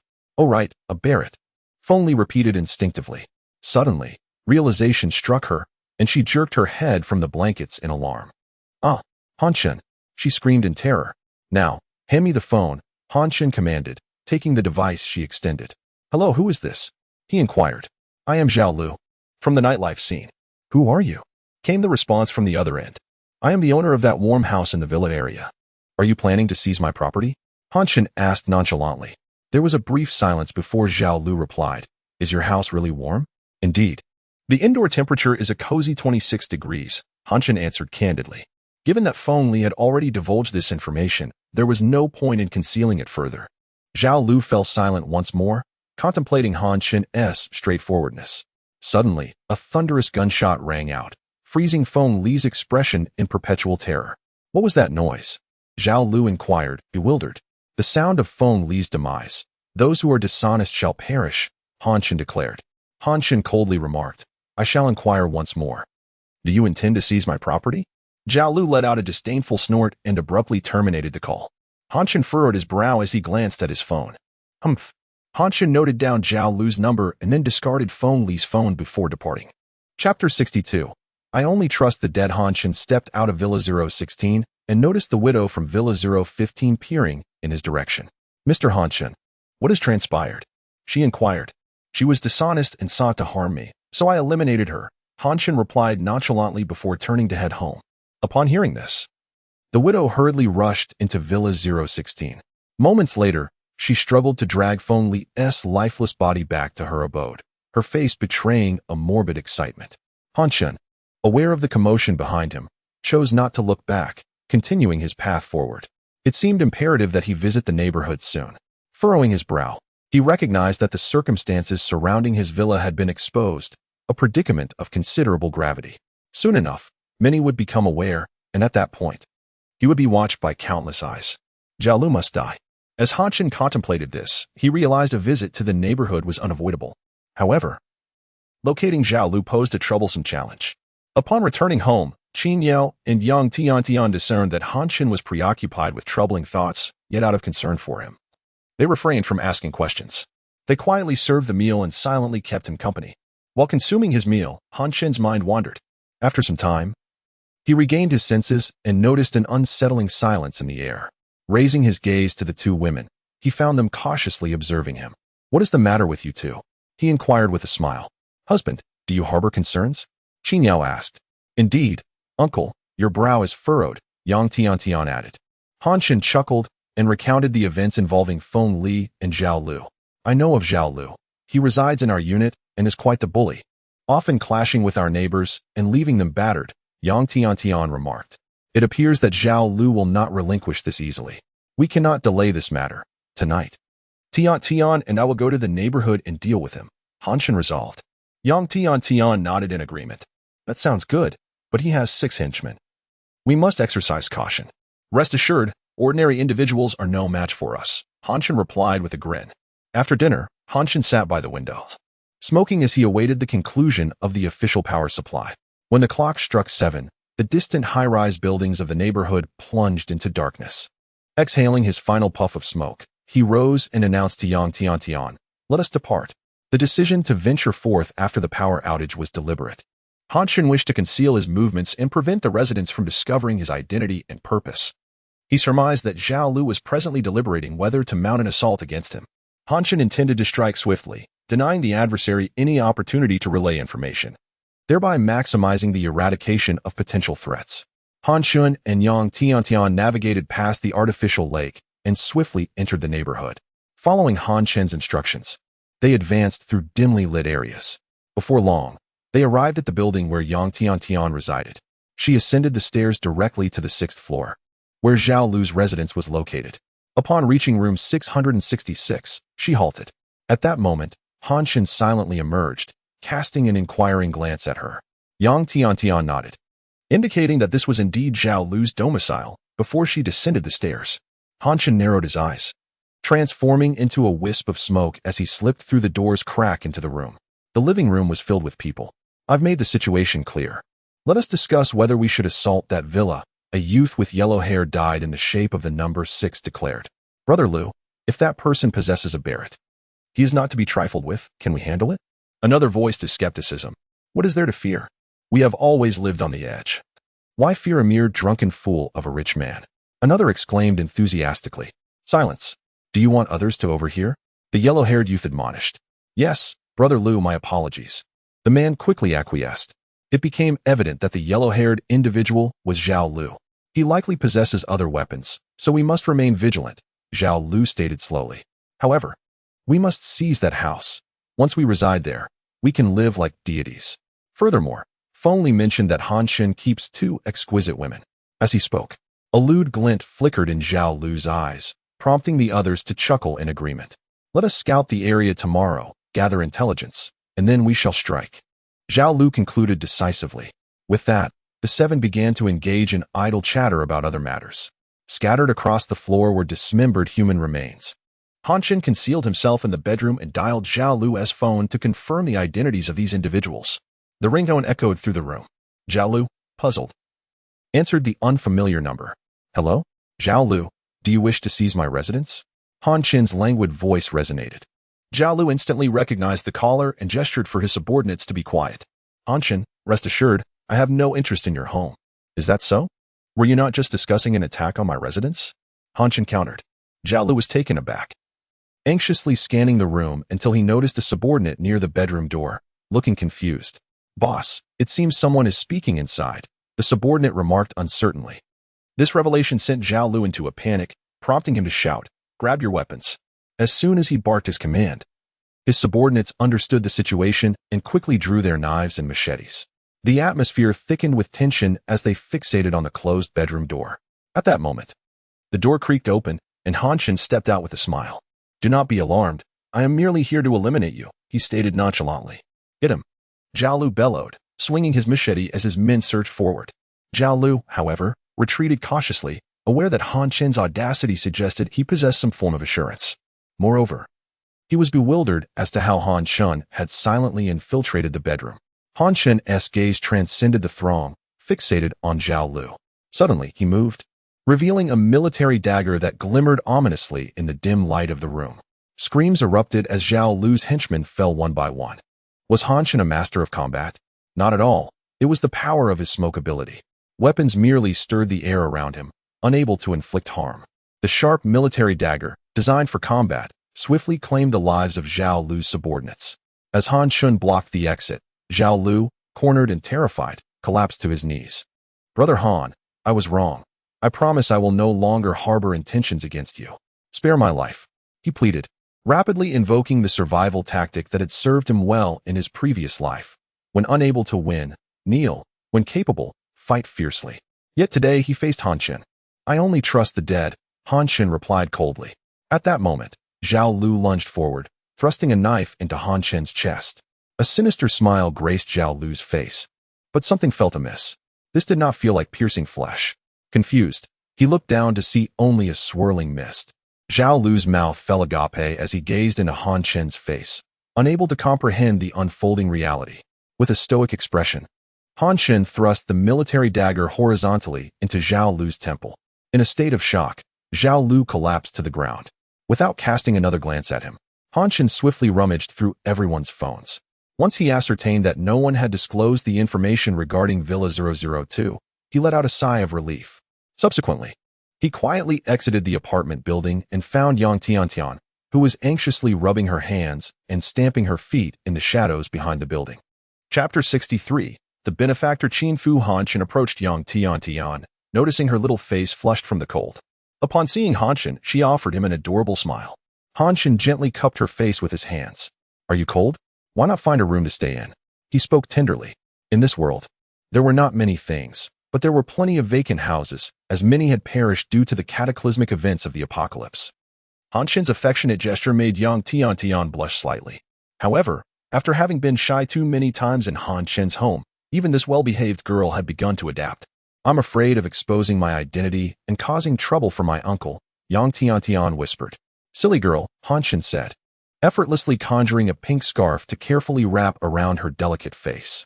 "Let us go home," he added, taking her hand and leading her towards the artificial lake. Trailing half a step behind, Yang Tiantian gazed at Han Chen's profile, her eyes shimmering with a peculiar light. Sister was right. Uncle is indeed gentle and considerate. She mused inwardly. She obediently followed Han Chen, allowing him to hold her hand, as sweet feelings blossomed within her heart. Thus, Han Chen and Yang Tiantian swiftly concluded their plan to eliminate Zhao Lu and his gang, successfully preventing the leak of critical information. This event also served as a wake-up call for Han Chen. An innocent man may suffer for possessing something valuable. Their comfortable life was bound to incite the envy of anyone who was aware of it. This realization further solidified Han Chen's determination to enhance his strength. Upon returning home, Han Chen shared the news of their successful operation with Qin Yao, providing her with reassurance. Although he was not afraid of attacks from ordinary people, too many nuisances could be bothersome. With the problem resolved, Han Chen felt a wave of relief wash over him, lifting his spirits. After a refreshing bath, he and Yang Tiantian settled in front of the television to play video games, engaging in a fighting game where Yang Tiantian displayed remarkable skills, leaving Han Chen utterly defeated. Frustrated, he stormed off to the bathroom, only to return feeling revitalized, yet he faced the same disheartening outcome. As Han Chen stared at his bloodied character on the screen in disbelief, Yang Tiantian danced with joy beside him, her laughter echoing in the room. In the light-hearted banter, the bond between Han Chen and Yang Tiantian grew ever closer, much to Qin Yao's delight as she watched them playfully interact. Soon after, Han Chen brought out a KFC family bucket, and the three of them gathered to eat and chat, losing track of time until it was well past midnight. As the three of them yawned, preparing for bed, they discovered a pressing issue. There was only one bed in the house. "Shall we sleep together?" Han Chen suggested brazenly, only to be met with vehement objections from the two girls. The idea of sharing a bed was something they were not ready to accept. Regretfully, Han Chen attempted to justify the absence of a second bed, but the girl's silence and distrustful gazes rendered him speechless. The villa had ample rooms, so he eventually allowed Yang Tiantian to choose one, conjuring a large bed for her along with a pink teddy bear-themed bedding set. As they discussed where Han Chen would sleep, Yang Tiantian hurriedly shut the bedroom door behind her. Han Chen shook his head in disappointment. only to be yanked back into the bedroom by Qin Yao, who had a mischievous plan for the night. That evening, Han Shen's back nearly gave out as a consequence of his misadventures, while Yang Tiantian, overhearing the sounds from the next room when she ventured out to use the restroom, blushed furiously and hurried back to her room, hiding under the covers, too embarrassed to emerge. The following morning, Han Shen rose early. The reason was simple. He was headed out, embarking on a journey since the onset of the apocalypse. After the battle concluded the previous night, he had discussed this outing with Qin Yao. They had agreed that caution was paramount. The outside world was fraught with uncertainty, and there might be more superpowered individuals lurking about. You should bring some food. You may get hungry on the way, Qin Yao said. Her eyes filled with concern as she helped him prepare. Relax, I can replicate food. There is no need to carry any, Han Shen reassured her with a smile. If I can't handle it, I won't be reckless. If I need to flee, no one will be able to stop me. He gently embraced Qin Yao, appreciating the warmth that radiated from her heartfelt concern. I'll also check out the Xianyuan villa area. Perhaps your parents are still there, Han Shen mentioned, recalling that Qin Yao had mentioned her parents lived nearby. Recent days had seen her unable to contact them, causing her much distress. Han Shen was aware of the Xianyuan villa area, a place traditionally inaccessible to ordinary people, guarded by the military, where significant technical talents resided. By the way, what are your parents' names? Han Shen inquired, believing that knowing their names would aid in the search. My father's name is Qin Fu. If I mention it to anyone in the villa area, I'm sure someone will recognize him, Qin Yao replied. What? Han Shen exclaimed, his eyes widening in astonishment. Is it that benefactor Qin Fu? He pondered, lost in thought. Years ago, when Han Shen was merely a third-grade student from a rural village, his parents had perished in an accident while working in the city, leaving him to fend for himself. His only companion, his grandmother, soon followed in death, consumed by grief. The promised compensation for their loss never arrived, leaving him an orphan, neglected by relatives who viewed him as a burden. In his most desperate moment, a man named Qin Fu appeared, providing medical aid to the villagers. Upon learning of Han Shen's plight, he chose to sponsor his education. At that time, Han Shen was reeling from the upheaval in his life. Qin Fu said, Your parents hoped for you to escape the mountains and lead a good life. You must strive for it. Young Han Shen nodded earnestly at the kind doctor in the white coat. As a result of Qin Fu's encouragement, Han Shen excelled in his studies, eventually attending university and escaping the hardships of his upbringing. He left the village behind, disregarding the hollow congratulations of relatives, and dedicated himself to his studies until graduation. On that day, Qin Fu advised him, From now on, you must rely on your own hands. Strive diligently. After that, the man who had supported him for years vanished from his life. Han Shen worked tirelessly, gaining recognition in his field, eventually becoming a wealthy son-in-law. Despite his efforts to locate Qin Fu, he was met with silence. He longed to express his gratitude to the man who had transformed his life. However, despite exhaustive searching, he remained empty-handed and was even summoned to the police station for questioning about his intentions. After explaining himself, he was informed that seeking Qin Fu was futile. He was impossible to find. Han Shen realized that Qin Fu's identity must be extraordinary, prompting him to relinquish his search, hoping for a chance to reunite in the future. Now, hearing that Qin Yao's father shared the same name, Han Shen was left astounded. Was it mere coincidence, or was there something more profound at play? He contemplated silently. Qin Fu is a doctor, and so is Qin Yao. Her father resides in the special villa district of Xianyuan, guarded by soldiers. She must pay a visit, hoping that her benefactor is still alive. Chapter 64. Frenzied Revenge. With a heart full of trepidation, Han Shen stepped out of his home, his mind consumed by thoughts of Qin Fu. This journey held an additional significant objective for him, the customs office. As someone who had frequently dealt with customs in the past, Han Shen was well aware of the vast amounts of confiscated contraband stored within their warehouses. His intent was to ascertain whether there were any items he could utilize to bolster his strength. However, matters concerning customs would have to wait.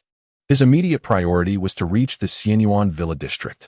The situation involving Qin Fu required urgent verification. Transforming into a wisp of smoke, Han Shen swiftly propelled himself towards the villa area.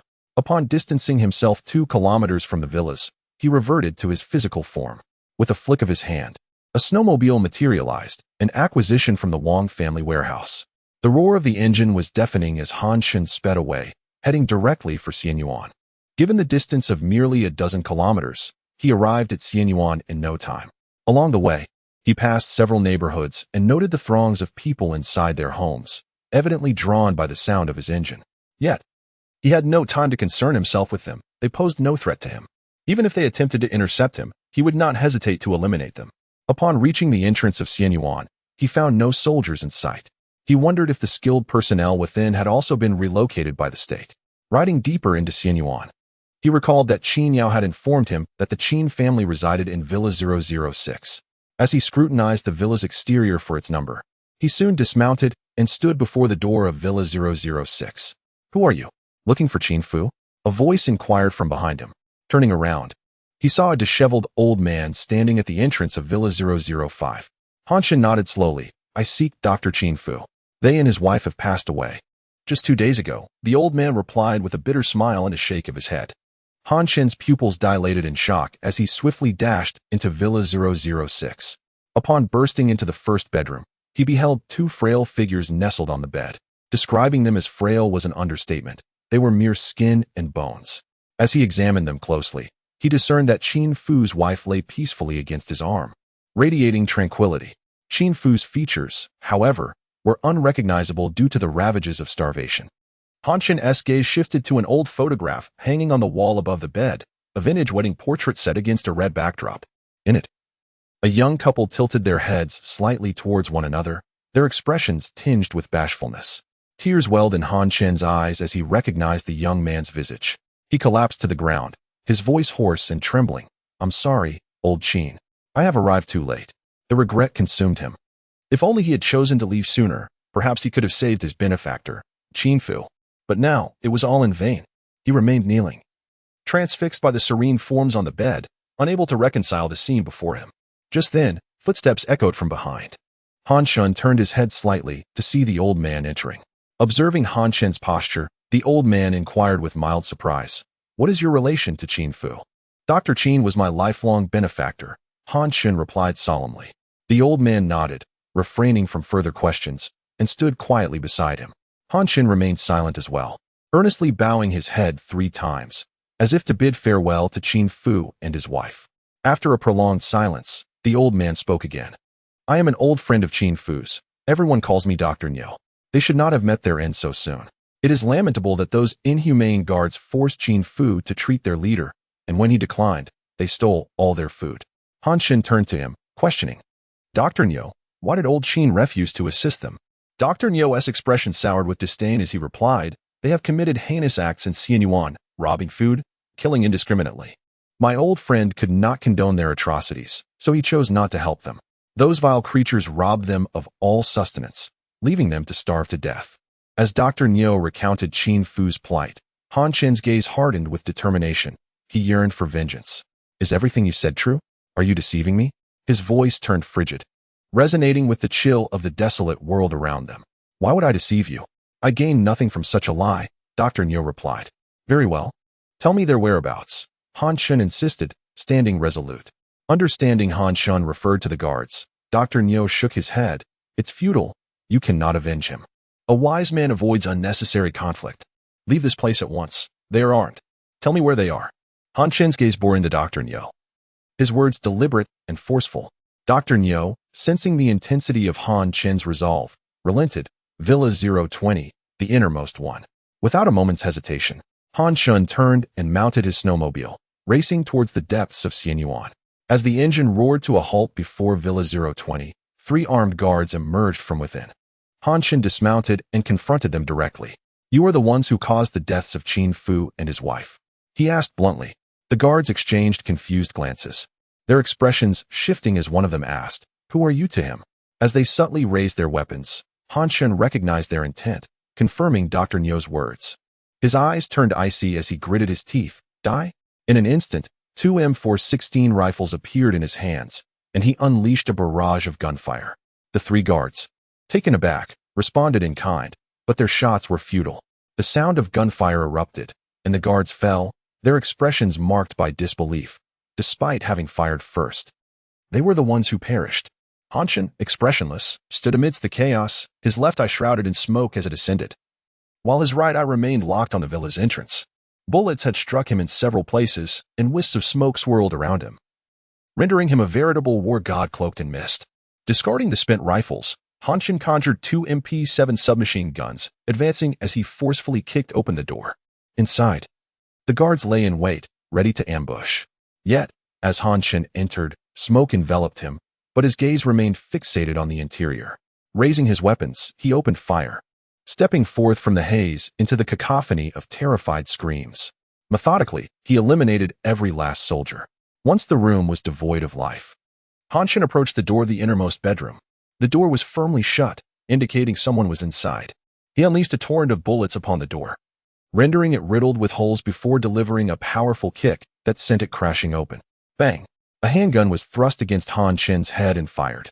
The immense force caused him to tilt slightly, yet as he turned his head back, the gunman was already cowering in fear on the ground. You are not human. You are a demon," the man exclaimed in terror. Han Chen recognized the man's military uniform. "You are the one who commanded your subordinates to kill Qin Fu and his wife." He asked coldly. I was wrong. I have wealth. I can give you anything. Please, spare me."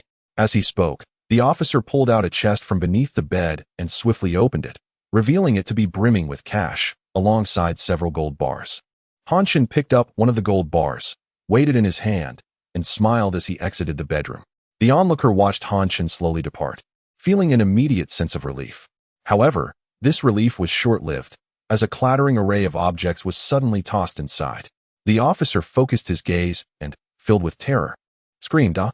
It was a string of hand grenades, the exact number impossible to count in that moment. Boom, boom, boom. A cacophony of explosions erupted, while Han Chen stood outside the villa, observing with indifference. Crack! Amidst the sounds of destruction, Villa 020 collapsed, swiftly transforming into a heap of ruins. Han Chen discarded the gold bar from his hand, turned, and mounted his motorcycle to leave. "Old Qin, I have avenged you." Chapter 65. Heavy artillery and snowmobiles. Han Chen returned once more to the home of Qin Fu, kneeling solemnly before the couple. "Old Qin, I am Han Chen. Do you remember me? I have avenged you. Furthermore, your daughter, Qin Yao, is now living with me. Rest assured, she is safe and comfortable, far removed from the sufferings of this apocalyptic world. You once redeemed me, and now I vow to care for Qin Yao for the rest of my days. You may find peace now." With that, Han Chen bowed 3 times in reverence. Rising, he produced a gasoline canister, dousing the surroundings of Villa 006 with the flammable liquid before stepping outside. A lighter appeared in his hand, and he crouched down to ignite the gasoline pooled on the ground.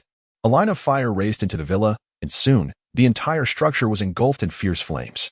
Han Chen stood quietly before the inferno, viewing it as his final tribute to Fu Lao, aiding in the cremation of his remains to prevent them from becoming fodder for others. At that moment, Dr. Niu reappeared beside Han Chen. "Young man, do you have a cigarette to spare?" he asked, gazing at the flickering flames. Han Chen glanced at him, and, from a position out of his line of sight, conjured a pack of cigarettes and a lighter, handing them over. Dr. Niu skillfully opened the pack and lit one. "Ah, the nicotine, infused with the chill of this desolate world, fills my lungs. It has been so long since I last enjoyed a smoke," he exhaled, forming rings of smoke. "I didn't expect you to take your revenge so swiftly. From such a distance, I could hear the explosions. You truly are ruthless, tossing grenades like mere beans," he remarked half-jokingly. Han Chen smiled in response. Mercy towards one's enemies is cruelty towards oneself. Dr. Niu clapped his hands in approval. "Well said. Yet it is a pity for my old friend. The world has lost a top-tier medical expert. Sigh. I once wished to secretly deliver him food, but he would not accept it. He said, 'Death is a certainty. What is there to fear? It is only a pity that I cannot see my daughter one last time.'" Han Chen regarded him silently before turning away to mount his motorcycle, preparing to depart. Casting one last glance at Dr. Niu, he said, "Old Niu, I am leaving." Dr. Niu waved the cigarette pack. "Go on, consider this a gift." Han Chen chuckled, revving the motorcycle and quickly departing. He still needed to visit the customs office and was uncertain if he could return home before nightfall. On the way, Han Chen suddenly slammed on the brakes, feeling an oddity about Dr. Niu that he could not quite place. Upon reflection, he realized that in this frozen apocalypse, Dr. Niu was dressed remarkably lightly, seemingly donning only a thin lab coat. Han Chen glanced back towards Xian Yuan, harboring suspicions that Dr. Niu might possess extraordinary abilities. Otherwise, how could a mere mortal withstand such frigid temperatures? However, Han Chen chose not to return to Xian Yuan, for Dr. Nyo had not exhibited any malice towards him. He would not resort to indiscriminate killing for the sake of upgrading his system. Shaking his head, Chen continued towards the customs office. The journey was considerable, spanning a full 60 kilometers. He tightened the throttle, yet it took him over 2 hours to arrive. Checking his phone, he noted it was noon, and there was still ample time. He entered the customs building, heading straight for the warehouse area in the back, familiar territory where he had previously assisted in the transport of contraband. Upon reaching the warehouse door, he found it firmly shut. Chen tugged at it, but it was locked.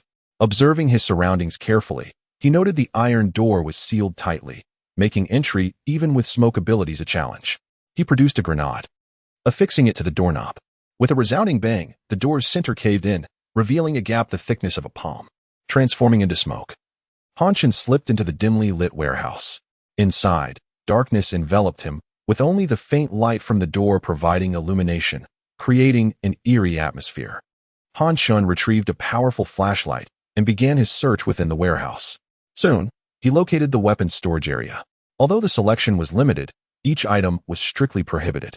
Chen refrained from duplicating any light weapons, as he already possessed sufficient armament. Instead, he opted to replicate a rocket launcher, a heavy machine gun, and a tang knife. With these heavy weapons at his disposal, Chen fortified his means to confront adversaries. One rocket could elicit fear in anyone. The other contraband items did not pique his interest, consisting mainly of illicit drugs and animal pelts. Thus, he exited the customs building, ready to ride his snowmobile home. As he passed a commercial plaza, Chen unexpectedly noticed an advertisement hanging on the exterior, Eastern Extreme Travel Equipment Expo. This piqued his interest. He drew out his M416, cautiously entering the expo. Upon entry, he was immediately captivated by a towering machine. Ensuring the area was clear, he approached to inspect it, a tracked snow vehicle. The vehicle's description indicated it was tailor-made for the apocalypse, impervious to the biting cold unlike a snowmobile, and significantly faster as well. Without hesitation, Chen decisively duplicated it. Once the replication was complete, he surveyed the other exhibits. Many display cases had been shattered, their contents missing, indicating prior visitors. Without further delay, Chen turned to leave, choosing not to replicate the snow vehicle immediately to avoid revealing his abilities. As he sped away on his snowmobile, he spotted several individuals approaching the expo, carrying gasoline canisters. Chen cast a glance their way but continued on without acknowledging them, leaving the group watching his retreating figure. Unsurprisingly, they intended to refuel the snow vehicle. It seemed prudent to ensure the vehicle was fully fueled before duplicating it again. Chen navigated towards the Jiayuan Villa district, taking over 2 more hours to finally return home.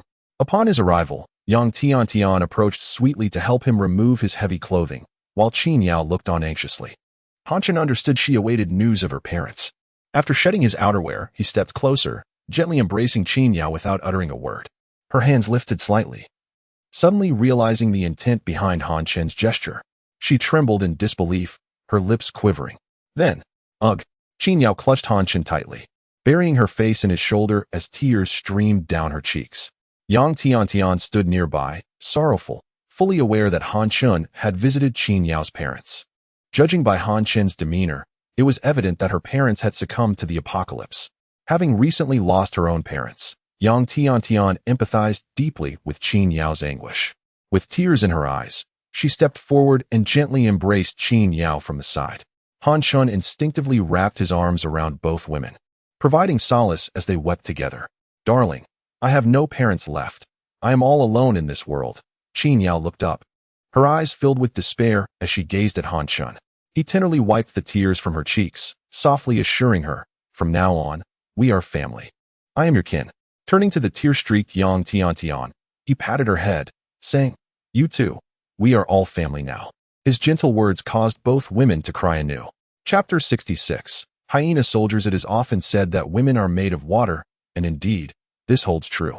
Chen spent an entire afternoon coaxing the 2 women on the sofa, particularly Qin Yao, to the point where his shirt was soaked through. As evening approached, Qin Yao suddenly expressed, "Hubby, I desire a beer." Chen was momentarily taken aback, but promptly acquiesced. Before long, the 3 of them gathered around the coffee table, where a steaming hot pot awaited, alongside a large 10-kilogram keg of draft beer. Qin Yao raised her beer mug and exclaimed, "Cheers." Han Chen and Yang Tian joined her in clinking their glasses. To Han Chen's surprise, despite Qin Yao's typically demure demeanor, she possessed an impressive tolerance for alcohol, downing her full mug in one go.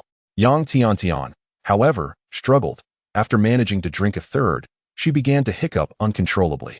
Han Chen refrained from discouraging them, recognizing that both women needed an outlet for their emotions, and drinking was one such means. Haha, if my father saw me drinking, he would surely scold me for not acting like a proper lady. Qin Yao laughed. Yang Tian nodded in agreement, adding, my dad would definitely scold me too. And my mom would probably pinch my ear. Han Chen raised his glass and smiled, saying, now, they are off enjoying themselves, and they can't reprimand you anymore. Yes, they are off enjoying themselves. The two women echoed, clinking their glasses once more. Before long, the 10 kilograms of draft beer had been consumed, while the food in the hot pot remained largely untouched. As the effects of the alcohol set in, Qin Yao's gaze grew hazy, yet she refrained from tears. Having survived through the apocalypse for so long, she had developed a nonchalant attitude towards life and death, perceiving an escape from the horrors of the world as a form of liberation, especially for the elderly. Then, Qin Yao requested Han Chen to retrieve the microphone. And once connected to the television, their home transformed into an instant karaoke venue. The trio reveled in the moment, singing the fastest-paced songs and dancing wildly. This scene starkly contrasted with the trembling individuals huddled in their homes throughout the desolate night. After a bout of exuberance, Qin Yao soon succumbed to sleep on the sofa, having consumed most of the alcohol. Yang Tian drank the least, yet her inexperience with alcohol left her eyes slightly glazed. Han Chen carried Qin Yao to the bedroom and gently placed her on the bed, only for her long legs to kick off the covers as she turned over and continued sleeping. With a smile, Han Chen playfully patted her backside before exiting the bedroom.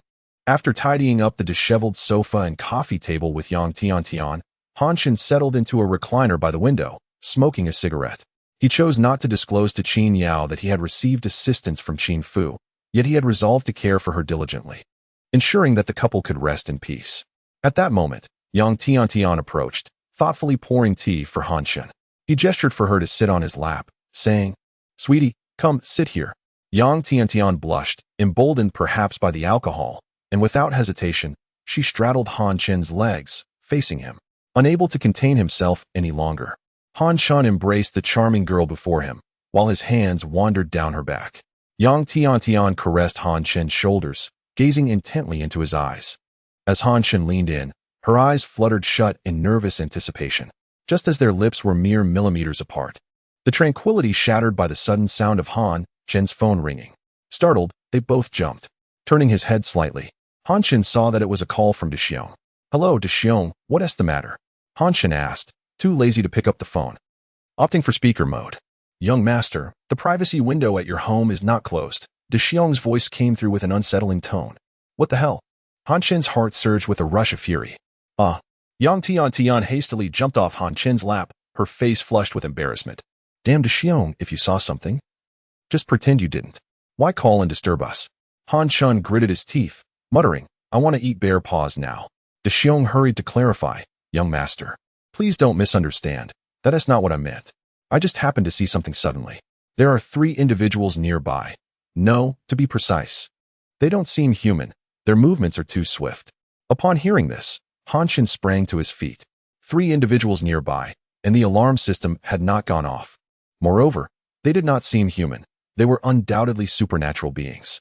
Han Chen quickly donned his clothes, preparing for battle. Dexiong, stay hidden at home and don't come out, he instructed, hanging up before waiting for a response. Tian, protect Qin Yao at home, Han Chen said urgently. With a whoosh, he transformed into a cloud of smoke and dashed out of the villa.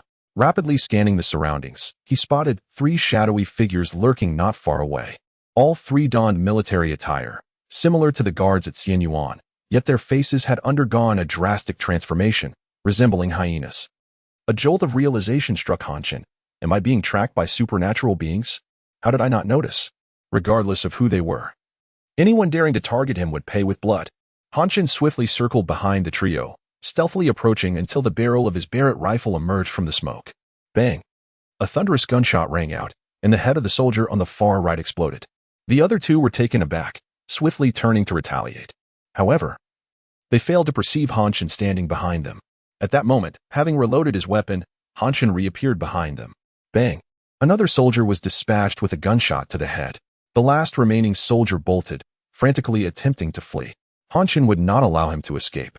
He drew his Desert Eagle and aimed for the man's legs, emptying the magazine. Ultimately, the soldier collapsed in the snow, clutching his legs in agony. Han Chen reloaded once more, targeting his arms and firing until the soldier was rendered entirely immobile. Only then did he reveal himself. "Who sent you here?" Han Chen coldly inquired, standing beside the injured soldier. "Turns out you are also a supernatural being. Do you think I'll tell you?"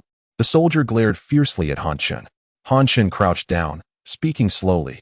"Tell me, and I will grant you a swift death. Otherwise, I will turn you into an ice sculpture. Have you seen the ice sculptures at my doorstep? They are the remains of those who provoked me." This statement proved effective. The soldier had indeed seen the sculptures. In truth, those ice sculptures served as a deterrent. Otherwise, the three of them would have appeared at Han Chen's doorstep long ago. You may not comprehend, but when a person is frozen, they do not die immediately. They await their demise slowly. That sensation, Han Chen's voice dropped to a chilling whisper, instilling a sense of dread in the soldier. Seeing that the soldier was still reluctant to speak despite his fear, Han Chen pretended to start unbuttoning the man's clothing, saying, still unwilling to divulge, "I shall strip you bare and then turn you into an ice sculpture. I will tell you." The soldier's mental defenses finally crumbled as he shouted, "It was our leader who sent us." Chapter 67. The dog Den. Han Chen furrowed his brow and inquired, "Please clarify, who is your leader and what is the purpose of your summons?" "The leader is the head of our Xianyuan guard camp, and you have slain his brother. He seeks vengeance," the soldier shouted in response. "How many individuals are in your guard camp? Are they all endowed with abilities?" Han Chen continued his questioning. "There are a total of 50 members. But now only 15 remain. You have killed 10, and the others perished during the experiments." "Experiments?" Han Chen seized upon the key term and pressed on. "What sort of experiments?" "Our leader awakened hyena abilities, and through the biologist Gue Lao, experiments were conducted on all of us. 14 among us succeeded, along with the leader, making a total of 15. The soldier's voice dwindled, clearly unable to sustain his strength much longer. Upon hearing this, Han Chen was taken aback. This meant that aside from the 10 guarding Xianyuan, 39 had participated in the experiments, with 14 succeeding, a chilling success rate. Had artificial ability users emerged so swiftly? Observing the soldier on the brink of unconsciousness, Han Chen urgently asked, "Where are the others now?" They are at Xianyuan. We sent 3 of us to follow the scent and investigate." Before he could finish, the soldier's head drooped as he succumbed to blood loss and pain. After reflecting on the information gleaned, Han Chen decisively shot the soldier in the head and turned to return. With a solemn expression, Han Chen re-entered the villa. Yang Tiantian, filled with concern, asked, "Uncle, what happened?"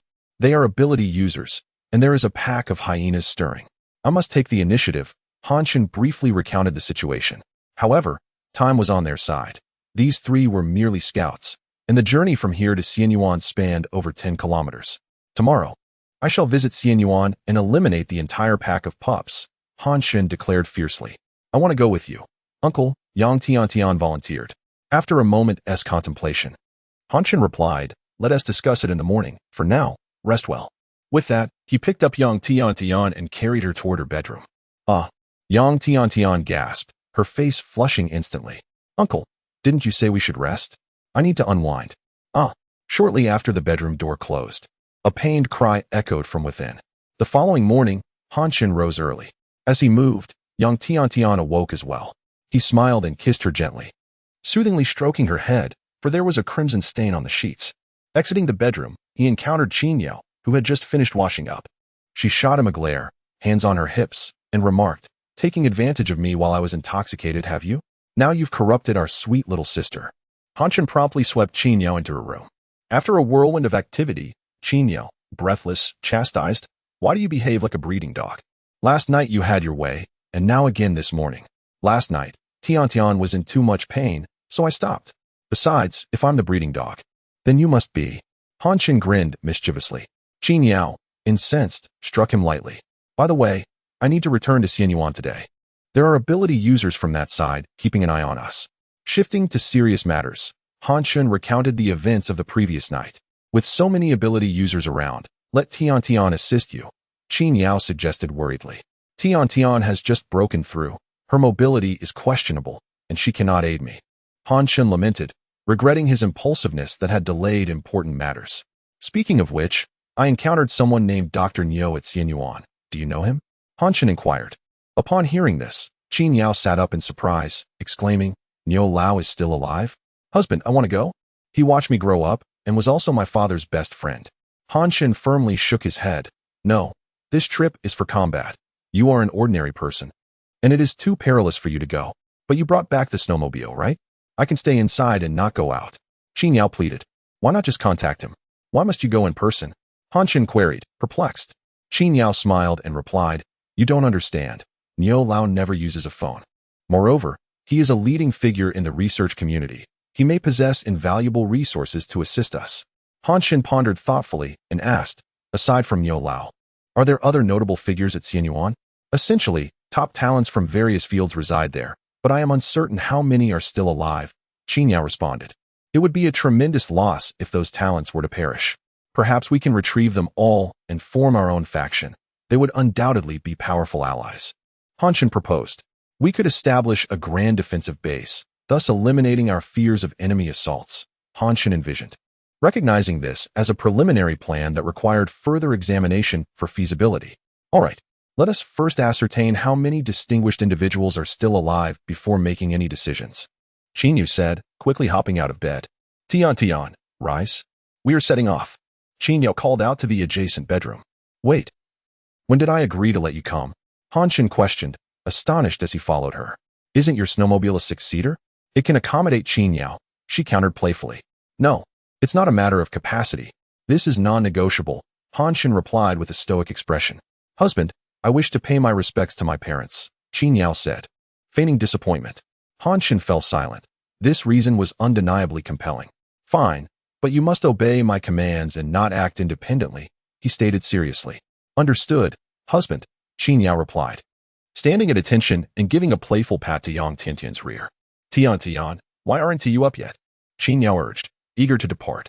Yang Tian, bashfully, got out of bed, her cheeks flushed as she trudged toward the bathroom to freshen up. Noticing Yang Tiantian's reluctance to walk briskly, Qin Yao shot another glare at Han Chen. Meanwhile, Han Chen deliberated and called Big Bear. Big Bear, come with me to the dog den. Soon, a replicated snowmobile sped out of the Jiyuan Villa area, heading towards Xianyuan, 10 kilometers away. Big Bear was behind the wheel. As the leader, Han Chen naturally refrained from driving himself. Stop 2 kilometers away. I will handle them alone, and you are not to exit the vehicle. Han Chen issued his orders firmly. Big Bear, I expect you to protect them at all costs. If anything happens to them, I will hold you accountable. With arrangements swiftly made and delivered in an irrefutable tone, both women acknowledged the gravity of the moment and nodded in compliance. Big Bear assured him, Young master, rest assured. From the moment you saved me in the apocalypse, my life belongs to you. Han Chen nodded, choosing silence as he began to meditate. Preparing for the imminent battle against the 12 ability users awaiting him, an encounter fraught with peril. Chapter 68, Abundance and Satisfaction Soon. The snowmobile came to a stop in a relatively concealed location 2 kilometers away from the Xianyuan. Han Chen stepped out alone, then transformed into a wisp of smoke and sped towards Xianyuan. In terms of speed, Han Chen's own flying ability far surpassed that of the snowmobile. However, prolonged use of his powers was quite taxing on his stamina, and the biting cold outside was a significant factor. Nonetheless, the 2-kilometer distance was manageable.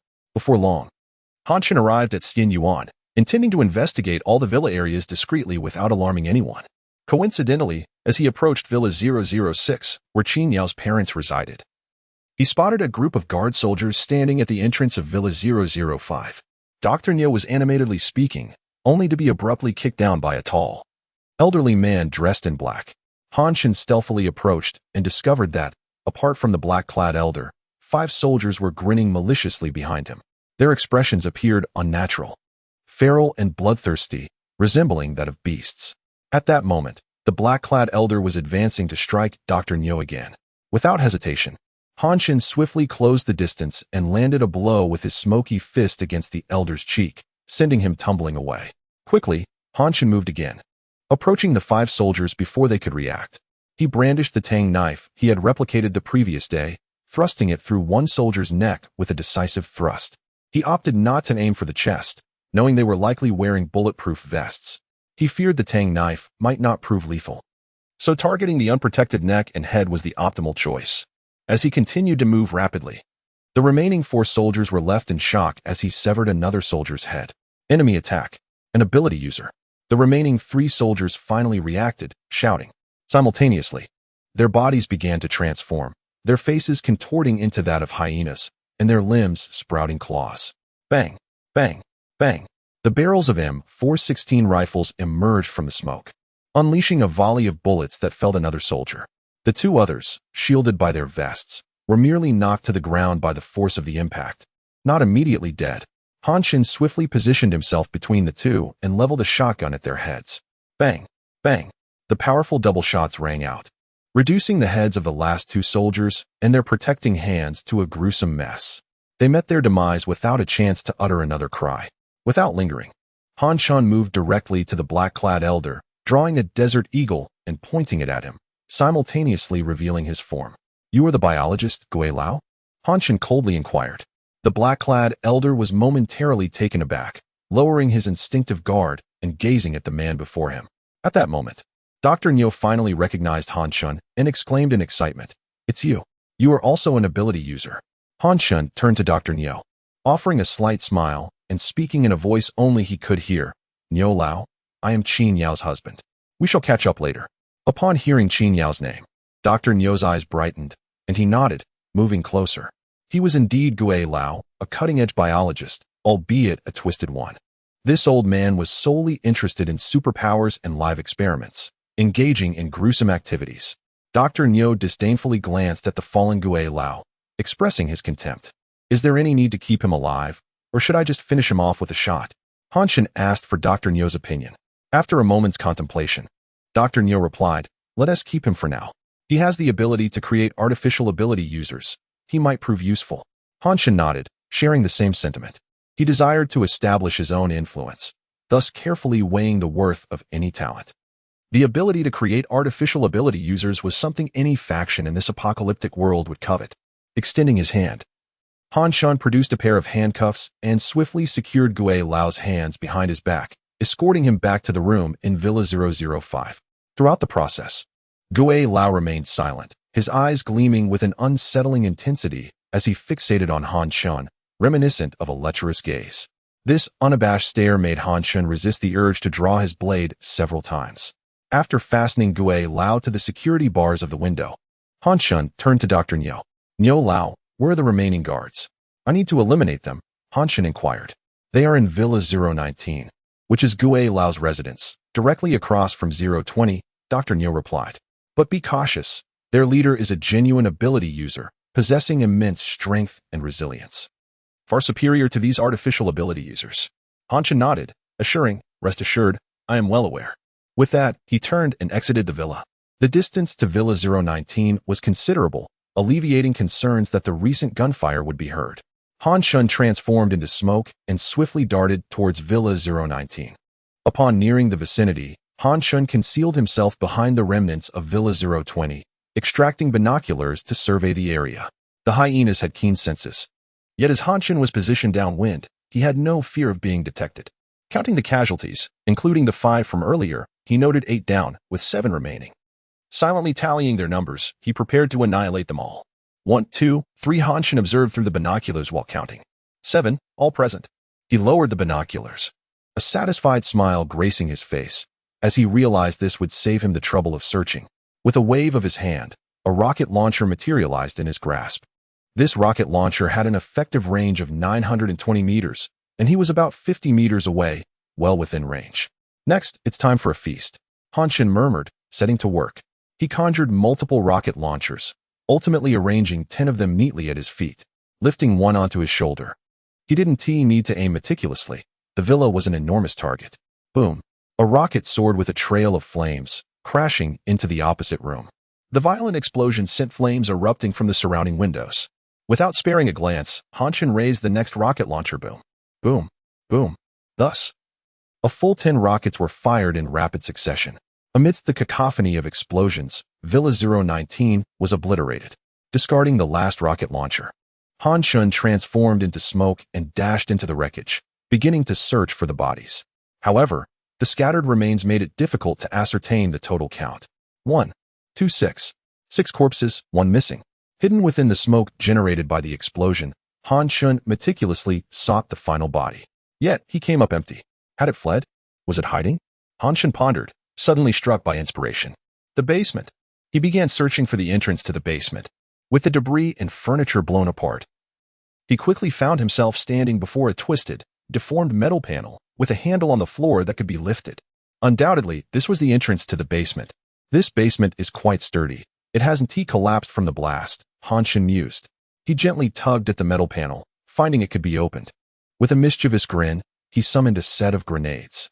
Chapter 69. System Level 2. This series of grenades was a custom creation of Chen.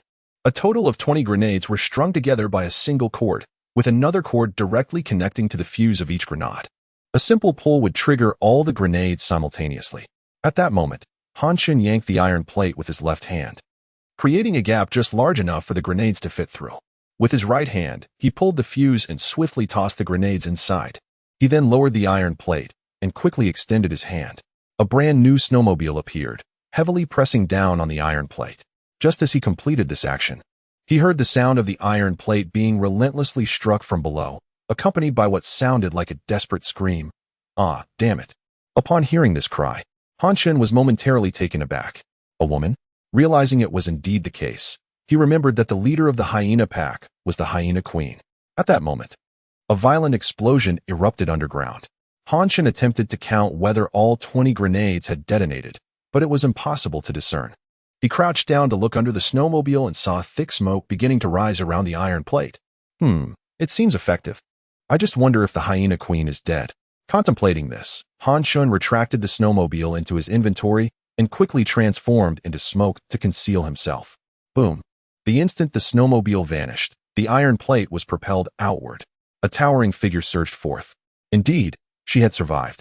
It was quite impressive that she remained unscathed after such an explosion. Chen muttered to himself, observing the figure. It was a hyena that appeared entirely beast-like. Yet her body was significantly larger than that of a typical animal. Moreover, she stood upright, her bristly fur standing on end. At that moment, she was scanning her surroundings with a mixture of vigilance and rage, attempting to locate her assailant. However, apart from the ruins of Villa 019, there was nothing else in sight. The scent of charred debris permeated the air, making it impossible to detect the enemy's presence. Chen, concealed nearby, chuckled. The hyena queen's current state was utterly dismal. Her right arm was missing, and her right thigh was bleeding profusely. Countless small wounds marred her body, clearly indicating a state of severe injury. Chen found amusement in this.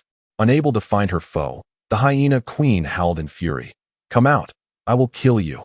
In a smoky state, Chen coldly retrieved his Barrett rifle, aiming at the hyena queen's left thigh and firing. Bang! The close-range attack left her no chance to evade. A gaping wound instantly appeared on her left thigh. Ah! The hyena queen screamed in agony, collapsing to the ground. Both of her legs incapacitated her from standing. Oh! Her left leg didn't explode completely. Her body truly is quite resilient, Chen thought, reloading his weapon and aiming again, this time at her remaining left arm. This time, it truly exploded. The hyena queen's left arm was blown off, rendering her completely immobile as she lay on the ground, howling in despair. Finally, Chen revealed himself. The hyena queen noticed him instantly, baring her teeth in an attempt to attack, but she was too weak to do so. Who are you? Why are you attacking us? She growled menacingly. Did you not send someone to follow me? Have you forgotten so quickly? Chen replied, bemused. The hyena queen was taken aback, quickly realizing Chen's identity. You are the one who killed my brother. I will kill you. She raged again. Chen casually produced a cigarette and replied nonchalantly. Your brother deserved to die. If you dare seek revenge, you too deserve to die. By the way, let me ask you, after turning into a hyena, have you developed a penchant for anal probing? Chen inquired curiously, recalling a documentary he had seen where hyenas relentlessly attacked other animals in such a manner. I will probe your rear. The hyena queen roared. Please, my wives might misunderstand. You should just go to your end. Chen said as he took a drag from his cigarette, producing a string of grenades and tossing them onto her. Ah, please no. The hyena queen screamed in terror. Unfazed, Chen conjured a large blast shield and crouched behind it, leisurely exhaling smoke. Boom, boom, boom. The sound of violent explosions erupted, waves of heat and smoke billowing from either side of the shield. Chen coughed and regretted not having fled immediately. If his wives caught wind of this, they might think he had been kissing the hyena queen. He dusted off his clothes and glanced at the dismembered hyena queen, who had reverted to her human form. Surprisingly, she appeared quite mature and alluring. Chen smacked his lips, preparing to return to Dr. Niu. Suddenly, a system notification echoed in his mind. System, Infinite Replication System Upgrade Successful. Current level, 2, Experience Points, 050. Chen felt a wave of warmth wash over him, a pleasant sensation. He realized that the system could indeed be upgraded. System, come forth. I have killed 15 ability users, plus the previous 2, totaling 17. The 2 points of experience were contributed by Jin Xiang and Wang Qinglian. Why did killing 15 ability users only grant me 8 experience points? Did you pocket the remaining 7? Chen questioned angrily, suspecting the system of embezzlement. System, excluding the hyena queen, the other 14 were artificial beings, yielding only 0. 5 experience points each. Chen was speechless. What's wrong with artificial beings? Do you look down on them? System, artificial beings contain lower levels of blue energy. Fine, you call the shots, Chen conceded, then asked, what benefits come with the system upgrade? System, please explore the benefits yourself. What's the point of you then? Chen retorted, feeling an overwhelming urge to blow up the obstinate system with grenades.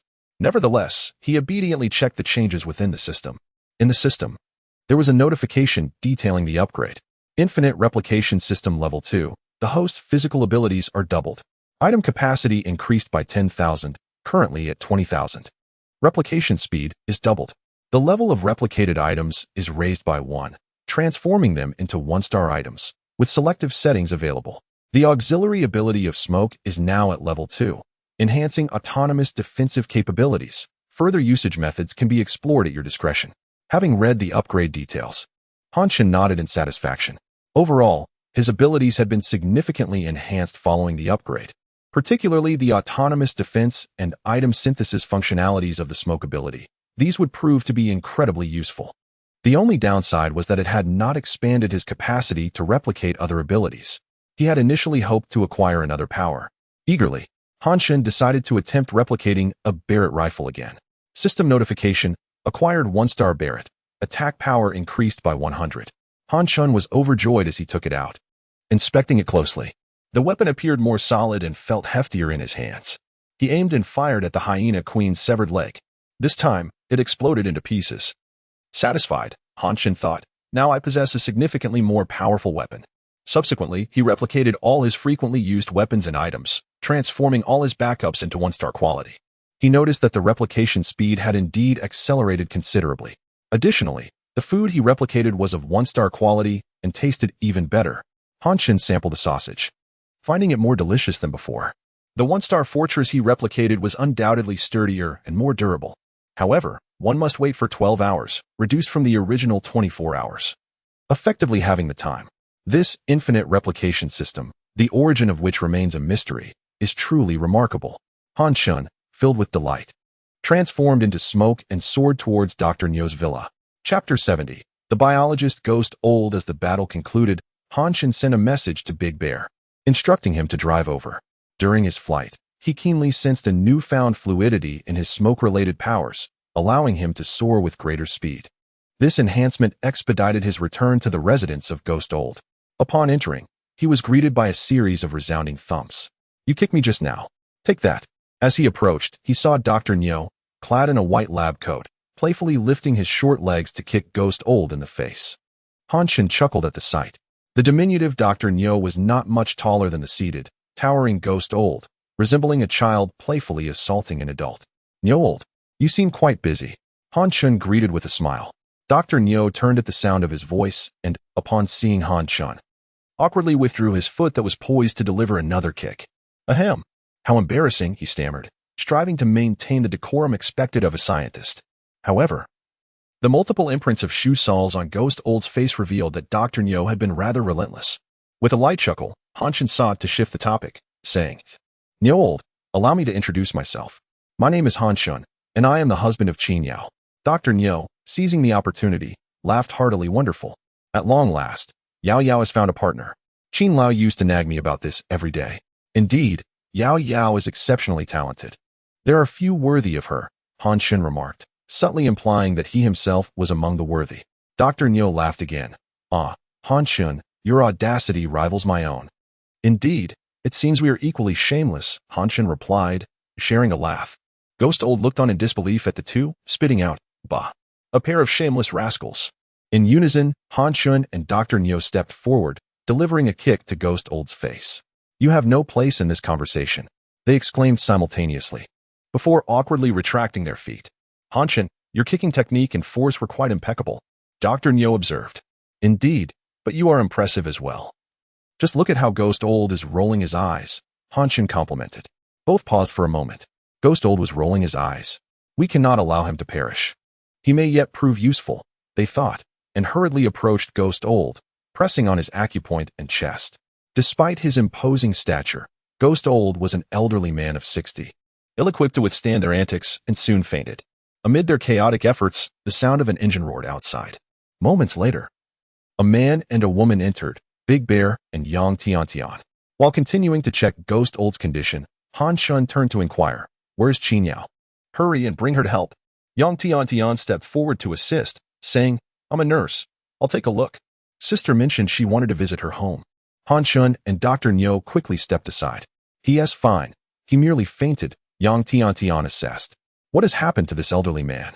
Who treated him so harshly? This old man is a villain. He got what he deserved, Han Chen replied. I will go find Qin Yao. Dr. Niu added, I shall accompany you. Yao Yao must be heartbroken. With that, both turned and exited. At that moment, Qin Yao stood before the door of Villa 006, her face streaked with tears. Memories flooded her mind of better days. The once warm home now lay in ruins.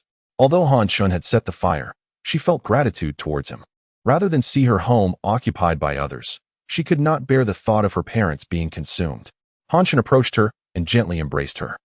Qin Yao lowered her gaze, accepting the tissue he offered to wipe her tears. Do not cry. It is too cold outside. Your face will freeze, he gently urged. Qin Yao nodded at the ruins, saying, I just wanted my parents to see that I am doing well, so they would not worry. She turned, revealing a bittersweet smile. I will be strong. Han Chen kissed her softly, assuring her, I will protect you. This is your home now. Touched, Qin Yao buried her head in his chest. Ah, my old fellow is still here. The younger generation is truly bold, a teasing voice rang out as Dr. Niu chuckled from nearby. Startled, Qin Yao turned to see Dr. Niu and instantly blushed. Niu uncle, could you not be so indiscreet? Han Chen retorted, feeling exasperated. Dr. Niu looked around, shrugging. In such an open space, where could I possibly hide? Besides, who knew you two would be so affectionate upon meeting? Qin Yao, flustered, retorted, you are so shameless. Uncle Niu, indeed, shameless indeed. Han Chen echoed. Dr. Niu laughed heartily. At last, Yao Yao has found a man. No longer will she be an old leftover. Fuming, Qin Yao shouted, I am not old. Dr. Niu's playful banter lightened the somber mood. Under his lead, they returned to Villa 005. By then, Ghost Old had regained consciousness. Panting heavily, upon seeing Dr. Niu and Han Chen enter, he glared at them with resentment.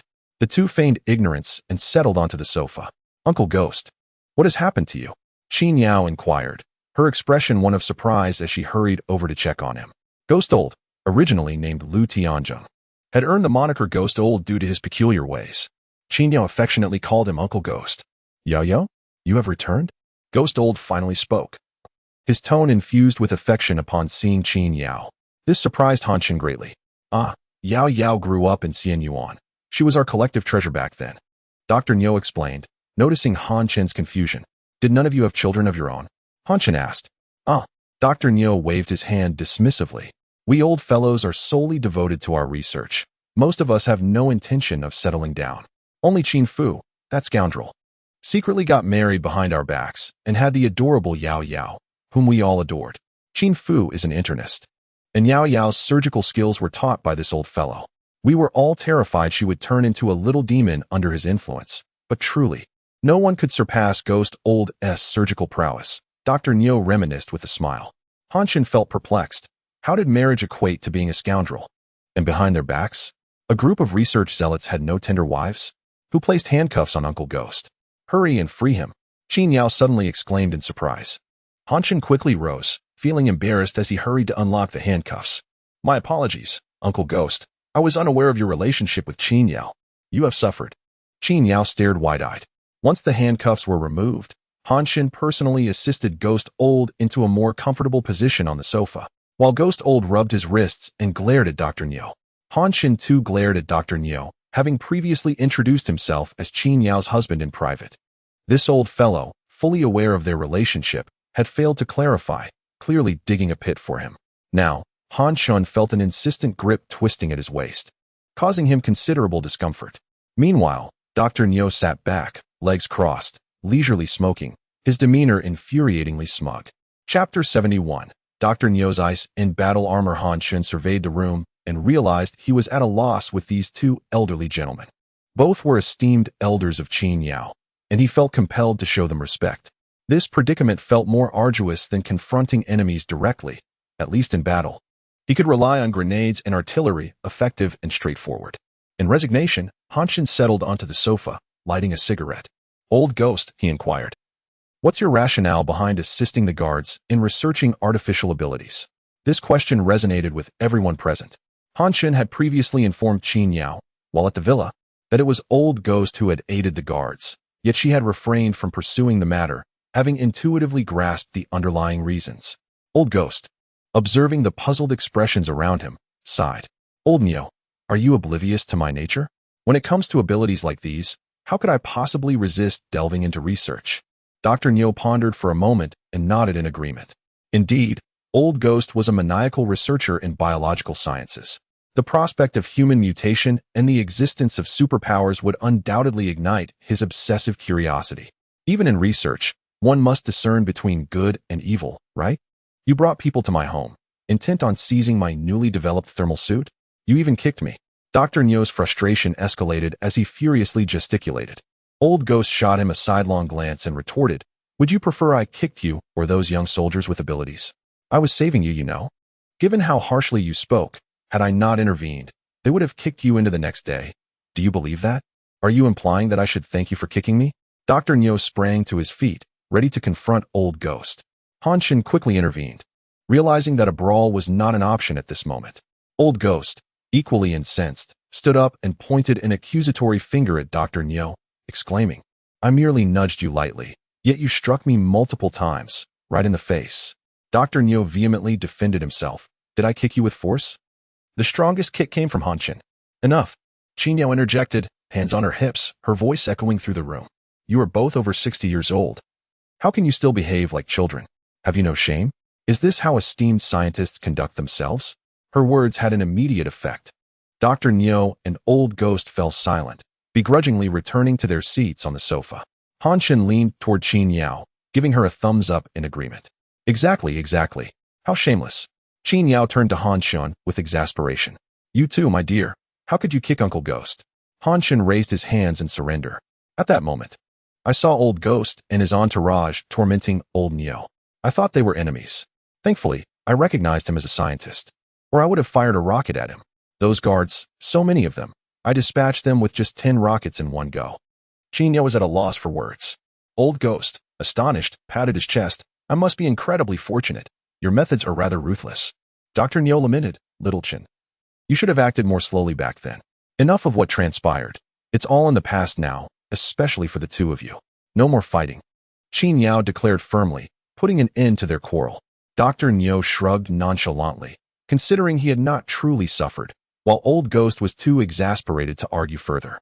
Old Niu, what exactly is this thermal suit you mentioned? Han Chen asked, glancing at Dr. Niu's attire. He wore a thin research coat, which seemed entirely inadequate for the harsh conditions of the apocalypse, akin to being nearly naked in the snow. Seeing that everyone awaited his response, Dr. Niu chuckled and began unbuttoning his coat, revealing a white top and pants. Behold, this is my research achievement amidst the apocalypse. It can withstand extreme cold, maintain body temperature, and boasts excellent materials with bulletproof capabilities. I have named it the Ice in Battle Armor. Han Chen was taken aback, rushing forward to inspect it closely. Old Ghost leaned in as well, unable to resist the allure of this remarkable invention. This Ice in Battle Armor is so thin, yet can withstand the cold and bullets? Han Chen questioned, bewildered. This is crafted from a blue substance I successfully extracted. Its power is extraordinary, Dr. Nyo explained. Blue substance? Where did you procure it, old Nyo? Han Chen was astonished. That was a material unique to the blue faction. How could an ordinary old man like him have obtained it? Dr. Nyo gestured toward the door. It's everywhere. Old Ghost was the first to connect the dots. Snow. Dr. Nyo nodded affirmatively. Han Chen, too, realized the truth. The snow was indeed a creation of the blue faction, infused with substantial blue energy, what Dr. Nyo referred to as the blue substance. It was astonishing that he had managed to extract it and create clothing not only for warmth, but also with ballistic protection. With the ice and battle armor, there would be no need for cumbersome clothing, enabling greater agility in combat and a tactical advantage. Old Nyo, make one for each of us, Han Chen stated without reservation.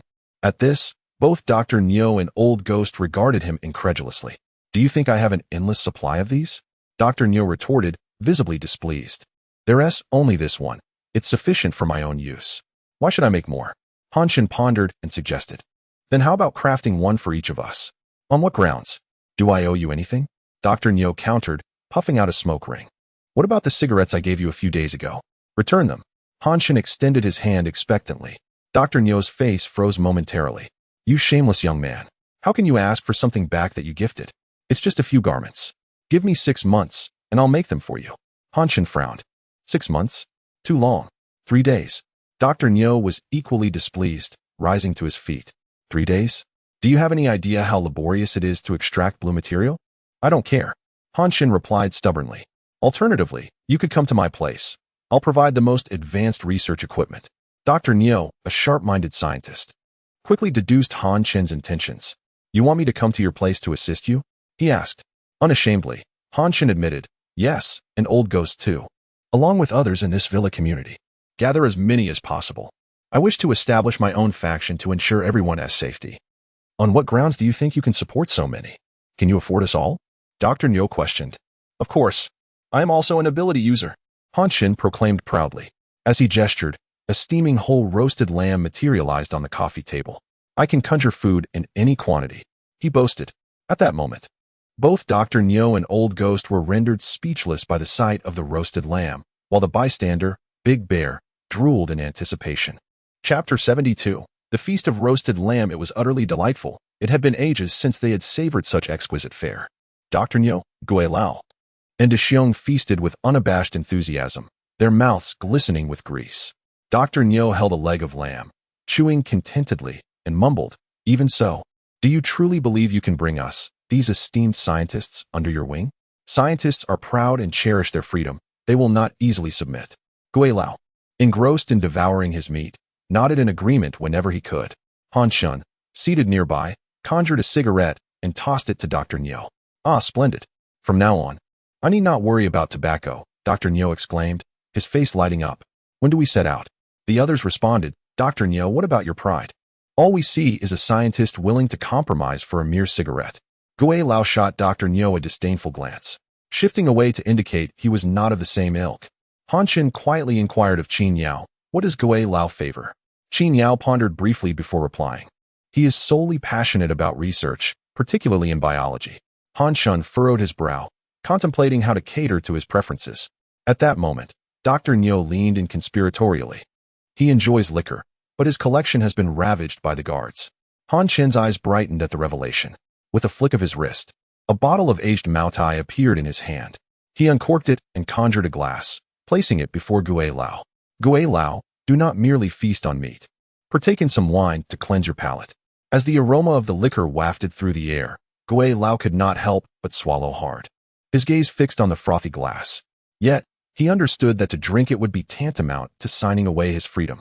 Han Chen discreetly nudged Qin Yao, urging her to persuade Gui Lao. Qin Yao, catching on, sat beside Gui Lao and pleaded, Uncle Gui, there is so much surgical knowledge I have yet to learn. I need your guidance. I have imparted all my knowledge to you, Gui Lao replied, attempting to maintain his resolve. But I wish to be with you all. Qin Yao continued. You have always regarded me as your daughter, haven't you? Young eagles must eventually take flight. You have your own family now, Gui Lao insisted. My parents have passed. You are my closest kin. I want to live together, Uncle Gui. Please, come with us. At this point, memories of her parents overwhelmed her. tears streaming down her cheeks. Gue Lao gazed at the sorrowful Qin Yao, silence enveloping him, though his heart was evidently stirred. His love for a carefree existence made it exceedingly difficult for him to change. Han Chen gently embraced Qin Yao, saying, "If Uncle Gue is unwilling, we shall not press him." With that, Han Chen produced 5 more bottles of Maotai and placed them before Gue Lao. "However, as an elder of Qin Yao, you deserve my respect. If you require anything, just call her, and I shall traverse mountains and rivers to bring it to you." Holding his glass, Gue Lao contemplated the bottles before him for a long moment. Finally, he raised the glass to his lips and downed its contents, placing the cup heavily back on the table. "You've said enough flattering words. It would be inappropriate for me to refuse. I will accompany you." "Excellent." Han Chen smiled gently. "Fear not. We are merely seeking mutual support to survive in this desolate world. I shall never coerce you into anything." Dr. Niu interjected. "So I can cease work on the Isen battle armor?" Han Chen's expression darkened. This old man was quite the trickster. He feigned reaching for the cigarette. "Of course. If you refuse to work, I shall reclaim the cigarette." Wait. I can still do it," Dr. Niu exclaimed, hastily stuffing the cigarette into his pocket, eliciting laughter from the group. "Dr. Niu, you rascal, you ought to show me at least a modicum of respect. Why do you treat the old ghost with such reverence?" Han Chen and Gue Lao nodded in agreement. Dr. Niu lamented, "A daughter cannot be kept forever." After their jovial banter, Han Chen inquired, "Are there other scientists still alive in the secluded garden?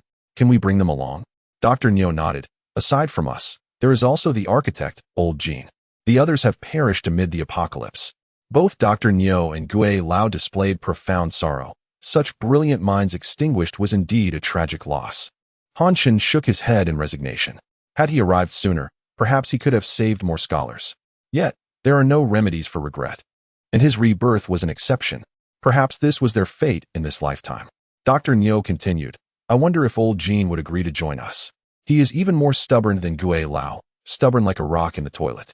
Gue Lao shot him a glare, annoyed at the unnecessary jab. "No matter. We must do our best. It is all in the hands of fate," Han Chen remarked. "If someone is unwilling, he would not force them. Inviting a perpetually disgruntled individual would be futile. However, it would be best to persuade him. Utilizing his architectural expertise would enable us to construct a grand shelter, ensuring everyone's safety," Gue Lao asserted. Both Han Chen and Dr. Niu nodded in agreement. Gue Lao's reasoning was sound. As for materials, Han Chen had no shortage.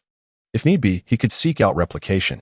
It was merely a matter of crafting a few additional duplicates. "Let us first analyze old Jin's preferences or weaknesses," Dr. Niu suggested, his demeanor resembling that of a scheming elder. "He is an architect, so he must have an affinity for various unique construction items," De Xiong chimed in. Dr. Niu shot him a look. "That is obvious. Of course he loves architecture." De Xiong, wary of the prominent figures, quietly retreated to continue gnawing on the roasted lamb. "He has a grandson who lives with him. The child is 10 years old," Gue Lao mentioned thoughtfully. Upon hearing this, Han Chen clapped his thigh, exclaiming, "That's it. His grandson is the key." "Indeed, old Gue, you are quite astute. You typically remain silent, yet you are the most cunning when it matters," Dr. Niu praised. Gue Lao shot him a disapproving look and returned to his drink. Dr. Niu chuckled. "Once we finish eating, let's head to old Jin's home. His grandson is as hungry as a fledgling chick. A chicken leg will surely entice him to join us." Turning, Dr. Niu prepared to indulge in more roasted lamb, only to find De Xiong devouring the last sizable piece of leg. "Hey, you glutton, save some for me." Chapter 73. Architect Jean Lao. The villa of Architect Jean Lao was not far away, situated at Villa 010. The group strolled leisurely and soon arrived at their destination. Dr. Niu approached the door and called out, "Old Jean, open the door. We have esteemed guests." Before long, a door on the second floor swung open. A slender boy, adorned with golden-rimmed glasses, peeked out curiously. The group regarded the boy, who appeared quite frail, with a pallor that suggested poor health. However, Han Chen noticed a maturity in his gaze that belied his tender age of 10. After assessing the visitors, the boy fully opened the door. "Shall we? Aren't you going to greet Grandpa Niu?" Dr. Niu affectionately ruffled the boy's hair. The boy, named Jean, was the grandson of Jean Lao. He looked up earnestly and replied, "My grandfather forbids me from speaking too much with you. He says it leads to bad habits." Dr. Niu's hand froze mid-motion. Feeling a surge of embarrassment, Jean stepped aside, evading Dr. Niu's touch, leaving him standing awkwardly. At this moment, Gui Lao chuckled and approached with delight, saying, Xiao Yi, your grandfather speaks wisely. Do not pay heed to this old bull. Genie gazed up at Gui Lao and remarked, Grandfather also said that Gui Grandpa is a pervert. Gui Lao's smile immediately faltered, leaving him momentarily speechless. It was then that Gene broke into a genuine smile and ran to Qin Yao, affectionately calling out, Aunt Qin Yao, you're back. Qin Yao smiled gently. Xiao Yi has grown taller and more handsome. Come, this is Auntie's husband, Han Chen. You should call him uncle. Qin Yao took Han Chen's hand and introduced him to Gene Yi. Gene Yi scrutinized Han Chen before solemnly greeting, Hello, uncle. Han Chen smiled and extended his hand, saying, Greetings. I have some candy for you. To Gene Yi's surprise, several pieces of candy had somehow appeared in Han Chen's palm. Being a child, Gene Yi's eyes gleamed with desire at the sight of the sweets. Yet, he shook his head and replied, I cannot take your things without permission. In the apocalypse, even a piece of candy can be a lifeline. Han Chen was astonished that such wisdom could come from a child. If it were his neighbors, they might resort to violence over a mere piece of candy. At that moment, Qin Yao offered the candy, gently encouraging, It's all right. Go ahead and take it. Your grandfather won't mind. Look at how thin you've become. Seeing Qin Yao's gesture, Gene Yi hesitated no longer, taking the candy and placing it in his pocket. He then unwrapped one and savored it, closing his eyes in delight. Delicious. Qin Yao smiled and stroked Gene Yi's head, inquiring, Where's Grandpa Gene? Gene Yi grasped Qin Yao's hand and led her inside, explaining, Grandpa is fixing the stove. It broke. Han Chen, following behind, mused that the architect was faring relatively well in this apocalypse, having managed to build a stove, thereby alleviating much hardship. The group followed Gene Yi into the innermost room. Before they even entered, they heard the clanging of tools. Upon entering, they beheld a middle-aged man of sturdy build, visibly agitated as he pounded on something. He angrily tossed aside a damaged stove, revealing that the side wall had cracked, rendering it nearly split in two. Such damage was nearly impossible to repair, especially in this world of scarcity and limited resources. Jin Lao turned in surprise upon seeing the visitors. Upon spotting Qin Yao, he greeted, Yao Yao, you're back. Have you paid your respects to your parents? Qin Yao quickly replied, Uncle Jin, I have already done so. She felt a twinge of unease around Jin Lao, who had always been serious and stern in her childhood memories. Jin Lao glanced back, frowning as he called out, What are you two old ghosts doing here? Don't corrupt my grandson. Dr. Niu, standing at the back, rushed to the front, flustered. Old Jin, how can you blame me for corrupting your grandson? I am a scientist, you know. Gui Lao remained silent, but wore a look of discontent. Jin Lao shot a disdainful glance at the two elderly men, remarking, One is a mad inventor, while the other is a sadist. Do either of you possess any semblance of normalcy? Dr. Niu, riled, puffed out his cheeks in indignation, retorting, How dare you accuse us? You, who cuddle with screws as if they were your lovers. Tell me, what have you been doing with those screws all these years? The group exchanged glances, sweat beading on their foreheads at Dr. Niu's ambiguous words, which could easily lead to misinterpretation. The subtle expressions on De Xiong's face indicated his mind had wandered to less than innocent thoughts. Even Qin Yao and Yang Tiantian, having recently faced the harsh realities of life, averted their gazes. Han Chen struggled to maintain a calm demeanor amidst the chaos. Ha ha. Gui Lao burst into laughter, united in mirth with Dr. Niu at Jin Lao's expense. Jin Lao, fully aware of Dr. Niu's intent to tarnish his reputation, searched the room in indignation and seized a wrench, hurling it. Han Chen, startled, transformed into a wisp of smoke, appearing between the two and intercepting the wrench. This display astonished Jin Lao, who seized his barrage of weapons. Observing Jin Lao's genuine anger, Dr. Niu huffed, but refrained from further provocation. Han Chen felt a headache coming on. It was said that 3 women could create a drama, but 3 old men were no less formidable. Jin Lao, please calm down. I am Han Chen, Qin Yao's husband, and I have come to discuss something important with you. Han Chen gently interjected.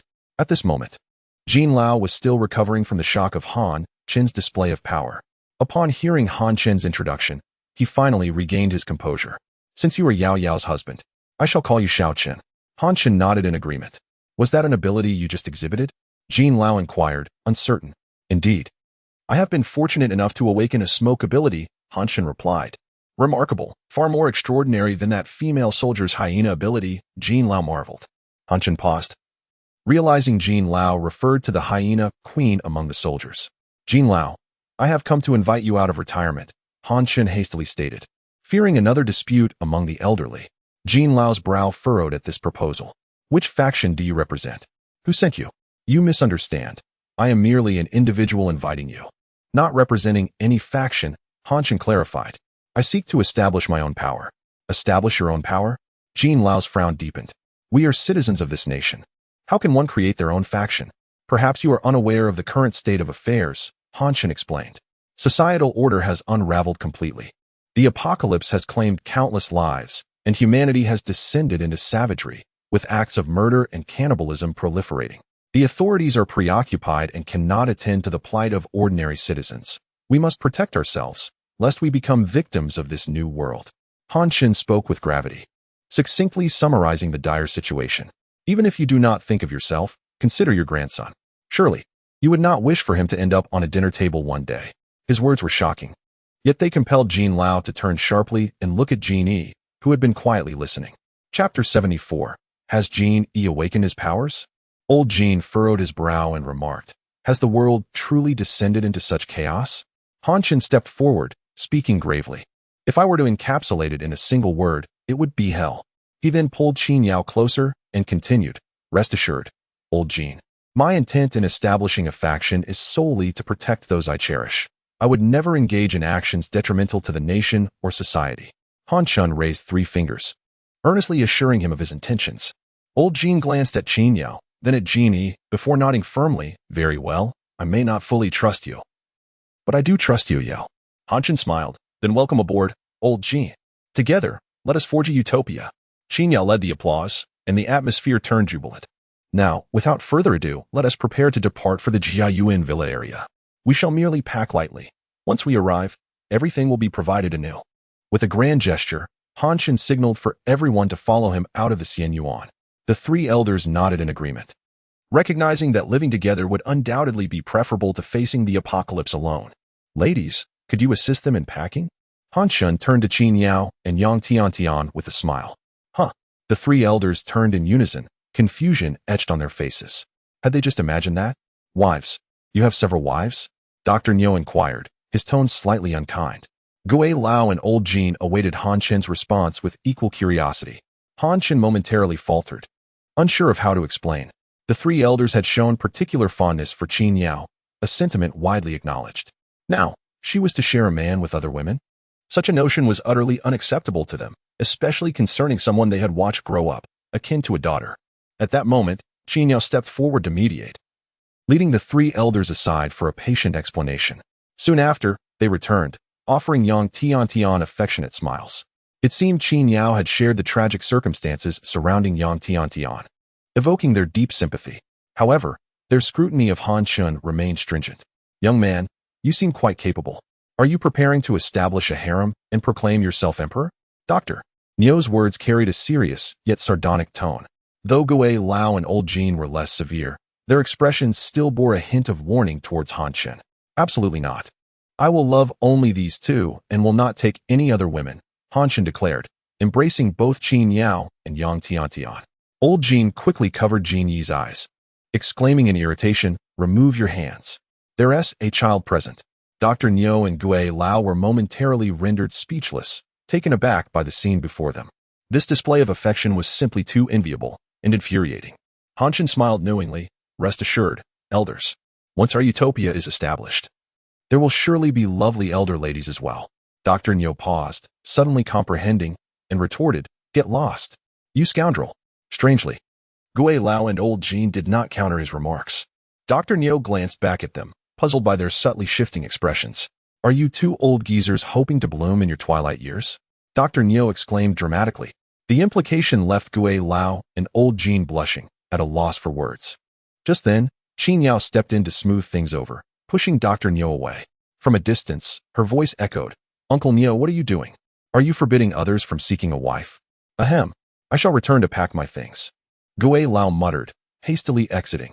Yes, I too will gather my belongings. Old Jean displayed a newfound eagerness for the journey to Han Chen's home. At that moment, De Xiong approached, somewhat shyly asking, young master, could you find me a wife as well? Of course. Han Chen replied with a grin. I think the widow from Villa 015 would be quite suitable. Xiong added bashfully. Han Chen stared at him in disbelief, incredulous. Have you knocked on the widow's door? Xiong quickly waved his hands. No, no. Once. She came to me begging for food. Her 3-year-old child was on the brink of starvation. Han Chen frowned. The widow was indeed resourceful, knowing to seek help from Xiong. Reflecting on memories from his past life, he recalled that the widow from 015 had no notorious deeds. She had merely sought food for her child, managing to survive against the odds. However, perhaps out of desperation, she had resorted to cannibalism. Just days prior, the widow had led away the unfortunate Feng Li from Villa 016, whom Han Chen had dispatched. Xiong, could you accept a woman who has partaken in cannibalism? Han Chen inquired. Xiong was taken aback, stepping back in shock. He found himself engulfed in profound uncertainty. Han Chen chose not to press further, recognizing that this was a matter Xiong needed to contemplate independently. Meanwhile, he observed Jin Yi, who appeared puzzled. Given the circumstances, it seemed old Jin had never married. So where did Jin Yi come from? Jin Yi, counting the candies in his hand, sensed Han Chen's gaze and looked up. I was adopted by my grandfather. I was abandoned by my parents when I was 2 due to a life-threatening illness, he stated matter-of-factly, his tone indifferent as if discussing someone else's life. Han Chen was somewhat taken aback by Jin Yi's calm demeanor. The boy appeared to be remarkably mature for his age. Do not pity me. I feel quite content living with my grandfather. Jin Yi nonchalantly popped another candy into his mouth. I do not pity you. In this apocalypse, we are all orphans. Han Chen replied with a smile. In this apocalypse, we are all orphans. Jin Yi echoed thoughtfully. Precisely. Thus, we must band together for warmth and survival. Han Chen affirmed cheerfully. He was uncertain if this 10-year-old could grasp such concepts, but it was prudent to prepare him for the harsh realities ahead. After all, being thrust into a post-apocalyptic world at such a tender age would instill fear in any child. Despite Jin Yi's apparent maturity, Han Chen doubted he possessed the full mindset of an adult. As Han Chen conversed with Jin Yi, the 3 elders gradually wrapped up their packing. Their belongings were minimal, consisting solely of their essential research materials, each dragging along a hefty suitcase.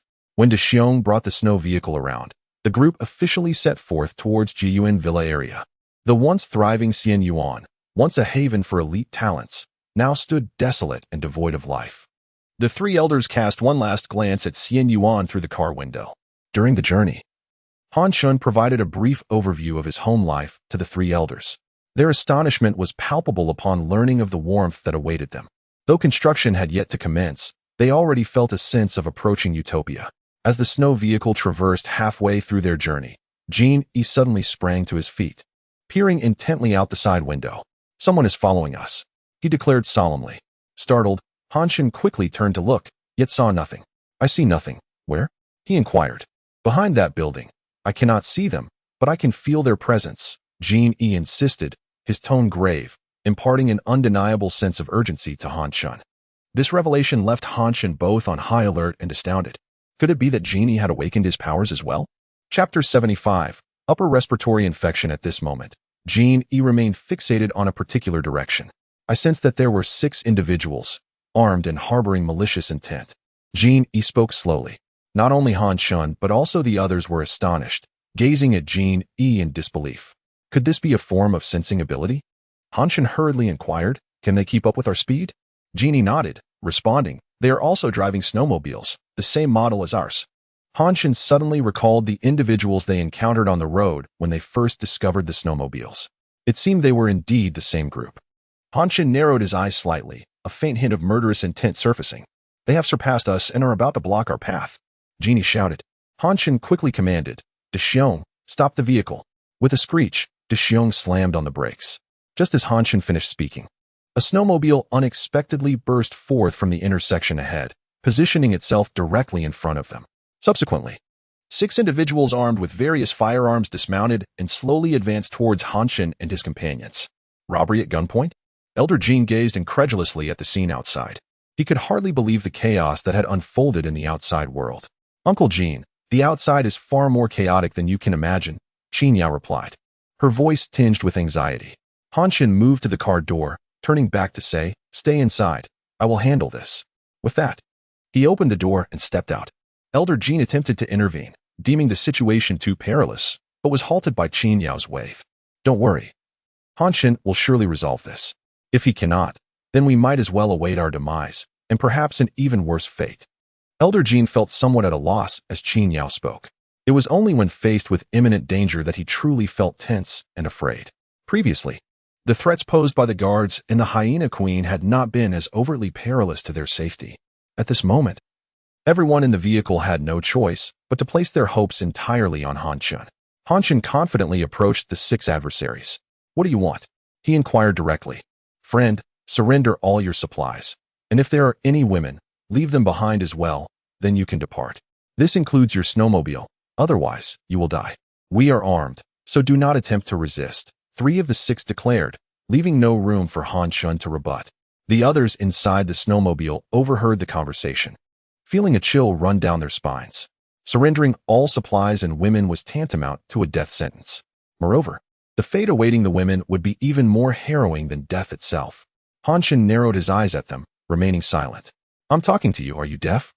One of them cursed, stepping forward with his weapon raised. Bang, bang, bang.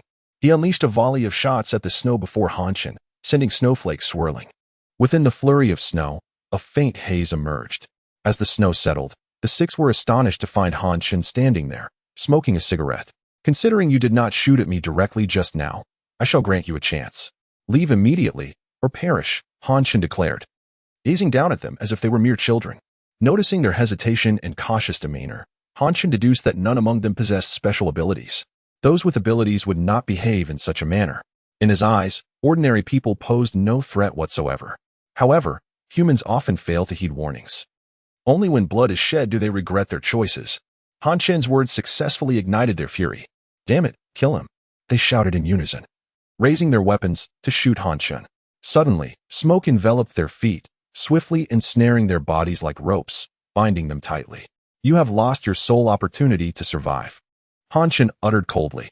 Abruptly, all the smoky ropes tightened. A single agonized cry echoed through the air as the 6 bodies contorted grotesquely. The extent of their distortion left no possibility for survival. Han Chen exhaled the last puff of smoke, flicking the cigarette but aside with his fingers. This was a new application of his smoke ability, stealthily approaching through the snow and ambushing the enemy. It appeared to be quite effective. Satisfied, Han Chen turned and returned to the vehicle. "De Xiong, drive us home," Han Chen commanded. "Yes," De Xiong replied, trembling slightly. The vehicle slowly resumed its journey towards the Jiyuan villa area. Inside the car, the others fell into an uncharacteristic silence. Han Chen glanced around, puzzled. What is going on? Why is everyone so quiet? Finally, Jean trembled as he spoke. "Aunt, uncle, your demeanor while killing was terrifying, completely unlike your usual jovial self." The 3 elders nodded in agreement, appearing unusually docile. Meanwhile, Qin Yao and Yang Tiantian exchanged smiles, unfazed. They had witnessed horrors far more terrifying than this, including the 8 ice sculptures before Han Chen's home. However, the 2 women were pleased to see Han Chen establishing authority. Otherwise, how could he aspire to become a leader of a powerful faction? Han Chen chuckled. "There is no need to be afraid. We must respond to invading enemies with the utmost ruthlessness. Otherwise, we will surely meet a tragic end. Moreover, they dared to target my woman. They must die," Han Chen declared with fierce conviction. Qin Yao smiled approvingly, while Yang Tiantian gazed at him with starry eyes, exclaiming, "Uncle, you are so cool." "Uncle?" The 3 elders and Jean looked at Yang Tiantian in surprise. De Xiong, driving ahead, kept glancing back, causing the snowmobile to veer slightly off course. "De Xiong, focus on driving," Han Chen shouted towards the front. Cough. Han Chen's face flushed with embarrassment as he added, "It's just a term of endearment from Tiantian.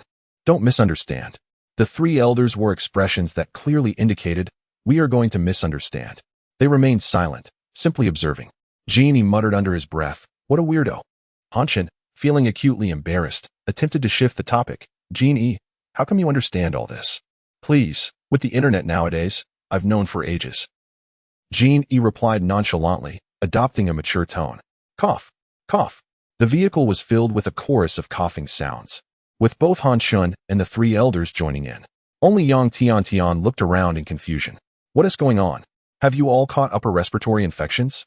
Why are you coughing continuously?"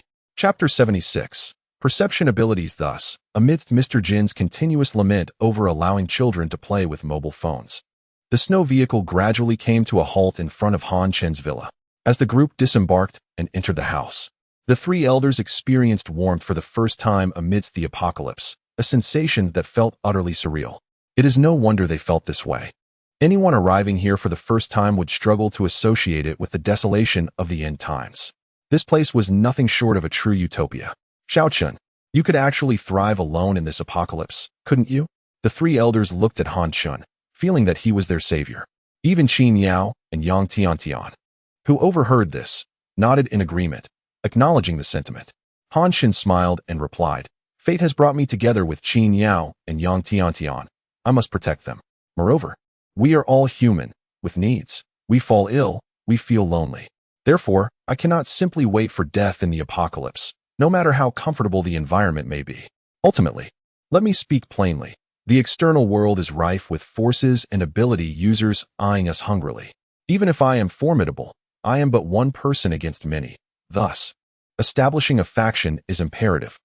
Chen eloquently expressed his thoughts, conveying his stance that their gathering was a relationship of mutual aid, essential for survival in the apocalypse. The three elders did not feel discomfort from his unvarnished words. Rather, they wholeheartedly agreed with Chen's perspective. If he were merely a dreamer, it would be far too unrealistic. Even if a faction were established, it would merely serve as a sumptuous feast for the stronger. The three elders nodded in approval, with Dr. Nyo stating, "Please arrange for our rooms and workspaces. We must accelerate our efforts, as I sense an impending danger." Chen nodded in agreement, saying, "You three will stay on the third floor. I have already prepared necessities for you. If you require anything else, just let me know." He then turned to Big Bear, adding, "Big Bear, you need not go to Villa 003. You will also reside on the third floor for now. The first floor will serve as your workspace. Should you need any tools, inform me, and I will replicate your items from Xianyuan and place them on the first floor." Everyone nodded, expressing their support for Chen's arrangements. Dr. Nyo did not ascend to the third floor, but went directly downstairs, proclaiming, "Bring me some snow. I need to forge everyone's ice combat armor first." Big Bear eagerly chimed in, "I'll fetch the snow." At this moment, Big Bear was immensely pleased, having finally escaped the chill of the apocalypse. Mr. Jean followed him down, saying, "I must draft a blueprint. Establishing a utopia cannot be achieved with just a single villa." Old Ghost observed their immediate dive into work and hesitated before turning to Chen, saying, "I shall begin my work as well. I have made some progress in my research on abilities." Chen regarded them incredulously. These were indeed scientists, exhibiting unparalleled execution that ordinary individuals could not match. He hurried downstairs. The first to become busy was Chen himself. He had already replicated all the research tools required by the three elders.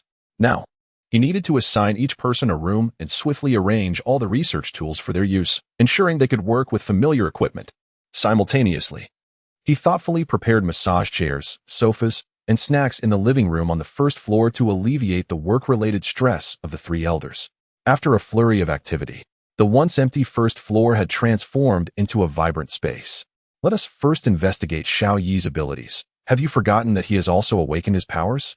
Upon Chen's suggestion, everyone immediately recalled the event. It was indeed Jin Yi who first detected the invisible enemies while in the vehicle.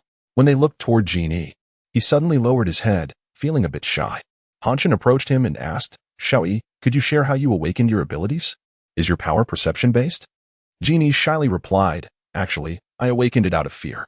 Under the astonished gazes of the others, Jin Yi slowly recounted the process of his awakening. "At that time, I learned that the guards had developed abilities, and they were robbing and killing indiscriminately, which frightened me greatly. I had no idea when they might come to our home, so I could only pray at home, hoping they would not arrive.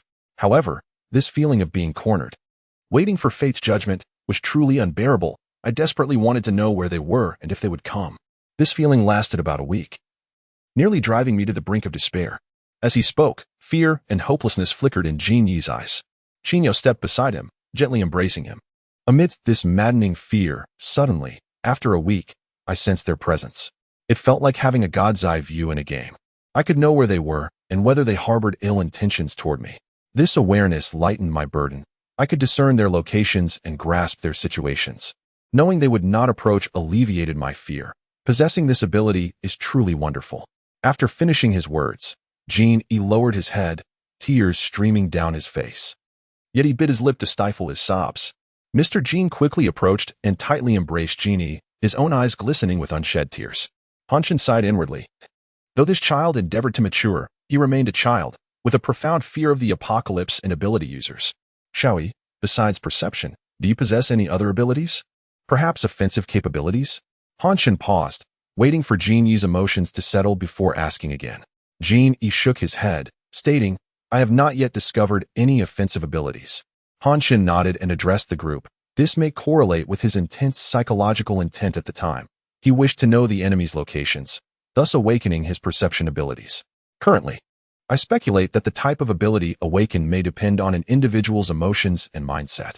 The three elders nodded thoughtfully, particularly the biologist, Old Ghost, who was most invested in this topic. Old Ghost beckoned Jin Yi, saying, Come to my room. Let us discuss this in detail. Mr. Jin watched Old Ghost with a wary expression, saying, You are not planning to dissect him, are you? To his surprise, Genie nodded and followed Old Ghost, adding, Grandpa, could you refrain from such childish notions? Han Chen and the others chuckled, witnessing Jin Yi's sudden return to a demeanor that belied his age. Genie, Han Chen called out loudly. Genie turned back, puzzled. Do not fear any longer. We will all protect you, and you too can protect everyone. Jin Yi's eyes trembled slightly, and he nodded vigorously. Chapter 77. The widow Li Chun Jiao. Han Chen reclined in a chair by the window, gazing at the scenery outside. His emotions were a blend of ease and weight.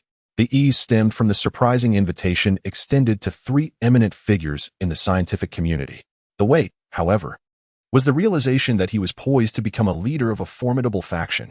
In a world where existence is fraught with contention, survival alone does not guarantee peace. Where there are individuals, there will always be disputes. A world inhabited by those with extraordinary abilities is unlikely to be tranquil. What challenges lay ahead? Han Chen was uncertain if he could boldly confront all unforeseen circumstances.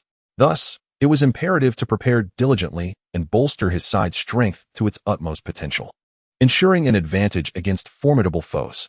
His thoughts wandered far and wide, not only contemplating the unknown abilities of others, but also fixating on the ominous blue faction mentioned by the infinite replication system.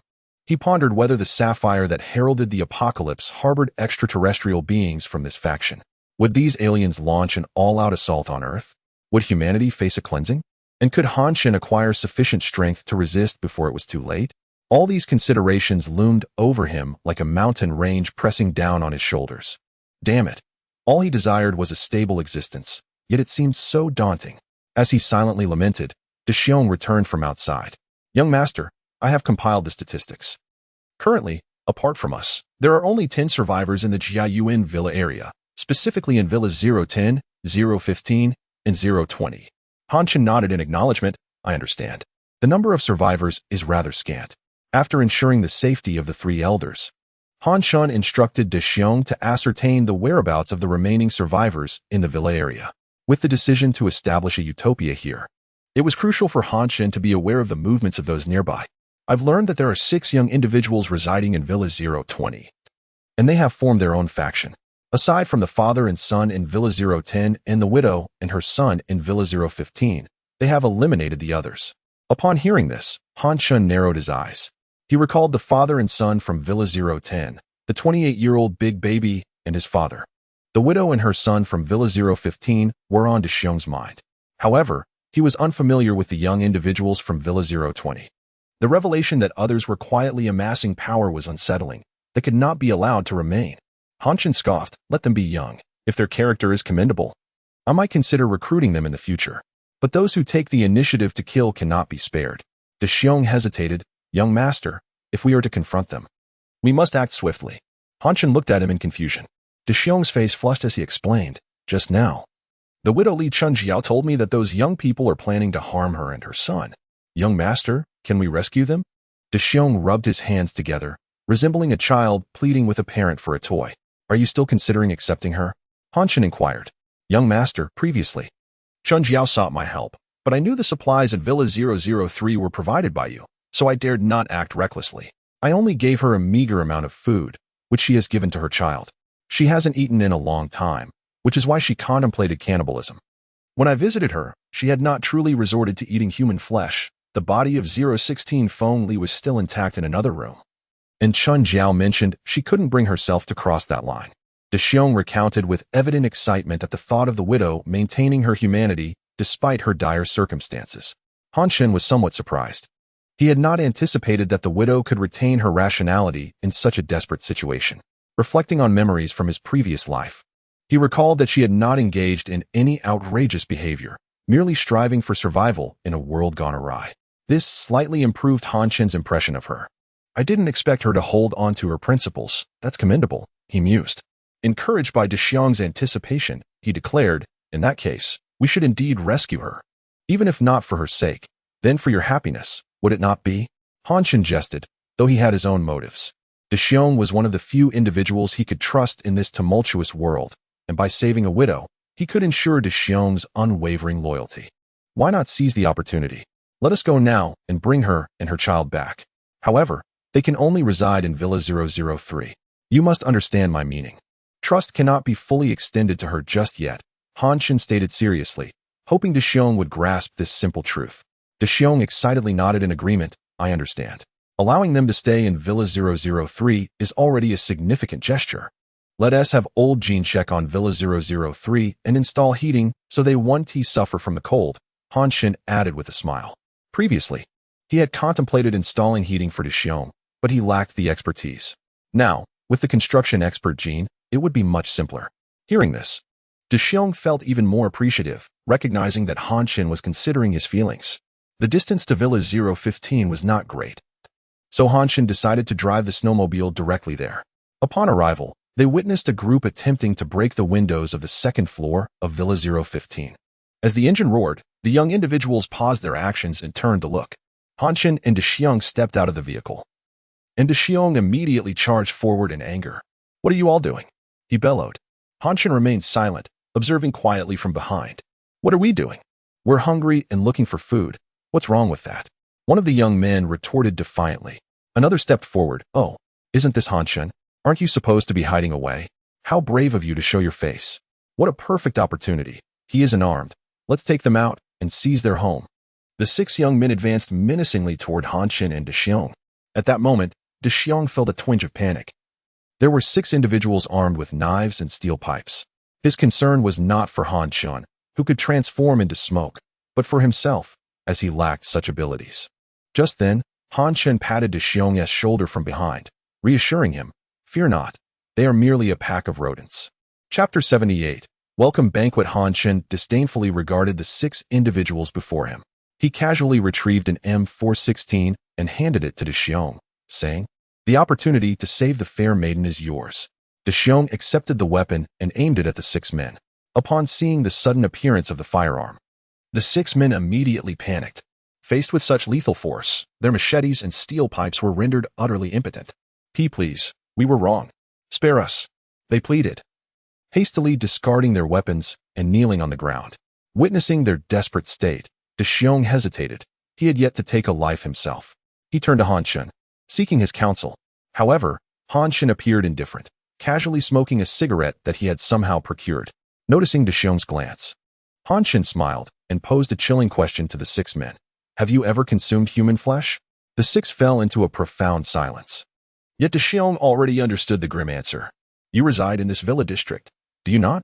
What of your parents and kin? Chen inquired further. They perished from starvation and exposure, the 6 responded hastily. Then why have you not succumbed to the same fate?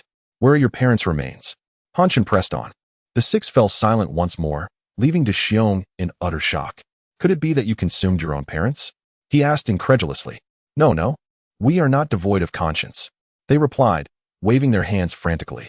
We shared and exchanged sustenance. We did not eat our own. Chen shook his head. Is that what you call having a conscience? Understanding Chen's implication, Xiong realized there was no need for mercy towards such depraved beings.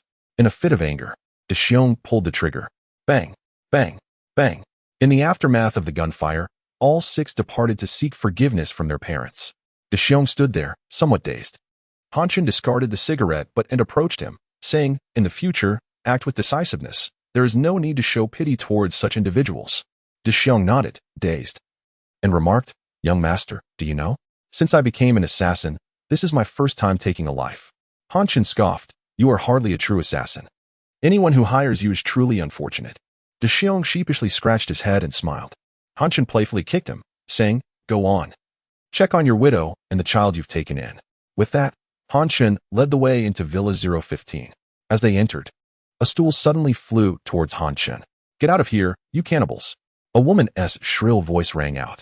Han Chen remained still, while De Xiong hastened forward to block the stool with his arm. "Jiao Jiao, it's me," De Xiong shouted. The frantic Li Chun Jiao halted, stunned by the familiar voice. Upon recognizing De Xiong, she collapsed to the ground, sobbing uncontrollably. I thought you wouldn't come to rescue me."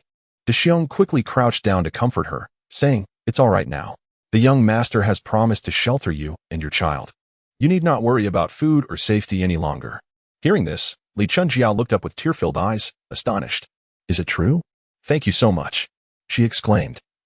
Glancing at Han Chen replied, "If you wish to express gratitude, direct it towards De Xiong. He risked everything to come and rescue you both."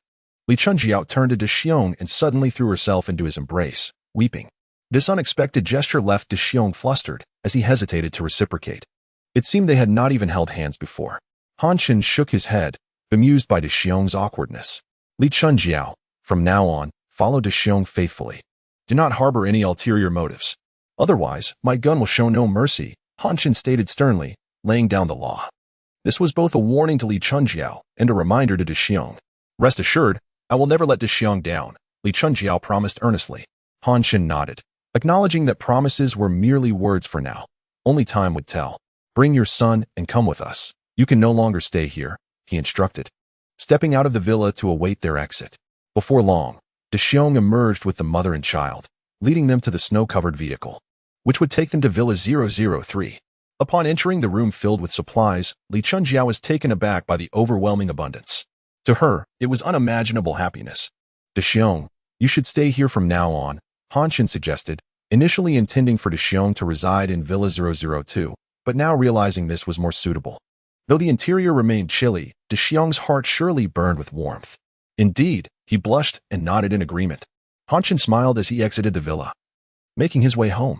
Upon returning, he found Qin Yo and Yang Tian had prepared a meal, thus commencing the welcome banquet for the three elders. The three elders, who had previously emphasized health during the pre-apocalyptic era, now feasted ravenously on meat. Spirits flowed freely, with each pouring another round of liquor.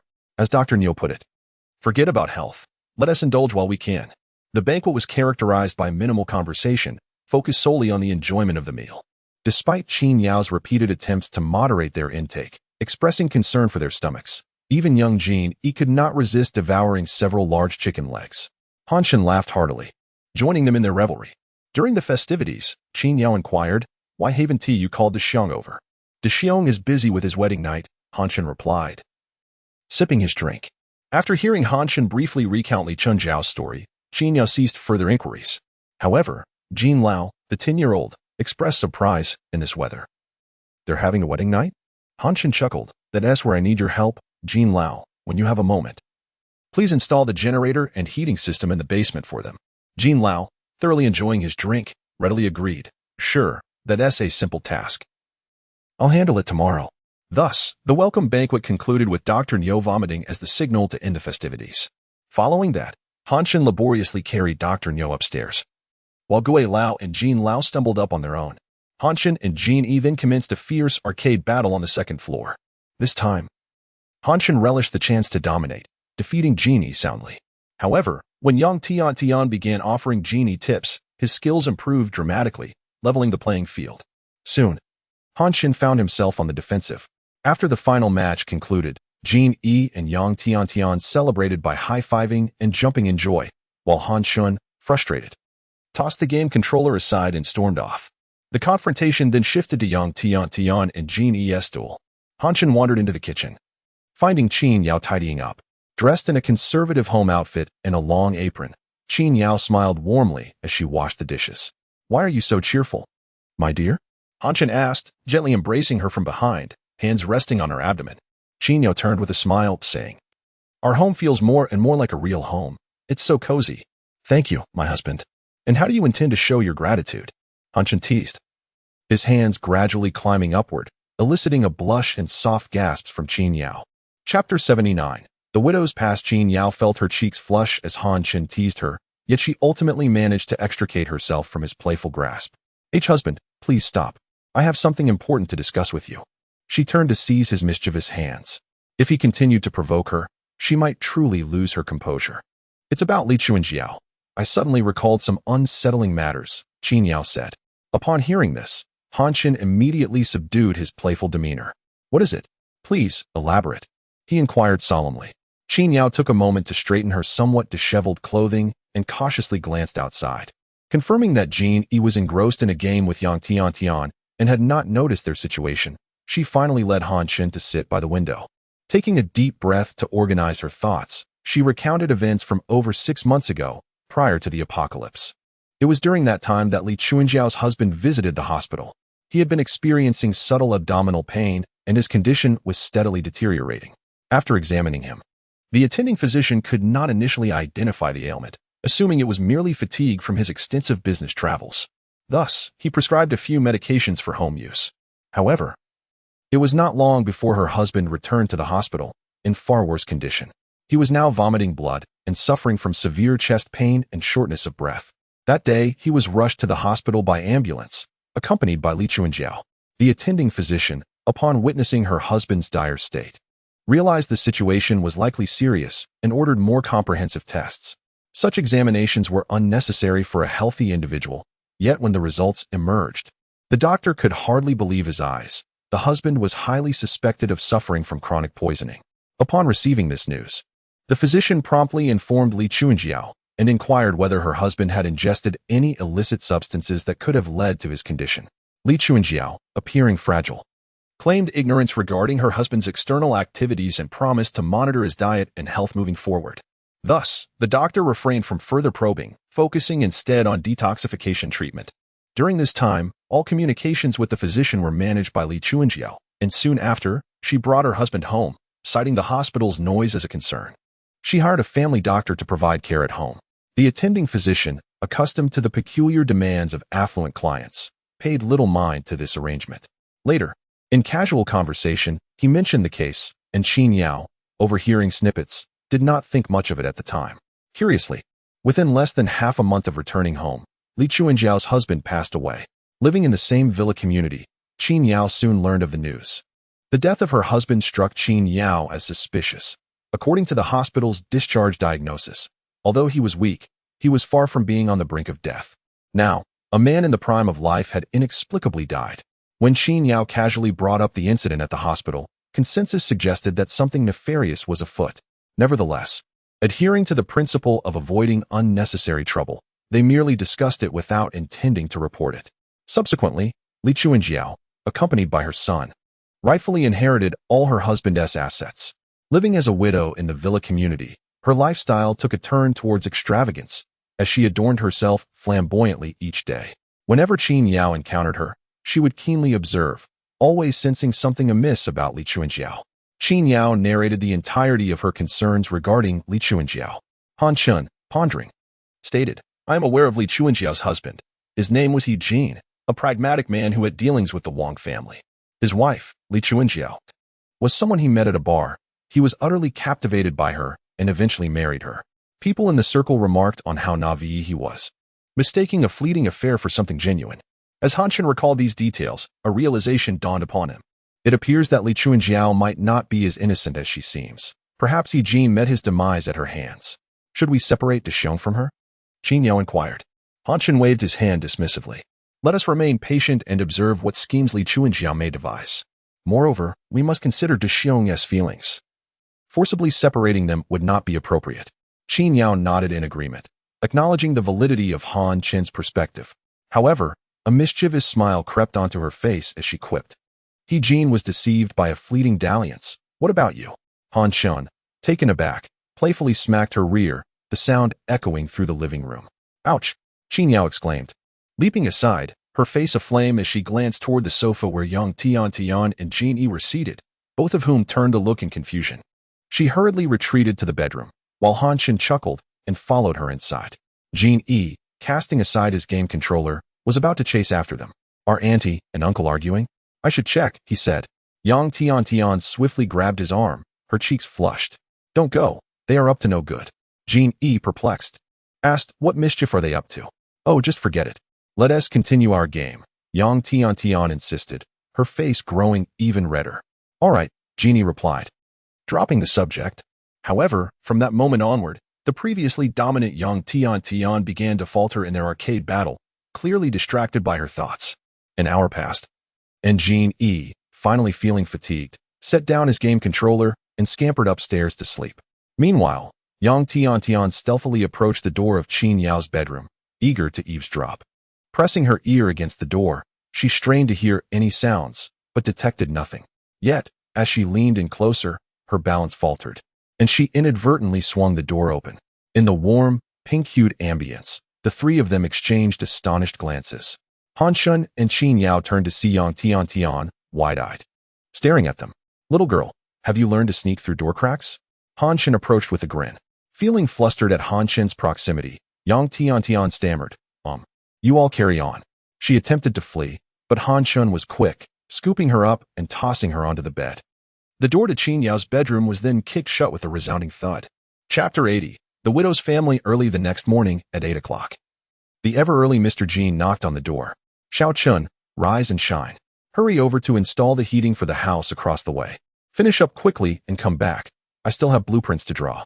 After several knocks, the door creaked open. A small head peeked out. It was Yang Tian. Startled awake by the sight of Mr. Jean, she gasped, and promptly shut the door again. Mr. Jean glanced around, confirming without a doubt that this was Qin Yao's room. Just then, Han Shun emerged, clad in shorts. Mr. Jean, taken aback, pointed at Han Shun, momentarily speechless. Han Shun cleared his throat and said, Mr. Jean, it's quite early. It's only 8 o'clock. Old age means less sleep, Mr. Jean instinctively replied. Then abruptly realized he had digressed.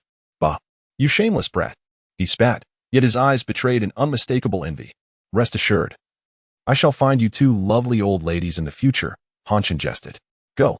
Are you trying to ruin my reputation? Mr. Jean rolled his eyes. The older generation tends to hold traditional views. Even scientists are no exception. Come on, let's head over to 003 and sort out their heating, Mr. Jean urged Han Shun to get dressed. Don't rush, let me handle it.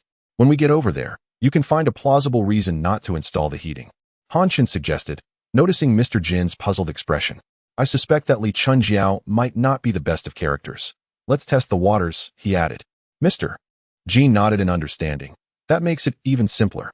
Let's go now. The two swiftly exited and walked a few steps to arrive at the door of Villa 003. Han Shun had called De Xiong before leaving, so De Xiong was already waiting with the door open. Mr. Jean entered the room, pretending to inspect the surroundings, while Han Shun chatted casually with De Xiong by the entrance, as the temperature inside and outside was quite similar. How was last night? Han Shun asked with a smile. De Xiong, slightly embarrassed, replied, It was fine, quite fine, just too cold. Oh, it seems progress is rapid, Han Shun said, patting De Xiong on the shoulder. At that moment, Mr. Jean exited the house, followed closely by Li Chunjiao. We can't install the heating for now. This house is constructed of steel, making it difficult to cut, Mr. Jean stated. Upon hearing this, Li Chunjiao's disappointment was palpable. Han Shun lamented, I see, this house is indeed classified as a safe house. It's challenging to modify it further. It seems you'll have to endure for a while longer. De Xiong, witnessing this, expressed his gratitude to Han Shun and Mr. Jean. It's no trouble at all. Thank you for coming, Mr. Jean, and thank you, young master, for thinking of us. We can endure. Han Shun nodded, saying, in that case, you all continue to rest. We shall take our leave. With that, he waved goodbye and walked back towards Villa 002 with Mr. Jean. Behind them, Li Chunjiao's gaze drifted past them, fixed on Villa 002, where she knew it was warm. Jiao Jiao, let's go back inside, De Xiong urged. Li Chunjiao glanced at him and replied, De Xiong, could you speak to Han Shun and ask if we could move into 002? De Xiong looked at her in confusion. I told you last night, that is the young master's home. Moreover, even Villa 003 was granted to us through the young master's generosity. After saying this, De Xiong returned inside. Li Chunjiao cast a disdainful glance at De Xiong's retreating figure and picked up her phone to make a call. Hello, when are you coming over? All right, hurry up. After hanging up, she looked back at Villa 002, stomped her foot in frustration, and returned inside. Upon returning home, Mr. Jean immediately went to the workshop on the first floor to commence his work for the day. He envisioned drafting a perfect blueprint for a utopian construction, even though it was not needed at the moment, as they had yet to determine a specific location for the project. Given their current limited capabilities, it was unnecessary to attempt constructing such a large edifice. Nevertheless, Mr. Jean was eager to put the initial work on paper. After all, he mused, one never knows how long one may have left to live. It was prudent to complete the preliminary tasks. This sentiment provoked Qin Yao to scold him for his morbid thoughts. Han Chen chuckled and began his physical training for the day, with the little fellow genie following suit. As noon approached, 3 individuals emerged from the artificial lake between the villa area and the community, making their way towards Villa 003. When the door opened, they walked in without hesitation, much to De Xiong's astonishment. De Xiong, let me introduce you. These are my parents and my younger brother. They will be living with us from now on. Oh dear, so this is the son-in-law.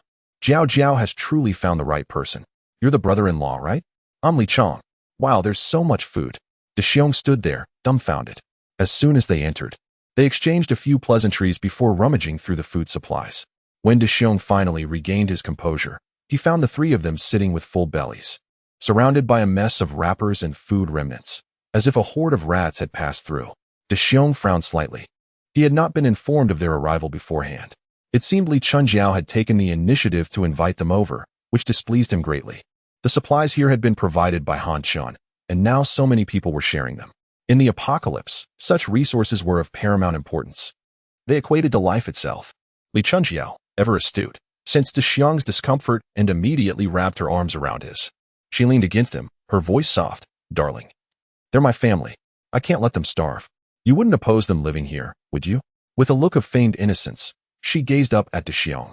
De Xiong, inexperienced with women, found himself unable to resist Li Chunjiao's allure.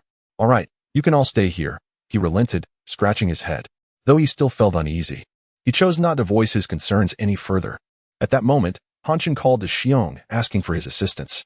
De Xiong, having no time to deal with the situation, hurriedly left. After he departed, Li Chunjiao stood at the door with a smile, waving goodbye. Once De Xiong entered Villa 002, her expression turned impassive. Did you bring what I asked for? Li Chunjiao inquired, glancing towards Villa 002. Her younger brother, Li Chong, sauntered over, handing her a paper bag. Opening it revealed a small quantity of white powder. Is this all the arsenic we have? Li Chunjiao asked. Everything was consumed by that wretched He Jin. This is all that's left, her mother chimed in. This will suffice. 1 dose is more than enough for anyone, her father added, eyeing Villa 002. Meanwhile, inside Villa 002, De Xiong recounted the background of the 3 newcomers to Han Chen. With a furrowed brow, Han Chen inquired, what do you think about this? It feels off. She seems like a different person. De Xiong expressed his unease. Han Chen did not press further, stating, for now, let's help Dr. Niu collect the snow, and we'll assess the situation as it unfolds.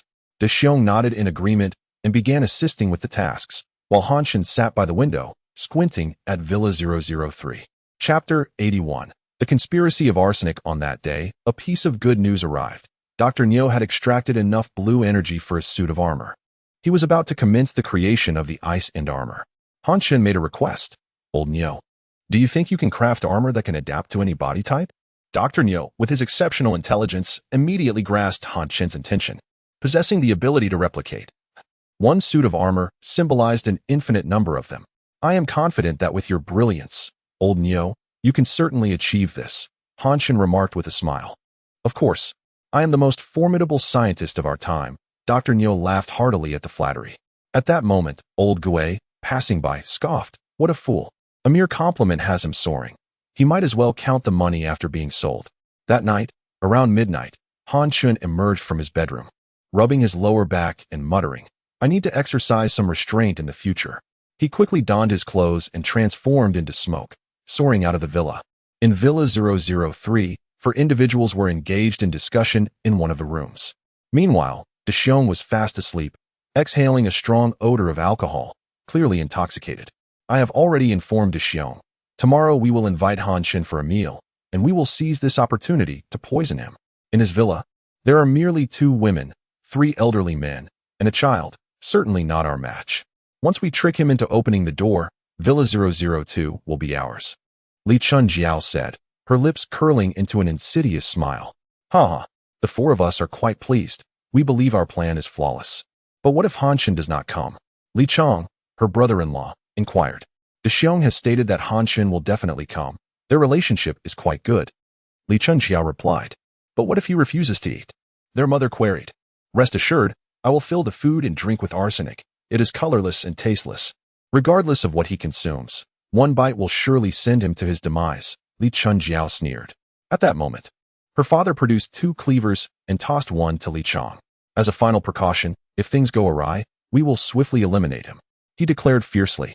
Li Chunqiao nodded and smiled. This guarantees our success. Let us toast to the happiness that awaits us. With that, Li Chunqiao and her family raised their glasses of red wine, laughing heartily before downing their drinks. Oblivious to the gathering smoke hovering on the ceiling, Han Chen stood before the entrance of Villa 003, a cold smile gracing his lips as he turned to leave. It seems tomorrow will present quite the spectacle. Poor Dexiong, will this behemoth shed tears? Han Chen approached the 8 ice sculptures at the window, extinguishing his cigarette but against one of their faces. Tomorrow. There shall be 4 more ice sculptures here. He tightened his clothing and returned to the villa. Damn, it's freezing. Once back indoors, Han Chen quickly burrowed under the covers. Ah, don't touch me, darling. Your hands are too cold. Startled cries echoed from the room. The 3 elders and Genie, who had just come upstairs, paused at the sound, shaking their heads as they continued to the 3rd floor. What a disgrace, Jean Lao remarked. Old Gui, never come to the 2nd floor at this hour, he advised. Dr. Nyo, this rascal doesn't fear kidney deficiency, Old Gui added. With that, the 3 elders and Jean ascended to the 3rd floor to sleep. The following day, Han Chen and the 2 women slept until 10 in the morning. Dexiong was already assisting the 3 elders with laborious tasks. Upon seeing Han Chen approach, Dexiong eagerly came closer. Young master, Jiao Jiao has invited you to Villa 003 for lunch. Since the power will be on, let us enjoy a hot pot. Dexiong appeared elated, convinced he had found a wonderful wife. Han Chen smiled and replied, Oh, she is indeed thoughtful. I cannot refuse. Dexiong nodded vigorously, chuckling yes. Jiao Jiao said to thank you for saving her and her child. By the way, young master, please do not mind Jiao Jiao bringing her parents and brother over. I know she acted somewhat inappropriately. If you find it bothersome, I will immediately send them away, including Li Chunqiao and her child. Dexiong spoke cautiously, continually gauging Han Chen's expression. Han Chen maintained his cheerful demeanor. It's all right. I don't mind. Upon hearing this, Dexiong exhaled in relief, apologizing to Han Chen before returning to work. He did not wish to lose his hard-won wife or anger young master Han Chen. If a choice had to be made, Dexiong would steadfastly stand by Han Chen's side. Observing Dexiong's industrious back, Han Chen nodded in satisfaction. Though somewhat foolish, Dexiong could discern right from wrong. Han Chen softly murmured to himself, I don't mind. It's just a matter of death. What do I care? Before long, noon arrived, and Han Chen followed Dexiong to Villa 003. Li Chunqiao was already waiting at the door with her family to greet him. Young Master Han, you have finally arrived. We've been waiting for you. The food and drinks are ready. Please come in. Li Chunqiao welcomed him with a beaming smile and polite words. It must be said that after a hearty meal, Li Chunqiao appeared revitalized and indeed quite beautiful. Otherwise, Jean and his boss would not have been so infatuated as to be unaware they had married a femme fatale. I truly appreciate your efforts in preparing this. Han Chen responded with a cheerful demeanor, referring to Li Chunqiao as sister-in-law since Dexiong was a few years older than him. However, he intentionally emphasized the words effort while casting a playful glance at Li Chunqiao's family. This is my family. They were nearly starving, so I had no choice but to invite them. I hope young Master Han will not be upset, Li Chunqiao said sweetly, leaning in to gently embrace Han Chen's arm. Oh, it's nothing major. Dexiong is my good friend, and you are all my friends as well, Han Chen replied, discreetly freeing his arm while smiling. His implication was unmistakable. It was because of Dexiong that they resided here. Otherwise, they were nothing. Feigning ignorance, Li Chunqiao cheerfully suggested, let us go inside quickly. The power will be off soon, and the induction cooker for the hot pot won't work. Haha, let us head in. I want to see what dishes we have today, Han Chen laughed, leading the way inside. As everyone followed into the living room, only Han Chen and Dexiong took their seats at the dining table, while the others stood nearby, showing no intention of sitting down. Han Chen expressed surprise. You all sit down. Why are you standing? Li Chunqiao replied with a smile. Today, we are here primarily to treat you to a meal. Dexiong will accompany you. and we will serve you." With a knowing smile, Han Chen understood their intentions. These schemers aimed to poison both him and Xiong together. Chapter 82. The conspiracy unravels. The Great Bear awakens. "Hello. Everyone is family here. There's no need for such formality. Please, take a seat," Han Chen said with a warm smile. "Really, it's not necessary. You should eat," Li Chunjiao's family insisted, deflecting the offer. Han Chen shook his head, still smiling, and glanced around, noticing an amusing situation. "Look, while you all refrain from eating, the child has already started," he pointed out, chuckling as he gestured behind Li Chunjiao. Upon hearing Han Chen's words, Li Chunjiao swiftly turned to her 3-year-old son, who was happily gnawing on a chicken leg. She then glanced at the pre-cooked roast chicken beside the hot pot, and indeed, one of its legs was missing.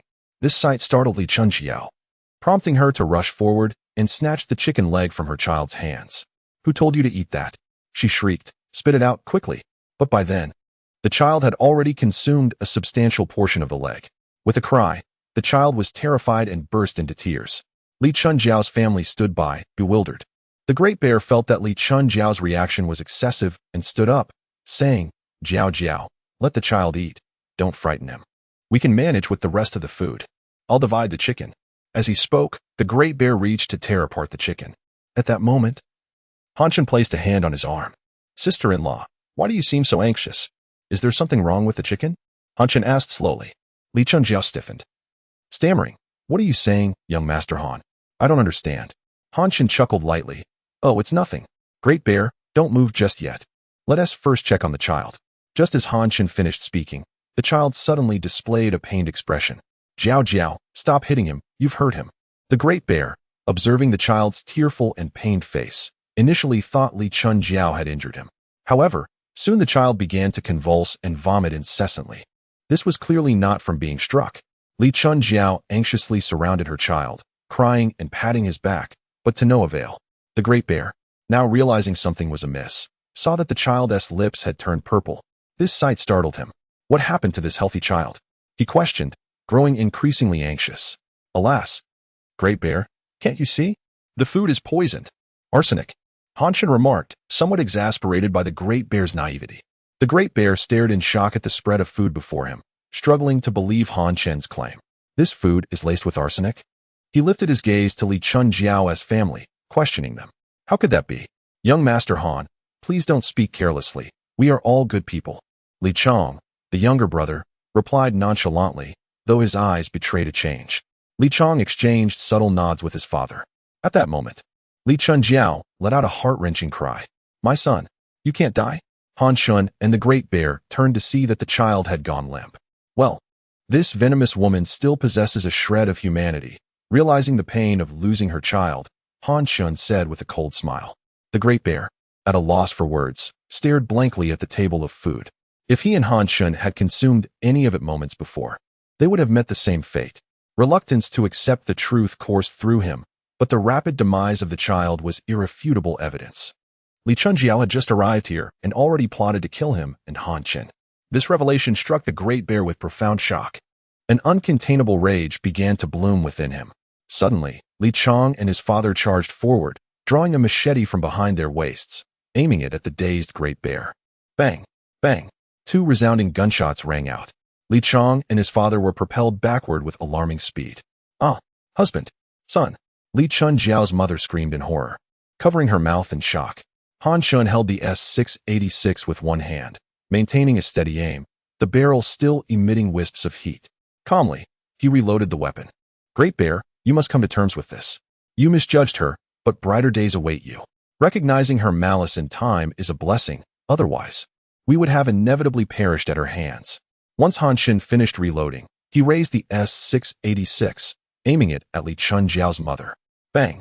The elderly woman was sent flying. Han Chen reloaded another round and offered the gun to the Great Bear. "You take care of this. Bring an end to this fleeting misfortune."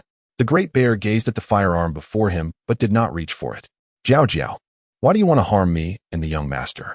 he asked, his voice trembling. Yet, Li Chunjiao sat silently on the ground, cradling her lifeless son. "I'm asking you, why do you want to harm me and the young master?" The Great Bear shouted, his face flushed with rage.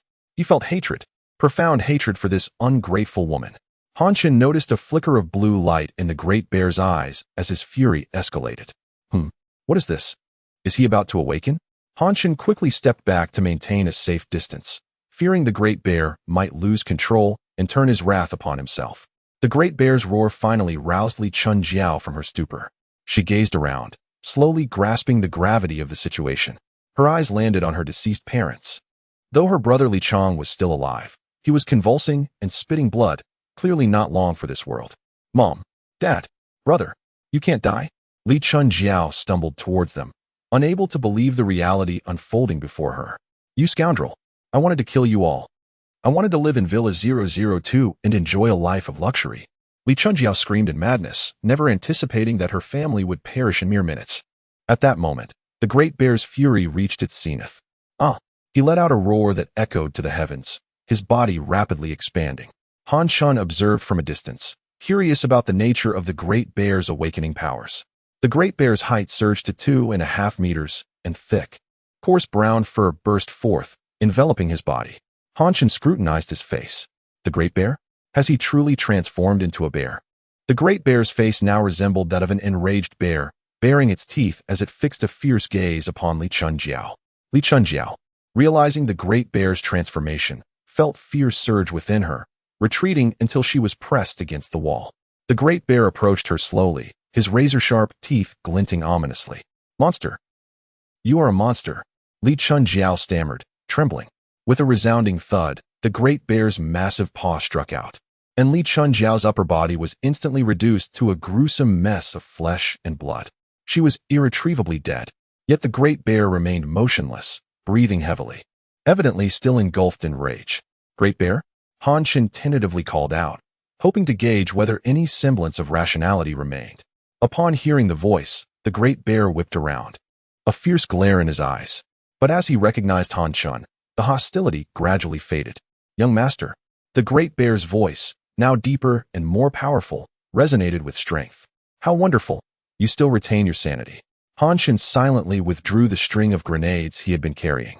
Chapter 83. The thrill of arson. The hulking figure of Big Bear sat on the ground, his expression despondent, head bowed in silence. Gradually, the effects of his transformation faded, returning him to his usual self. Han Chen empathized with Big Bear's current state of mind. The earnest and simple-hearted man had devoted himself entirely to the widow Li Chunjiao, only to be met with treachery in the form of poison. Had Han Chen not intervened, Big Bear would have succumbed to the lethal toxin, potentially endangering the young master as well, whom he had personally invited. Big Bear was engulfed in a tumult of sorrow and regret. He could not fathom how his genuine affection had resulted in such betrayal. Han Chen approached, draping a brand-new down jacket over Big Bear's shoulders, for his previous attire had been shredded by vicious steel barbs. Gently patting him on the shoulder, Han Chen remarked, "Take heart, she is not worth your sorrow. If you must grieve, let it be for the good-hearted women who truly deserve it. As for her, a mere spit is sufficient." Big Bear pondered this, lifting his gaze toward Han Chen, a semblance of relief washing over his features. Han Chen, with a reassuring smile, continued, "In time, you shall encounter far better, kinder souls. Now, wear this jacket." Big Bear nodded, albeit with a hint of confusion. Yet one truth resonated within him. This woman did not merit his grief. Observing the improvement in Big Bear's spirits, Han Shan refrained from further counsel and turned to collect the phones of the deceased. "Young master, what purpose do you have for their phones?" Big Bear inquired, perplexed. Han Shan waved the devices in his hand, stating, "Intelligence. Let us ascertain if they have leaked our information." Enlightenment dawned upon Big Bear. Indeed, should their comfortable existence be exposed, numerous predators would be drawn to their scent. The threat of a formidable force or an ability wielder would pose significant danger. Han Chen's foresight was commendable. As Han Chen swiftly gathered the 4 phones, he felt a wave of revulsion when handling Li Chunjiao's device, especially with her dismembered form standing nearby. To avoid tainting himself with gore, he transformed his hands into mist. After concluding this task, Han Chen turned and extended his hand, summoning 10 barrels of gasoline onto the ground. "Big Bear, incinerate this place entirely, then accompany me to 002, he instructed. Big Bear, astonished by the sheer volume of supplies, questioned, "Young master, are we truly abandoning all this?" Han Chen responded nonchalantly, "What need have I for these? I can conjure anything I desire." To Han Chen, resources were abundant. Anything he had touched was catalogued within his replication list. Leaving such items behind would merely serve as bait for wolves lurking in the shadows. With the widow Li Chunjiao's family being a prime example. You ignite the flames. I shall await you outside, Han Chen declared, stepping out of 003. Big Bear, silently acquiescing, seized 2 barrels of gasoline and ascended to the 3rd floor. Han Chen positioned himself outside the 2nd floor entrance, unlocking one of the phones to peruse its chat logs. As he scrolled through, he found no evidence of information leaks, which gradually eased his mind. Though he had not been overly concerned, he recognized that this family likely sought to monopolize his resources, thus refraining from sharing their knowledge with outsiders. Continuing his examination of the chat logs, Han Chen stumbled upon a group from their previous neighborhood. Help! Someone is being robbed. There are monsters. They are pillaging and burning. The messages, all sent that day, were filled with cries for help and discussions of abductions. One message, mentioning monsters, piqued Han Chen's curiosity. Surely, these monsters referred to ability wielders. They? Engaging in abductions? Han Chen murmured, a frown creasing his brow. It appeared that these ability wielders were not solitary. They constituted a faction. But what was their purpose in capturing individuals? Were they stockpiling resources? The scant information in the group made it difficult for Han Chen to glean much intelligence. However, the situation did not bode well. The presence of a group capable of wreaking havoc in the neighboring community indicated that their base was likely nearby, posing a direct threat to Han Chen's home. If indeed there were ability wielders among them, the situation would become even more dire. Han Chen reflected on the variety and potency of abilities within his own ranks. Who could say if there existed an extraordinarily powerful ability that could obliterate their defenses in a single blow? Yet, he reasoned, such a scenario seemed improbable, as the current apocalypse and its ability wielders were likely orchestrated by the Blue faction, who would not likely produce such grotesquely powerful individuals. After thoroughly reviewing the chat logs of the remaining 3 phones, Han Chen felt it imperative to meticulously verify that none of his information had been divulged. Should that faction discover his presence, it could lead to complications. While he harbored no fear of confrontation, his family remained a priority. Each member at home had their value, particularly Qin Yao and Yang Tiantian, whom he cherished deeply. The thought of their demise would incite real fury within him. At that moment, Big Bear emerged, pouring gasoline from a barrel. Upon seeing him, Han Chen tucked away one of the more intact phones and discarded the others inside the house. Young master, has our information been compromised? Big Bear asked earnestly while continuing to pour gasoline. No, but there are new developments we must discuss back home, Han Chen replied. Oh, Big Bear responded, drawing a line of gasoline 10 meters from the door. The two stood together, each igniting a cigarette. Now, bid farewell to this troublesome chapter, Han Chen offered, extending a lighter. With a hearty chuckle, Big Bear accepted the lighter and crouched to ignite the gasoline. In an instant, the gasoline ignited, creating a fiery line that surged into the 003 villa. Almost immediately, flames and smoke erupted from the few windows of their safe house, a sight to behold. What a spectacle, Han Chen exclaimed. The thrill of setting a house ablaze is truly exhilarating. Young master, your thoughts are perilous, Big Bear candidly remarked, and rather twisted. Would you dare to sleep on the rooftop under the stars? Han Chen retorted with an eye roll. Big Bear chuckled innocently. Han Chen felt a surge of happiness. The ability to joke indicated that Big Bear had begun to mend his emotional wounds. Reflecting on the brevity of his bond with Li Chunjiao, coupled with her egregious actions, it was evident that Big Bear's feelings for her would quickly dissipate. Let us return home, Han Chen declared, flicking his cigarette butt, which arced gracefully into the 003 villa. Big Bear imitated him, launching his own cigarette but with even greater force, demonstrating his superior strength. Chapter 84. Preparations for confrontation. Upon returning to Villa 002, Han Chen and De Xiong discovered that Qin Yao and the others were peering out from the second-floor window, gazing at Villa 003. A thick plume of smoke billowed upwards, fiercely ascending into the sky. Darling, how did you manage to set 003 ablaze? Qin Yao rushed over to inquire upon seeing Han Chen's return. Han Chen briefly recounted the events involving the widow's family, which left Qin Yao and Yang Tiantian feeling a wave of dread. Had Han Chen and De Xiong truly succumbed to poisoning by arsenic, even with Qin Yao and Gue Lao present, their lives would have been irretrievably lost. What a treacherous pack of ingrates, Dr. Niu scolded angrily from the side. Though Jin Lao and Gue Lao remained silent, their faces mirrored his indignation. Han Chen chuckled lightly. Old Nyo, this world is devoid of heroes. You must grow accustomed to it. The three elders struck Han Chen as naive, utterly oblivious to the harsh realities of the apocalypse. Their survival until now, thanks to Han Chen's intervention, was nothing short of miraculous. In this regard, even the young Jin Yi seemed to possess a deeper understanding than they did. Daddy, Yang Tian, blushing, called out softly, still feeling shy in the presence of so many. I just saw in the chat group from our community that a group is capturing young people, and among them, there are monsters. These monsters must also be superpowered beings. She hurriedly relayed after overcoming her initial shyness. Han Chen nodded. I received the same intelligence moments ago. They likely belong to a nearby faction, and we must remain vigilant. I plan to investigate the situation in the community tonight. Having no better course of action, he understood the importance of gathering sufficient information first. You know, at this moment, Jin Yi, who had been staring at the thick smoke from Villa 003, spoke up. Could this dense smoke attract the attention of that faction? He turned to ask. A stunned silence ensued among Han Chen and the others. Damn it, I was careless, Han Chen exclaimed, realizing he had only considered the pleasure of burning the house without contemplating the consequences. From now on, Dexiong and Tian, prepare for battle. Xiaoyi, be on alert for any nearby movements and report immediately upon detection. Yao, get the medical supplies ready. We must be prepared to administer aid if anyone is injured. Han Chen swiftly assigned roles, ensuring that all superpowered individuals were prepared for action. By the way, Dexiong has awakened the bear ability, granting him the power to transform an immense strength. Han Chen mentioned casually, Master, it's actually the violent bear ability. During my awakening, I received information indicating enhanced strength and defense attributes. Dexiong clarified about his powers. Oh, is that so? Han Chen was intrigued and asked Tian and Xiaoyi to share their abilities as well. I possess the Warhammer ability, which allows me to dominate from a distance of 10 meters, enhancing my power attributes, Yang Tian explained.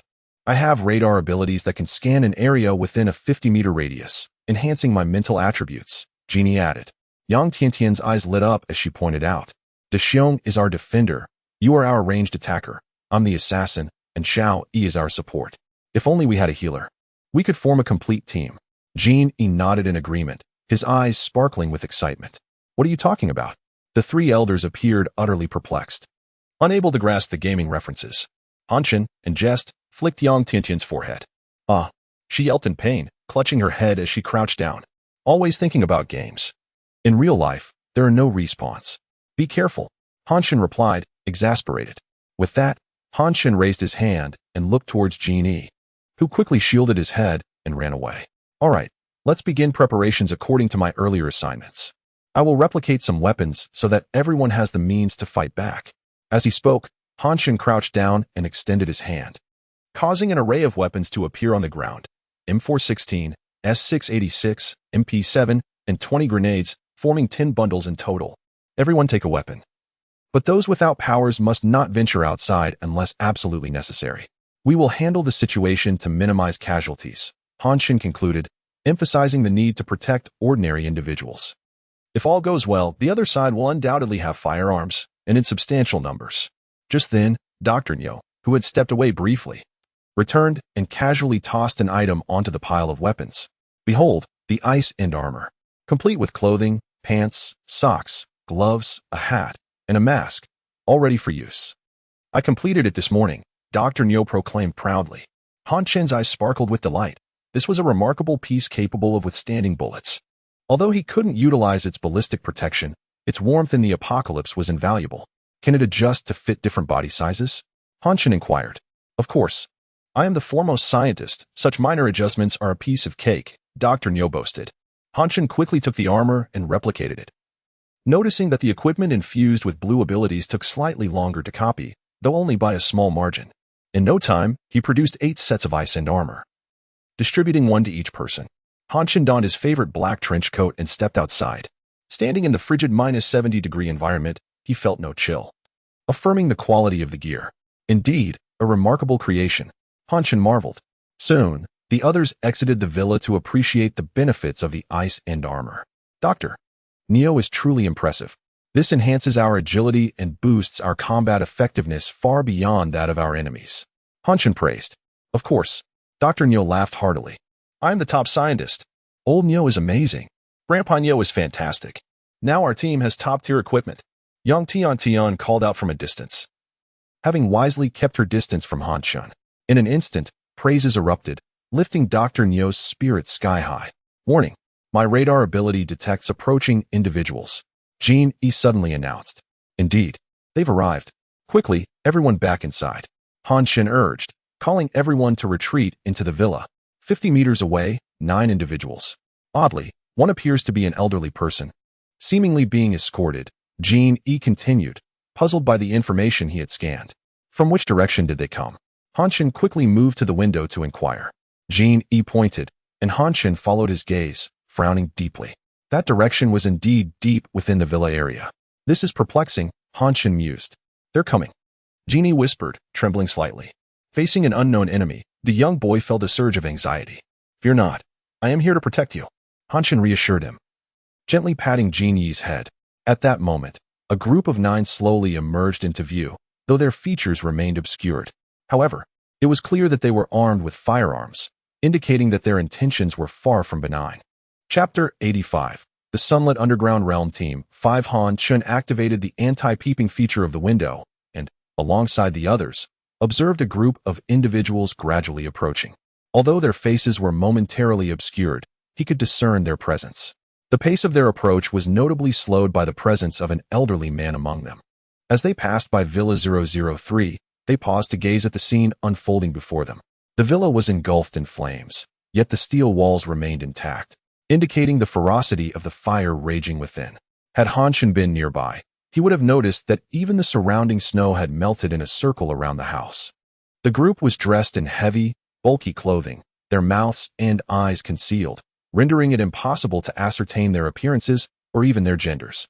It appeared they had inquired something of the elderly man, who pointed towards Han Chen's residence, seemingly directing them. Shortly thereafter, they advanced straight toward him. Upon encountering 8 ice sculptures, the group paused once more, casting curious glances at Han Chen's villa, seemingly astonished by his handiwork. At this moment, Han Chen and his companions could clearly see that these individuals were armed with submachine guns, approaching with an aggressive demeanor. Prepare for battle, Han Chen commanded in a low voice. Understood. Big Bear and Yang Tiantian replied in unison, moving to stand by the door, ready for action. As the 8 individuals, accompanied by the elderly man, reached the window, their curiosity fixed upon the large, sealed window. Typically, the second floor of a villa features balcony doors, making this entirely sealed window an evident modification. At that moment, a tall figure stepped forward and proclaimed, I am Zhou Hong, captain of Team 5 from the Sunlit Underground Realm. The owner of this house stepped forward to speak. Zhou Hong's tone was authoritative, as if issuing a command. Instantly, Han Chen and the others felt a wave of displeasure wash over them. These individuals clearly bore ill intentions. Narrowing his eyes, Han Chen coldly inquired, Did this old man bring you here? Zhou Hong glanced at the elderly man and arrogantly replied, Yes, he led us here. He claimed your living conditions are comfortable and your provisions plentiful. Now, your house and all its resources have been requisitioned by us. Open the door and comply. Han Chen, however, chose to disregard Zhou Hong and instead focused on the elderly man. You're finished, old fool. Han Chen's voice was ominous, causing the elderly man to tremble. Han Chen, I had no choice. They took my son, who is still just a child. They said if I brought them here, they would release him. The old man, tears streaming down his face, pleaded, Please, call them and have them return my son. Stop mentioning your 28-year-old son. He is no child. Han Chen retorted disdainfully. Indeed, the elderly man was the father of the 30-year-old man-child, who had mercilessly betrayed Han Chen's sanctuary for the sake of his son's safety. Han Chen now realized that this group had not been drawn by the smoke from Villa 003, but rather led here by this indulgent father. At that moment, Han Chen harbored a strong desire to eliminate the old man. So, your name is Han Chen, Zhou Hong interjected. Huh, you're angry at this old man, huh? No problem, I'll take care of him for you. With that, Zhou Hong casually drew a handgun. A gunshot rang out, and a spray of blood erupted from the old man's head. Zhou Hong, unfazed, holstered his weapon and addressed the window. Are you satisfied now? Open the door while I'm in a good mood. Han Chen furrowed his brow at the lifeless body of the old man. Though he was angered by the old man's actions, he could empathize with this overly indulgent father. Now, in death, he remained oblivious to whether his son would escape peril, leaving him unable to rest in peace. Will you release his son as promised? Han Chen queried. Zhou Hong paused, then tilted his head and replied, no. Then will you set us free? Han Chen pressed further. Zhou Hong chuckled, that depends on who you all are. At that moment, Han Chen deactivated the Windows anti-peeping feature. Han Chen, Qin Yao, Genie, and the three elders stood before the window. Zhou Hong's obscured figure visibly stiffened. Ha. Zhou Hong erupted in laughter. I never expected that in this apocalyptic world, there would still be such a beautiful woman. She belongs to me now. His subordinates chimed in, Captain. This woman should be offered to the chief first. I'll enjoy her first, then you can use her. After you're done, she'll go to the chief. No one is allowed to speak of this, understood? Zhou Hong's laughter was unrestrained. Thank you, Captain. This woman is so delicate, we can hardly wait. His followers crowded the window, leering at Qin Yao's figure. At this moment, Qin Yao trembled with rage, unable to contain her disgust at their vile behavior. She glanced at Han Chen, whose expression was equally grim. No man would tolerate such disrespect towards his wife. Yet, Han Chen refrained from issuing an attack order to Big Bear and Yang Tiantian, concealed at the door. Instead, he pressed the control panel on the side wall. Instantly, a torrent of hot water erupted, activating the sprinkler system once more. The group, who had been laughing just moments before, now scrambled in panic. Their reactions far swifter than those of the 8 ice sculptures. Although they had only been lightly doused, they quickly leapt out of the sprinkler's reach. Han Chen lamented the missed opportunity as he deactivated the system.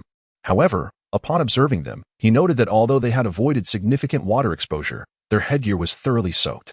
In a fit of rage, Zhou Hong yanked off his damp headgear, revealing a menacing visage marred by a scar that ran across his left eye, giving him a fearsome appearance. His subordinates followed suit, discarding their headgear, revealing similarly sinister expressions. You're courting death, kid. I will make your woman suffer before your eyes. Zhou Hong bellowed, raising his submachine gun and unleashing a hail of bullets toward the window. His subordinates joined in the assault. Yet Han Chen remained unperturbed, contemplating the futility of their attempts against the fortified glass he had installed. At that moment, Han Chen dismissed these 7 individuals as insignificant threats. For behind them stood a slender figure, shrouded in mystery, who remained motionless, stirring a sense of unease within him. Chapter 86. The Battle of Annihilation. The slender figure seemed to sense Han Chen's gaze. Their searching eyes gradually settled upon him. Initially indifferent, they now perceived the peculiarities of the house. Zhou Hong and the others had emptied their magazines, yet the glass bore only a few white specks, showing no signs of shattering. Bulletproof glass. Zhou Hong exclaimed in astonishment, voicing the collective surprise of the group. To their disbelief, they pondered how many enemies Han Chen must have had to warrant such protection. Not many, just 4, and I've dealt with them, Han Chen replied nonchalantly. Isn't it those 8? Zhou Hong pointed at the 8 ice sculptures behind him. They merely sought to provoke me, much like you. Han Chen chuckled. I advise you to leave immediately, otherwise, I shall turn you into ice sculptures as well. How audacious! Zhou Hong bellowed, raising his gun to shoot again. At that moment, the slender figure stepped forward and said, It's futile. Bullets cannot breach this barrier. Allow me to handle it. As she approached, her tone was imbued with detachment and indifference. Han Chen and his family were taken aback to discover that this person was a woman, and judging by her voice, a very young one at that. She slowly removed one glove. Her fingers splayed towards the window. Fire! With a soft command, a fiery crimson flame erupted from her palm, hurtling towards the glass. As the flame struck, Han Chen noticed threads of blue intermingled within the fire. Quickly, he activated the sprinkler system. A torrent of hot water and steam rising before the window, momentarily obstructing the flame's assault. Seizing the opportunity, Han Chen swiftly muted the speakers and shouted, Attack! Leave the ability user to me. With that, he transformed into a wisp of smoke and darted through the side door opened by Big Bear, charging directly at the fire-wielding woman. Before she could react, he brandished his M416, unleashing a barrage of bullets upon her. The projectiles rained down, forcing her to stagger back until she collapsed onto the ground. At that moment, Big Bear transformed into a massive bear and roared towards Zhou Hong and his companions, who were paralyzed with fear and fired desperately at him. Suddenly, a gigantic hammer flew overhead, crashing into the crowd with a resounding boom. My leg! I'm dying! The cries of horror erupted, resulting in 5 casualties. They stared in terror at the hammer lying in the snow. A sight they could not fathom had been thrown by a 19-year-old girl. As they stood frozen in fear, Big Bear charged forward and swung his enormous paw, obliterating one man's upper body in an instant. Ever since adopting this move, Big Bear had grown fond of it. Now, only Zhou Hong remained standing, trembling uncontrollably, even forgetting to reload his magazine. He felt his submachine gun was utterly useless. His earlier shots had merely sparked against Big Bear's form without inflicting any damage. In his eyes, the weapon was no more effective than a mere stick. "Uncle Bear, leave him to me," a girl's voice rang out. Upon hearing this, Big Bear redirected his raised paw towards the moaning figures lying on the ground, those whose limbs had been broken and were awaiting their demise. With a swift motion, he swatted them down like cockroaches, reducing them to mere pulp. At that moment, Yang Tiantian, her face ablaze with fury, approached Zhou Hong. With a sharp crack, she slapped him. "How dare you insult my sister? I'll crush you." Zhou Hong, struck, flew backward, blood gushing from his mouth and nose. Upon landing, his left cheek was grotesquely deformed, and he lay there, vomiting blood. Big Bear watched in horror, recalling his previous strength contest with Yang Tiantian, which he had lost. The powers bestowed upon her enhanced her sheer strength. She was a formidable offensive warrior. Zhou Hong had survived her slap only because she had chosen to restrain her power, unwilling to end his life so swiftly. Women's vengeance is indeed fierce. Big Bear mused inwardly. Meanwhile, Han Chen, having emptied his magazine, swiftly maneuvered through the smoke to flank the fire-wielding woman. Despite her retreat, she remained standing, albeit riddled with dozens of fiery wounds. It appeared her flames could withstand physical attacks, but they were not impervious to his smoke. Han Chen observed from above, noting the blood seeping from her mask, a clear sign of her injury. Alarmed, she scanned her surroundings, desperately seeking Han Chen's whereabouts. His unpredictable attacks had instilled a profound sense of threat within her. She summoned her fiery powers, enveloping herself in flames, transforming into a fiery specter to ward off Han Chen's potential ambush. Yet, unbeknownst to her, Han Chen was positioned directly above her, contemplating his next move. Slowly, he produced a grenade, pulled the pin, and let it fall. As the grenades descended before the fire-wielding woman, they detonated in a cacophony of explosions, engulfing her in a tempest of destruction. A piercing scream escaped her lips as she writhed amidst the chaos. When the smoke cleared, she lay on the ground, gasping for breath. Survived that? Remarkable resilience. Han Chen mused, now positioned just behind her, out of her line of sight. The fire-wielding woman, still in shock, glanced fearfully upwards, oblivious to his presence. Han Chen carefully retrieved a rocket launcher, aiming at her. With a whoosh, a rocket soared towards her. Inside the window, Qin Yao and the three elders gaped in disbelief at the unfolding spectacle. So brutal. Boom. A thunderous explosion resonated. The fire-wielding woman let out another agonizing wail as she was propelled into the air, crashing against the window with a resounding thud, leaving behind one of her legs. Thud. She plummeted to the ground, clutching her severed limb, howling in despair. Overwhelmed by excruciating pain and the terror of death, her earlier composure was shattered. Her mask, too, lay in tatters from the relentless explosions. Han Chen, Big Bear, and Yang Tiantian approached the fallen fire-wielding woman, while Zhou Hong had already met his demise at Yang Tiantian's hands. Thus, the entirety of the so-called Sunshine Underground Team 5 was obliterated by Han Chen's formidable group, resulting in a remarkable tally of 7 dead and 1 severely injured. Chapter 87 Interrogation of the Flame Woman. When everyone inside and outside the room beheld the visage of the Flame Woman, they were taken aback. Her face was marred with deep scars, rendering her appearance exceedingly terrifying and grotesque. Qin Yao activated the speaker, stating, "This is a burn." Han Chen nodded in acknowledgement, remarking, "It appears she awakened her fiery abilities after being scorched by flames." The crowd exhibited expressions of realization, understanding that such a phenomenon was indeed possible. In truth, each individual's powers are intrinsically linked to their personal experiences, as I have observed thus far. Han Chen elucidated, "Just look at her." Upon his utterance, the flame woman erupted in furious shouts, "Get away from me. Do not gaze